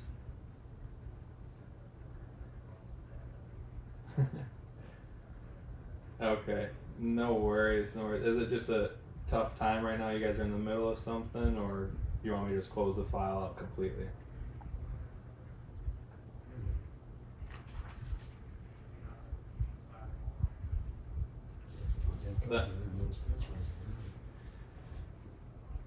Yeah, no worries. And make sure he knows too that, you guys aren't committed to anything. Like there's no charge to taking the 5 minutes to get the options. I understand people are not interested to just take random phone calls, but at the end of the day, in deciding if, it's really worth the investment, we can't really make the right decision until we at least know, how much you'd get for how much you got to put in, right? But, we definitely don't have to do it right now. If you guys are busy with something, we can always, set up a time that works better for you. But I just, I really do take a lot of pride in what I do over here, and I really hate to leave a family, unprotected. It really gets to me at night.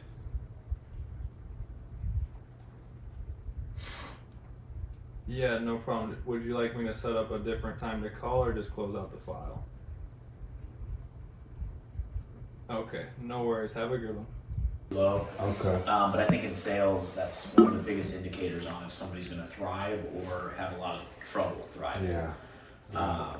If you get too high, and this job specifically magnifies it because we get paid so fast. Yeah. The last job I had, in door to door, especially pest, right? I think solar similar. Yeah. You don't get paid right away. So even if you have a big day, it's not really verified or validated because you're not actually getting that money yet. So here I noticed the biggest issue was, you ride the highs, you got a bunch of deposits. Now you don't necessarily have to do these things, and your urgency's gone. And then you get a chargeback or two, you're not selling at the same consistency, so those chargebacks feel even worse. Then you go back down again, now it's like, oh crap, I gotta do it, I have to go. And then same thing, you just keep going in that vicious cycle and get back up. So I think the best way to alleviate it is, one, you gotta be brutally honest. You get 10K in a week, that's not 10K net. Yeah. Right? Yeah. I treat it as this is a loan until it's 6 to 9 months, right? That's scary. Exactly. So this isn't mine. So the only way to alleviate that stress is sell more. Just sell so much that half this could fall off, right? Yeah. The cure to chargebacks, sell more. Yeah. Right. The cure to whatever, sell more. So being brutally honest for sure, and then also if you could figure out how to reinvest that money fast into your business and stuff like that. Jonah, I think, is, to me, he does it so well. I'm like, dang. You see agents have a big week, and it's like your back's against the wall. Yeah. That's awesome. Yeah. Let me see you do that when you have $100K in your pocket. Right? When you do that, I'll be like, damn, okay, you're savage. Yeah. Right? When you have the cushion and the luxuries, and you don't have to, do it. Rent isn't necessarily due. Let's see how you react to that. So I look at Jonah and I'm just like, damn. Okay, he's stacking, and he's still first in the office. Yeah. Still works out. Right? It's that's impressive. Yeah. I think he does a really good job of spending his money, but it's not foolishly. It's reinvest in the business here, reinvest there. So you're like, oh, I have my net worth is massive. but my cash in my pocket isn't crazy, right? Yeah. So once you kind of like stack your money and keep counting it, like, oh, how much do I have? How much do I have? That just like the affirmations you're telling your mind there is like, oh, I'm good. Even if today sucks, I'm good. Because it feels good, but that's the very thing that's keeping you from thriving. Because you're like, oh, I'm good, right? I don't need to actually suck today, or I don't need to do this. So yeah, it's tough, but brutally honest. And then I think diversifying your money into things right away. And that could be just more leads, right? Like, hey, that 10K hits, perfect. I'm gonna go fat on leads, right? That way, you can flip it again. So. The story of how we met was, this was about probably almost 3 years ago. About 3 years ago, and I had this lead. I was down in South Side Chicago, and I pull up to this house, and they were, you get that feeling you just know they're buyers. But I pull up, and they're like, hey, it was a Wednesday night. It was getting dark. It was like 6:30, and they're like, hey, I'm so sorry. We're just going to church. We got Bible study tonight. Is there any way we can reschedule? And I'm like, you know what? And I was running behind anyway, so I'm like, you know what? No worries. I'll be back out in this area on Friday. I'll swing back by for you guys to get this taken care of. She's like, perfect. We'll be home. My husband doesn't work. Please come at that time. We will have avoided check and driver lessons ready for you. And she didn't say that part, but basically. So I'm like, all right. So I show back up, and I show up there for a second time. And then I knock on the door. She answers the door. She's like, oh. She sees me, and I know when I look at her, she's like, the look in her face. She's like, I'm so sorry. I tried to call you, but I didn't have your number. The car got a flat tire. My husband's right down the street at the repair shop. Is there any way you can come back in an hour? I was like, I looked at I had like 6 other appointments. I'm like, you know what? I'm gonna be back around this area tomorrow on Saturday. Any reason you guys wouldn't be home on tomorrow? She's like, no, it's perfect. We don't work that day. We'll be home all day. Come anytime.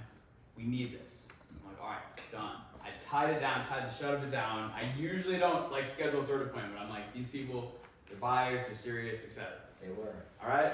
So Saturday morning rolls around. It's like mid-morning, like 10 a.m. prime time to close the deal. Yeah. Pull up.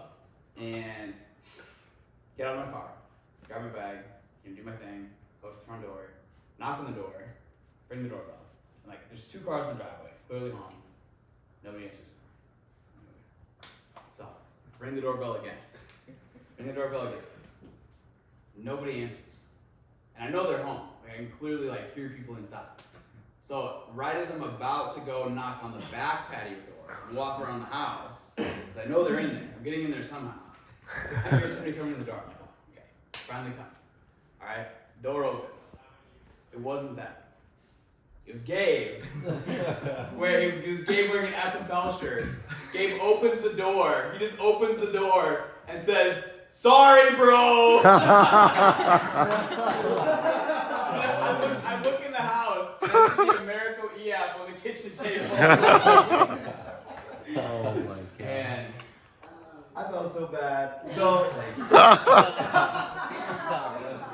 and I had never met. He definitely pulled one of those, oh, you have someone coming over at 10?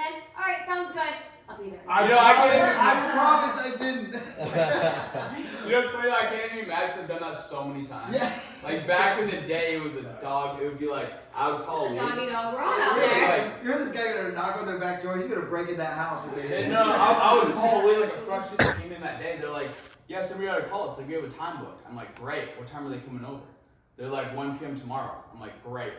Hang up the phone. Didn't say a single word. I show up there at noon. I did that so many times I couldn't even be mad. I just booked it. I promise I didn't do that. I promise I didn't do that. I booked it, but the funny thing was I got there and the husband answered and he was like, "Where's the other guy?" And I'm like, "Other guy?" He's like, I'm like, "There's no other guy, it's just me." And they walk in. Did you have an appointment or was it a door knock? The wife no, it was an appointment. Okay. And the wife comes downstairs and she was looking at me weird, and I couldn't tell why. And then we complete that. It was such a late. They were so ready, and they had their checkout and everything. They were so ready. I sell it. At the moment we hear the knock, the husband was like, oh, "It's the other guy." And I was like, "Other guy? There really is another guy?" And I go out. I look out the window, and there's Jonah, like looking at the door, just like straight, and with the FFL polo and everything. I'm like, oh no. And so I didn't know until I answered. I'm like, "Bro, I'm sorry." We exchanged numbers. I was like, "I promise I'll make it up to you." And we ended up going out to lunch. We did. And we became pretty good friends. So that But you know what? Wow. But you I know paid for what? lunch. I was like, I just made $2,000. But you know what? It was okay because I showed up later. I'm like, "Hey, you guys ever heard of Mutual Omaha?" Dude, what a great memory, dude. And dude, that was back when it was you and Claudia and Julia. Were you there at that time? Not even Julia. And he who shall not be named. And man, look what the team is today. Worked out. This is crazy, dude, guys. I hope you guys understand how awesome and how unique this is. Like, not just in the insurance industry, but dude, in the IMO, in our whole IMO. Like, this is phenomenal. This team, the energy, the leadership, like in Jonah and Claudia and these guys, like you guys that came, you know, with new agents, and you're talking about, yeah, I had a great week, but my new agents ripped off some business. That's incredible. That's incredible. I hope you guys realize how blessed you are to be a part of this group, and I hope you absolutely maximize it. Like, make the most of this. You got a group of people who actually care, you know, not just about the dollar bill, but care about you, care about this team. This is really special. So I appreciate you guys. You $187,000? Okay. This is good. Okay, so we just got done at the lock-in here, and I just wanted to go over my experience and stuff I learned, so that way hopefully I can help you when you first start for your first week in insurance. So it finally clicked for me at the last second, and I gotta let you know what it was. So it's true, you are gonna get a script that is perfect, and you shouldn't go away from the script at all. You should totally stick with the script, because the script is perfect. It's not like, oh, it doesn't work for me. It will work for you. But there's one thing that made the biggest difference for me. So the first thing was changing my state that I was dialing in. I was dialing in a state that wasn't too good, and my upline recommended me a better state. I feel like I'm gonna just gatekeep this state, because I kind of want to just keep this state to myself, because holy crap, these people are much nicer. But just trying to find a state with nicer people, because the whole lock-in I was dialing in Florida. I'll just tell you what state I was dialing in first. It was Florida, and it was horrible. And this is telesales, so you can dial in whatever state you want. That was kind of like a big light bulb moment for me. I was like, okay, let's go find a state where people are nicer. Okay, so I bought this list in this state of people that are nicer, and immediately everyone's picking up the phone, everyone's hearing me out. I was just messing up on my first 4 dials on this brand new list. Also, an issue I had on one of my closes on my Florida list, I would have them, after I read my first page of the script and I told them to grab a pen and piece of paper, I was kind of left like a loss for words of what for them to do with that piece of paper. I would just kind of start asking them medical questions, but they'd be sitting there with this pen and paper not doing anything, because for some reason on our script they left out what they're supposed to do with the pen and paper. So once I figured out what you're supposed to tell them when you give them a piece of paper, it just made a world of difference. I all of a sudden got my first close just now in the final hour of the lock-in once I figured this out. So this is the game-changing information for me. Oh my gosh. Hopefully you can still hear me over this music for this amazing information. Okay, so when you get them to hold the piece I'm gonna get closer because there's loud music back here. But once they give you, once they go get their pen and paper, you're going to have them write down your name, spell out your name, and have them write down your national producer number. That's it. And then I feel like once they did that, they like trusted me for everything. Like I got their social, I got banking info, everything. As long as you provide them, you say, hey, I'm going to give you my name and my national producer number. And that is like my social security number as an insurance agent. Say that exact line and it works. Also, I feel like I was trying to get so creative with the script, and this last close right here at the end that I finally got as my first close, I just read the entire script completely monotone, zero motion, and a little bit quieter than my normal volume. I was like, Anna, this is Ben. I'm just giving you a quick call here. Just like that, the entire script. So yeah, that's it. That's my 3 minutes of knowledge from a whole week at a lock-in. So hopefully that saves you a lot of time when you go to your first lock-in. And yeah, just let me know how it works for you. Because if it worked for you, I want to know. Okay? All right, let me know. We got to pack up and go. Okay, go. All right, Ben. Okay.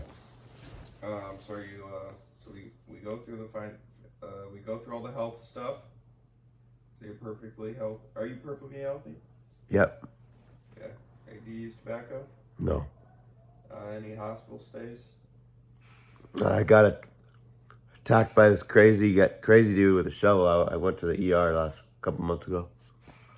You on any medication for it? Yeah, Toradol. Okay. Are you really? Yeah. Okay. Now, Ben, do you currently own your own home? No. Or do you rent? I rent. Okay. And who all lives in the home with you? Just myself. Just you? Yep. Awesome. Okay. And then, Ben, do you currently have anything else that acts like life insurance? I have a 401k, a Roth IRA. Yeah, okay. Now, if something were to happen to you, Ben, Mhm. who does that go to? Probably my mother. Goes to your mom. Yeah. Okay. She doesn't live with you, but does she live in the same state, or is she? Yeah, same state. Okay. You get to see her often? Yeah. Cool. Any siblings or who would be like the beneficiary? Yeah, probably my mom. Your mom? Okay. Yeah. Awesome. And then also, you said you do have an IRA? Your mom's beneficiary on that as well? I don't know. I don't know if I have a beneficiary in my IRA. Okay. That'll be important. Okay. If something happened to you, Ben, you wouldn't want that money to just sit in your IRA, would you? No. Okay. So your mom, she received the funds. You said she lives nearby. Yeah. Is she retired? Is she working? She's working. Okay. Does she own her house or does she rent? Oh, she owns. Okay. If something happened to you, Ben, Mm-hmm. what type of debts would you be leaving behind? 2 car payments. Okay. Who would be responsible for those? Huh. It's a good question. I don't know. My mom's driving one of them, and I'm driving the other one. So I don't know what happened to my car, but she'd probably have to start paying for the car that I pay for her. You pay for your mom's car? Yeah. Oh wow. Okay, so could your mom? I know she's working, and I know she like owns her home and stuff like that. Does she? Would she be able to afford her car if something happened, or was that just something you did as like a gift? Yeah. It's just something I did as a gift. I'm sure she could. She had to, but yeah, she could use some money probably if I passed. She could? Yeah. I wouldn't want to leave her with any debts if I passed. Okay. do you already have your final expenses taken care of or no? No. You don't, okay. If that did land on your mom, you know, if something did happen, God forbid, and you did pass, and that final, you know, funeral and final expenses was left to your mom, does she have the funds necessary where she can pay that? Definitely not. Definitely not. What do you mean by that? I mean, she barely has enough for her retirement. She's trying to save up for retirement. She's nowhere close. And I would not want to have to eat into her retirement if I passed away. Gotcha. And it sounds like to me, you just want to make sure, like, obviously you're really healthy. Right. Doing. But if there was an accident, I wouldn't want her to be in a burden. Okay. That's pretty simple. Yeah. She obviously, she's taking care of you, and you will obviously want to take care of her. I mean, you pay for her car. That's super cool. Right. Thanks. And honestly, Ben, I mean, you're pretty young. Yeah. You don't have any, like, you don't live with anyone. No real dependents, right? Right. You really don't. I mean, correct me if I'm wrong. It doesn't sound like you even need a whole lot of insurance, but just something, obviously, to just protect the basics, you know, so that your family or your mom is not left in Yeah. any type of financial burden. I just want to have, you know, like, just as a courtesy. Okay. So that's, I mean, kind of sold himself, bro. You told me like 3 times already. I told you I want it. He sold, bro. Yeah, He's actually sold. I would, if I were you, bro. You really only need like 50K, 100K. It'd be like $20 a month. Damn, that's it. Yeah, bro. And then think about it. Like, if something happened, like, your mom would be able to pay something. Then Yo. you'd also have funds too. Dude, you just helped me figure out what type of life insurance to get because I didn't know what to get yet. There you go, bro. You actually sold him, bro. Well, you told me like 3 times. Because He needed that's it, all dude. facts, huh, Ben? Yeah, I didn't lie. Marco would be even easier. Holy shit. Marco has dependents. Now you're gonna do Marco. I have dependents. Marco's already sold too.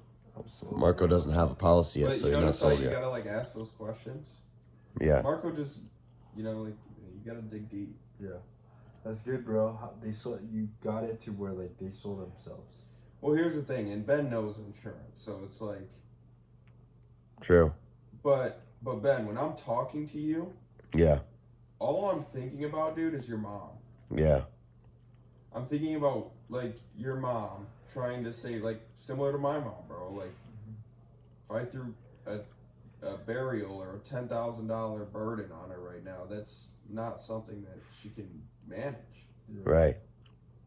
And you have car payments, so like all this stuff, let alone like, you know, losing a son. So Interesting. the whole time I'm talking to you, dude, I'm thinking about your mom. I don't even know what your mom looks like. I don't know her name. I don't know anything. Okay. But when I was talking to you, that is what I'm imagining. Is something happening to you, and now she, like, you're already gone. Like, I'm not even like, you're already gone, bro. And I'm thinking about her, what she's gonna do when that happens, and what that looks like financially. So when I have these questions that I'm asking you, it's pretty much just based off that situation. Huh. That's good, bro. And then you just keep asking them until they decide they want it. I mean, dude, they might decide they don't want it. If they, yeah, I mean, yeah, sure. But it was pretty obvious to me when you're mentioning about. I mean, but if they filled out that card, they want it. They just need you to keep pushing. Most people fucking need it, bro. They just need you to push. Well, that's a good point. Most people need it, but also everyone wants it, bro. I mean, nobody wants to pay for it, but everyone, like, bro, if I said, if you pass away, like. But I didn't realize, first of all, how cheap it is to, you know, leave her 50 or 100,000 if I got hit by a car tomorrow. So I didn't even realize that. It'd probably be like for like a term, or are you talking about? Yeah, for term it'd probably be that cheap. Yeah. It's only $20 a month, Yeah. bro. I mean, I didn't know it's that cheap for people our age. Those photographers I talked to the other day, the 22 and the 24-year-old. If I knew it was that cheap, I would have sold them. How much did you quote them? I didn't even have a chance to quote them. They got scared off when I transferred to Marco. Dude, I would have for them. I would have done like a CBO 100, bro. They're young, like 4? 22 and 24. Yeah, even that would have been cheap. And they would have they're making 60K a month. They were. But they don't need that much coverage. They only need like 50 to 100K, right? They weren't making 60K, right? Their business generated 60K. Yeah. So I don't know what the net is on. Yeah, I don't know what the net is. Let's imagine worst case scenario, and it's 20K. Is the net? Yeah. Wow. I mean, that's still pretty good. Yeah. And that's a business, right? Uh-huh. So the husband and wife, that's what they both do for work? Yeah, they do it together, yeah. What do you think scared them off? So at first I transferred them. I think his name's Jake. Yeah.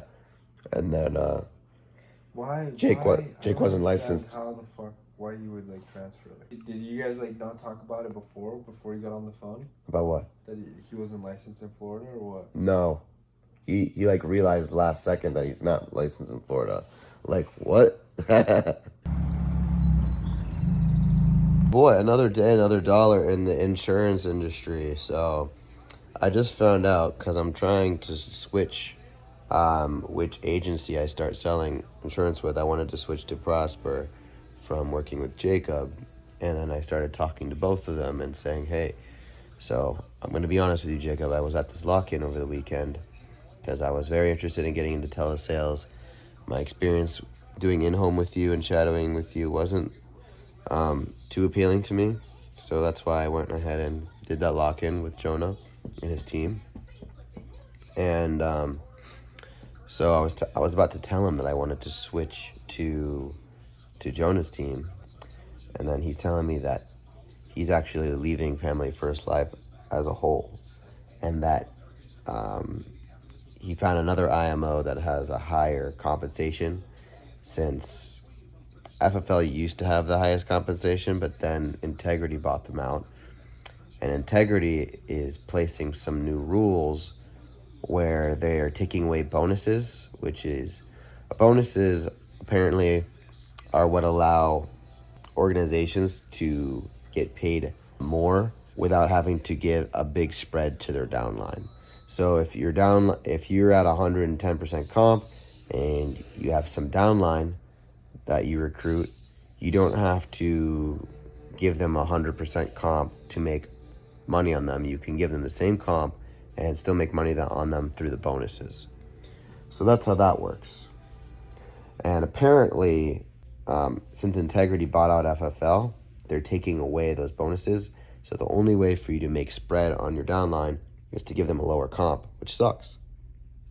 So what Jacob said he's going to do is he's going to another agency. It's called United Insurance Professionals. And apparently they have, first of all, they have carriers that FFL doesn't have. And secondly, they have a 120% comp. So that's great. That's great. That they have the 120% comp, and it's across the entire board. It's not just for one carrier, it's for every carrier. Because I don't know if you've seen the spread for the FFL comps, but not every carrier has this. If you're at 100 comp, not every carrier gets 100%. It varies. But this carrier, I mean, this IMO would be all the same, and they'd have the bonuses, and they've got, all of that stuff. So what I did is I went to Jonah. I told him, hey, look, Jacob said I can go and join your team if I want to, but he also agrees that FFL is not that great, and he's actually planning to leave. He also agrees that his branch of FFL that he's in isn't that great, because I was telling him that. And so I decided, okay, let me just tell them both what's going on. So I went back to Jonah and I told him that Jacob's planning to leave, and then Jonah's like, hey, we're planning to leave too. So it's just like, I have joined this industry at the weirdest time. It's like everybody's at a crossroads, and I just want to pull my hair out because I just want to make sales and I just want to produce. And I can't decide if I want to start writing policies or not because I don't want to be locked into anybody. And it's just a big mess right now. So apparently Jonah told me they're leaving Tuesday and they're having a company-wide meeting tomorrow. So I'm going to hear out what they have planned. I'm going to hear out what Jacob has planned. And I'm going to make a final decision on Wednesday of who I want to be with. And we can finally get started. Richard? Yes. It's Ben. I'm giving you a quick call here. I work with the brokerage and we handle the mortgage protection for Quicken's loans. Your file that's associated with your property on Turkey Paw Trail just came across my desk and it's showing me as incomplete. The only reason for that is sometime around when you close with Quicken Loans, we sent you several things in the mail about mortgage protection. Well, Right. I'll contact Quicken Mortgage, Rocket Mortgage for that. Thanks for calling. Right. This is Nancy? It's Ben. I'm giving you a quick call here. I work with the brokerage and we handle the mortgage protection for First Horizon Bank. Your file that's associated with your property on Highland Point Ave just came across my desk and it's showing me as incomplete. The only reason for that is sometime around when you closed with First Horizon, we sent you several things in the mail about mortgage protection, right? Where it pays off the home if you get sick or pass away. So you actually did the right thing. You filled out the card, you mailed it back into us, but for some reason on our end, we haven't gotten that completed. I'm the manager in the area here, so I just, Right.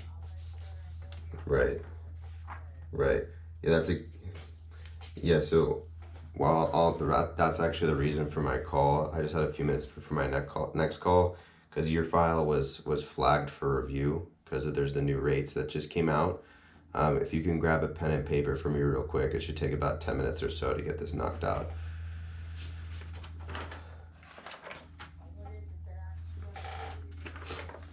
So we're just making sure that you have the latest rates that just got approved. It looks like here in our system it's incomplete because you qualified for the new rates.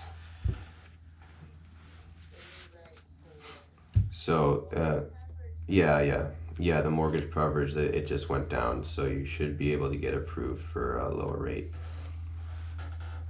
But now I just need you to grab a pen and paper. Okay, okay, that makes sense. Well, I'm not sure how much coverage they gave you for $4 or $8 a month, but 50,000 or, okay, good. And in that case, we could get you a lot more coverage for the same price.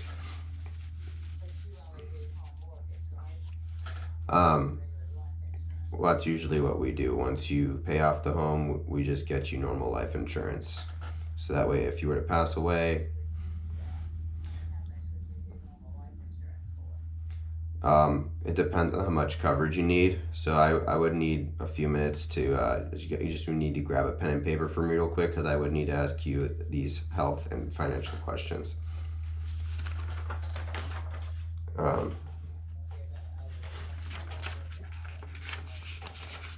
Well, that's why I'm asking you to grab paper so I can give you my license number and my full name so you can write it down. Okay, understandable. I mean, yeah, most people aren't interested until they get cancer or disabled or God forbid pass away. So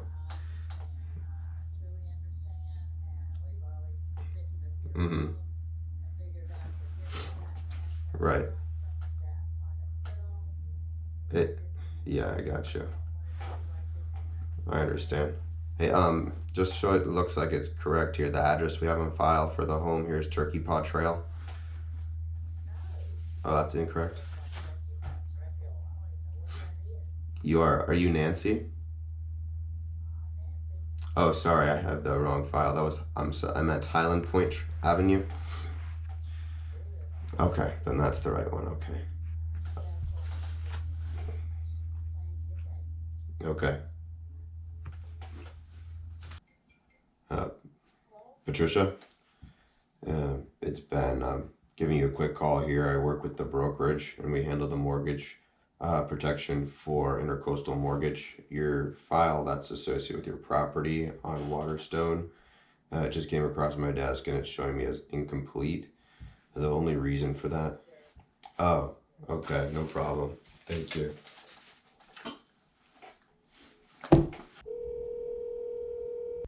This is the Bass residence. Please leave a message. Hello? Oh, yeah. Alonzo? Hey, it's Ben. I'm giving you a quick call here. I work with the brokerage and we handle the mortgage protection for Wells Fargo Bank. Your file that's associated with your property on Terrell Lane just came across my desk and it's just showing me as incomplete. The only reason for that is sometime around when you closed with Wells Fargo, we sent you several things in the mail about mortgage protection, right? Where it pays off the home if you get sick or pass away. So you actually did the right thing. You filled out the card, you mailed it back into us.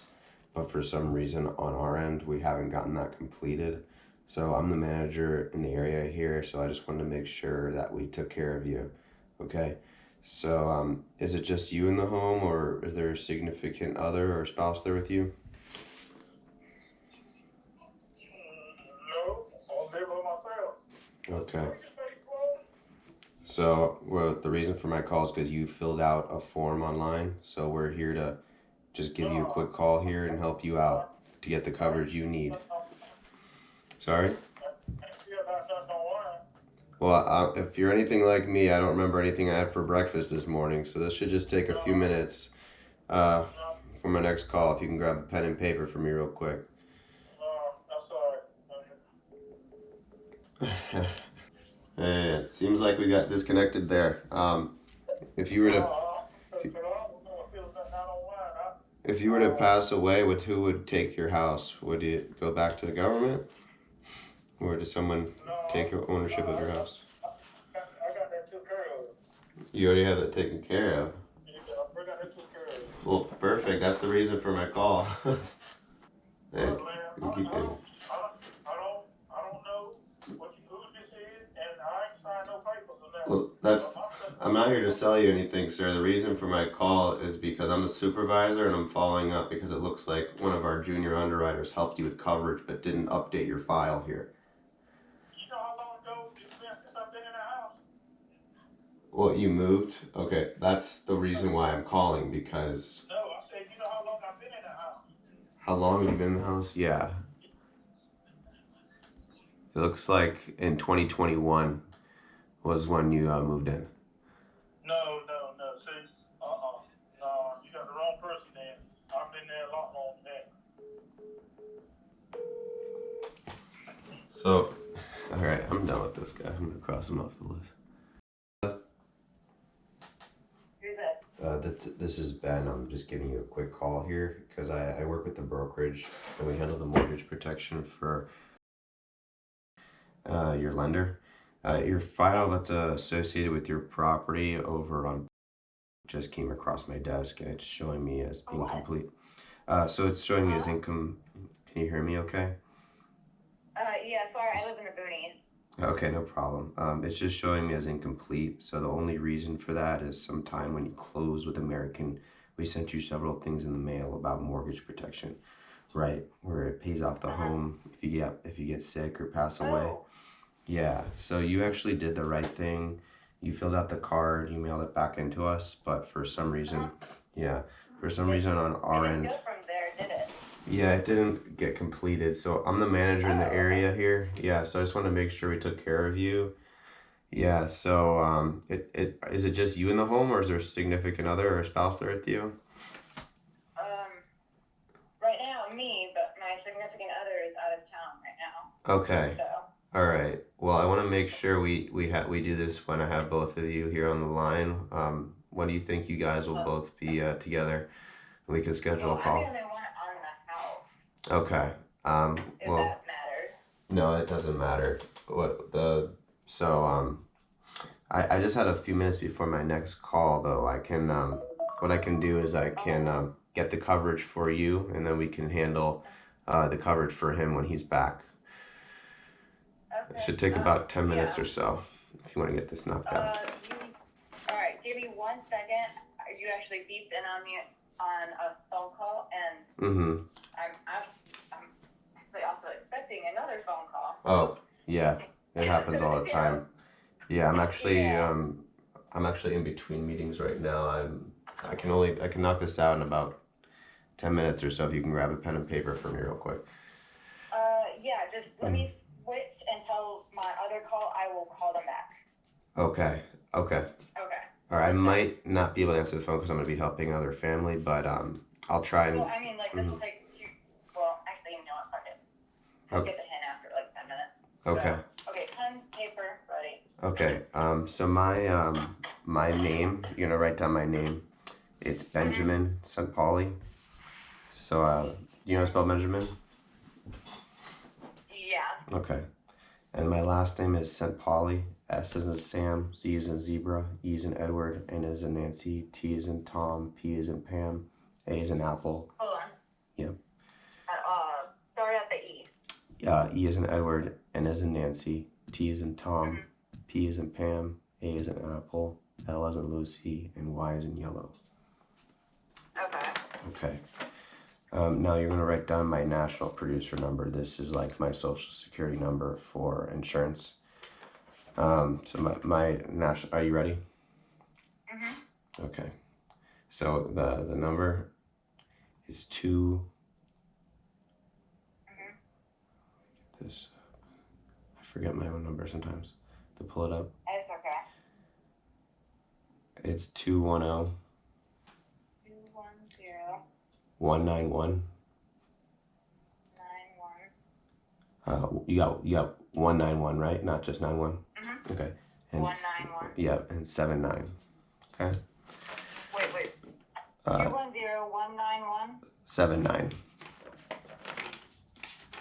7. Hold on, I'm missing numbers then. Yeah, 210 191 79. Oh, Got it? no, I don't. I'm missing something. So 210. Is that the area code?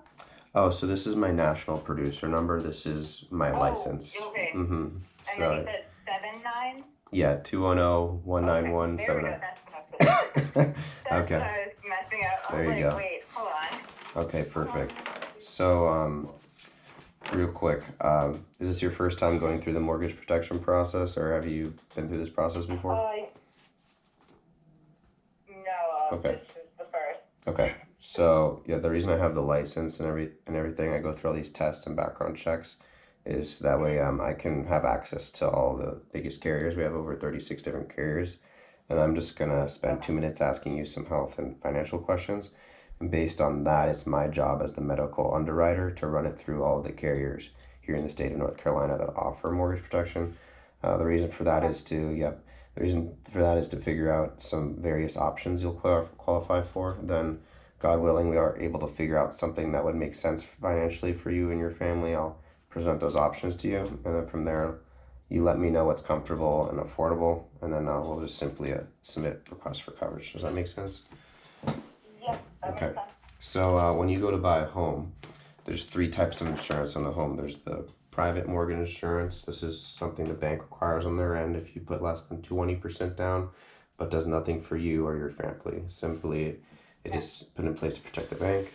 And then the second kind is homeowners. So this protects the physical property of the home in the event of a flood, fire, ECT. Yeah, And I definitely got that one. right? And then the third kind here is mortgage protection. This is the third and the most important type of coverage. This is the coverage that protects you and your family in the event you were to become sick, disabled, or pass away, to ensure your family is able to stay in the home and is taken care of. Does that make sense? Yep. Okay. Yeah. I'm a disabled vet, so. Oh, well, thank you for your service. Okay. Yeah. What branch were you in? Army. Oh, perfect. Thank you for your service. So, mortgage protection isn't something you can just sign up for at any time, like life insurance. It's actually something you have to qualify for. So once we go to submit a request for coverage, there's 3 pieces of information required on the application, just like any other insurance application. First is going to be your driver's license to confirm your identity. Do you have that on hand? Okay, awesome. Yes. Okay, awesome. Secondly is going to be your social. That's how they're going to check your prescriptions and medical history, the main factor on whether you're going to be approved or declined. And then thirdly is going to be a bank statement or voided check to confirm there's no prior insurance fraud, money laundering, or anything else illegal linked to your account. And well, of course, that's how you're going to be paying for the policy. Does that make sense? Yep. Okay. Do you have any None of other? this has ever happened, so. Okay. Do you have any questions on any of those 3 things, 3 pieces of information? No. Okay. All right. So you said you're a disabled veteran, huh? Yeah, I'm 100%. 100% disabled. Oh my gosh. What Yeah. did you have any? I'm assuming you had several surgeries. Yeah, on my spine, both my knees, and then objections. So you said, Up and down my spine. oh my god. So both knees, and you said what was the thing before that?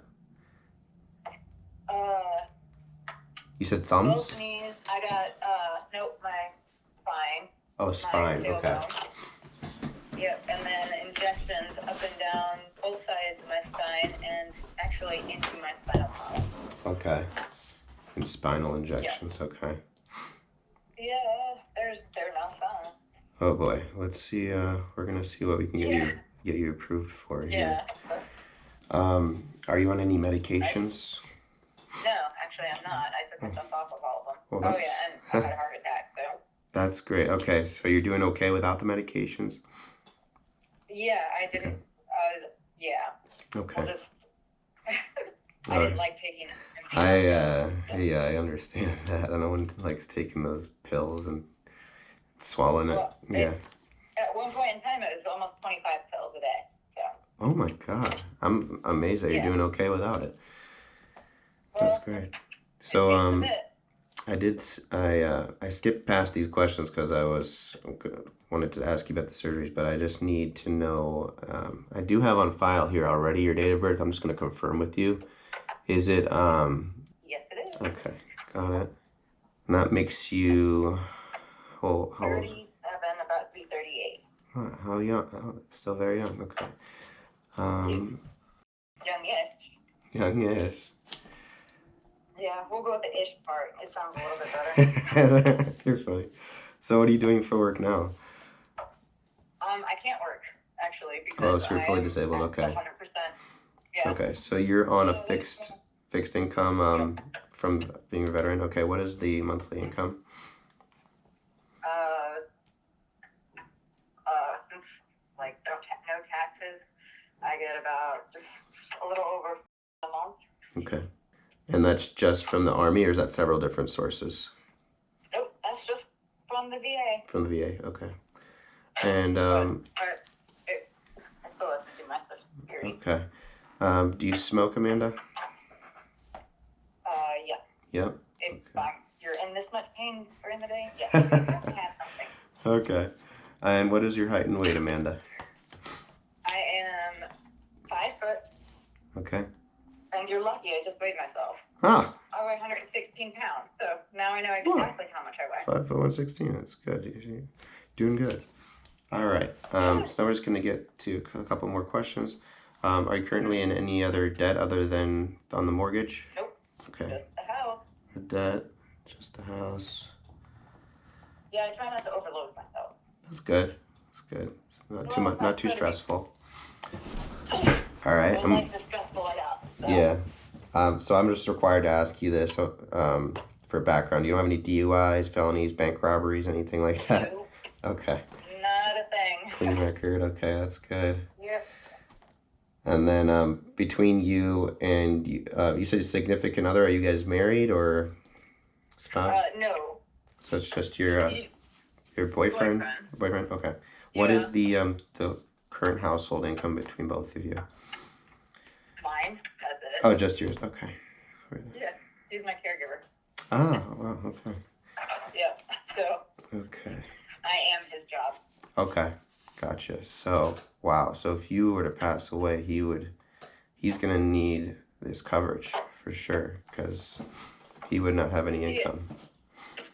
Okay. Well, I mean, he has through my VA. Oh. Yeah, the VA covers caregivers for all of that. Okay. Healthcare, life insurance, just not Okay. So necessarily you. the house. Okay. So you already have some life insurance through the VA. Yeah, it's just they're mandated fucking bullshit 10,000. Oh wow, that's really low. Okay. Yeah, they don't care that much about us. Oh my gosh. Okay. All right. So it's just him. What was his name? Yeah.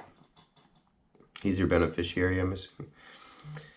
Yeah, I'm in the process of getting all of the paperwork switched over to him, but yeah. Okay. He is. What's his name? He is. And last name? And Okay. Yep. Yeah. Okay, got it. And he is how old? He is about to be 42 in 42. June. Okay, 41. Okay. All right. I'm just gonna go through a list of medical conditions. It's a lot, so just stop me if one of them applies to you. Okay. To me or to him? To you. Sorry, I'm just going back to you now. I just wanted to get some information on your beneficiary while we're at it. All right, back to you now. So this is the list: heart attack, stroke. Yep. Yeah, you got heart attack, right? Yeah. Okay. TIA, cancer, stents, diabetes, high blood pressure, neuropathy, lupus, asthma and COPD, thyroid, anxiety and depression, kidney. Yep. Yes. Okay. You're not currently taking anything for the anxiety or depression, right? Okay. And nothing for the heart attack. You're not taking anything. Kidney or liver disease? No. Okay. Not that I know, that I'm aware of. Okay. Almost done here. I was gonna say, if you want, I could just tell you exactly what's wrong or what Right. me. Okay, well that's everything. That's all my questions for the medical. Oh, perfect. Now I just have some questions about the mortgage balance, the term. So what is the current balance of the mortgage? It's right below 118,000 right Okay. And do you know have you had it appraised recently? Do you know the current value? now. No. It was when I signed the paperwork in 21. Uh-huh. The house appraised at 124,000. Okay, back in So 2021. that's how I got it. Yeah, that's how I got it at that, Okay. that price. Okay, 2021. So it probably went up. Definitely went up since then. I hope so, but Mm-hmm. And how much equity? Yeah, you never know. How much equity do you have currently on the mortgage? I don't know. You don't know. We can make a guess here. So you've had it since 2021. What's your monthly payment on that? Just under $900 a month. Okay, that's pretty good. Okay. Yeah. 900, and you've been living there now for how many months? Probably 72 months now, or not 72? May will be 3 years. 48 months, or when I was 36 months. That's 3 years. Okay. Sorry, I can't math right now. Yeah, I know. I'm not best at math either. Okay, 36 times 900, that would be 32,000. But there's also interest as well. Do you know how much interest rate you got on that? So I'll have to calculate that, and then I'll. Actually, I have my closing papers. Oh, Actually, 'cause I had to perfect. So the interest rate Yeah, is 3.75. nice. That's a pretty good rate. Okay, so your loan amount was Yeah, it's a VA mortgage. Oh, okay, that's good. You have the VA mortgage, and the term was 15, 20, or 30 years. I think it's to 2053. So hold on. 2053. I think that's what it said. Was that So I think 25? it's a 20. 20 year? 20 or 30. Third, probably most likely 30. 1 to 2050. 30 years. Okay, so yeah, it does that. So it ends 1 in. to 30 years. 30 years. Oh, I found it. You did it. Okay, perfect. Yeah. All right, so 30 years, interest rate's 3.75, Yep, and it's fixed. and it's fixed. Okay, so that means you have, yeah, about 111,000 left on your balance right now after the end of year 3. So you should have about like 9,000 in equity right now. Nice. All right. And what does that mean? Oh, that's just how I have much. no idea. This is the first house I've ever bought. Oh, wow. I wasn't Congratulations. Yeah. Yeah, so that means that that's how much principal you've paid into the balance of the mortgage. In the beginning, you pay a lot more interest, and towards the end of the loan, you pay more of the principal down. So that's it was why. just like a car then. Yeah, exactly. Okay. That makes sense. Yeah. So, all right. Next question: is this your forever home? Yeah. I guess. Okay. And how? So you're planning on staying there forever? Yeah. And here, do you pay that 900? Is that like, are you paying more towards your mortgage, or is that just what's required? That like is what it's close to. I don't know the exact amount. I know it's under 900, but Okay, so you pay a little extra. Okay. That's good, because then you're paying off your principal of your mortgage a little quicker. Okay. All right. Next question: how many months of bills do you have saved if you had 0 income? yeah. How many months of bills? Mm-hmm. It depends on quite a few different things. Yeah. So, but I'd say about like 2 months. 2 months. Well, yeah, you got this question is mostly for people that, working a job, so you're gonna have that income no matter what. So, all right, that doesn't really apply to you. But I'd like to. I think I would have it. Yeah, hopefully. So you do have the life insurance currently. It's through the VA. The VA. I'll write that down here, and you had the 10,000. Yeah, for me, and then 5,000 Okay. for each dependent that is under me. Okay. Now, before we go any further, I'm obviously, here to help you and serve you, as well as figure out some, sort of protection for this home, because this house is your biggest asset. And of course, we want to do everything we can to ensure we protect and preserve it. And I'm assuming, yes, of course. So I'm assuming, the main reason we got this request here into my office and you took my call was to ensure, when God forbid something does happen, you're not leaving a burden to, right?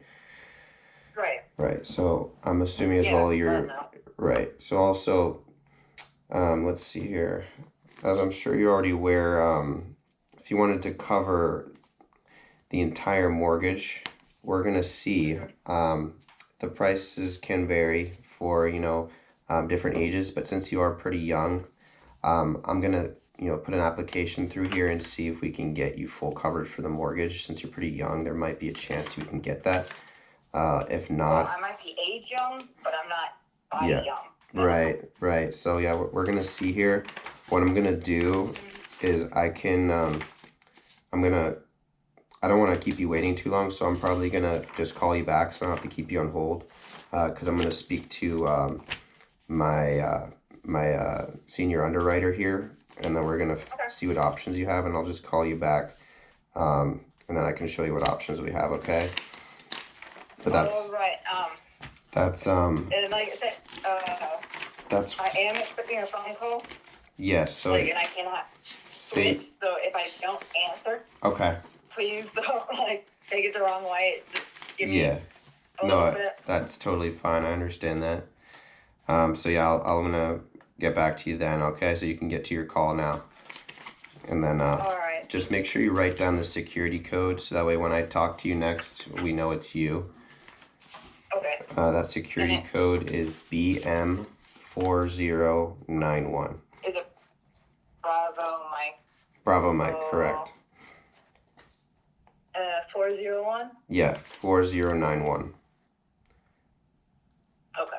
Okay.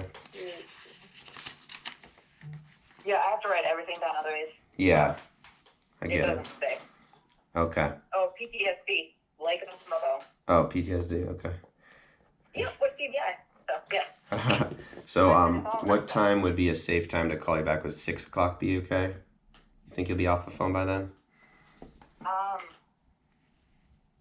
I would like to think so. Okay. What's just want to be safe, so not blowing your phone up. Well, I don't want to. Yeah, I don't want to keep you any later than you already are at your work. Right. Of course. Thank you. I appreciate that. I just know that within this time frame is when I usually get a call Okay. that I'm looking for. All right. I Well. can't really tell you exactly a time, but if you call me and then I tell you real quick on the phone, I had a call. Okay. That works. That's it. That's fine. All right, Amanda. I'm When you got all of it. gonna get to work for you. Okay. Thank you. All right. You're welcome. All right. Talk to you soon. Bye bye. Hello. Cassandra. Yes. It's Ben. I'm giving you a quick call here. I work with the brokerage and we handle the mortgage protection for state EMP. Your file that's associated with your property on Wood Point Drive, it just came across my desk and it's showing me here as incomplete.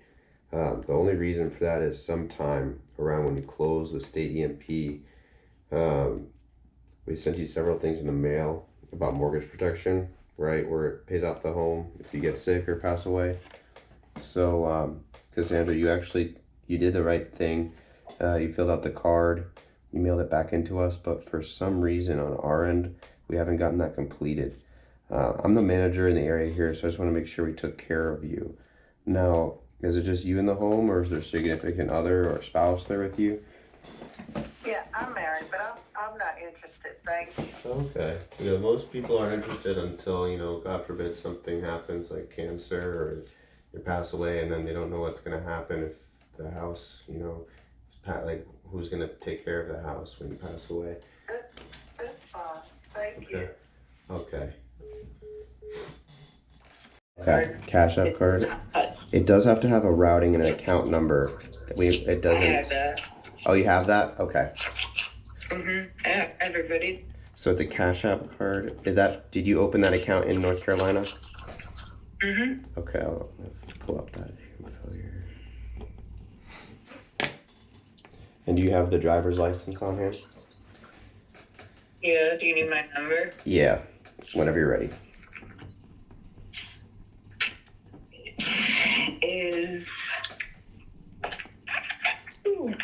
Alright, when did?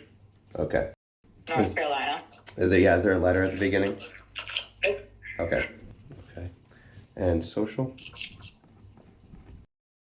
Okay. I'm pulling up the bank here.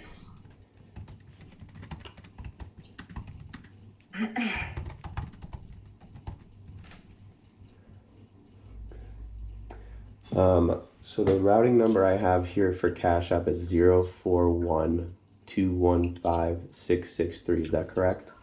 That is. All right, perfect. And do you have the account number? Ready? Yep. And just to confirm the address is correct, I have... Yeah, it's one of those old southern weird ass names. And that's North Carolina? Okay, perfect. Okay. So what we're gonna do is we're gonna submit to a company called Prosperity. Have you heard of it? Prosperity? Prosperity, yep. They're the one that's... I say I've heard of it. Yeah. So you can write down on your sheet, we're gonna have all the numbers for you, your policy number and everything for you, but for now you can write down, you have that written down, the 71 and... Okay, perfect.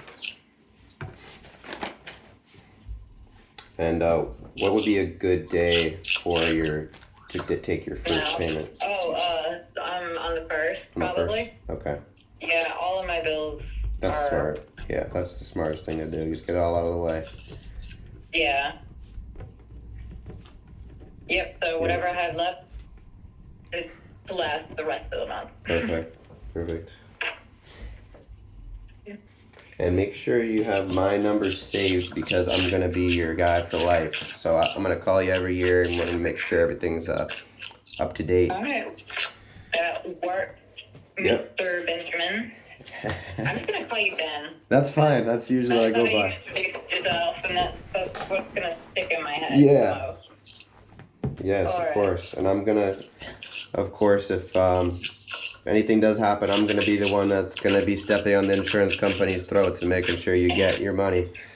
That works best for me because that means the less throats I have to step on. Yeah, yep, yeah. Less throats for you to step on.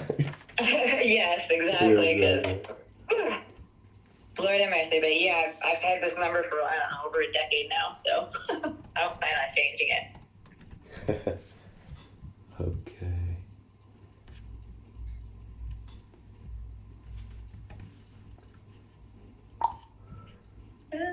Okay. I'm gonna work on it, submitting this application for you. I'll give you a call back when everything's all set. I don't want to have to keep you on hold or anything.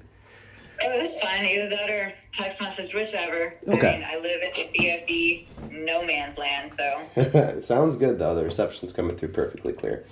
Well, that's because nobody else is here to be on the internet. Well, that's good. That's good. Yeah, so I get to suck off all the bandwidth. So yeah, either call or text it, whichever works best for you. It doesn't Okay. bother me any. All right. Sounds good. All right, thank you. Yeah, you're welcome.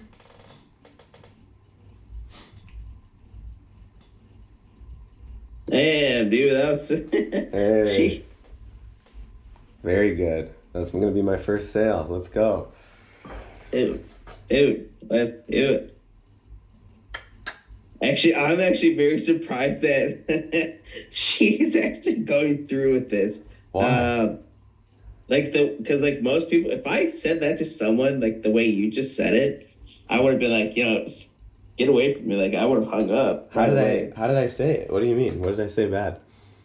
No, it's just how you got this information. Oh, well, I already have a lot of rapport built before this call, though.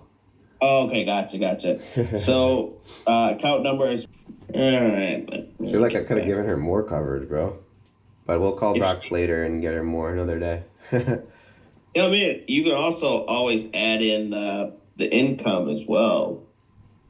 Yeah, exactly. Because I didn't even tell her. Sometimes supposed to do full mortgage plus a year's worth of salary. I've done that before with some clients of mine, where I just do it all in one. All in one what? All in one policy. So I do the full mortgage plus 1 year's worth of salary, and then I do full mortgage and just 50%. That's really good. More. That's smart.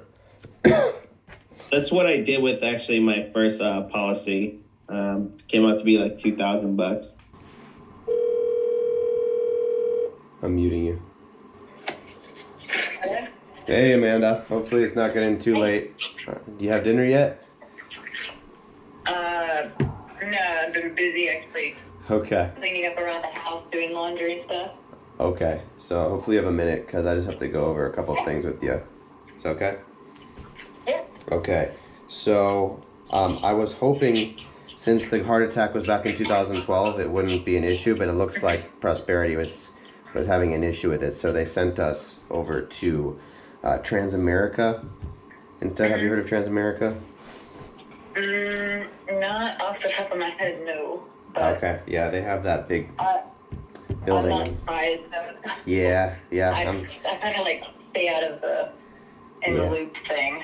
Yeah. So what I was able to do for you, Amanda, is actually got you something better and worse. It's good and bad. So what we did, yeah. So the good news is we're gonna do two different policies on top of each other. So one of them is for accidental, and that is actually $250,000 in coverage, which is awesome. So if you get into, I don't think you have accidental right now with your Army coverage, right? Okay, so that's great. So you have that on all three of these options here. The only thing is we're not able to do the full mortgage because they would be way more expensive. So I have three options for you. I have the a $50,000 amount, a $25,000 coverage, and a $10,000 coverage. Do you have a pen and paper still again? Yeah, I'm writing it down. 50, 20. 50, 25, and 10. And all three options have a 250,000 accidental. At 250. So that's good. We have, yeah, 250,000. So it's better than we had before in that way. Okay. Yeah, definitely. Yeah. So what we're doing here, so the first option, the 50,000 plus the 250,000 accidental, is 171 a month. So it is a lot. But then it goes down. So the 25,000 plus 250,000 accidental is 111 per month. And then the 10,000, so basically you're gonna double your what you already have, since you already have 10,000. So now you have 20,000 plus 250,000 accidental, and that's $75. So is that something you'd still wanna consider? Well, yeah. I mean, the less, if anything, God forsaken, the less I have to worry about, the better, because right. My aerial's already taken care of. That's good. through Yeah. military. So, literally, it's the house Yeah. that is the last piece that needs to be put together. What would your husband do if would he sell, not your husband, your boyfriend, would he sell the house if you were to pass away, or would he stay there? He'd probably stay here because we picked it together. Okay, cool. So yeah, just let me know what option we should switch over to. What would be better for you? Alright, hold on, let me think. Alright, we'll just go with the 171. Oh, okay. Okay, the 171. Yeah. Okay. Yeah. All right, we'll run that. That's the max we could do is the 50,000. So. Yeah. Well, yeah, that's what. Because of the heart attack. Yeah. And that, yeah. Okay, so we're gonna run that. We're gonna run that, but we'll probably have a couple more text message confirmations. That's fine. And also, I've got a lot of work to do, so. okay, and just one question that Transamerica has that Prosperity doesn't. They want to know what your occupation in the Army was and what your duties were. I was. Oh, cool. All right. Wow, that's pretty awesome. Yeah. And the duties? Yeah, I thought it was badass too. Yeah, it is. I like your email. I like your email address. Yeah. Thanks. Yeah, not a lot of people get it, but. Yeah. Yeah. And the duties? I literally. Yeah, that's what our job was. Wow. What country were you in? Were you in the U.S. or? Wow. Oh, okay. Okay. What? Last question. What is the highest level of education you completed? Oh, okay. Yeah, I have two totally different spectrums right there. Totally different. Yeah, but you know what? They kept me occupied and it kept me interested, so. Okie doke. I think that's it. I'll text you if we have anything else. Sounds good. All right, Amanda. Have a good night otherwise. All right, thanks. All right. Yeah, you too. All right, thanks. Bye. You can unmute. You're on mute. There you go. Wow, man. She went for the 171. Holy shit. Well, it looks like we can't write the whole full thing. Oh, really? Because there's a cutoff line. And yeah, so what you could have told her as well, because I don't know if you saw that message, you said you could have told her we can try again to see the full mortgage. Okay. Just because when we did submit the application through Prosperity, they said within that 5-year window. Okay. So well, I'll let for her that, know. Once we get the policy number and everything, and I'll call her back and give her all the info, I'll tell her that. Yeah, for sure. What's preference insurance? Personal replacement, personal estate planning. It's turned into a fatty. It's still a lot for the two of us. 171.93 times. Let's go. That's $2,063. Oh, what? Renew business sorry. Is that like the AP? Yeah. Nice. She keeps going. It's funny, like the first time we quoted her, she went for the most. Now we quote her again, she goes for the most. It's like, how many more times should we quote her? Let's quote her again. Oops, got denied. Now we have a $500 option, a $250 option. We're just going up.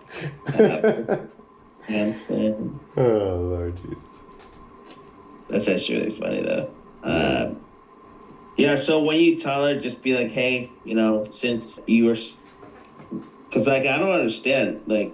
What don't you understand? Why she was declined. Because of the heart attack. No, I know, but it should have been outside that window. Right. Should have. Give her a quick text. Be like, hey, what's the expiration date for your driver's license? Okay. What's her name again? Our number? Our number is... So we're just waiting on that date. Yeah. Just go here. ADB to do 250,000. Submit to underwriting. No, this is for the ADB. Oh, okay. For America. You didn't need confirmation on a text for that? Yeah. Give me 1 second. Yeah, you might as well send that over too, so I can ask her for that too. And then you can write down this for her policy number for America? Okay. For that. So it's AM01. I see it. I got it on here still. I got your screen sharing. Cool. Oh, I just remembered I forgot to ask her for my confirmation number I gave her. What do you mean? When I initially called her back, I forgot to ask her what the code I gave her was. You know, that whole... I know, I lost my credibility sauce. She didn't care. Well, they honestly, they legit forget, like, within, like, 2 seconds after. Yeah. Because, like, I've done it. I don't know where I was going. I already forgot what I was saying. But... You were saying something how they forget stuff in 5 seconds, and then you literally forgot in 5 seconds. Oh, yeah, the code. They'd be like, hey, here's my code. When we, talk next, give me the code, and we'll open up your file, and yada. Right. And when I do have those scheduled appointments, like, I don't even mention the code, and they don't say anything either. We just go right into it. Okay. And then ask her about if her name is the exact name on the bank statement. Okay. So I need to call her and ask her name on bank statement. Name on bank statement and that expiration date for her driver's license. Expiration date, driver's license, and also separate payments. Okay, name on bank statement, expiration date, separate payments, and then we're also going to need the verification code. Can you have that sent out before I call her? I'm about to... What do you want me to do? Just get the part where it's asking for her verification code, so that way I can have that ready.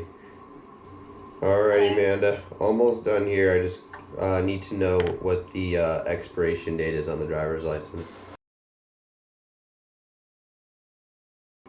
Okay. Oh, okay. You gotta go renew it. Okay. And just confirming, is your name on the same on your bank statement, or is it different? Yes. Just letting you know. So just so you know, when you look at your bank statements for the policy, it's 2 different amounts. It's going to be the 48 and the 123. So that way you're not looking for a 171. Also, does it add up to that? yeah, it adds up to that. Yep.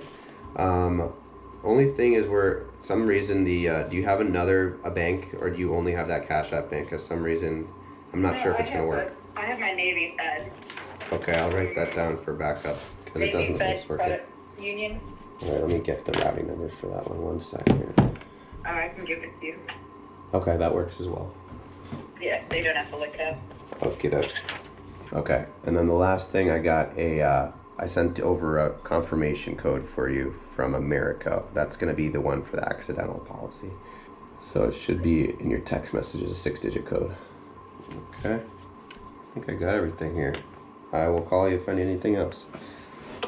All right. Sounds good. All right, perfect. Thank you. All right. Routing number is. I'm surprised that she wants to put the boyfriend. Yeah. He's her caregiver. Oh yeah, that's right. I need his date of birth and his social. Oh my God, really? Yeah, for the beneficiary. Some carriers do that, which is kind of annoying. No, some carriers ask for like the date of birth and social security for the beneficiary. Yes. Hello, my friend. I need I'm gonna need another code from America. I think they texted you another one. And then yeah, go ahead when you have that. And then for Transamerica, they just need social and date of birth. So that way they know no one's trying to pretend to be him if the time comes, that no one else is trying to take that money. Yeah, definitely. I've got both of those things. Okay, perfect. His birthday is. Okay. Okay, got it. Social. Okie dokie. I'll call you back if I need anything. Next time I call you, I'm gonna have policy numbers for you. All right, sounds good. All right. See ya. All right. Okie dokie. Hello? Yes. All right. That went well. That is the last time we'll call. The America go through? What was the code? Perfect. Signatures close. No, go back. God damn it. Got any little pets? Yeah, I've got King Corso. Oh. Yeah, a massive ass dog. He's about 140 pounds. I just looked that up. That is huge. Yeah. Yeah, he's a fawn brindle. Wow. Yes, he is my beautiful, beautiful. What a beautiful animal. Oh my God. Yes, and he's only, actually his birthday's coming up. He'll be 3 years old. Wow. He must already be full size. 3 years. Yeah, by the time they reach 3-4, Yeah. That's it. Yeah. pretty good about being set. Yeah. What this looks like, what, 100 pounds? It depends a lot on what you feed him. Like, he only gets high protein food. Oh yeah. Muscle man. Because, yeah, well, it's the best kind of food for them. And Yeah. it actually lasts longer than regular junk food. For sure. It keeps him full. Yeah. Yeah, exactly. Most people don't understand that. Yeah. I'm like, how do you not? You're from the military. You understand nutrition. Yeah. Kind of. More than I'd like. But yeah, definitely. Is everything working over there okay? It's being stupid. You got to do it on a What? computer or? I pop up. Oh, okay. Well, yeah, I'm trying. Are you on are you on a laptop? Cool. Hold on to the next one. Hey, we're making progress here. Oh right. Just so I know, what did you do to get it to work? Are you on the laptop or where are you on? I'm on my iPad. Oh, it works on the iPad. Okay, good to know. Okay. Yep. So far, all I've done is signed it once and then click all of those little yellow buttons. Yep, just like DocuSign. Yep, just click all the yellow buttons. Okay. Okay, that makes sense. Yep. Yeah, Barney style works great for me. All right. I think this is the last one. Okay. Their e-sign is not the best. It's not on DocuSign's level. It doesn't help. I live with satellite. You have one of the Yeah. clearest phone calls I've heard all day though, so that's good. Well, like highly impressive. Well, Yeah. that's because my phone is off of my hotspot and everything else is on my house. Oh, okay. So that's why my TV is geeking out right now because my iPad is on it. Interesting. Okay. Yeah. It's never. Yeah, I live in I like there is rural North America, Uh-huh. then there is very rural North America. I live in the very rural. You probably have to drive pretty Like- far to get gas. But well, it depends. 11 miles, Not bad. 17 or 24. Well, that's not bad. Yeah. Okay. Woo! It says thank you for There we submitting your go. electronic. Yay. Yay, I see it over yeah. here. We're gonna sign it over here now. Yeah, Let's see my here. county where I live, Mm-hmm. it has no stoplights Wow. whatsoever. Wow. Yes, we're Just the stop only signs. county that has none. So that tells you everything you need to know. What made you want to move out to such rural area? I kind of grew up in this type of environment, Oh, okay, that makes sense. so I was surrounded by cornfields and cows. It's just way further north. Yeah, I see. And Over in Wisconsin? yeah, Mm-hmm. yeah, I live in southeast corner of it by Lake Mhm. Michigan. Okay. But Yeah. I can't stand like hearing constant noise anywhere. That must be nice to have it quiet, yeah. Yeah, I can actually see the sky and I like Oh. all of it and Oh, its wow. beautifulness. Yeah. Well, I live So- I live here in Tampa in the big city, and I don't get to see that nice, quiet skies, you know. Yeah. Yeah, my friend lives in holy shit, I think Tampa. Oh, really? She lives in Tampa too? Have you been? Yeah, he does. Yeah. I want to say, yeah, he lives in Tampa. Oh, wow. Wow. Okay. Small world. Wow. Have you been to Tampa? 20 years ago. Oh, nice. Oh, yeah, it's a lot different here now. Looks Yeah. like we got it. Your application is submitted. Just loading now. I have a policy number here for you in a second to write down. Oh, yeah. I knew there was another step to this. Yeah, I do have your Americo policy number for you to write down already. That's your accidental Oh. coverage. Accidental. Okay. Accidental coverage. Yeah, you're gonna want to keep that somewhere safe, all that info. And you're gonna get, I'll call you in a couple weeks to make sure you got the packets in the mail. They're gonna send you physical stuff in the mail. Okay, that works. Alright, accidental coverage, red T for the account. Yeah, that number is, let me make sure we're done here before I let you go. That works. I mean, if not, you know my number. Yeah, thanks for all your patience here. You're the one that has the patience of the world. Ah, I'm yeah. just answering questions. Yeah, I try my best. Okay. Yeah, looks like I have everything here. I'll be your guy. So make sure you write down my name on there and got everything saved. Yeah. It already saved. Like my phone already picked that up. All right. Well, I definitely enjoyed my time with you today, so I'm always gonna be looking forward to checking in on you because you're a blast. Yeah. Well, I try to make people's day a little bit better. Little Same by here. little. Same here. That's the way to go. Okay, yeah. Mhm. Always bring the good Definitely vibes. was a blast. Yep. Oh God, yeah. All right. Awesome. All right. Well, you have a blessed night. One of you. And tell your, what was your dog's name? Hugo. Hugo.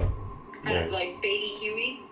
Oh, okay. All right. Well, you and Hugo and you all have an awesome night. Yes, you as well. And try not to work too hard. Thank you so much. That's appreciated. I definitely need to go take a break now. Yeah, me too. I need a drink. Yeah, enjoy. All right. Have a good drink. All right. I'll see you later. Bye-bye. Bye. Boom, baby. Boom. There we go. Thank you.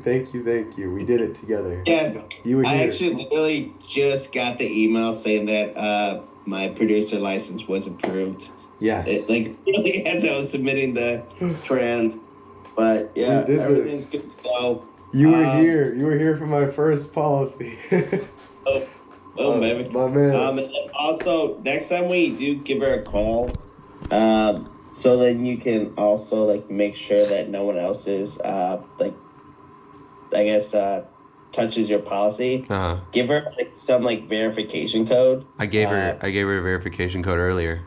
On the Okay, first. and then you told her that if anyone calls, if they don't have that verification code, they don't work for me or they're trying to scam you. Oh, I didn't tell her that. I'll make sure to tell her that when I call her in a week. Yes, that part, the verification. That's why you say those verification codes, because you Okay. want to make sure that no one else is going to touch that policy. Hey, Curtis. Yes. It's Ben. I'm just giving you a quick call here.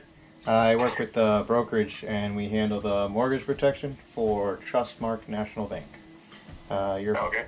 Your file here that's associated with your property on it just came across my desk and it's just showing me as incomplete. The only reason for that, sometime when you closed with Trustmark, we sent you several things in the mail about the mortgage protection, right? Where it pays off the home if you get sick or pass away. So Back the truck up. back the truck up. More Yeah. money. Yeah, back this truck up. Okay, let's back it up. What's up? This insurance policy that you're talking about, that's all it really is. Yeah. It's a life insurance policy on me and on my wife. That's correct. And it would cost $300 or $400 a month. That is not correct. No. Okay. What would it cost? So these are the state regulated life insurance programs. I am the senior medical underwriter here, so usually most of my clients are on a fixed income, and we're able to find something that's comfortable and affordable for you. Sometimes I get people policies as low as $50 a month, but it really depends on your health, and that's what my job is as the medical underwriter, is to walk through these medical questions here, and then hopefully we can get you approved, because I would lose my job if I approved everybody. That's Well, for I'll sure. go ahead and ask the questions. Absolutely. Can you grab a pen and paper for me real quick? It takes about 2 minutes. I don't know where I'm going to get that at. Let me see here. All right. You're asking a lot here. You're asking for a lot. Oh, okay. Well, I'm giving a lot, so. Okay. What we're doing here. Okay. I have a pen and paper. All right, perfect. Is it just you, or do you have a spouse there with you? No, she's not here. Oh, okay. All right. So is this your first time going through like any type of life insurance process, or do you already have? No, I've been through it many times. Okay. All right. So yeah, you already know. I have a $50,000 policy with State Farm, or not State Farm. What is the name? Farm Bureau Insurance of Oklahoma. Okay. It's a very good policy, but that's when I bought at the time. And you have gotcha. And you have 50,000 in coverage with them. Yeah, that 50,000 is paid off. Okay. After 7 years, I think I got 3 years left or something like that. I don't know. Okay. So you got a term policy with. Okay. Yeah. So I'm just gonna have you write on the paper my full name, so that way you can look me up if you need to at any point. My full name is Benjamin Sampoli, and I'm gonna give you my national producer number.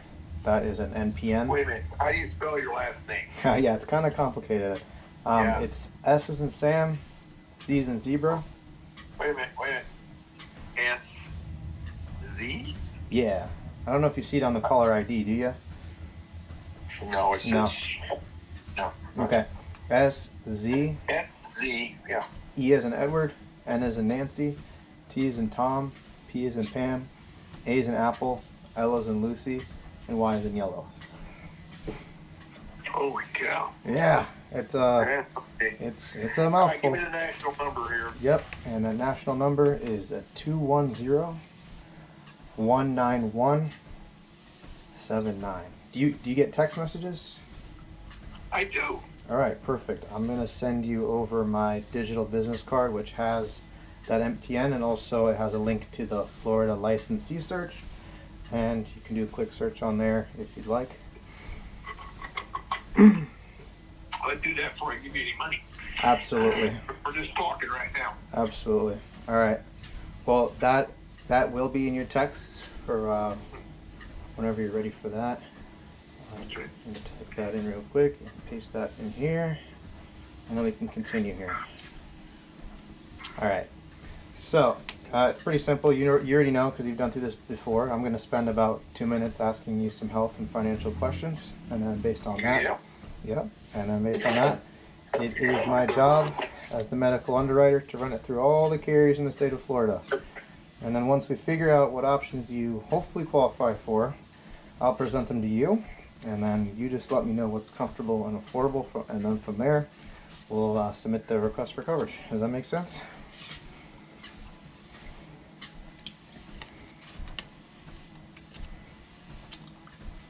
I think I lost you there. Are you there? Let's cut it now. What's good now? I just couldn't hear you. I hear you now. All right. I said you Italian boys sure have long names. Yeah. Yep. Okay. So, anyway, before we get started, I am a licensed broker, as you can see. So I'm going to shop around with those 36 A-rated carriers. Make sure you find the lowest cost, and then let's figure out what you qualify for. All right. As I said earlier, you can't just qualify for the. You can't just sign up for the mortgage protection at any time. You actually have to qualify for it. So we're gonna see what you get approved for. And like I said, I wish I could say yes to everyone, but I would probably lose my job. Let's see here. By the end of the day today, when we do apply or do get declined for coverage, when we submit the request, there's going to be 3 pieces of information required, just like any other insurance application. And those 3 pieces of information are going to be your driver's license, your social, and a bank statement or a voided check. Does that all make sense? You've done that before, right? Yes. All right. So when you bought your home, there's 3 types of insurance you needed. There's the first one is the private mortgage insurance. That's something the bank requires on their end if you put less than 20% down. And I'm sure you're aware of that. And then there's the second kind, which is the homeowner's insurance. That protects the home in the event of a flood, a fire, or a break-in. And then the third kind is finally the mortgage protection. And this is the most important coverage because it protects you and your family. God forbid if you become sick or disabled or pass away. And this is ensuring your family is able to stay in the home and everything's taken care of. So it would be included. It used to be included in the mortgages before 2008, but it's not anymore. So that's why they have an underwriter like myself to meet with you and understand your options. So it's the only one that the bank doesn't care about because it doesn't protect them. So it's the most important one for you. Does that make sense? I guess. All right. Yeah. So I'm just going to ask you these questions here about you personally, and then I'll get those applications pulled up here and see what we qualify for. So your full name here. Actually, I lost my pen. Where's my pen at? So your name that I have here is Curtis. Is that correct? Nope. It's Curtis. Oh, okay. Yeah, they cut it off there. Curtis. Yes. Oh, okay. Curtis. Okay. And how young are you, Curtis? 65. All right. 65. You're right around that age of getting your Medicare. Did you get that taken care of already? Yes. All right, perfect. So what do you do for work? Are you retired or are you still working? Yeah, retired. Retired, okay. And what was your... is this correct? Actually, I have... Yes. Okay. Perfect. And are you I'm assuming you're on a fixed income because you're retired. What is your monthly income right now? $6,100. $6,100, okay. And is that just from one source or is it several different sources? Two sources. Yeah. Sources. Is that like a 401k? No, that would be 100% disabled veteran check and a Social Security SSID check. Gotcha. Okay. Which would turn into Social Security in about a year and a half. Okay. Disability and SSI. Okay. And any surgeries, any major medical surgeries that you've had done? Nope. Nope. Excellent. Are you a smoker? Nope. Excellent. All right. Height and weight? 73 inches. That's 6'1". 6'1". Okay. Yeah, I'm not the best at math there. 6'1". All right. And then weight? Some people ask for that. Some people don't ask for inches. And I weigh 200 pounds. 200 pounds. Okay. 201 to be exact. Oh wow. You don't fluctuate? You're just always 201, huh? Well, I get up and take a whole bite in the morning, and then I'll maybe weigh 199. But okay. It's not morning, so I'm back up to 201. So, I mean, you seems like you're pretty healthy. Are you on any medications for anything major? Well, yes, I take a cholesterol pill, of course. Gotcha. Everybody. I take Ozempic and Jardiance for type 2, which I probably don't need both of them anymore because my numbers are way down. Oh, awesome. And let's see what else I take. I take a vitamin. Vitamin? Okay, that doesn't count. All right. Do you have any other debt other than the house mortgage, or is that the only? I have a car. Car. And not a motorhome, but a camper, travel trailer. Camper trailer. Okay. All right. Most people say no to this, so hopefully you as well. Do you have any DUIs, felonies, bank robberies, anything like that? Yeah, me and Bonnie and Clyde were hanging out together, and I stuck up this bank in Louisiana one time. Louisiana? You're just crossing through, huh? Just happened to be there. Bank looked good. That's a good place to... I actually stood next to a guy that robbed a bank. Really? Back in 2001 or 2002, I don't remember. I was standing in a little branch that was inside of Kroger in Denton, Texas. Really? And I can't remember the name of that bank. It's the First Convenience of Waco or something like that. Anyway, I was standing there, and the girls acted weird because I go in there almost every day, deposit checks and stuff. And standing there doing my business with her. She's kind of acting weird, and came in the next day to do the same thing. I did it every day. Yeah. And so, what's up with you yesterday? What's the matter? She goes, the guy standing next to you was robbing us. Oh my God. I said, what? And she goes, yeah, he slipped us a note, and we just gave Oh him my money God. and let it go. And Wow. we pushed the button as soon as he's gone.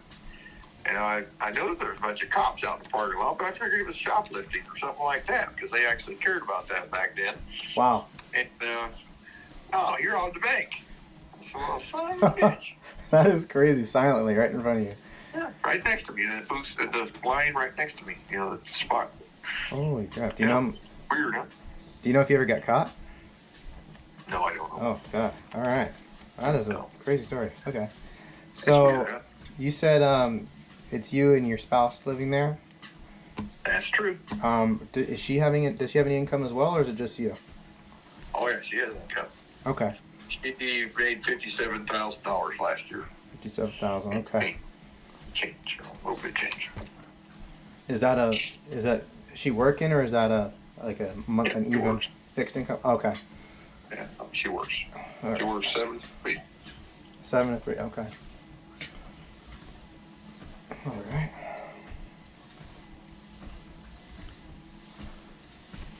All right. Okie doke. So do you have any other dependents in the home, or is it just the spouse? Oh, no, just my dog. And your daughter? Okay. Yeah. Gotcha. He's more important than anybody else. Absolutely. Family first. Is it I'm married to a foreign lady, she's Thai, and they just now started having dogs personal dogs in their homes and stuff. Mhm. She didn't understand that, Right. you know. When she came to live with me in America, and she said, "What the hell are you this damn dog in the house all the time for?" Well, I said, now she gets it. She's more worried about him than me. If she calls, how's Parker? Oh, he's fine. He's laying right here. What'd you call for? Oh, I have a question for him. Well, the first question is how is he, not how are you? You know? Yeah. Well, okay, you have second fiddle. What's your daughter's name? My daughter? I got a couple of them. Why? What do you want them names for? I thought you were saying doesn't she live with you? My daughter? I misheard you. You said dog. Your dog. D-O-G. Ah, okay. Gotcha. What's your dog's name? Parker. Parker. Okay. All right. Gotcha now. I was writing if you had any dependents in the home, and dog can't have your dog as your beneficiary, unfortunately. I wish we could. Okay. I got kids your age and older, you know, so. I Oh, got 40 and a 38-year-old or 39-year-old, Oh, do you? 29-year-old, 28-year-old, something like that. I'm just scattered out, but they're all over the country too, so. Okay. You get to see him often? No. Oh, darn. Yeah, that's kind of the case when they move across the country, huh? Well, I don't even call anymore. I Oh. don't give a shit. Alive or dead. They are not going to be beneficiaries. Oh, Just okay. Just your wife. Okay. And if she's dead first, then I'll switch it over to my youngest son because he actually calls me all the time. Okay. Well, that's good. At least you got the youngest son calling you. So now we're gonna move on to just one more question for the medical. So you said you have diabetes and cholesterol. Yes. Okay. And then I'm gonna just go through a list of other things. Do you have, and just stop me if you do have any of these: heart attack, stroke, cancer, neuropathy, lupus, asthma, COPD, thyroid, any of that? You mean tingling the feet neuropathy or the other kind? Oh, There's two kinds. well, I'll have to get back to you on that. One of them causes diabetes, and one of them is a dangerous condition that can kill you. But the diabetes one, just about every type 2 diabetic has that tingling in the feet. Right. They call it neuropathy, but it's... Right. Okay, that probably just falls under diabetes then. Yeah. All right. Well, that's all for the medical questions. The rest is just about the mortgage. Do you know? So, when did you take out the mortgage? Did you do that recently or a long time ago? August. Okay. Do you know what the current balance is on it? 29,000 and some change. Oh, okay. So you must have put a lot down, or is that how much you have currently in equity? I don't understand your question. By balance, I meant like how much do you have left? Do you owe? $29,000. Oh wow. $299,000. Sorry, Oh. I understand. Oh. I said it wrong. Okay, that makes more sense. Okay. 299,000. And is that a 30-year? Yes. Okay. Will I last 30 years? Maybe. Maybe not. Who knows? I hope so. 85, 85. How many guys you know live to 95? Oof. I'm sure there's a percentage number. I don't know exactly what the number My is. wife will. Your wife? She's a lot younger. Oh yeah. She's healthy. Yeah. Oh yeah. How's your wife? 54. Oh yeah. Okay. Yeah, she's decently younger. So, okay. And the house value, you think it's still around 300,000? I know it is. Okay. Perfect. 6 months old. Yeah, it's definitely still around the same. All right. And what is the monthly payment on the mortgage? $1,950. Okay. And so I'm assuming this is your forever home. I have this question here. That's correct. Unless I win the lottery, then I'm going to buy a second home in Thailand. For my wife. Thailand. That sounds perfect. Down by the nude beaches. Down by the only nude beach they have. So I can sit there with my binoculars and watch movies all day. Oh God. All right. Wait. You'd do the same thing. Whatever. Whatever you prefer. Do you pay off any extra towards your mortgage every month, or just the minimum? We haven't started doing that. We're waiting. We got six payments left on the credit card, and it'll be paid off, and that money will get transferred over to the mortgage. Oh, excellent! Well, congratulations on that. Yeah. That was a big pull. I bet. That was a lot of money. Credit card debt is no fun. Yeah. Interest rates suck. Go ahead. Next question. Next question. How many more months of bills do you have saved if you had zero income? I'm assuming from the credit card debt. Maybe. You have savings? Well, yes, we do. Okay. We got $15,000 in savings. Okay. In savings account, so yeah, we could last for a little while. If Biden completely destroys the economy, we can maybe survive a little bit longer. And is that just in a savings account? If he destroys it for everybody, so I don't have to really worry. You're not going to repossess everybody's house. You can't. No. But. And is that in just in a savings account, or is it like a IRA? Yeah, right now it's in a savings account. We're going to move it over to a certificate pretty soon. Okay. That's good. All right. And last question. Did you already have, you said you already had some life insurance. Do you know what company that was, that $50,000? Still the same company. Oklahoma Farm Bureau. Oklahoma Farm Bureau. Okay, I'm just going to write that down. Are you from Oklahoma, or how did you end up with that one? I lived there when I bought the insurance. Oh, okay. I'm from Rensselaer, Indiana, and I'll buy you dinner tomorrow if you can spell it. Say it one more time. Rensselaer. Rensselaer. Go. God, I don't even know where to be. I know it starts with an R. I'm going to repeat on you. Let me have your credit card number. All right, whenever you're ready, I'll send it over. All right. Got my pen, made me go get it a little while ago. I'm ready. How much are you gonna charge it for? Just a deluxe pizza. It's gonna be $20. Just a pizza? All right, I'll buy you pizza. No problem. And what did you said the monthly payment on that Oklahoma was if I recall correctly, was it, you said 300 or no? Oklahoma? The insurance payment? Yeah, the insurance payment, or you said it's paid off? No, I said I had 3 years. 3 years. Paid off. It's like $250 a month or something. Oh, $250? Yeah. Okay.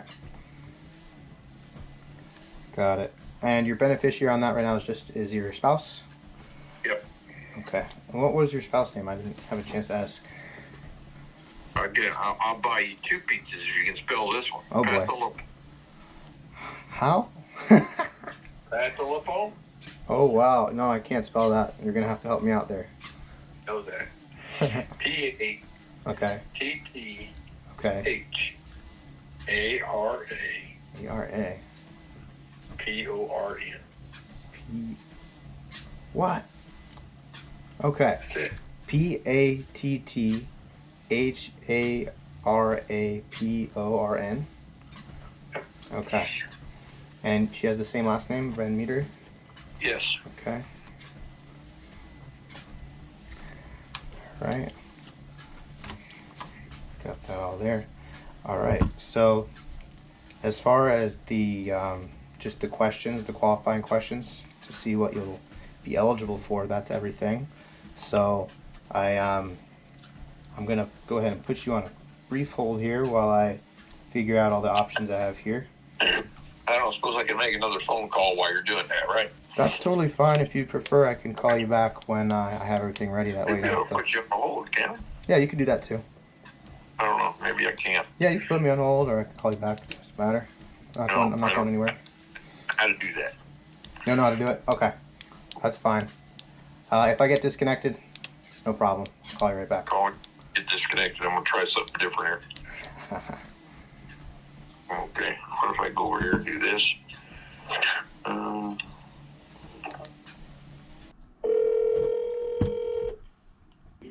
Hey, what's up, dude? Hey, brother. I might need help submitting an application. I don't think this guy's going to get approved with Prosperity.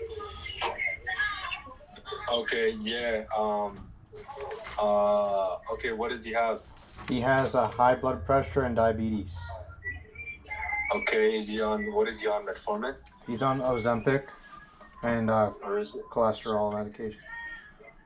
Okay, cool. And then how old is he? 65. 65. And how much No surgeries, no smoke.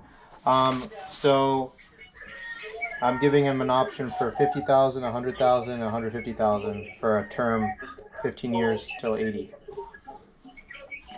Okay, and who are you quoting with Prosperity or what? Yeah, I quoted him with Prosperity, but I didn't give him the options yet because actually I was thinking to myself he probably won't get approved with Prosperity. Let's do MM. Okay, let's do it. Or I don't know if they take 65. Oh. MM, check on the quote tool. Okay. Do you have it? I can Google it. Yeah. MM term. And then you're not. Are you on the phone with him right now? No, I told him I'd call him back when I'm ready. Oh, okay. Got it. Well, I'm gonna be back in the office like in 10 minutes. Okay. Do you want to wait then, or you can start looking up the quotes with MM, see if they take a 65-year-old. It but says MM is gonna be like the cheapest. Yeah, it says MM here, level term insurance to age 95. Okay. Yeah. So it's MM. I like MM. It's like the cheapest for like. Oh yeah, they cover all these diseases. Okay. All right. And then they're more lenient on. Okay. On medical conditions and stuff like that. Right. Okay. Let me try And and it's gonna run. be in North Carolina. Yeah. No. He's in Florida actually. Oh, in Florida. Okay, that's perfect. Yeah. Okay. Okay. Yeah. I'll try this quote. Yeah, quote him for that. Oh, it's not letting me do the quote without my agent number. Oh, well. Well, I can try putting in my agent number. Maybe it'll let me in. Let me see. Well, how about do you want my agent number and then my login, and then you can do it through there, or do you want me to? Oh yeah. What's your agent number? It didn't let me in. Okay, give me 1 second. Let me pull it up on my email. Okay. And he already has a $50,000 policy that he pays like $250 a month for. Can you hear me? Yeah. Okay, so my agent number is 001 Okay. 108 2919. Still says invalid agent number. One more time. Let's see. It's give me 1 second. Let me pull it up. I'm sure I'm giving you the right number.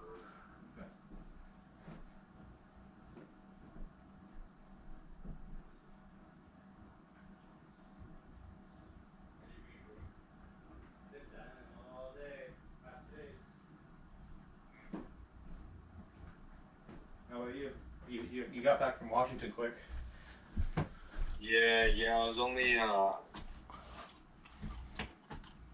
was only out there for like 4 days. Oh, okay. With my daughter. Yeah, it was quick.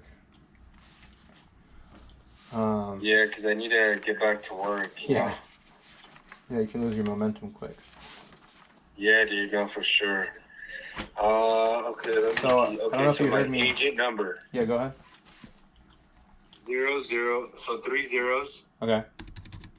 108 Okay. 2919. Ah, got it. Got it? And then it says to select a product. So term made simple, is that the one? Yeah, term made simple or the easy term. Easy term. Oh, so I'll just try both.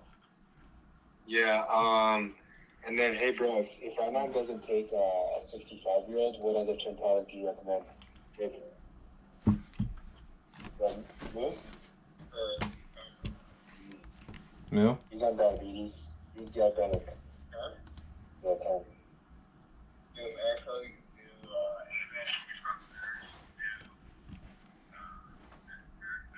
can do America, too. Okay. So check with MM and then America. If you need any of my logins, Yeah, just let me know. Okay, alright. I'm gonna start making a quote for it, MM. Yeah, and then you can also like submit the application yourself, so you can start getting used to it if you want. Okay. Or Yeah. I can do it or whatever. Yeah, I'll definitely would prefer to do it myself if I can. Yeah. Yeah, because it's not that hard. I mean, that's how I learned. It's just like by doing it. Oh wow, they have It's really not difficult. It's just like you input their information, they ask you like questions, and Hey, it's pretty easy. how do you decide whether to give them ROP or not? Like I don't want to overwhelm them with like so many options, you know. So no. I don't think you can do an ROP at his age. So that's a return of premium. Right. Okay. It would be more expensive. Okay, true. All right. So, and then just play around with like the 10, 20-year terms. Okay. And if they don't take a 65-year-old, then try America after this. Okay. And then if you need my logins for that, then just let me know, okay? Okay. Checking it out right And then when you're ready to with like some numbers, Mm-hmm. just let me know if you want me to submit it myself or if you want to submit the application. Okay. Yeah, I'll let you know. Okay. All right. This is a lot. Yeah, just yeah, dude, it's a lot, but yeah, let me know once you find some numbers. If you want, I can get on the call with you. Yeah. Whatever you want. Yeah, I got some numbers here, but I don't know if it's approved. If he would get approved or not. So with who? With what carrier? with AMM, it gave me the three options here. 135 for 50,000, 262 for 100,000, and 391 for 150,000. Okay. That's for so 20 yeah, years. now, I mean, should I give I him? think he would get approved. Should I give him a 20-year and a 10-year option for term, or just 20-year? Well, if he can get a 20-year, then that'd be better, don't you Yeah. think, for him? Yeah, I think so, but it's just more expensive. But yeah, if you want to give him something cheaper, then just show him that the 10-year. Yeah. The 10 years much cheaper. Alright, I got so many options for him. And then, so do you want to submit the application yourself with AMM? Cause Yeah, I can do it. okay, so I'm gonna send you my. Did you see where it said to fill out EAP? Yeah. Like where you did the phone quarter? Yeah, I saw that. You saw that? So it's like the middle one. Okay. And it'll pull up the application there. Okay. Perfect. You sure you got it? I'm gonna do my best. Gotta learn somehow, right? Yeah, no, Just yeah. gotta jump in. No, for sure. Alright. Yeah. And then if you have any other questions, like just give me a call. Okay. Like while you're in the call with that guy. Does this have accidental? Yeah, they might. You have a good chance with Prosperity. Really? Okay. Yeah, that's with accidental, so it is cheaper with Prosperity. So Prosperity does have living benefits. Yeah, it's $293 for 150,000 with accidental, and then Yeah, I mean, yeah. Prosperity's gonna be one of the cheapest ones too. It's gonna be hard to beat. Yeah, just the only thing is I can't go over 150,000. That's the most they offer. Oh, for Prosperity. Pretty sure, yeah. FFT. Did you do the FFT one? Yeah, FFT. Let's see here. Let me just double check. I'm pretty sure I can't. It didn't let me do 200,000. 0714. Yeah, it might be his age. Yeah. Let's see. 15-year term for 300,000. Oh, it says maximum face amount is 250,000. Okay. I'll quote him for that then. Hello. Sorry it took so long. I had to get a couple options, backup options, because I can't guarantee anybody's going to approve you for these because they are pretty strict. But do you have your pen and paper still with you? Because I have the options for you to write down. Yeah, let's see. All right. Option one is don't die ever. Well, before I give you the options, I just wanted to ask you two questions. Do you know what your wife wants to do with the house if you pass away? Is she just going to stay there, or she wants to sell it? probably sell it and go back to Thailand. For real? I don't have any idea what she'll do. Okay. Talked about, it just depends.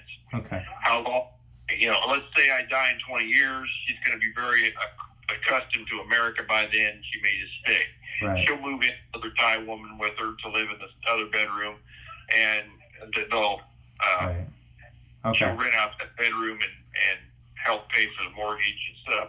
Okay. I have every intention of refinancing this as soon as Biden gets out of office and we get somebody in there to get the interest rates back down to where they're supposed to be. Yeah. The Yeah. interest rate should be 4.5%. They should.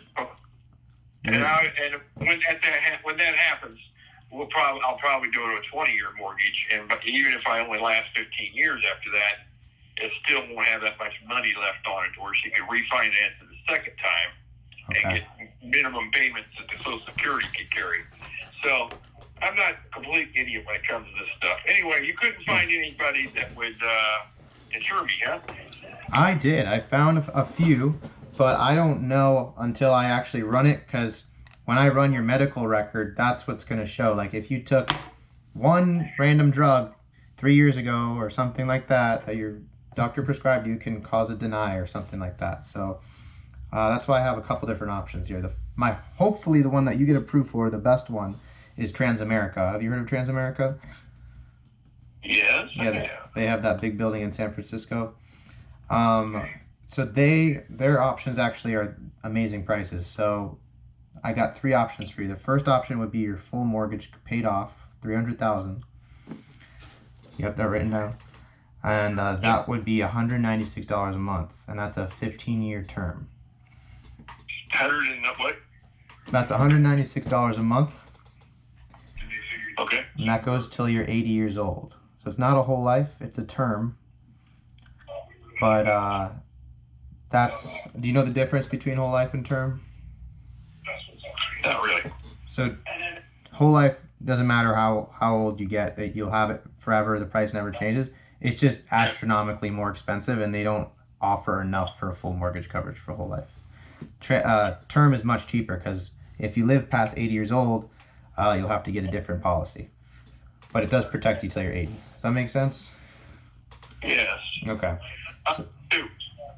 So that's the cheapest option.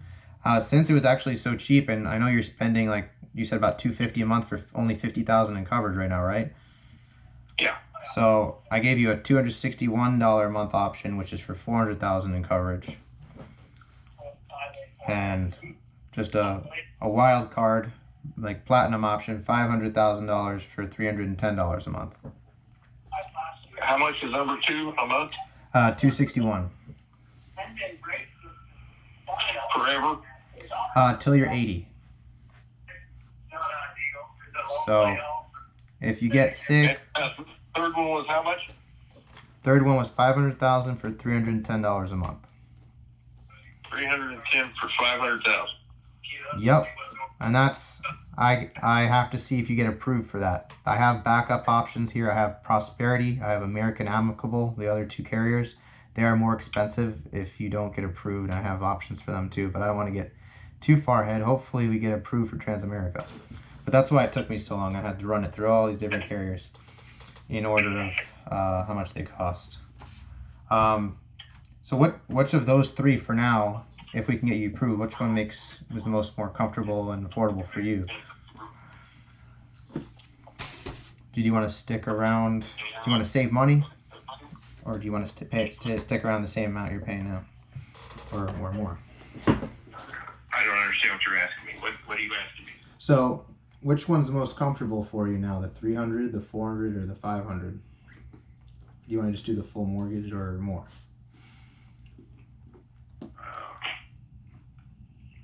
I don't know right now. Okay.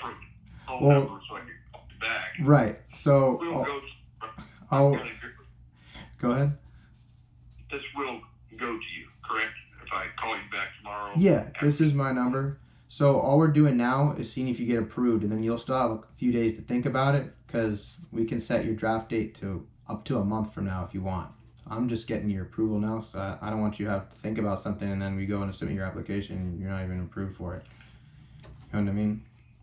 So at least we get you the carrier that works for you, that will, I know for sure will take you, and then you can go ahead and think about it. Does that make sense? But just for approval's sake, which one do you think makes the most sense for you now? We can always adjust it. We can make it go less, more, think about it, change it. 400,000 makes the best sense. I think so too. That's why I put that right there in the middle. Yeah. Yeah. If I get approved for that, and I can Absolutely. drop the one up Homa, which basically is just a wash. Yeah. 9%. Yeah, that So- is minuscule compared to this, yeah. So, okay, let's see if you get approved for that. Go ahead and grab your driver's license, and I'm gonna take that down.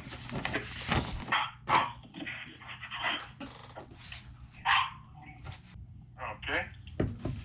Okay. And that's a Florida driver's license, right?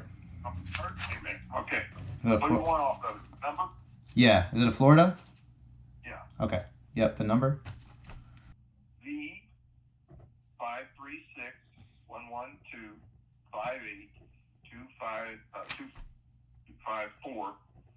536-112-58-254-0.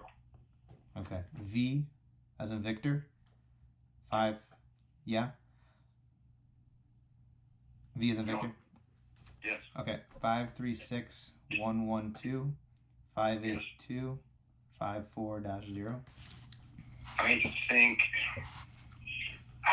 they make your Florida cards so hard to read. It could be 5. It's either 5-8. Yeah, Do you- 5-8. Do you want They got that reflected Cody on there. You have to look at it. Do you want to send me a? Correct. You want to send me a picture of it, or are you sure? No, I'm sure. Okay. All right, and then let's see here. Also, I'm gonna need which bank are you banking with? Did you open it in Florida, or is it Oklahoma? USAA. USA. Oh, you talking about the mortgage loan? No. What would you be using to pay for the policy? That would be USAA. USA. And did you open that in Florida or over in Oklahoma? Oh, or- I've had that 15 years. I don't know if I was in Texas. In Texas? Yeah. Okay.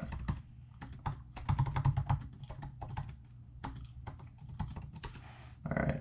And I have the routing number here. I'm going to confirm with you. Do you have the routing number for it? No, I It's- don't have any. Do you have a check? Do you have a voided check? I'm just going to read this out to you and tell me if it's correct. I thought you were going to see if I got approved before you start dipping your fingers into my bank account. No, this is just to confirm there's no prior insurance fraud, money laundering, or anything else illegal linked to your bank account. Does that make sense? I'll give you the routing. I don't want to give you my bank account numbers. I'm very uncomfortable with that. Right. I get that. Man, it's not like I walked into Transamerica and I said, hey, I want this policy. You called me on the phone, so Right. I don't know how to fix that. I'm not comfortable giving out credit card or banking information over the phone unless I know that person. Of course. I just got a quote on car insurance today, and I told her I'd come down tomorrow and do it because I wouldn't give her the credit card information, the banking information. Right. So it's not you, it's me. I don't. Okay. I've been off 3 or 4 times getting into my bank, and I just don't want to give that information out. So Okay. I don't know how to fix it. Yeah. Okay. Just the way the Transamerica application works. I'm not asking you for your debit card. I don't want to give that out. You're asking my routing and bank cards, Right. and you can pull out ACHs that way. So, well, unfortunately, there's a lot of money laundering in life insurance. So and it's different than driving. So while they check your medical records, they also check to make sure you have a valid U.S. checking account and nothing is coming out of your account today. Well, this it's is a deal breaker. Sorry, buddy. this. I ain't doing it. this is for your application. You've already been pre-approved, so this is the I don't method. care if it's for Trump. I don't give a fuck what it's for. I'm not giving out this over the phone. Okay. So unless you want to pull into the driveway out here and collect it personally, you're screwed. I'm not giving Well, it to you. I don't mean to be an asshole. No, you're fine. Well, you're over in Panama City. I'm over here in Tampa, so that would be a bit of a drive. Yeah, that'd be a good drive, man. Come up to the better part of Florida. The better part. Tampa's where all the fags are at down there at SeaWorld. And St. Or not Pete. SeaWorld, but Disneyland. St. No, Pete. you're in Tampa. I'm sorry, you're all right. Yeah. Brady lives down there. Tom Brady used to live down there, and the Buccaneers was there, so you're in Yeah. good shape. Yeah, we used to have It's two. Orlando that I don't want nothing to do with. Oh God, no, I hate Orlando. Yeah. Um. So I don't know how to do this. Yeah. I'm gonna have to do some research on you, which I don't have time to do. Okay. I'm going out to dinner. So I'll call you tomorrow and we'll work on this, okay? That works. Yeah. You have my. I'm not trying to screw you out of your commission. No, you're fine. I'm just saying, I just don't want to give this over the phone. Of course. Yeah. No, I wouldn't want you to feel uncomfortable with that. You have my national producer number there, so you can type that in when you have the chance. Into the Florida CFO website there, and well, we'll talk tomorrow then. I'll give you a call around the same time. Yeah. Okay. All right. Perfect. Sounds good, Maybe Curtis. there won't be 500 things going on tomorrow. Yeah. Like there is. I just bought a $25,000 camper. I got to get insurance on it. I got to get it moved into the yard. Oh yeah. And I got a lot of moving parts today. This whole week's been like this. It's a pain in the ass. Tomorrow's a lucky day. Tomorrow's the leap day. Is that the day? It's the Yeah. lucky day. Tomorrow's Now, our it's February a lucky 29th. day. All right. Thanks, sir. All right. Later, Ben. All right, Bye. Curtis. All right, bye-bye. Will be get the best coverage and the cheapest coverage. So, yeah, it's gonna be real simple. 0. Oh, perfect. That makes my job really easy. Okay. So 0 medications, 0 surgeries, and you don't got one of those deep smoker voices. So I'm assuming you don't smoke. Okay. All right. Perfect. All right. And what was your date of birth? 1998. Okay. And your occupation. What is your actual title as your occupation?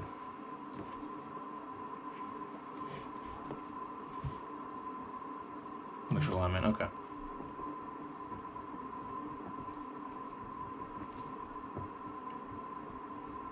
Oh wow! So you're up there on the cables, working up on those bucket trucks. Oh wow. That's a pretty dangerous job, right? Oh wow, yeah. Is that why you are looking for the life insurance? Yeah, it is very important. It would be you'd be one of the rare people not to put in place, since it is such crucial coverage. It'd be like, like driving a car without car insurance. Yeah.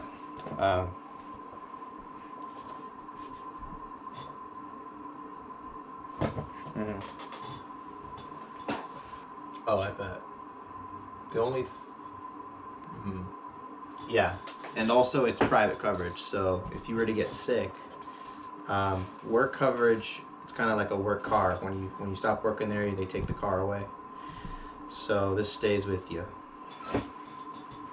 Now, what is your height and weight? 5'9", 80 pounds. Okay.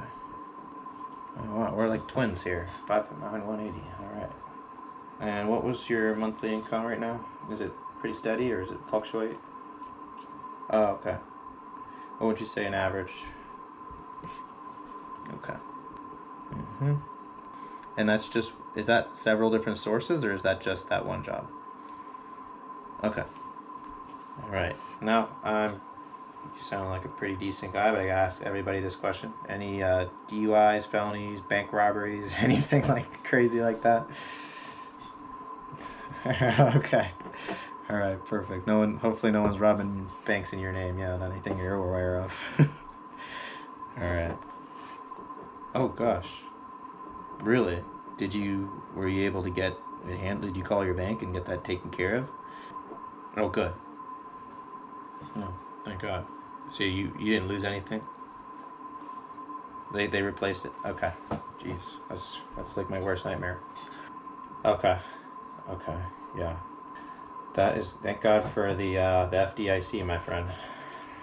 All right. Next question.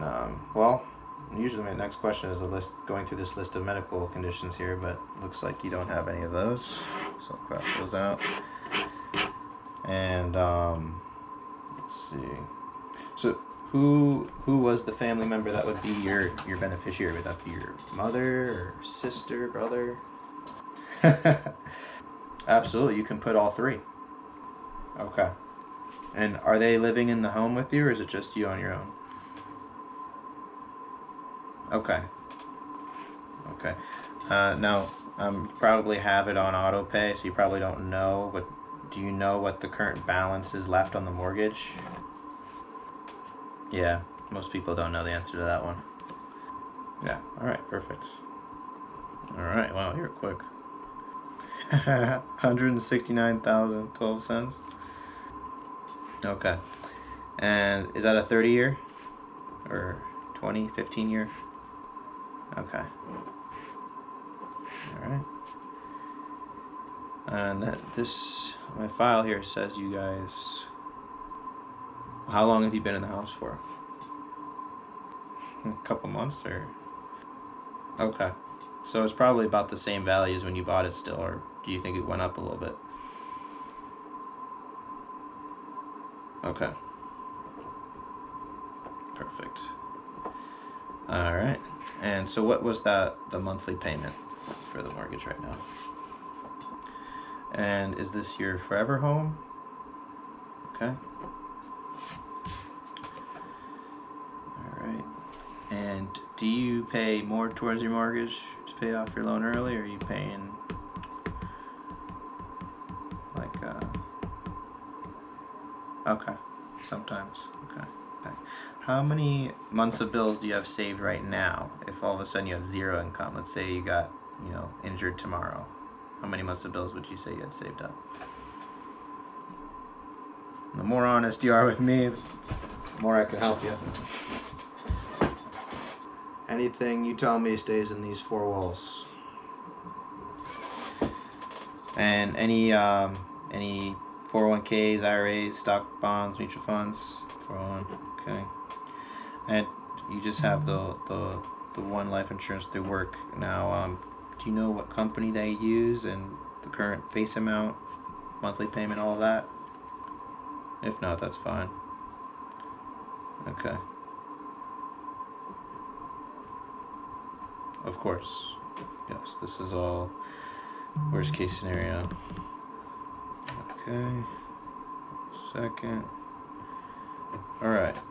Now, there are different types of mortgage protection. I'm just gonna tell you about the two types, so that way we can just figure out what would work better for your budget. Now, there's the cheapest option, which is the kind that doesn't have any return on premium. So it's super cheap, but whatever you put into the policy, you don't get it back.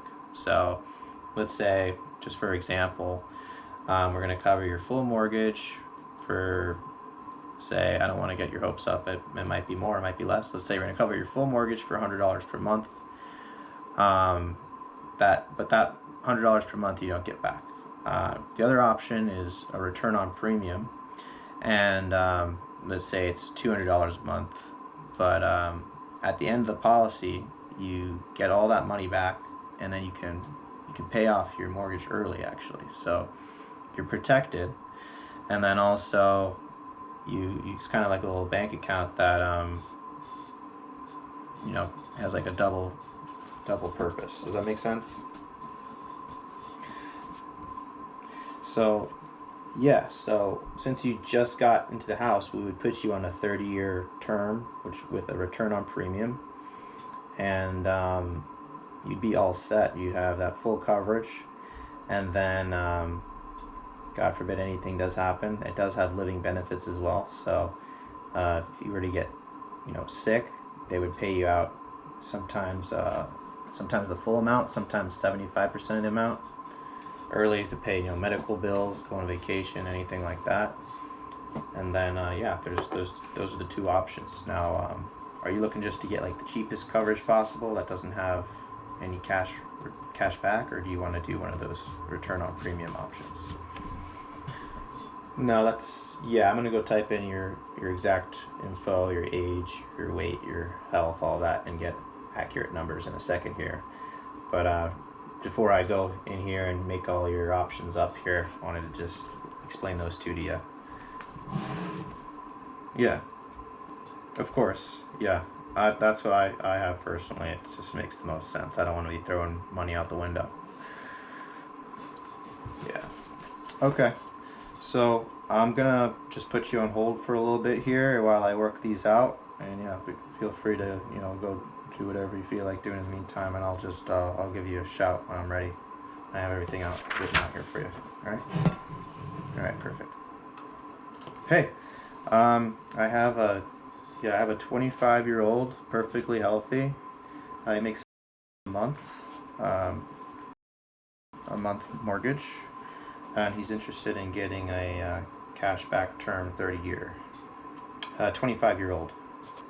Well, I explained him the difference between the non-cashback and the cashback, and he said he would prefer that one. I have Prosperity, GTL, American Amicable, and Occidental. Okay. RLP option. Is that the easy term or the term made simple? Okay. Term made simple RLP. Okay. Sounds good. No meds, nothing. Nope, he said he's got absolutely nothing on there. He is an electrical lineman, though. He has a very dangerous job. Does that affect approval at all? Ah, okay. Gotcha. All right, thanks. Okay. All right, will do. All right. Hey, sorry for the wait. All right. Wow, this is some of the best prices I've seen. Healthy 25-year-old. Always a blast. All right. Do you have your paper? Okay. So on the top, I'm just gonna write mortgage protection, and then you're just gonna put. I'm gonna give you. I usually give people 3 options, but I'm gonna give you 4. All different ranges. So the first one is just the super cheap option. It's not your full mortgage. It's just 100,000, and that would be $45 a month. And these are all, write that down, that they all have cash back, so they all are returned at the end of the 30 years. That's $45 a month for 100K in coverage. Second option is your full mortgage, $169, and that is $72 a month. And then the third option is an extra 100K. I gave you an option for that, $269,000, and that's $111. And then, since it's so cheap, I usually only give 3 options, but I gave you just a lottery ticket option here. I gave you 500K for $203 a month. So at the end of the 30 years, you're going to get a nice big check. You're going to be able to pay off your mortgage and have, some extra money there. Yeah, pretty cool. So based on those options there, what makes the most sense? What's the most affordable and comfortable for you? Well, I know it is tough. So the thing is, you don't have to actually, your decision isn't set in stone today. You can always call me back and we can move it down or move it up. So there's no pressure today. We're just going to see what you get approved for and put your application in.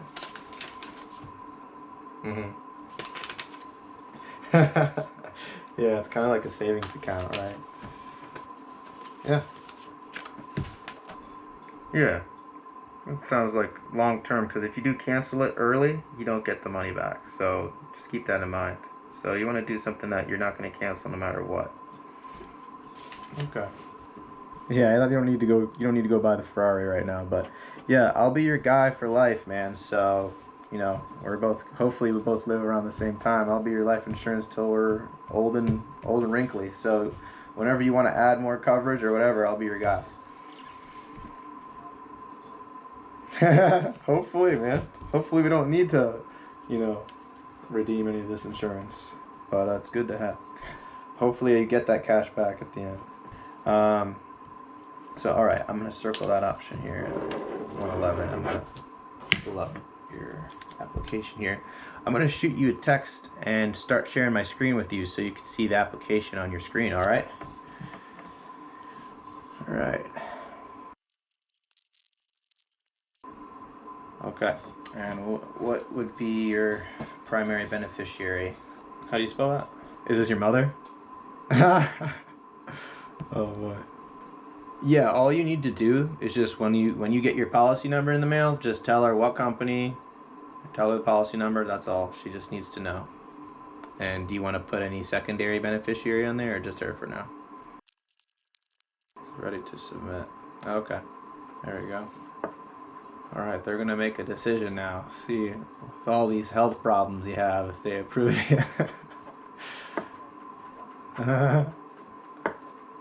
So what is your like day to day like as an electrical lineman? Like what's that job like? Oh my god, you're like the Grim Reaper over there. That's crazy. You have to go physically out to each property to shut it off. You can't like just flip a switch at the factory. All right. Oh, you knock on their door? Oh my god. The past 5 years, I didn't know. Hey, look at that. Look at that. Looks like that's some good news there. Usually, I usually tell people, hey, the good news is you've been approved. The bad news, you're stuck with me for life. Alright, cool. So basically now you just have to look out for that packet in the mail, and I'll touch base with you later, and you can let me know if you want to adjust anything, like I said. And then I can just call up American Amicable. By the way, that's the company that we got you insured with, in case I didn't mention it. But yeah, did you have any other questions before then? If you do, you can always just give me a call. All right, I bet you probably want to push your feet up and relax now, because I was talking to you since you got in the door. Oh yeah. All right. Sounds good, brother. Well, you've been super kind, and it's been great speaking with you. Glad I was able to help you out today. Now, what was a good number for your mother? I'm going to shoot her a call as well, let her know she about the policy when I get those numbers. You have that memorized? All right, 336. All right. Yeah, so I'll take care of telling her all the numbers and everything, so you don't have to bother with that. And I'll shoot you a text when she has all the info. So yeah, it makes it easy for you. Yeah, you can let her know too, either way. Alright, man. Eat good. Eat something good. Sleep well. Alright. You have a good night then. Bye-bye.